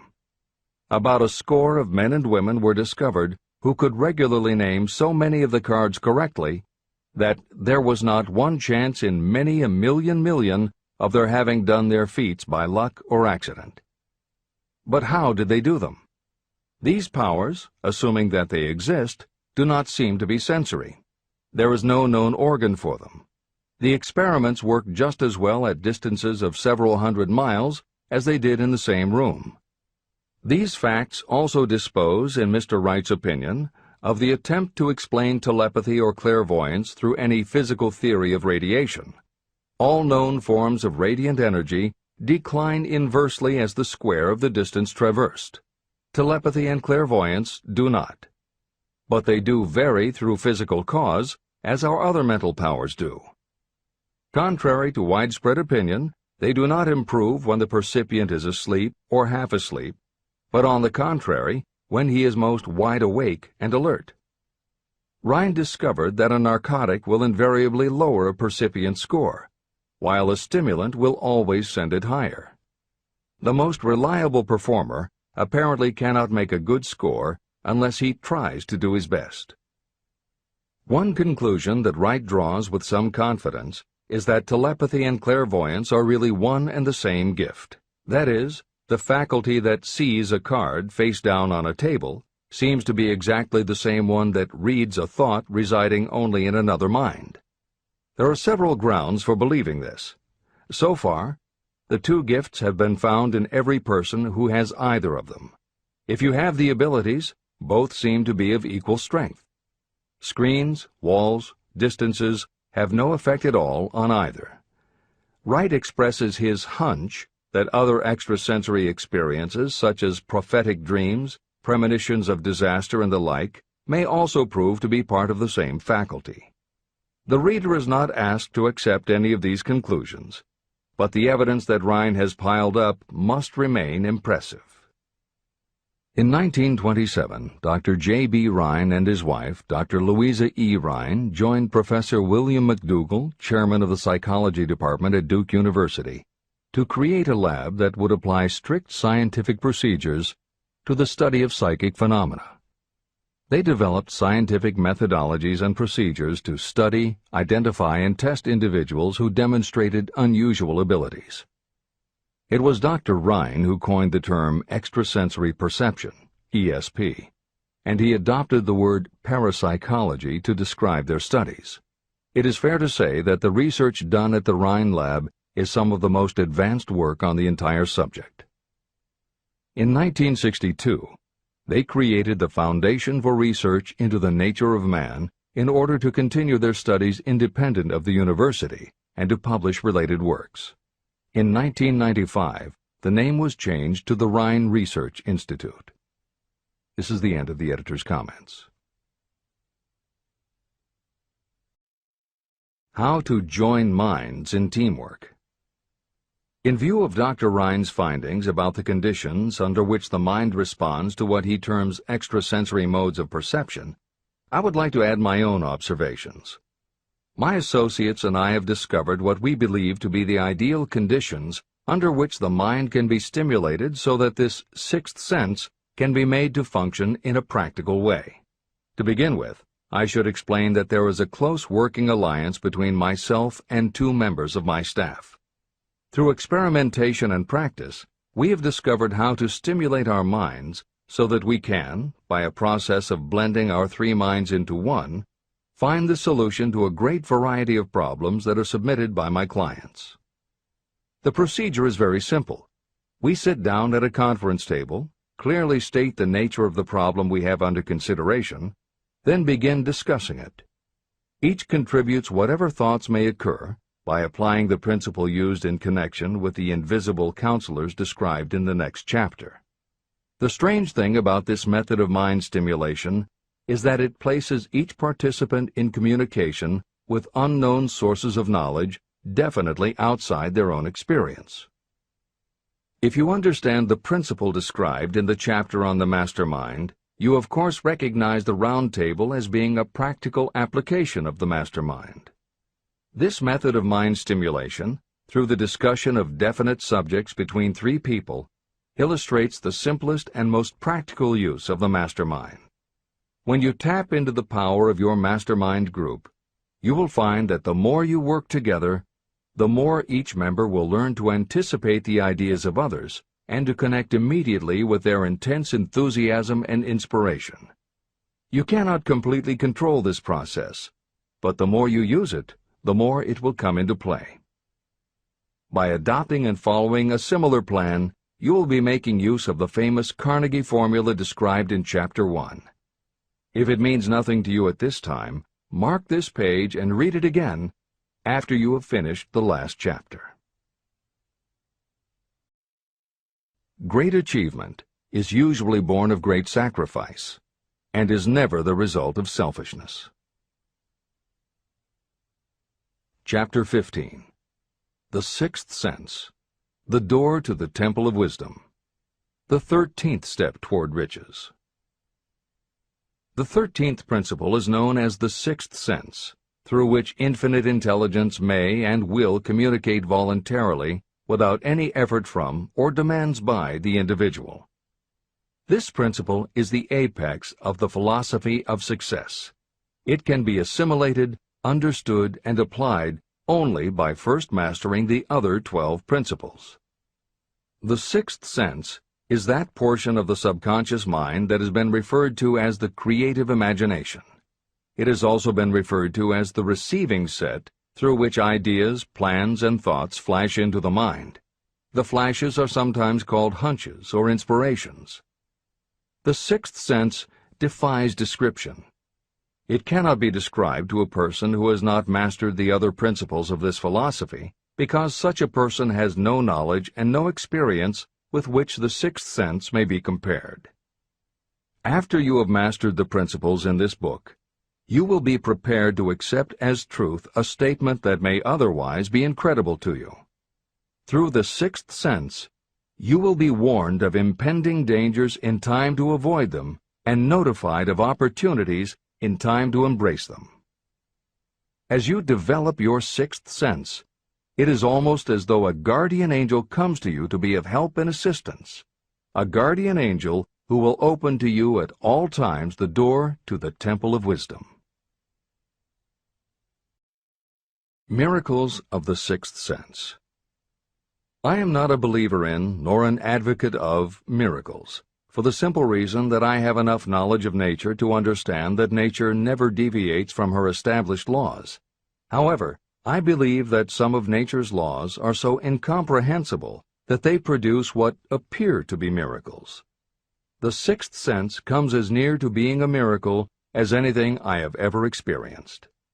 This much I do know, that there is a power, or a first cause, or an intelligence which permeates every atom of matter and embraces every unit of energy perceptible to man. I know that this infinite intelligence is the thing that converts acorns into oak trees, causes water to flow downhill in response to the law of gravity, follows night with day and winter with summer, each maintaining its proper place and relationship to the other. Through the philosophy explained in this book, this intelligence can help turn your desires into concrete or material form. I know this because I have experimented with it, and I have experienced it. Step by step through the preceding chapters, you have been led to this, the last principle. If you have mastered each of the preceding principles, you are now prepared to accept, without being skeptical, the extraordinary claims made here. If you have not mastered the other principles, you must do so before you may determine definitely whether or not the claims made in this chapter are fact or fiction. Let great people shape your life. I have never completely divested myself of the habit of hero worship. While I was passing through the stage of hero worship, I found myself trying to imitate those whom I most admired. My experience has taught me that the next best thing to being truly great is to emulate the great, to try to act like them, be like them, and feel like them as much as I could. I discovered that the faith with which I tried to imitate my idols gave me great capacity to do so quite successfully. Long before I had ever written a line for publication or delivered a speech in public, I followed the habit of reshaping my own character by trying to imitate the 9 men whose lives and life works had been most impressive to me. These 9 men were Emerson, Paine, Edison, Darwin, Lincoln, Burbank, Napoleon, Ford, and Carnegie. Every night, over a long period of years, I held an imaginary council meeting with this group, whom I called my invisible counselors. This is how I did it. Just before going to sleep at night, I would shut my eyes and see, in my imagination, this group of men seated with me around my council table. Here I had not only an opportunity to sit among those whom I considered to be great, but I actually dominated the group by serving as the chairman. I had a very definite purpose in using my imagination in this way. My purpose was to rebuild my own character, so it would become a composite of the characters of my imaginary counselors.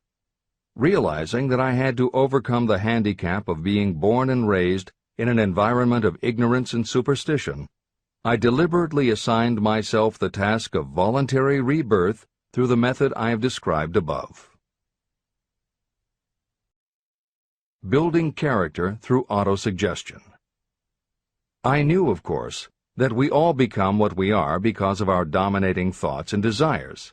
I knew that every deeply seated desire causes a person to find a way to turn that desire into reality. I knew that self-suggestion is a powerful factor in building character. In fact, it is the sole principle through which character is built. With this knowledge of how the mind works, I was fairly well armed with the equipment needed to rebuild my character. In these imaginary council meetings, I called on my cabinet members for the knowledge I wished each to contribute. I would even speak out loud to each of them as follows. Mr. Emerson, I desire to acquire from you the marvelous understanding of nature which distinguished your life. I ask that you impress upon my subconscious mind those qualities you possessed that enabled you to understand and adapt yourself to the laws of nature. Mr. Burbank, I request that you pass on to me the knowledge that enabled you to so harmonize the laws of nature that you caused the cactus to shed its thorns and become an edible food. Give me access to the knowledge that enabled you to make 2 blades of grass grow where but 1 grew before. Napoleon, I desire to acquire from you the marvelous ability you possess to inspire men and will rouse them to greater and more determined spirit of action. I desire also to acquire the spirit of enduring faith, which enabled you to turn defeat into victory and to surmount staggering obstacles. Mr. Payne, I desire to acquire from you the freedom of thought and the courage and clarity with which to express convictions which so distinguished you. Mr. Darwin, I wish to acquire from you the marvelous patience and ability to study cause and effect without bias or prejudice so exemplified by you in the field of natural science.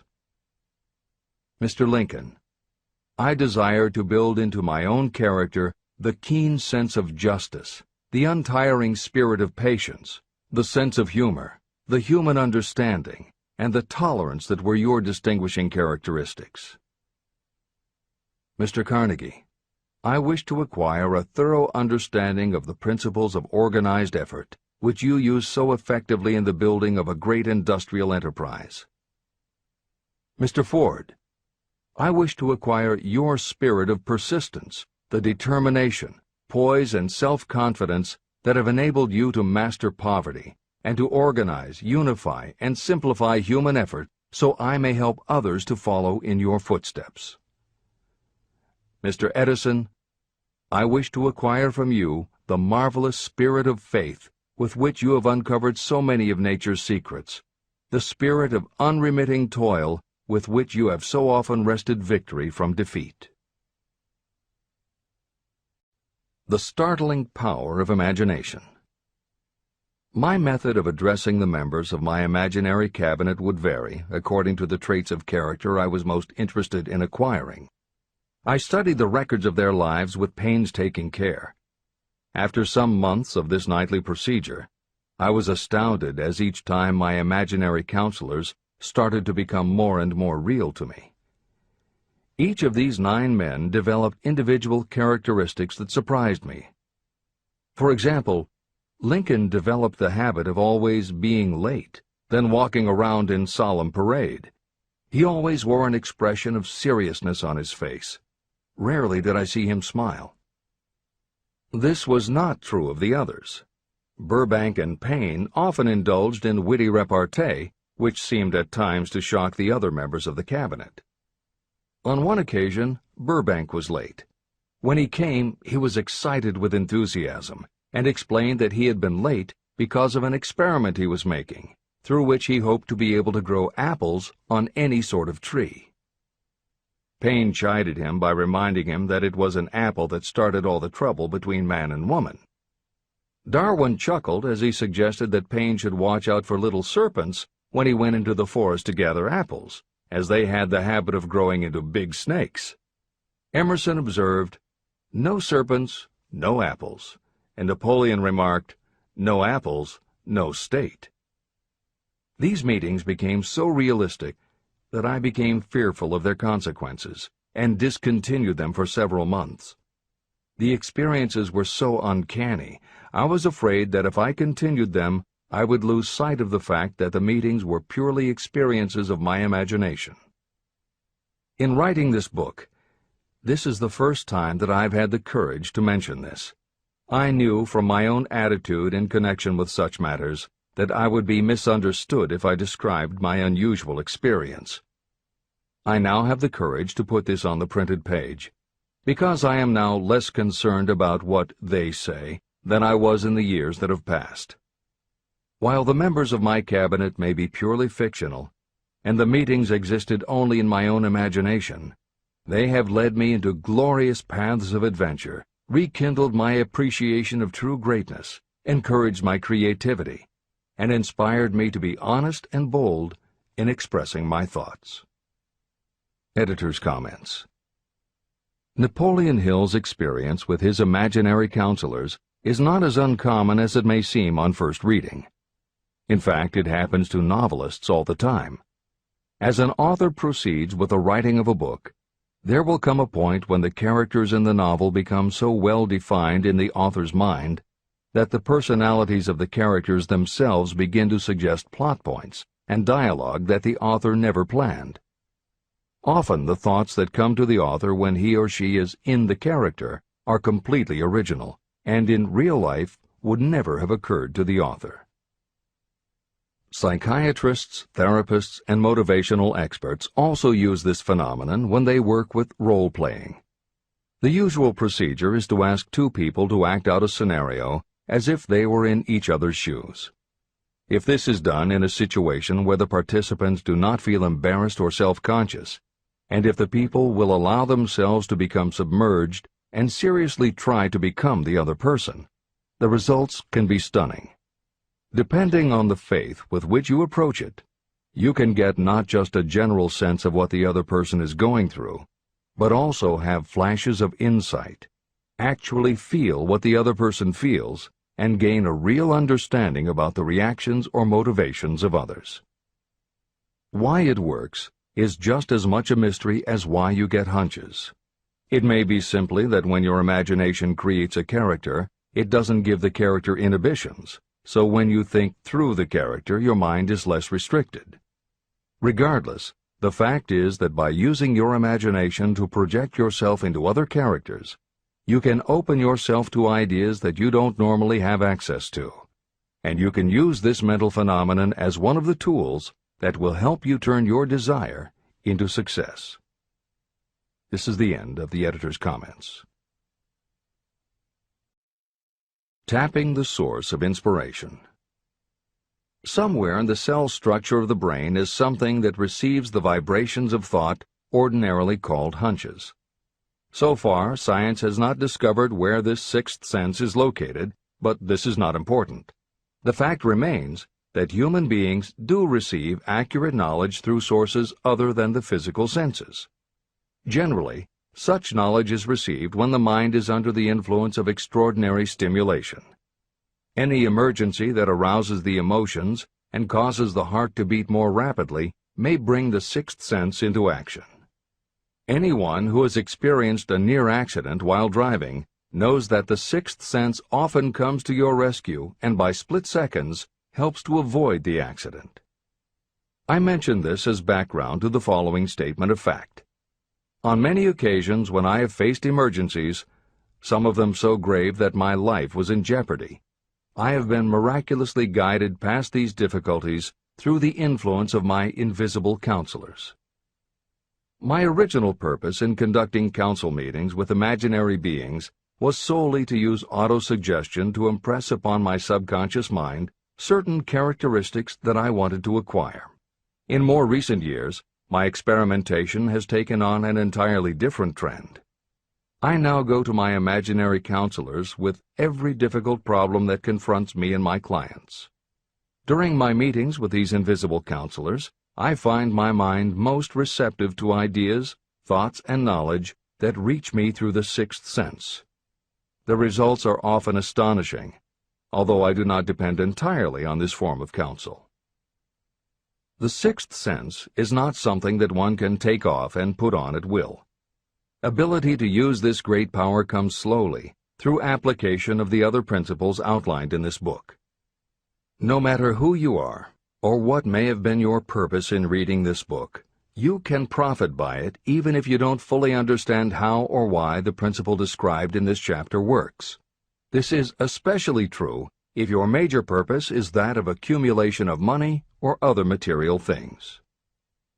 This chapter on the sixth sense was written because the book is designed to present a complete philosophy by which individuals may unerringly guide themselves in attaining whatever they ask of life.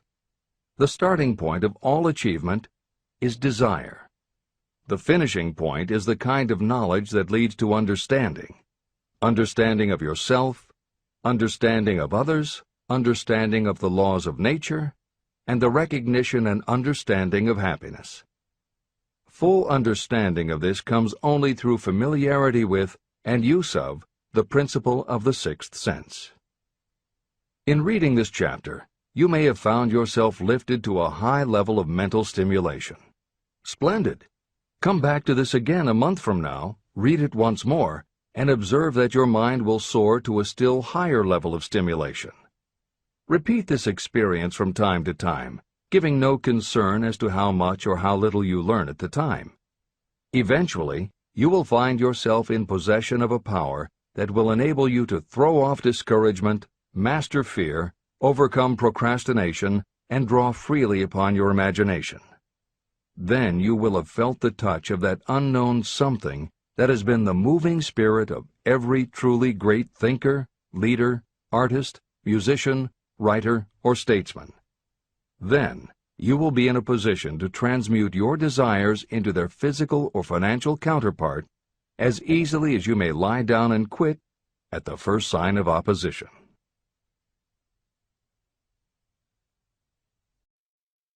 The man who actually knows just what he wants in life has already gone a long way toward attaining it. Chapter 16. The 6 Ghosts of Fear. How many are standing in your way? Take inventory of yourself as you read this closing chapter and find out how many of the ghosts are standing in your way. Before you can put any portion of this philosophy into successful use, your mind must be prepared to receive it. The preparation is not difficult. It begins with study, analysis, and understanding of 3 enemies that you will have to clear out: indecision, doubt, and fear. The 6th sense will never function while these 3 negatives, or any one of them, remain in your mind. The members of this unholy trio are closely related. Where one is found, the other 2 are close at hand. Indecision is the seedling of fear. Remember this as you read. Indecision crystallizes into doubt. The 2 blend and become fear. The blending process often is slow. This is one reason why these 3 enemies are so dangerous. They germinate and grow without their presence being observed. The remainder of this chapter describes a state of mind that you must attain before the philosophy can be put into practical use. This chapter also analyzes a condition that has reduced huge numbers of people to poverty, and it states a truth that must be understood by all who accumulate riches, whether measured in terms of money or in terms of a state of mind that may be of far greater value than money. The purpose of this chapter is to turn the spotlight of attention on the cause and the cure of the 6 basic fears. Before you can master an enemy, you must know its name, its habits, and where to attack it. As you read, analyze yourself carefully and determine which, if any, of the 6 common fears have attached themselves to you. And keep in mind that sometimes they are hidden in the subconscious mind, where they are difficult to locate and still more difficult to eliminate. The 6 basic fears. There are 6 basic fears. At one time or another, every person suffers from some combination of these fears. Most people are fortunate if they do not suffer from the entire 6. Named in the order of their most common appearance, they are the fear of poverty, the fear of criticism, the fear of ill health, the fear of loss of love of someone, the fear of old age, and the fear of death. All other fears are of minor importance, and are in fact just variations on these 6. Fears are nothing more than states of mind. Your state of mind is subject to your control and direction. You can create nothing that you do not first conceive in the form of an impulse of thought. The following statement is of even greater importance. Thought impulses begin immediately to translate themselves into their physical equivalent, whether those thoughts are voluntary or involuntary.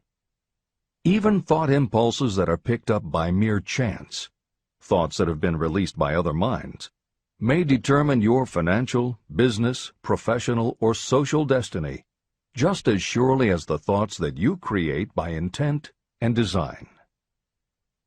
This circumstance also explains why some people seem to be lucky, while others of equal or greater ability, training, experience, and brain capacity seem destined to have misfortune.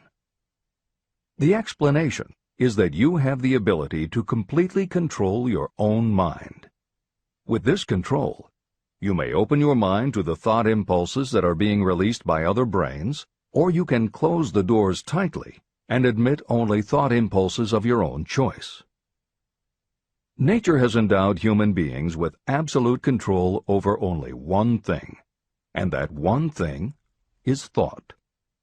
This fact, coupled with the additional fact that everything we create begins in the form of a thought, leads us very near to the principle by which fear may be mastered. If it is true that all thought has a tendency to clothe itself in its physical equivalent, and this is true beyond any reasonable room for doubt, it is equally true that thought impulses of fear and poverty cannot be translated into terms of courage and financial gain. The first basic fear: the fear of poverty. There can be no compromise between poverty and riches. The two roads that lead to poverty and riches travel in opposite directions. If you want riches, you must refuse to accept any circumstance that leads toward poverty. The word riches is used in its broadest sense, meaning financial, spiritual, mental, and material wealth. The starting point of the path that leads to riches is desire. In Chapter 3, you received full instructions for the proper use of desire. In this chapter on fear, you have complete instructions for preparing your mind to make practical use of desire. Here is the place to give yourself a challenge, which will definitely determine how much of this philosophy you have absorbed. Here is the point at which you can tell what the future holds in store for you. If, after reading this chapter, you are willing to accept poverty, you may as well make up your mind to receive poverty. This is one decision you cannot avoid. But if you demand riches, determine what form and how much will be required to satisfy you. You know the road that leads to riches. You have been given a road map.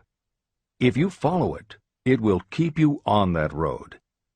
If you neglect to make the start, or stop before you arrive, no one will be to blame but you.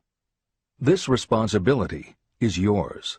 No excuse will save you from accepting the responsibility if you now fail or refuse to demand riches of life. All you need is one thing. Incidentally, the only thing you can control, and that is a state of mind. A state of mind is something that is up to you. It cannot be purchased. It must be created.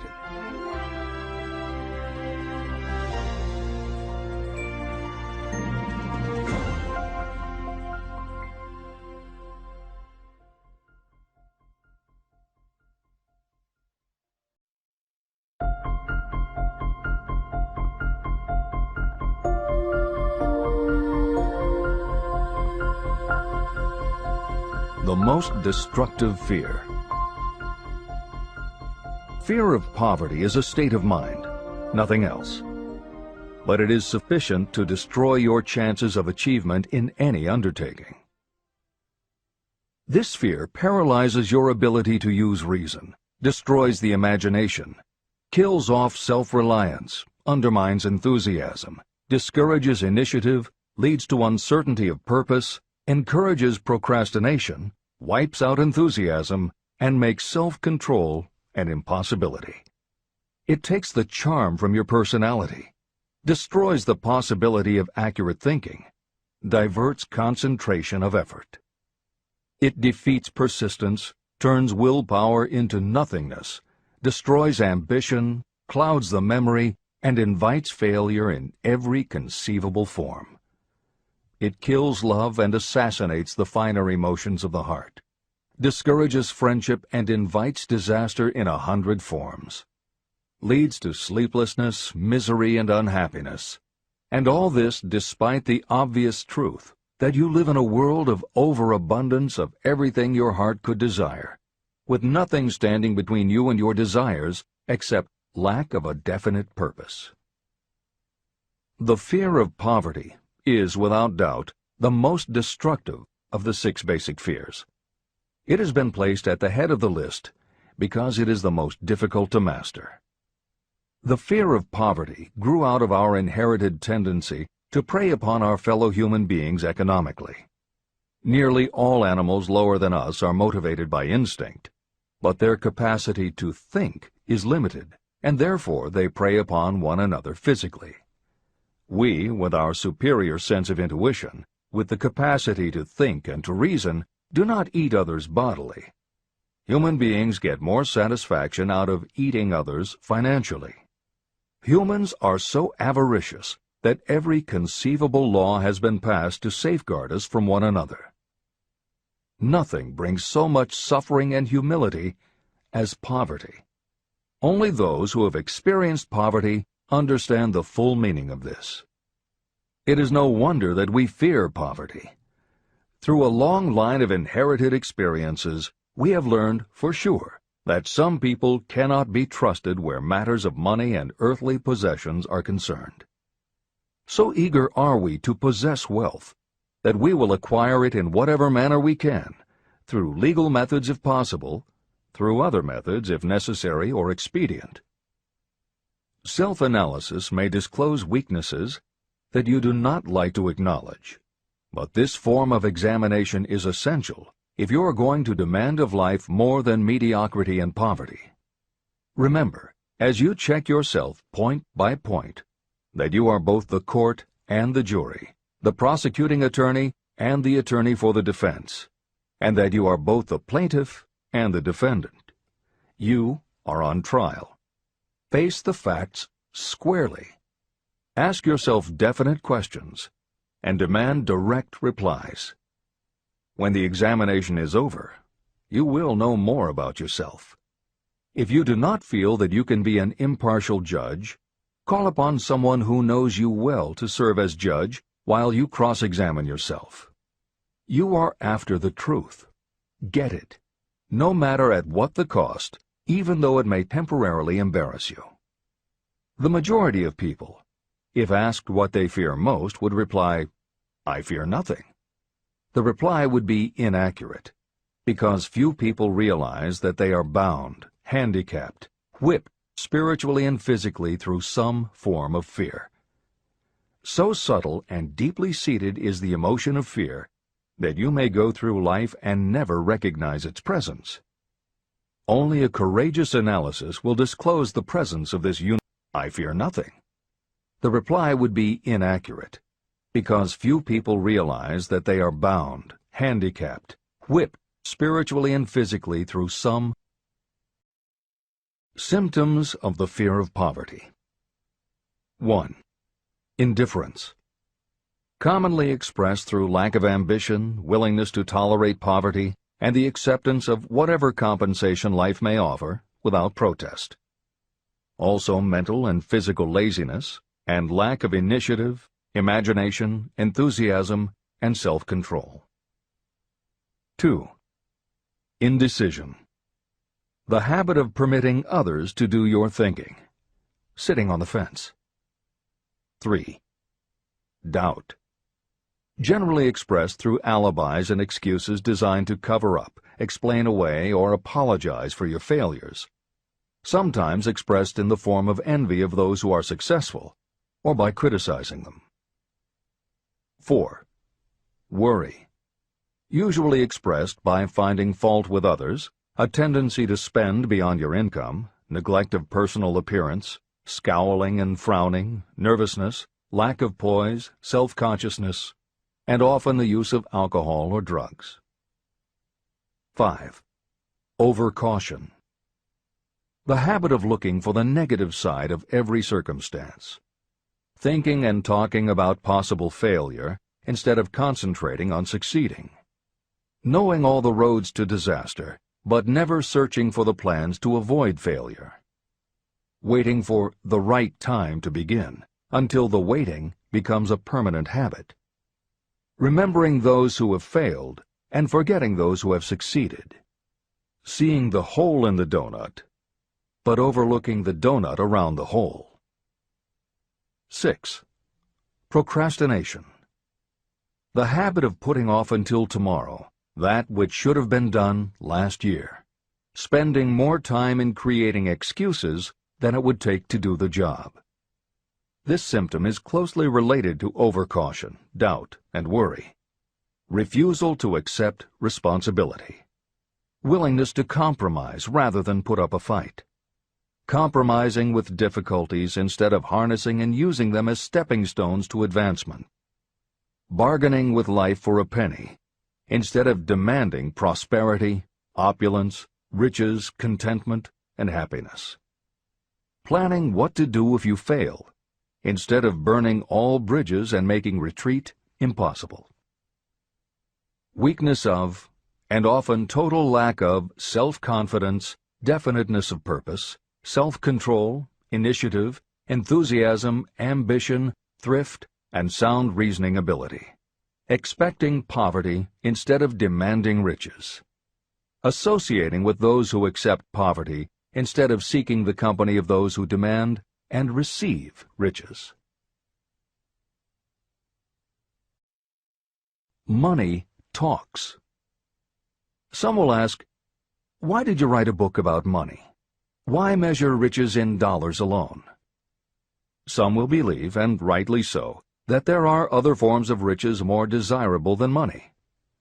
Yes, there are riches that cannot be measured in terms of dollars. But there are also millions of people who say, "Give me all the money I need, and I will find everything else I want." The major reason why I wrote this book on how to get money is that millions of men and women are paralyzed with the fear of poverty. What this sort of fear does to one was well described by Westbrook Pegler. Editor's comments. James Westbrook Pegler was a controversial newspaper columnist for the Chicago Daily News and the Washington Post. Although his career lasted into the 1960s, he was most widely read and quoted during the 1930s and 1940s. During that period, he went from being a public supporter of Franklin Roosevelt and the New Deal policies to the opposite end of the political spectrum, championing conservative points of view. Pegler was also the author of 3 books based on his columns, and in 1940 won the Pulitzer Prize for his expose of union racketeering. This is the end of the editor's comments. We continue with the article by Westbrook Pegler. Money is only clamshells or metal discs or scraps of paper, and there are treasures of the heart and soul which money cannot buy. But most people, being broke, are unable to keep this in mind and sustain their spirits.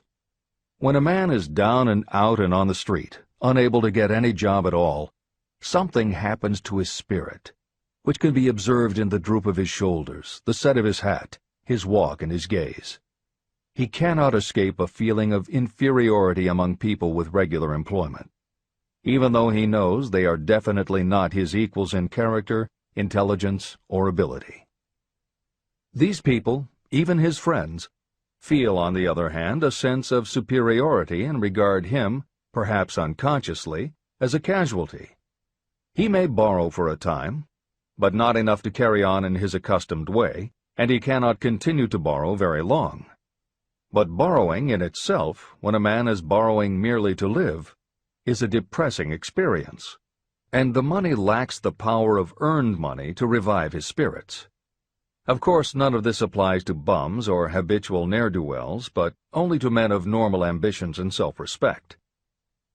Women in the same predicament must be different. We somehow do not think of women at all in considering the down-and-outers. They are scarce in the breadlines, they rarely are seen begging on the streets, and they are not recognizable in crowds by the same plain signs which identify busted men. Of course, I do not mean the shuffling hags of the city streets, who are the opposite number of the confirmed male bums. I mean reasonably young, decent, and intelligent women. There must be many of them, but their despair is not apparent. When a man is down and out, he has time on his hands for brooding. He may travel miles to see a man about a job and discover that the job is filled, or that it is one of those jobs with no base pay, but only a commission on the sale of some useless knick-knack which nobody would buy except out of pity. Turning that down, he finds himself back on the street with nowhere to go, but just anywhere. So he walks and walks.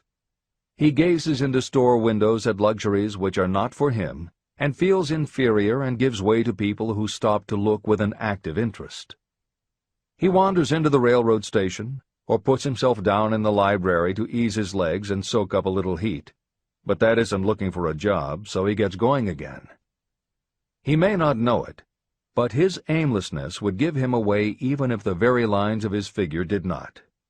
He may be well dressed in the clothes left over from the days when he had a steady job, but the clothes cannot disguise the droop. He sees thousands of other people, bookkeepers or clerks or chemists or wagon hands, busy at their work, and envies them from the bottom of his soul. They have their independence, their self-respect and manhood, and he simply cannot convince himself that he is a good man too, though he argue it out and arrive at a favorable verdict hour after hour. It is just money which makes this difference in him. With a little money, he would be himself again. This is the end of the article by Westbrook Pegler. The second basic fear, the fear of criticism. Just how we originally came by this fear, no one can say definitely, but one thing is certain: we have it in a highly developed form. I am inclined to attribute the basic fear of criticism to that part of our inherited nature that prompts us not only to take away other people's goods and wares, but also to justify our actions by criticism of the character of others. It is well known that a thief will criticize the man from whom he steals, that politicians seek office not by displaying their own virtues and qualifications, but by running negative campaigns against their opponents. Designers and clothing manufacturers have not been slow to take advantage of this basic fear of criticism. Every season, styles change.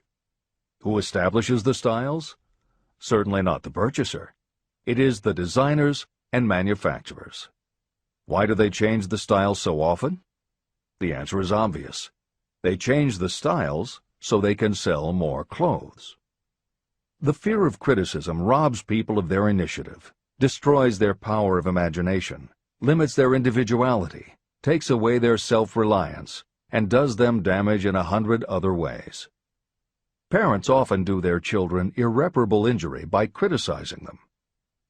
The mother of one of my friends used to punish him with a switch almost daily, always completing the job with the statement, "You'll land in the penitentiary before you are 20. He was sent to a reformatory at the age of 17. Editor's comments. Modern psychotherapy is well aware of the circumstance that Hill describes in the preceding paragraph. In the chapters on autosuggestion and hypnosis, reference was made to childhood traumas that result in phobias, compulsive behaviors, fixations, or complexes. However, there are instances in which the implanting of a suggestion is much more subtle. Hypnotherapists have found that common phrases such as, "Don't you ever say no to me again," "I'm afraid she'll never get over it," or "You're just like your father," can hamper a person's abilities later in life if such phrases were said often enough, or at a time when a child was particularly vulnerable. This is the end of the editor's comments. Criticism is the one form of service of which everyone has too much. Everyone has a stock of it, which is handed out gratis whether called for or not. Your nearest relatives are often the worst offenders. It should be recognized as a crime. In reality, it is a crime of the worst nature for any parent to build inferiority complexes in the mind of a child through unnecessary criticism.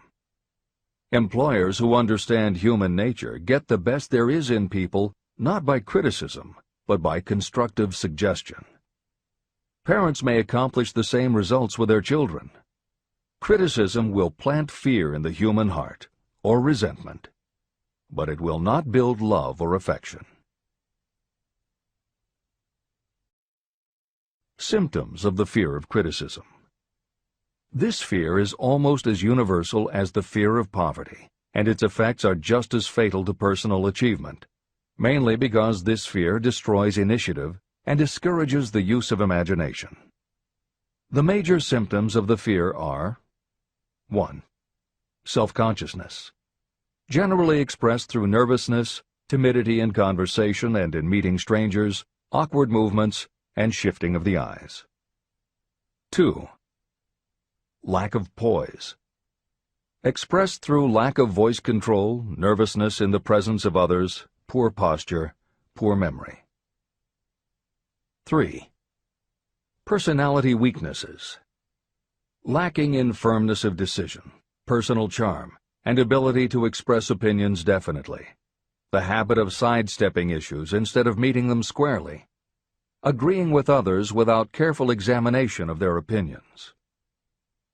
4. Inferiority complex. The habit of expressing your own self-approval as a means of covering up your feeling of inferiority. Using big words to impress others, often without knowing the real meaning of the words. Imitating others in dress, speech, and manners. Boasting of imaginary achievements, and acting superior to cover up the fact that you feel inferior. 5. Extravagance. The habit of trying to keep up with the Joneses and spending beyond your income. 6. Lack of initiative. Failure to embrace opportunities for self-advancement. Fear to express opinions. Lack of confidence in your own ideas. Giving evasive answers to questions asked by superiors. Hesitancy of manner and speech. Deceit in both words and deeds. 7. Lack of ambition. Mental and physical laziness. Lack of self-assertion. Slowness in reaching decisions. Being too easily influenced. The habit of accepting defeat without protest, or quitting an undertaking when opposed by others. Also the habit of criticizing others behind their backs and flattering them to their faces. Suspicion of other people without cause. Lack of tactfulness of manner and speech, and unwillingness to accept the blame for mistakes. The third basic fear. The fear of ill health. This fear may be traced to both physical and social heredity. It is closely associated with the causes of fear of old age and the fear of death. We fear ill health because of the terrible pictures that have been planted in our minds of what may happen if death should overtake us. We also fear it because of the economic toll that it may claim. One reputable physician estimated that 75% of all people who visit doctors are suffering with hypochondria, imaginary illness. It has been shown that the fear of disease, even when there is not the slightest cause for fear, often produces the physical symptoms of the disease feared. Powerful and mighty is the human mind. It builds or it destroys. Through a series of experiments, my staff proved how susceptible people are to the power of suggestion. We asked 3 acquaintances to visit separately with the victim. They were instructed to pose the question, "What ails you? You look terribly ill." The first questioner provoked a grin from him and a nonchalant, "Oh, nothing, I'm all right." The second questioner was answered with a statement, "I don't know exactly, but I do feel badly." The third questioner was met with the admission that the victim was actually feeling ill. Editor's comment. Hill's experiment is one that you do not want to carry too far. It is not that different from the principle behind certain religious sects whose members take vengeance on their enemies by hexing or placing a spell on a victim. The spell only works because the victim believes that spells can be cast and that it is possible he or she could be hexed. When the hex victim is informed that someone has cast a spell on them, they accept that it is possible, and their mind does the rest. The same theory operated when Hill's associate was told 3 times that he looked ill. He believed it was possible. Being told 3 times was convincing, and his mind went to work and made it so. This is the end of the editor's comment. There is overwhelming evidence that disease sometimes begins in the form of negative thought impulse. Such thoughts may be planted in your mind by suggestion or created by you in your own mind. Doctors send patients to new climates for their health because a change of mental attitude is necessary. The seed of fear of ill health lives in every human mind. Worry, fear, discouragement, or disappointment can cause this seed to germinate and grow. Symptoms of the fear of ill health. The symptoms of this almost universal fear are: 1. Autosuggestion. The habit of negative use of self-suggestion by looking for and expecting to find symptoms of all kinds of disease. Enjoying your imaginary illness and speaking of it as being real. The habit of trying fads and isms recommended by others as having therapeutic value. Talking to others of operations, accidents, and other forms of illness. Experimenting with diets, physical exercises, weight loss systems without professional guidance. Trying home remedies, patent medicines, and quack remedies. 2. Hypochondria, a medical term for imaginary disease. The habit of excessively talking about illness, and by concentrating the mind on disease you begin to expect it to happen to you. Nothing that comes in bottles can cure this condition. It is brought on by negative thinking, and nothing but positive thought can cure it. Hypochondria is said to do as much damage on occasion as the real disease might do. 3. Exercise. Fear of ill health often interferes with proper physical exercise and results in overweight. 4. Susceptibility. Fear of ill health breaks down your natural resistance, which makes you susceptible to real disease. The fear of ill health is often related to the fear of poverty, especially in the case of the hypochondriac, who constantly worries about the possibility of having to pay doctor's bills, hospital bills, etc. This type of person spends much time preparing for sickness, talking about death, saving money for cemetery plots, burial expenses, and such. 5. Self-coddling. The habit of seeking sympathy. The habit of feigning illness to cover your laziness, or to serve as an alibi for lack of ambition. People often resort to this trick to avoid work. 6. Intemperance. The habit of using alcohol or drugs to destroy pain instead of eliminating the cause. 7. The habit of reading about illness and worrying over the possibility of being stricken by it. The fourth basic fear. The fear of loss of love. Jealousy and other similar forms of neurosis grow out of our fear of the loss of love of someone. This fear is the most painful of all the 6 basic fears. It probably plays more havoc with the body and mind than any of the other basic fears. Editor's comment. By way of introduction to each of the 6 basic fears, Napoleon Hill usually postulates how the fear originated in humans.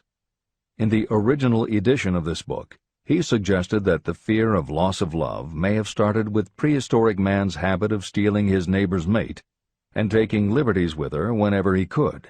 Though amusing, this theory does not take into account that women fear the loss of a love just as profoundly as men do, and both men and women fear losing the love of not just their mates, but also of family members and others with whom they are close. How the emotion of love originated may remain a mystery, but there is no mystery about how we feel when we lose it. This is the end of the editor's comment. The fourth basic fear. The fear of loss of love. Jealousy and other similar forms of neurosis grow out of our fear of the loss of love of someone. This fear is the most painful of all the 6 basic fears. It probably plays more havoc with the body and mind than any of the other basic fears. Editor's comment. By way of introduction to each of the 6 basic fears, Napoleon Hill usually postulates how the fear originated in humans. In the original edition of this book, he suggested that the fear of loss of love may have started with prehistoric man's habit of stealing his neighbor's mate and taking liberties with her whenever he could. Though amusing, this theory does not take into account that women fear the loss of a love just as profoundly as men do, and both men and women fear losing the love of not just their mates, but also of family members and others with whom they are close. How the emotion of love originated may remain a mystery, but there is no mystery about how we feel when we lose it. This is the end of the editor's comment.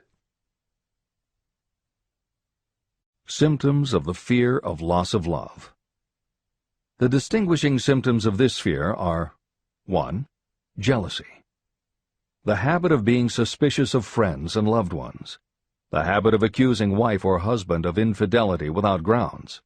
General suspicion of everyone and absolute faith in no one. 2. Fault-finding. The habit of finding fault with friends, relatives, business associates, and loved ones upon the slightest provocation, or without any cause whatsoever. 3. Gambling.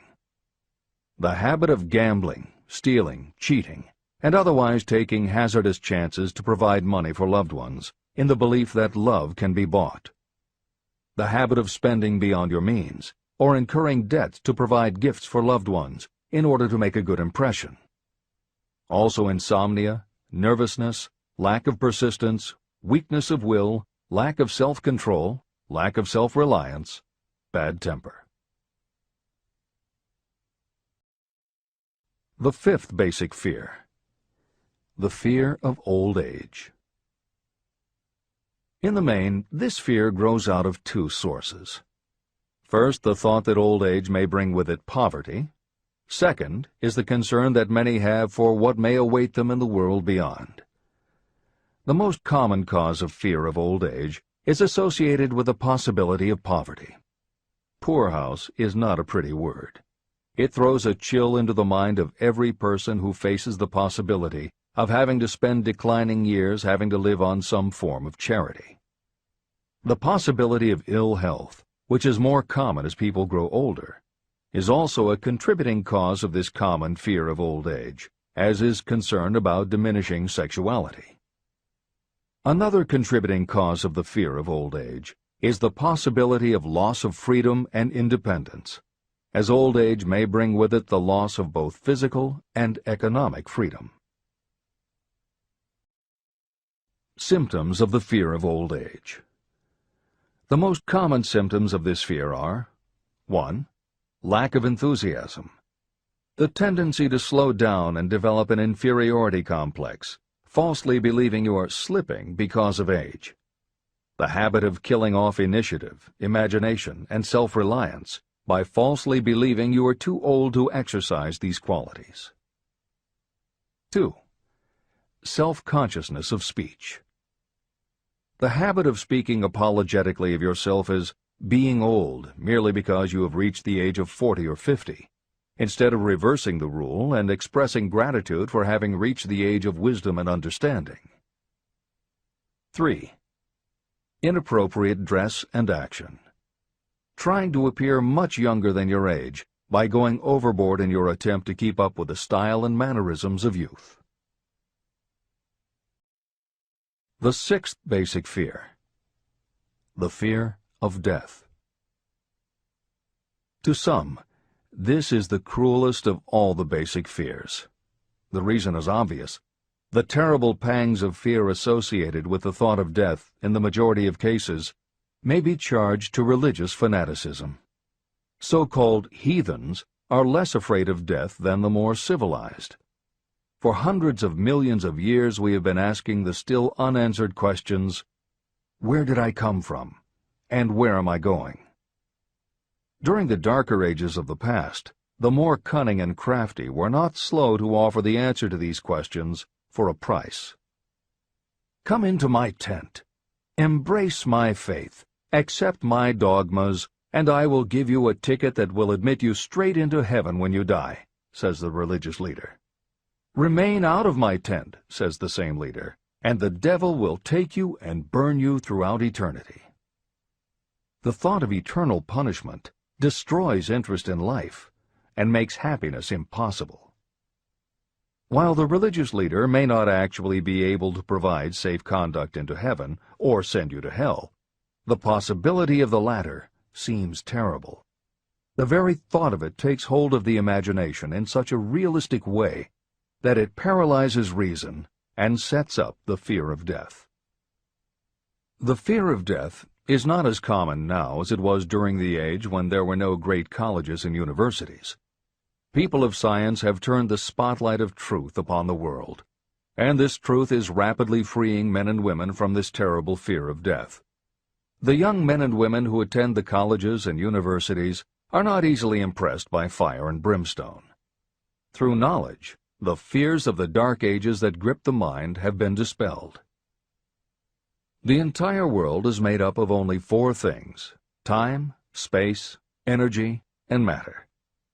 In elementary physics, we learn that neither matter nor energy can be created or destroyed. Both matter and energy can be transformed, but neither can be destroyed. Life is energy, if it is anything. If neither energy nor matter can be destroyed, of course life itself cannot be destroyed. Life, like other forms of energy, may be passed through various processes of transition or change, but it cannot be destroyed. Death is mere transition. And if death is not mere change or transition, then nothing comes after death except a long, eternal, peaceful sleep. And sleep is nothing to be feared. If you can accept the logic of this, you may forever wipe out your fear of death. Symptoms of the fear of death. The general symptoms of this fear are: 1. The habit of thinking about dying instead of making the most of life. This is generally due to lack of purpose or lack of a suitable occupation. This fear is more prevalent among the aged, but sometimes the more youthful are victims of it. The greatest of all remedies for the fear of death is a burning desire for achievement, backed by useful service to others. A busy person seldom has time to think about dying. A busy person finds life too thrilling to worry about death. 2. Sometimes the fear of death is closely associated with the fear of poverty, where death would leave loved ones poverty-stricken. 3. In other cases, the fear of death is caused by illness and the breakdown of physical body resistance. 4. The most common causes of the fear of death are ill health, poverty, lack of appropriate occupation, disappointment over love, insanity, and religious fanaticism. The disaster of worry and destructive thinking. Worry is a state of mind based upon fear. It works slowly but persistently. It is insidious and subtle. Step by step, it digs itself in until it paralyzes the reasoning faculty and destroys self-confidence and initiative. Worry is a form of sustained fear caused by indecision. Therefore, it is a state of mind that can be controlled. An unsettled mind is helpless. Indecision makes an unsettled mind. Most individuals lack the willpower to reach decisions promptly and to stand by them after they have been made. We do not worry over conditions once we have reached a decision to follow a definite line of action. I once interviewed a man who was sentenced to be electrocuted 2 hours later. The condemned man was the calmest of the 8 men who were in the death cell with him. His calmness prompted me to ask him how it felt to know that he was going into eternity in a short while. With a smile of confidence on his face, he said, "It feels fine. Just think, brother, my troubles will soon be over. I've had nothing but trouble all my life. It has been a hardship to get food and clothing. Soon, I will not need these things. I have felt fine ever since I learned for certain that I must die. I made up my mind then to accept my fate in good spirit." As he spoke, he devoured a dinner sufficient for 3 men, eating every mouthful of the food brought to him, and apparently enjoying it as much as if no disaster awaited him. Decision gave this man resignation to his fate. Decision can also prevent one's acceptance of undesired circumstances. Through indecision, the 6 basic fears become translated into a state of worry. Relieve yourself forever of the fear of death by reaching a decision to accept death as an inescapable event. Eliminate the fear of old age by reaching a decision to accept it not as a handicap, but as a great blessing that carries with it wisdom, self-control, and understanding. Master the fear of loss of love by reaching a decision to get along without love if that is necessary. Defeat the fear of criticism by reaching a decision not to worry about what other people think, do, or say. Overcome the fear of ill health by the decision to forget symptoms. And whip the fear of poverty by reaching a decision to get along with whatever wealth you can accumulate without worry. Kill the habit of worry in all its forms by reaching a general blanket decision that nothing life has to offer is worth the price of worry. With this decision will come poise, peace of mind, and calmness of thought, which will bring happiness. If your mind is filled with fear, you not only destroy your own chances of intelligent action, but you transmit these destructive vibrations to the minds of all who come into contact with you, and you destroy their chances too. Even a dog or a horse knows when its master lacks courage. It will pick up the vibrations of fear given off by its master and behave accordingly. The vibrations of fear pass from one mind to another just as quickly and as surely as the sound of the human voice passes from the broadcasting station to a radio receiver. The person who constantly speaks of negative or destructive thoughts is practically certain to experience the results of those words in the form of destructive feedback. But even negative thoughts without words will come back to you. The release of destructive thought impulses alone also produces feedback in more ways than one. First, and perhaps most important to be remembered, the person who releases thoughts of a destructive nature must suffer damage through the breaking down of creative imagination. Secondly, the presence in the mind of any destructive emotion develops a negative personality, which repels people and often converts them into antagonists. The third source of damage is that negative thoughts not only affect others, but they also embed themselves in the subconscious mind of the person releasing them and there become a part of that person's character. Your business in life is to achieve success. To be successful, you must find peace of mind, acquire the material needs of life, and above all, attain happiness. All of these indications of success begin in the form of thought impulses. You control your own mind. You have the power to feed it whatever thought impulses you choose. With this goes the responsibility of using your mind constructively. You are the master of your own earthly destiny, just as surely as you have the power to control your own thoughts. You may influence, direct, and eventually control your own environment, making your life what you want it to be. Or you may neglect to make your life what you want, and you will be adrift on the seas of circumstance, where you will be tossed like a wood chip on the waves of the ocean. The Devil's Workshop. In addition to the 6 basic fears, there is another evil by which people suffer. It constitutes a rich soil in which the seeds of failure grow abundantly. It is so subtle that its presence often is not detected. It is more deeply rooted and more often fatal than all of the 6 fears. For want of a better name, let us call this evil susceptibility to negative influences. Those who accumulate great riches always protect themselves against negative influences. The poverty-stricken never do. Those who succeed in any calling must prepare their minds to resist such influences. If you are reading this book to learn how to grow rich, you should examine yourself very carefully to determine whether you are susceptible to negative influences.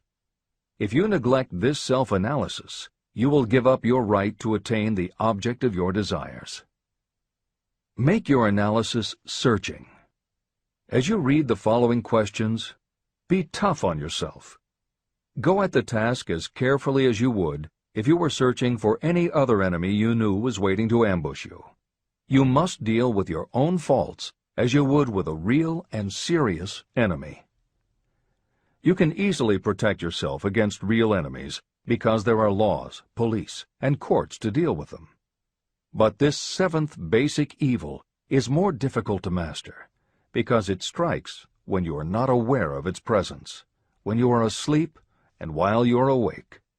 Moreover, its weapon is intangible because it consists of merely a state of mind. Negative influences are also dangerous because they come in so many different forms. Sometimes they enter the mind through the well-meant words of your friends and relatives. At other times they come from within, through your own mental attitude. Always it is as deadly as poison, even though it may not kill as quickly. How to protect yourself against negative influences. To protect yourself against negative influences, whether of your own making or the result of negative people around you, recognize that your willpower is your defense. You must put it into constant use until it builds a wall of immunity against negative influences in your own mind. Recognize that you and every other human being are, by nature, lazy, indifferent, and susceptible to all suggestions that reinforce your weaknesses. Recognize that you are, by nature, susceptible to all of the 6 basic fears, and you must set up habits to counteract all these fears. Recognize that negative influences often work on you through your subconscious mind and are therefore difficult to detect. Keep your mind closed against all people who depress or discourage you in any way. Clean out your medicine chest and stop pandering to colds, aches, pains, and imaginary illness. Deliberately seek the company of people who influence you to think and act for yourself. Do not expect troubles, as they have a tendency not to disappoint. Without doubt, the most common weakness of all human beings is the habit of leaving their minds open to the negative influences of other people. This weakness is all the more damaging because most people do not even know they do it. The following list of questions is designed to help you see yourself as you really are. You should read through the list now. Then set aside a day when you can give adequate time to go through the list again and thoroughly answer each question. When you do this, I advise that you read the questions and state your answers aloud so you can hear your own voice. This will make it easier for you to be truthful with yourself. Self-analysis questions. Do you complain often of feeling bad, and if so, what is the cause? Do you find fault with other people at the slightest provocation? Do you frequently make mistakes in your work, and if so, why? Are you sarcastic and offensive in your conversation? Do you deliberately avoid the association of anyone, and if so, why? Do you suffer frequently with indigestion? If so, what is the cause? Does life seem futile and the future hopeless to you? Do you like your occupation? If not, why? Do you often feel self-pity? And if so, why? Are you envious of those who excel you? To which do you devote most time, thinking of success or of failure? Are you gaining or losing self-confidence as you grow older?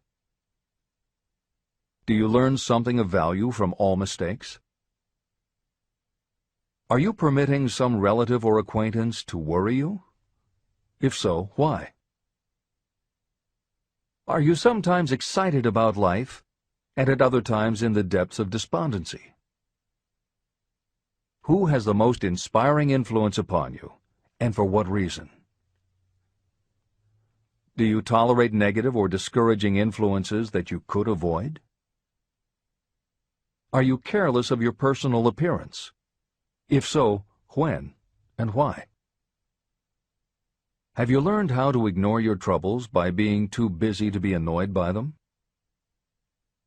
Would you call yourself a spineless weakling if you permitted others to do your thinking for you? How many preventable disturbances annoy you, and why do you tolerate them? Do you resort to alcohol, drugs, cigarettes, or other compulsions to quiet your nerves? If so, why do you not try willpower instead? Does anyone nag you? And if so, for what reason?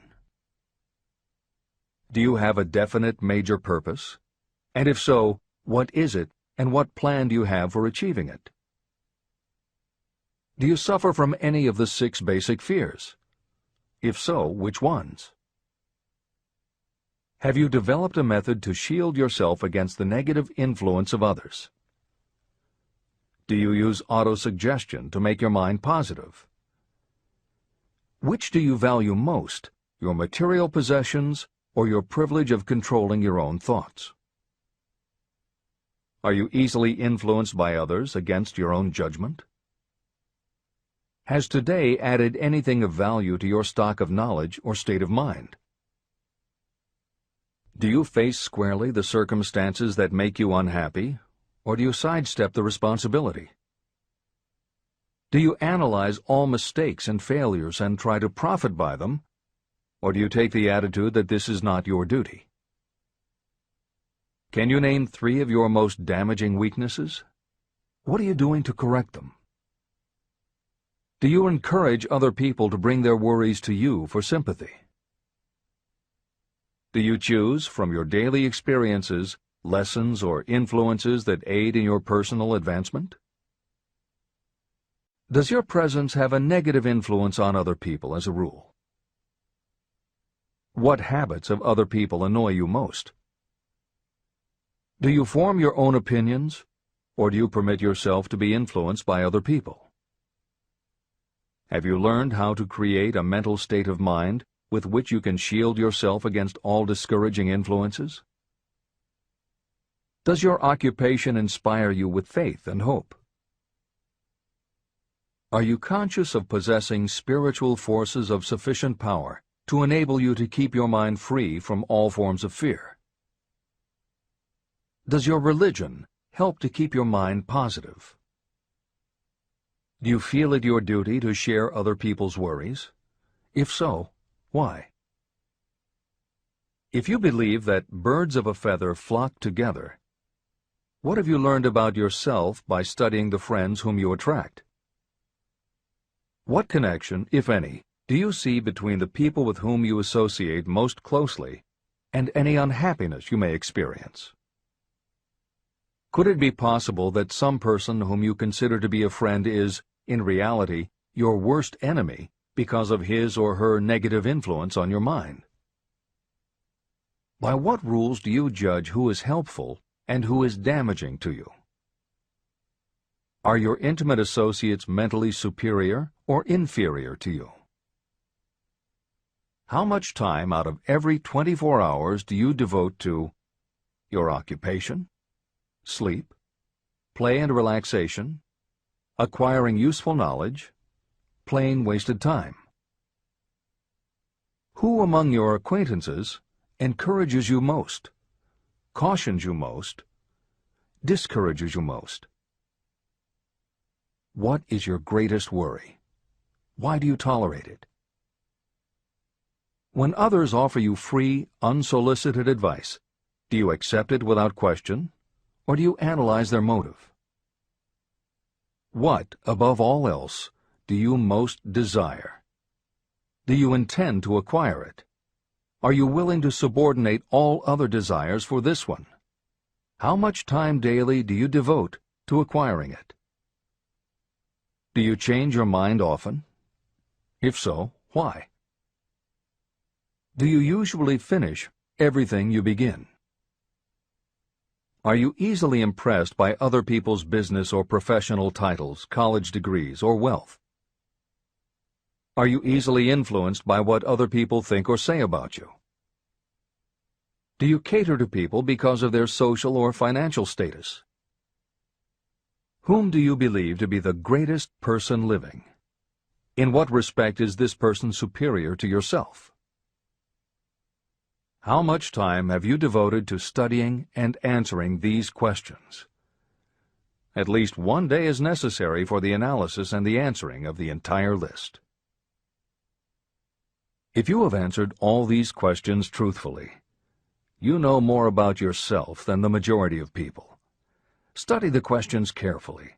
Come back to them once each week for several months, and be astounded at the amount of additional knowledge of great value to yourself you will have gained by the simple method of answering the questions truthfully. If you are not certain about the answers to some of the questions, seek the counsel of those who know you well, especially those who have no motive in flattering you, and see yourself through their eyes. The experience will be astonishing. The one thing over which you have absolute control. You have absolute control over only one thing, and that is your thoughts. This is the most significant and inspiring of all facts known to humans. It reflects our divine nature. This ability to control your thoughts is the sole means by which you may control your own destiny. If you fail to control your own mind, you may be sure you will control nothing else. Your mind is your spiritual estate. Protect and use it with the care to which divine royalty is entitled. You were given your willpower for this purpose.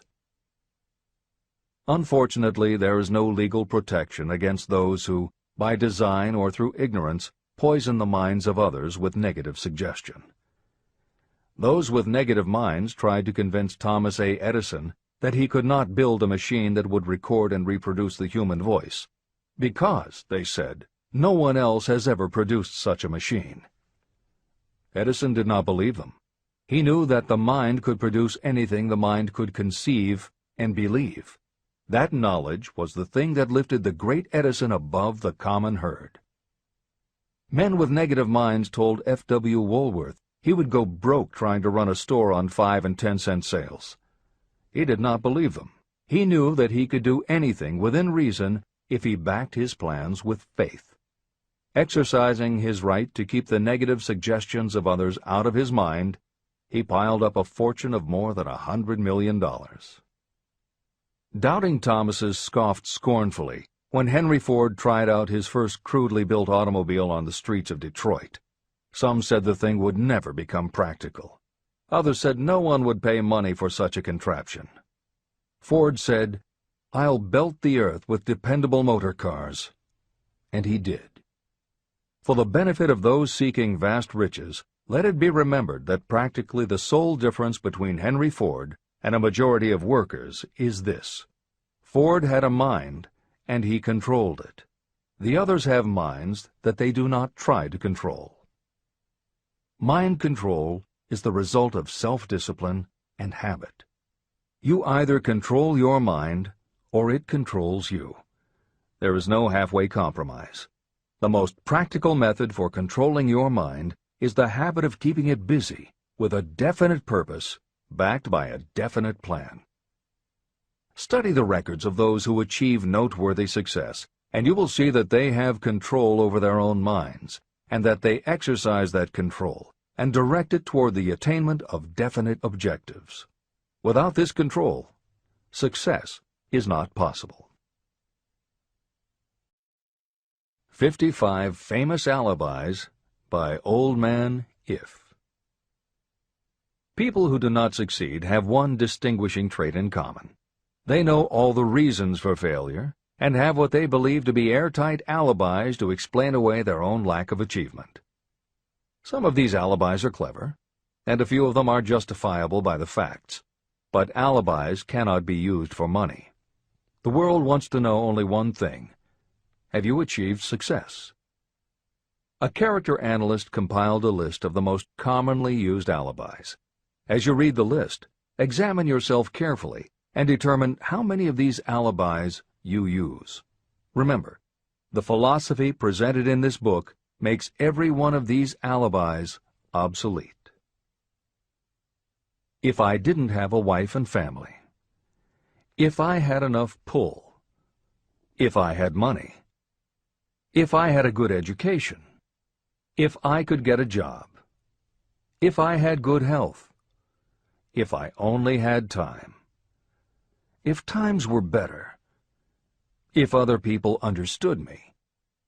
If conditions around me were only different, if I could live my life over again, if I did not fear what they would say, if I had been given a chance, if I now had a chance, if other people didn't have it in for me, if nothing happens to stop me, if only I were younger, if I only could do what I want, if I had been born rich, if I could meet the right people, if I had the talent that some people have, if I dared to assert myself, if only I had embraced past opportunities, if people didn't get on my nerves, if I didn't have to keep house and look after the children, if I could save some money, if the boss only appreciated me, if I only had somebody to help me, if my family understood me, if I lived in a big city, if I could just get started, if I were only free, if I had the personality of some people, if I were not so fat, if my real talents were known, if I could just get a break, if I could only get out of debt, if I hadn't failed, if I only knew how, if everybody wasn't against me, if I didn't have so many worries, if I could marry the right person, if people weren't so dumb, if my family were not so extravagant, if I were sure of myself, if luck were not against me, if I had not been born under the wrong star, if it were not true that what is to be will be, if I did not have to work so hard, if I hadn't lost my money, if I lived in a different neighborhood, if I didn't have a past, if I only had a business of my own, if other people would only listen to me, if, and this is the greatest of them all, if I had the courage to see myself as I really am, I would find out what is wrong with me and correct it. And I know that something must be wrong with the way I have done things, or I would already have the success that I desire. I recognize that something must be wrong with me, otherwise I would have spent more time analyzing my weaknesses and less time building alibis to cover them. Building alibis to explain away failure is a national pastime. The habit is as old as the human race and is fatal to success. Why do people cling to their pet alibis? The answer is obvious. They defend their alibis because they create them. Your alibi is the child of your own imagination. It is human nature to defend your own brainchild. Building alibis is a deeply rooted habit. Habits are difficult to break, especially when they provide justification for something we do. Plato had this truth in mind when he said, "The first and best victory is to conquer self. To be conquered by self is, of all things, the most shameful and vile." Another philosopher had the same thought in mind when he said, "It was a great surprise to me when I discovered that most of the ugliness I saw in others was but a reflection of my own nature."